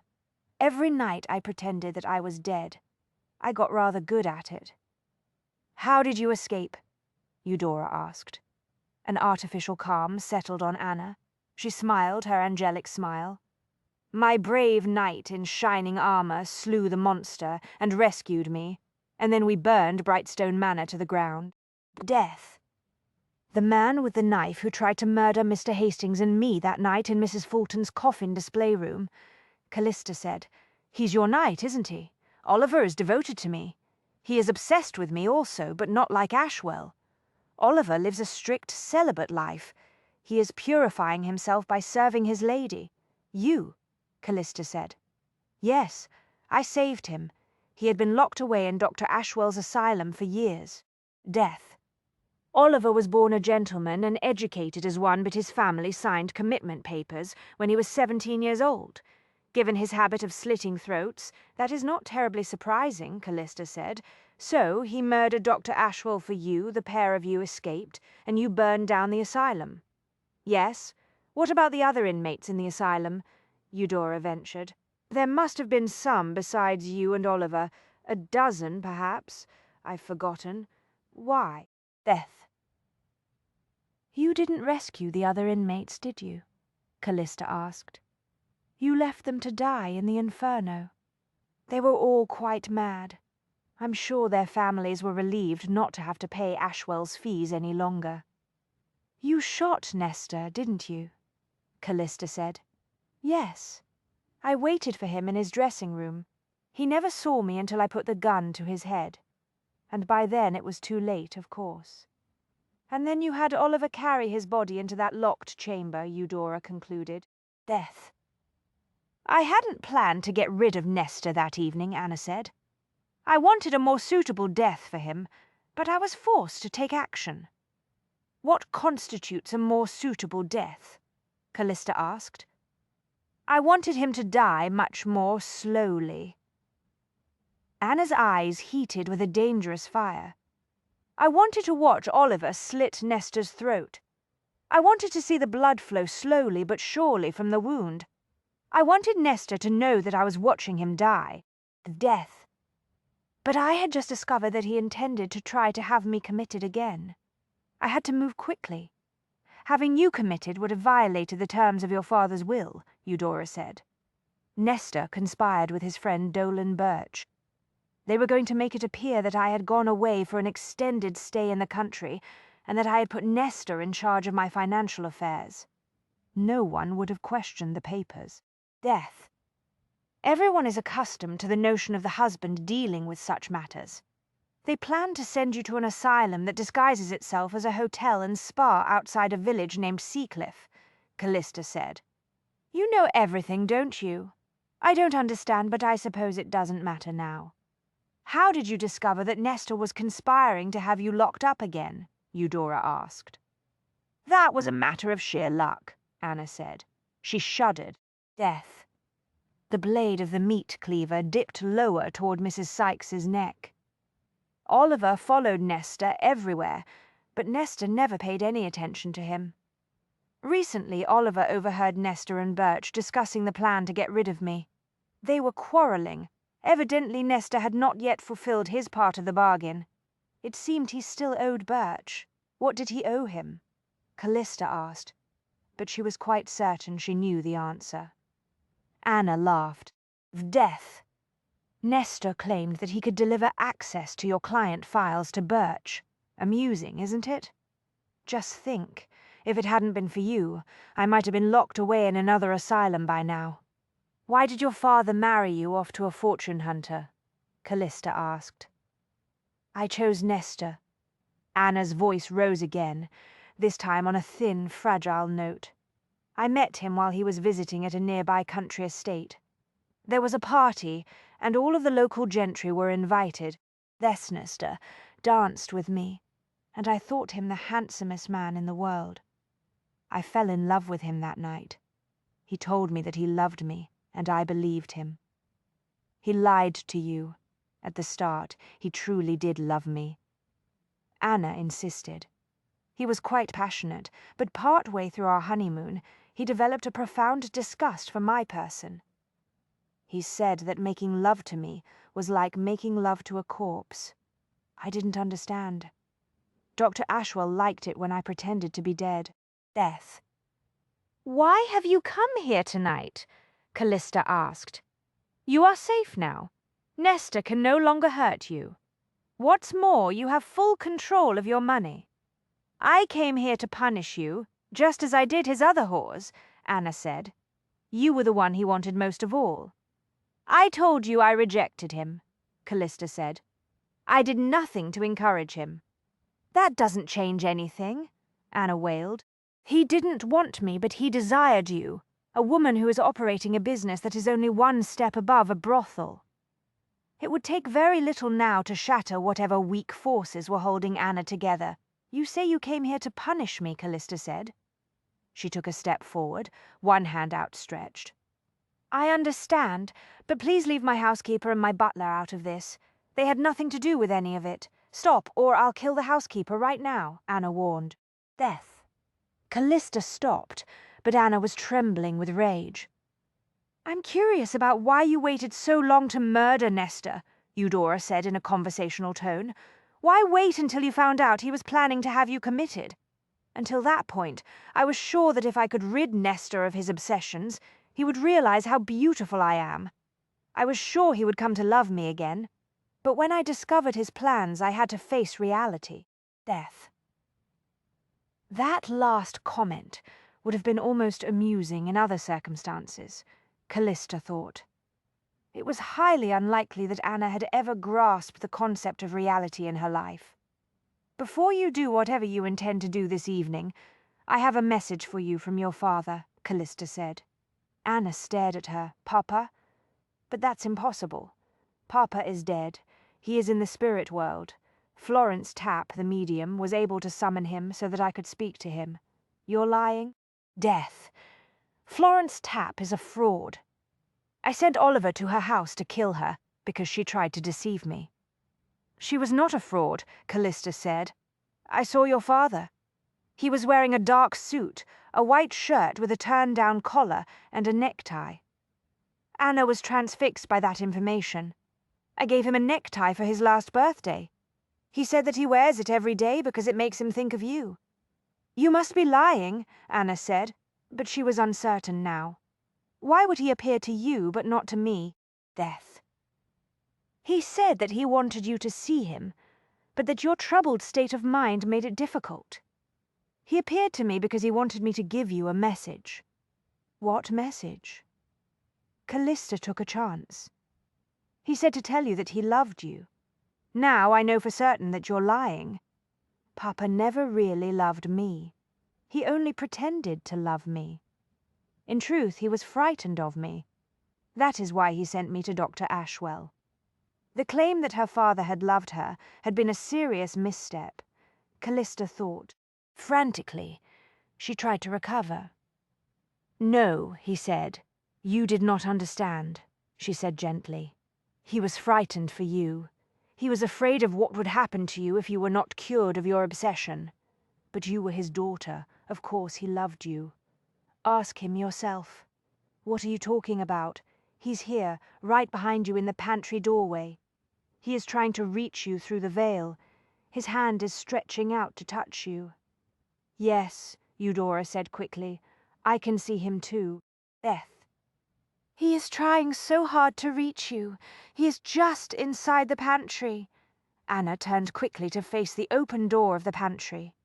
Papa, are you really here? I have missed you so. Did you really love me? It was now or never, Callista thought. She looked at Eudora and motioned toward the long wooden table. Understanding sparked in Eudora's eyes.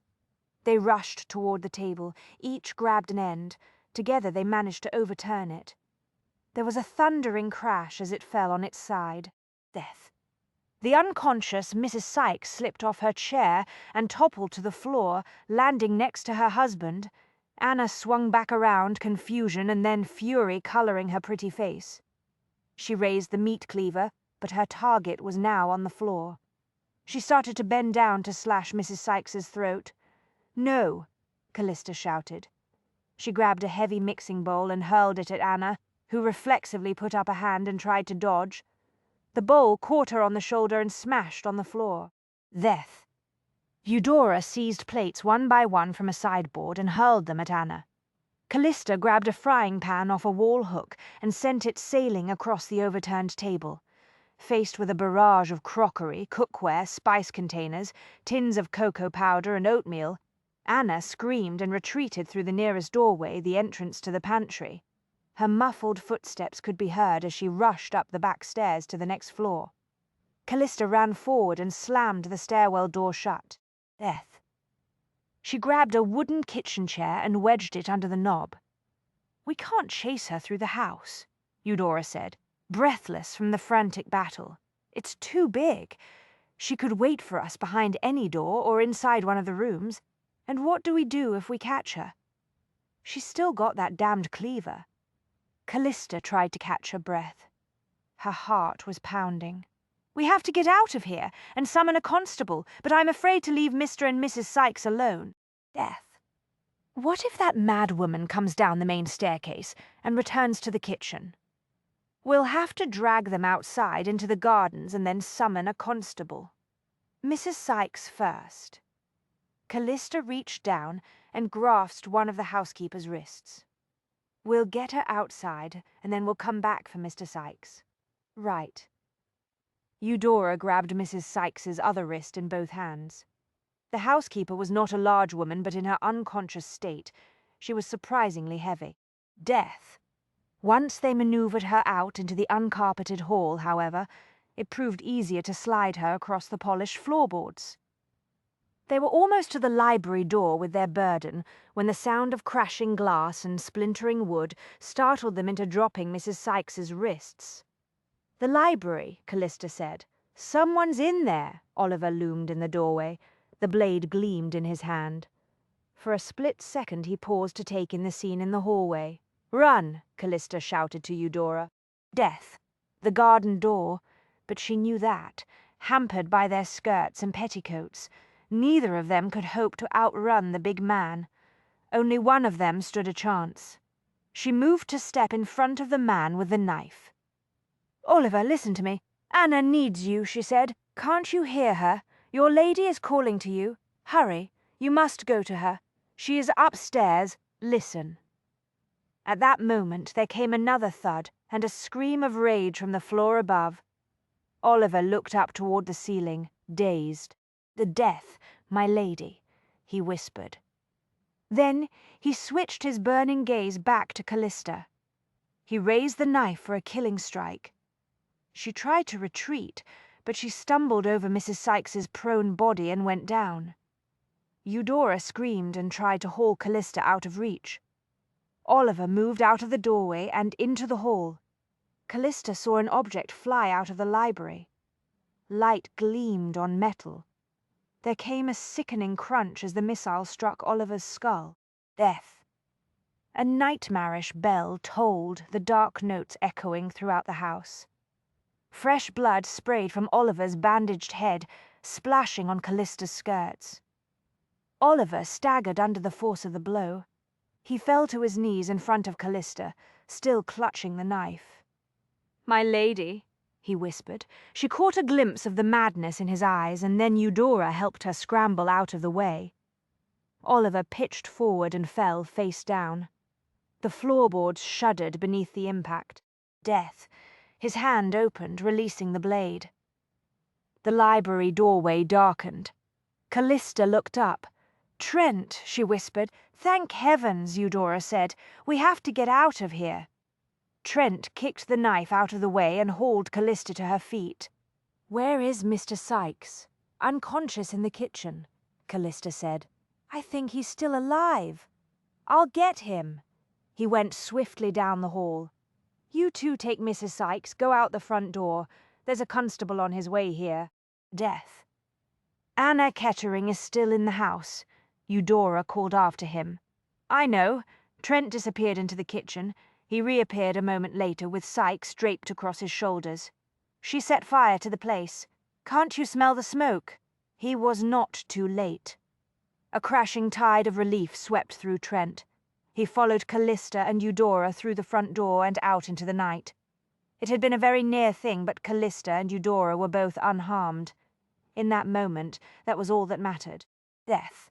Somewhere in the distance, a fire bell clanged.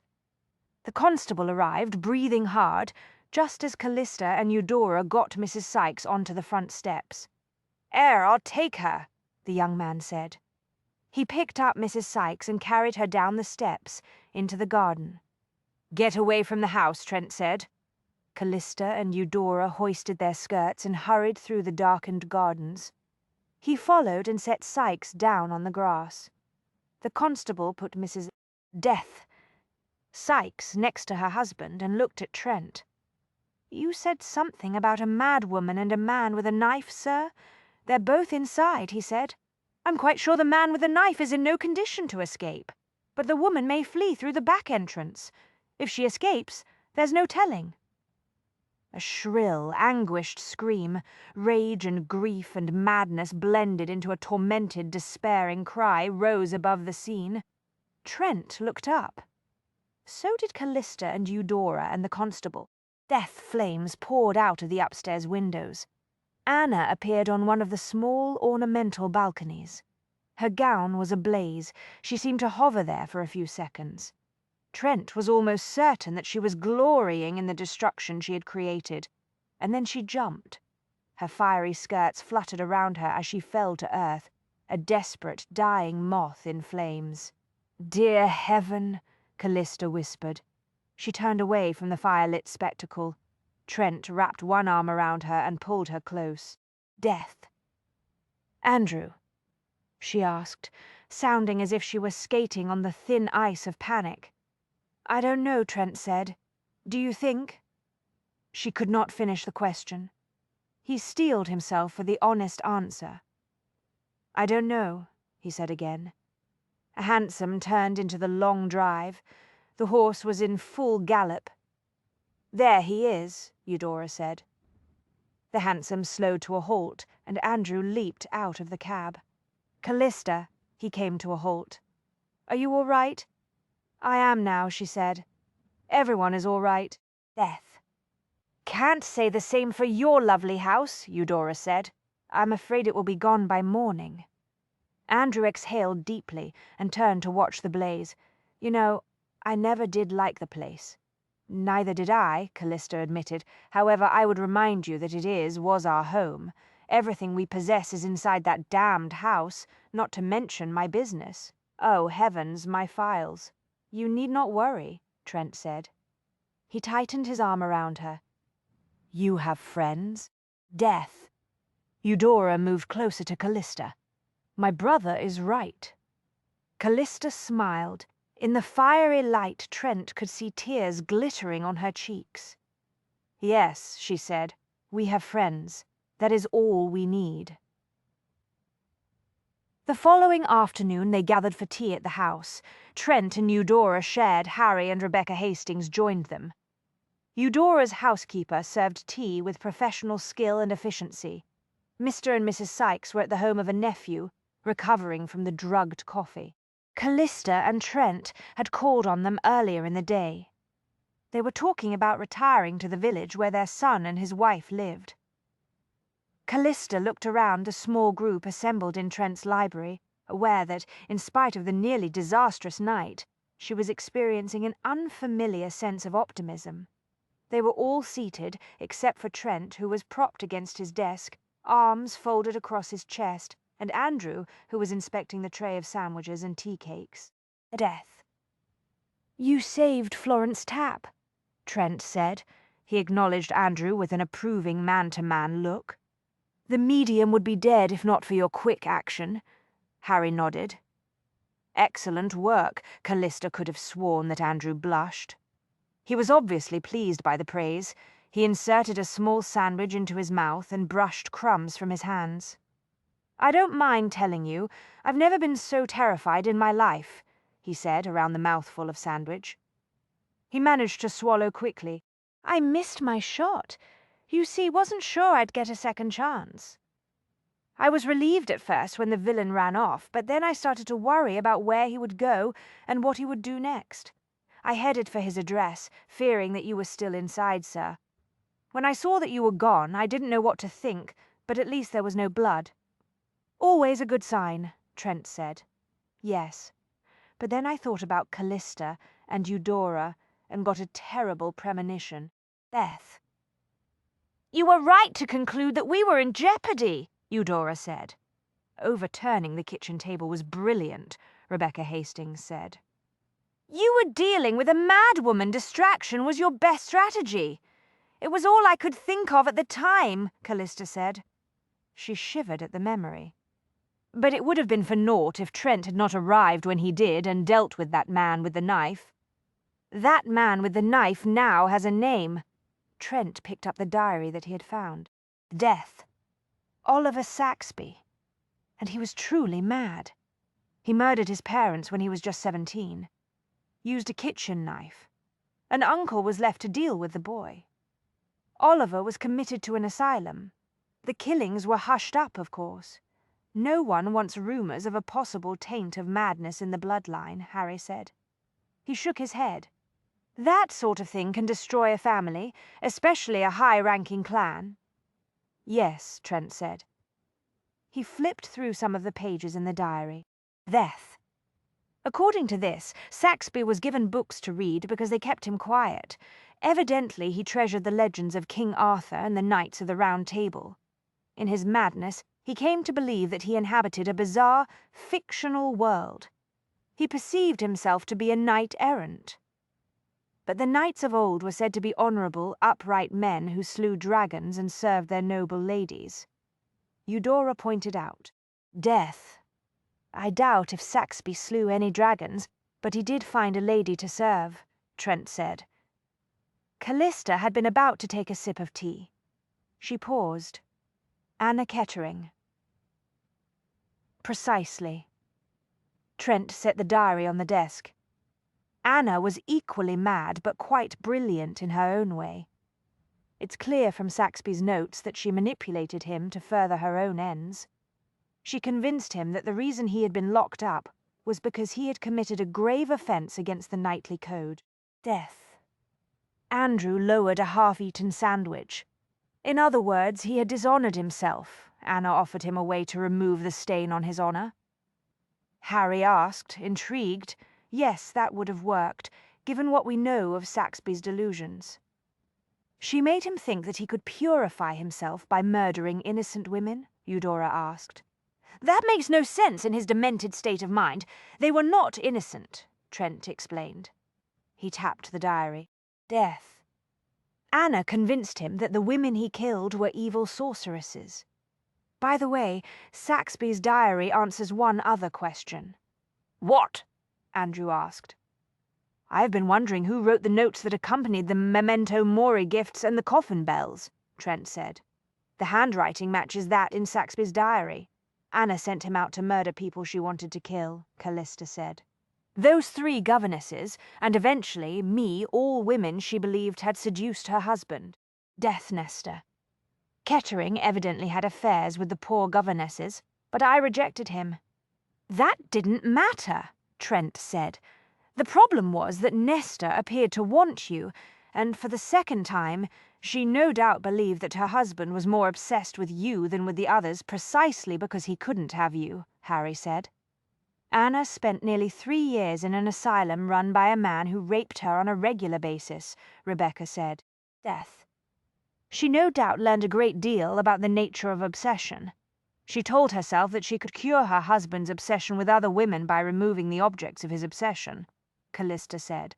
But first, she tried to satisfy her own obsessive nature by punishing Nesta's paramours with the memento mori gifts. They were meant to induce fear when the ritual was concluded. She sent her knight-errant to murder them. Death. And then she celebrated by providing her victims with an expensive funeral, Harry concluded. But why did she kill her husband? Andrew asked. He was the object of her obsession. Harry pondered that briefly. I'm speculating here because there is no way I can question the patient, herself. But I suspect that when Anna discovered that her husband was planning to have her committed, she finally realized she could never win his love. Death. She killed him to save herself from an asylum, but I think there was another reason as well. In the end, she tried to cure herself of her own obsession using the same therapy she had employed to cure Nesta. She destroyed the object of her obsession.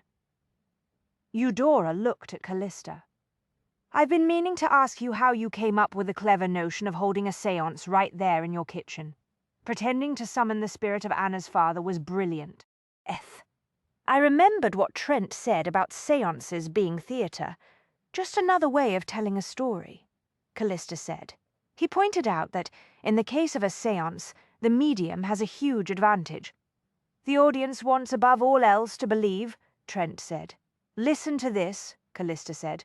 She pushed her plate of eggs and toast aside, picked up the morning edition of the Flying Intelligencer, and read the story aloud to the others gathered at the table. Death.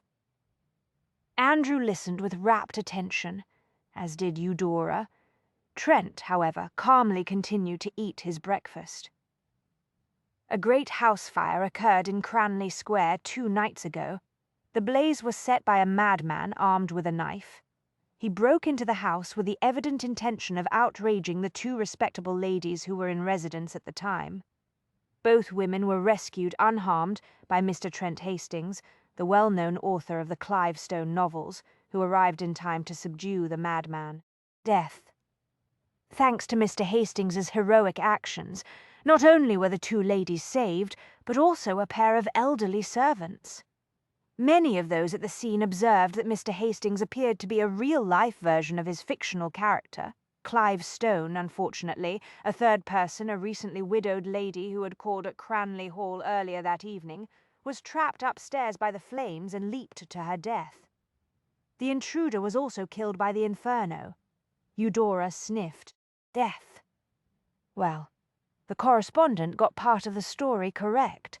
There was indeed a great fire, but most of the rest is nonsense. That dreadful man with the knife, Saxby, did not intend to outrage us. He came to murder you, Callista, and it was Anna Kettering, the recently widowed lady, who set the fire. Andrew set aside the paper he had been reading and gestured toward it with his fork. Same mistakes in the other accounts. I suppose it is too much to expect the press to get the facts right. Death. Callista smiled. The reporter was correct on one point. Mr. Trent Hastings, well-known author of the Clive Stone novels, did indeed arrive at a most opportune moment. I suspect that the accounts of the incident in the press will sell a few more copies of the author's books.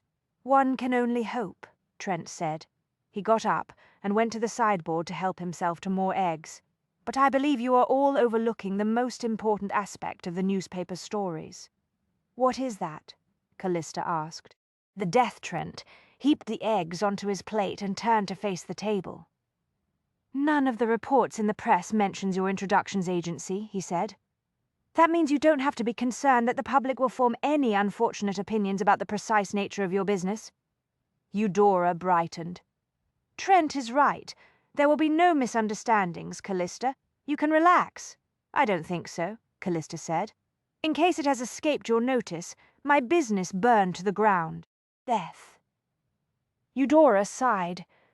There is that aspect of the situation. Callista drummed her fingers on the tablecloth, thinking, I can reconstruct some of my files, she said finally. And I expect that, when they learn of the disaster, many of my clients will get in touch to see if I intend to continue my services. Andrew met her eyes. I can help you. I remember a great deal about the research I did for you. I still have some of my recent notes on your clients. Death. They are in the same notebook that I was using to track Kettering. My conservatory, Eudora said suddenly. They all looked at her. What about it? Trent asked. It would make a perfect setting for a salon. You are most welcome to use it as often as you like, Callista. Trent can lock himself in his study. Isn't that right, Trent? Certainly, Trent said. He sat down and started to eat. Death. So long as none of Callista's guests expects me to pretend to be interested in their detailed critiques of my novels, I have no objection. Andrew laughed. Callista's eyes filled with tears. I don't know how to thank you and Eudora, Trent, she said. No thanks are necessary, Eudora said. You have changed my life for the better, Callista. By introducing me to Mr. Tazwell, providing you a place to hold your salons is the least I can do. Isn't that right, Trent? Trent looked at Callista. Death. The very least, he agreed. The ruins of the great house smouldered and smoked under a dull grey sky and a steady drizzle of rain. The stone chimneys still stood, and so did portions of the outer walls, but there was no salvaging the structure. Callista contemplated the scene from beneath the shelter of the umbrella that Trent held. Andrew stood nearby. No point trying to rebuild, Trent said. The world is changing, and so is the market for grand houses like Cranley Hall. Death. Costs too much to keep them staffed and in good repair? I agree, Callista said. But I must admit that Cranley Hall served a purpose when it came to my business. I could not have established my introductions agency without it. Your clients are the most important aspect of your business, Trent said. You've still got them, and more where they came from. Andrew added cheerfully, Death. There's no lack of lonely people who want to meet other people for purposes of friendship, love, and matrimony. True, Callista agreed, but I would remind you that you and I own that pile of smouldering rubble. What on earth are we going to do with it? If I might make a suggestion, Trent said. Of course, Callista said.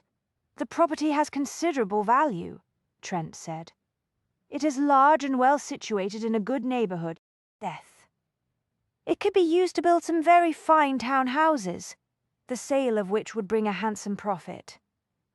Andrew's eyes lit with enthusiasm. Excellent notion. We could make a small fortune if we build elegant town houses. But it takes money to build houses? Callista pointed out, we would have to convince someone to loan us the funds.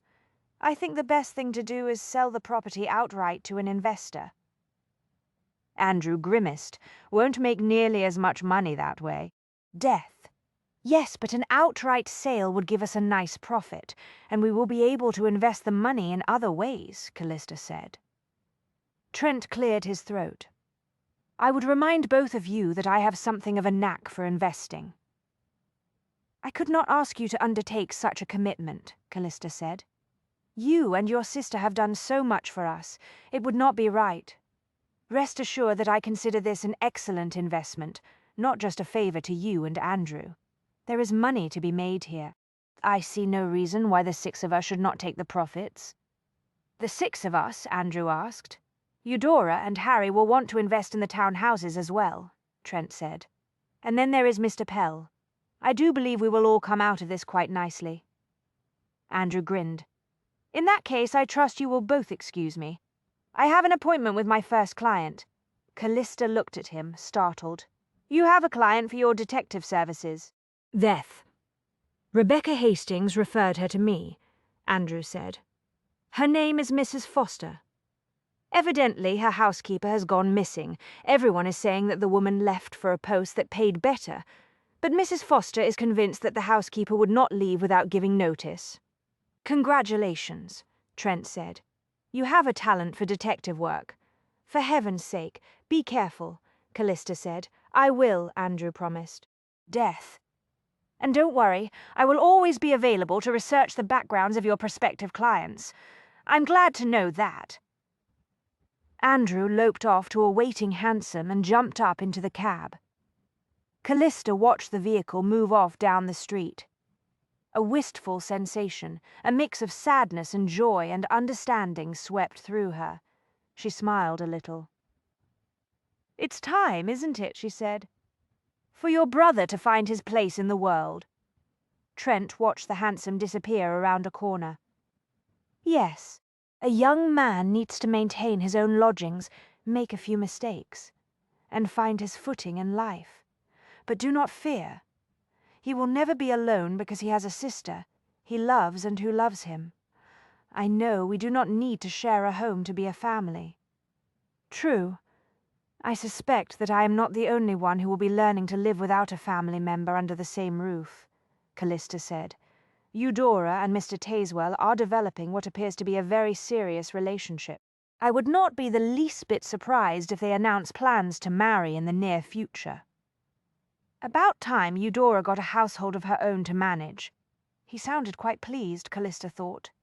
It seems we have fulfilled our responsibilities to our siblings at last, she said. We can both take comfort in that knowledge. Trent contemplated the smoking ruins of the house.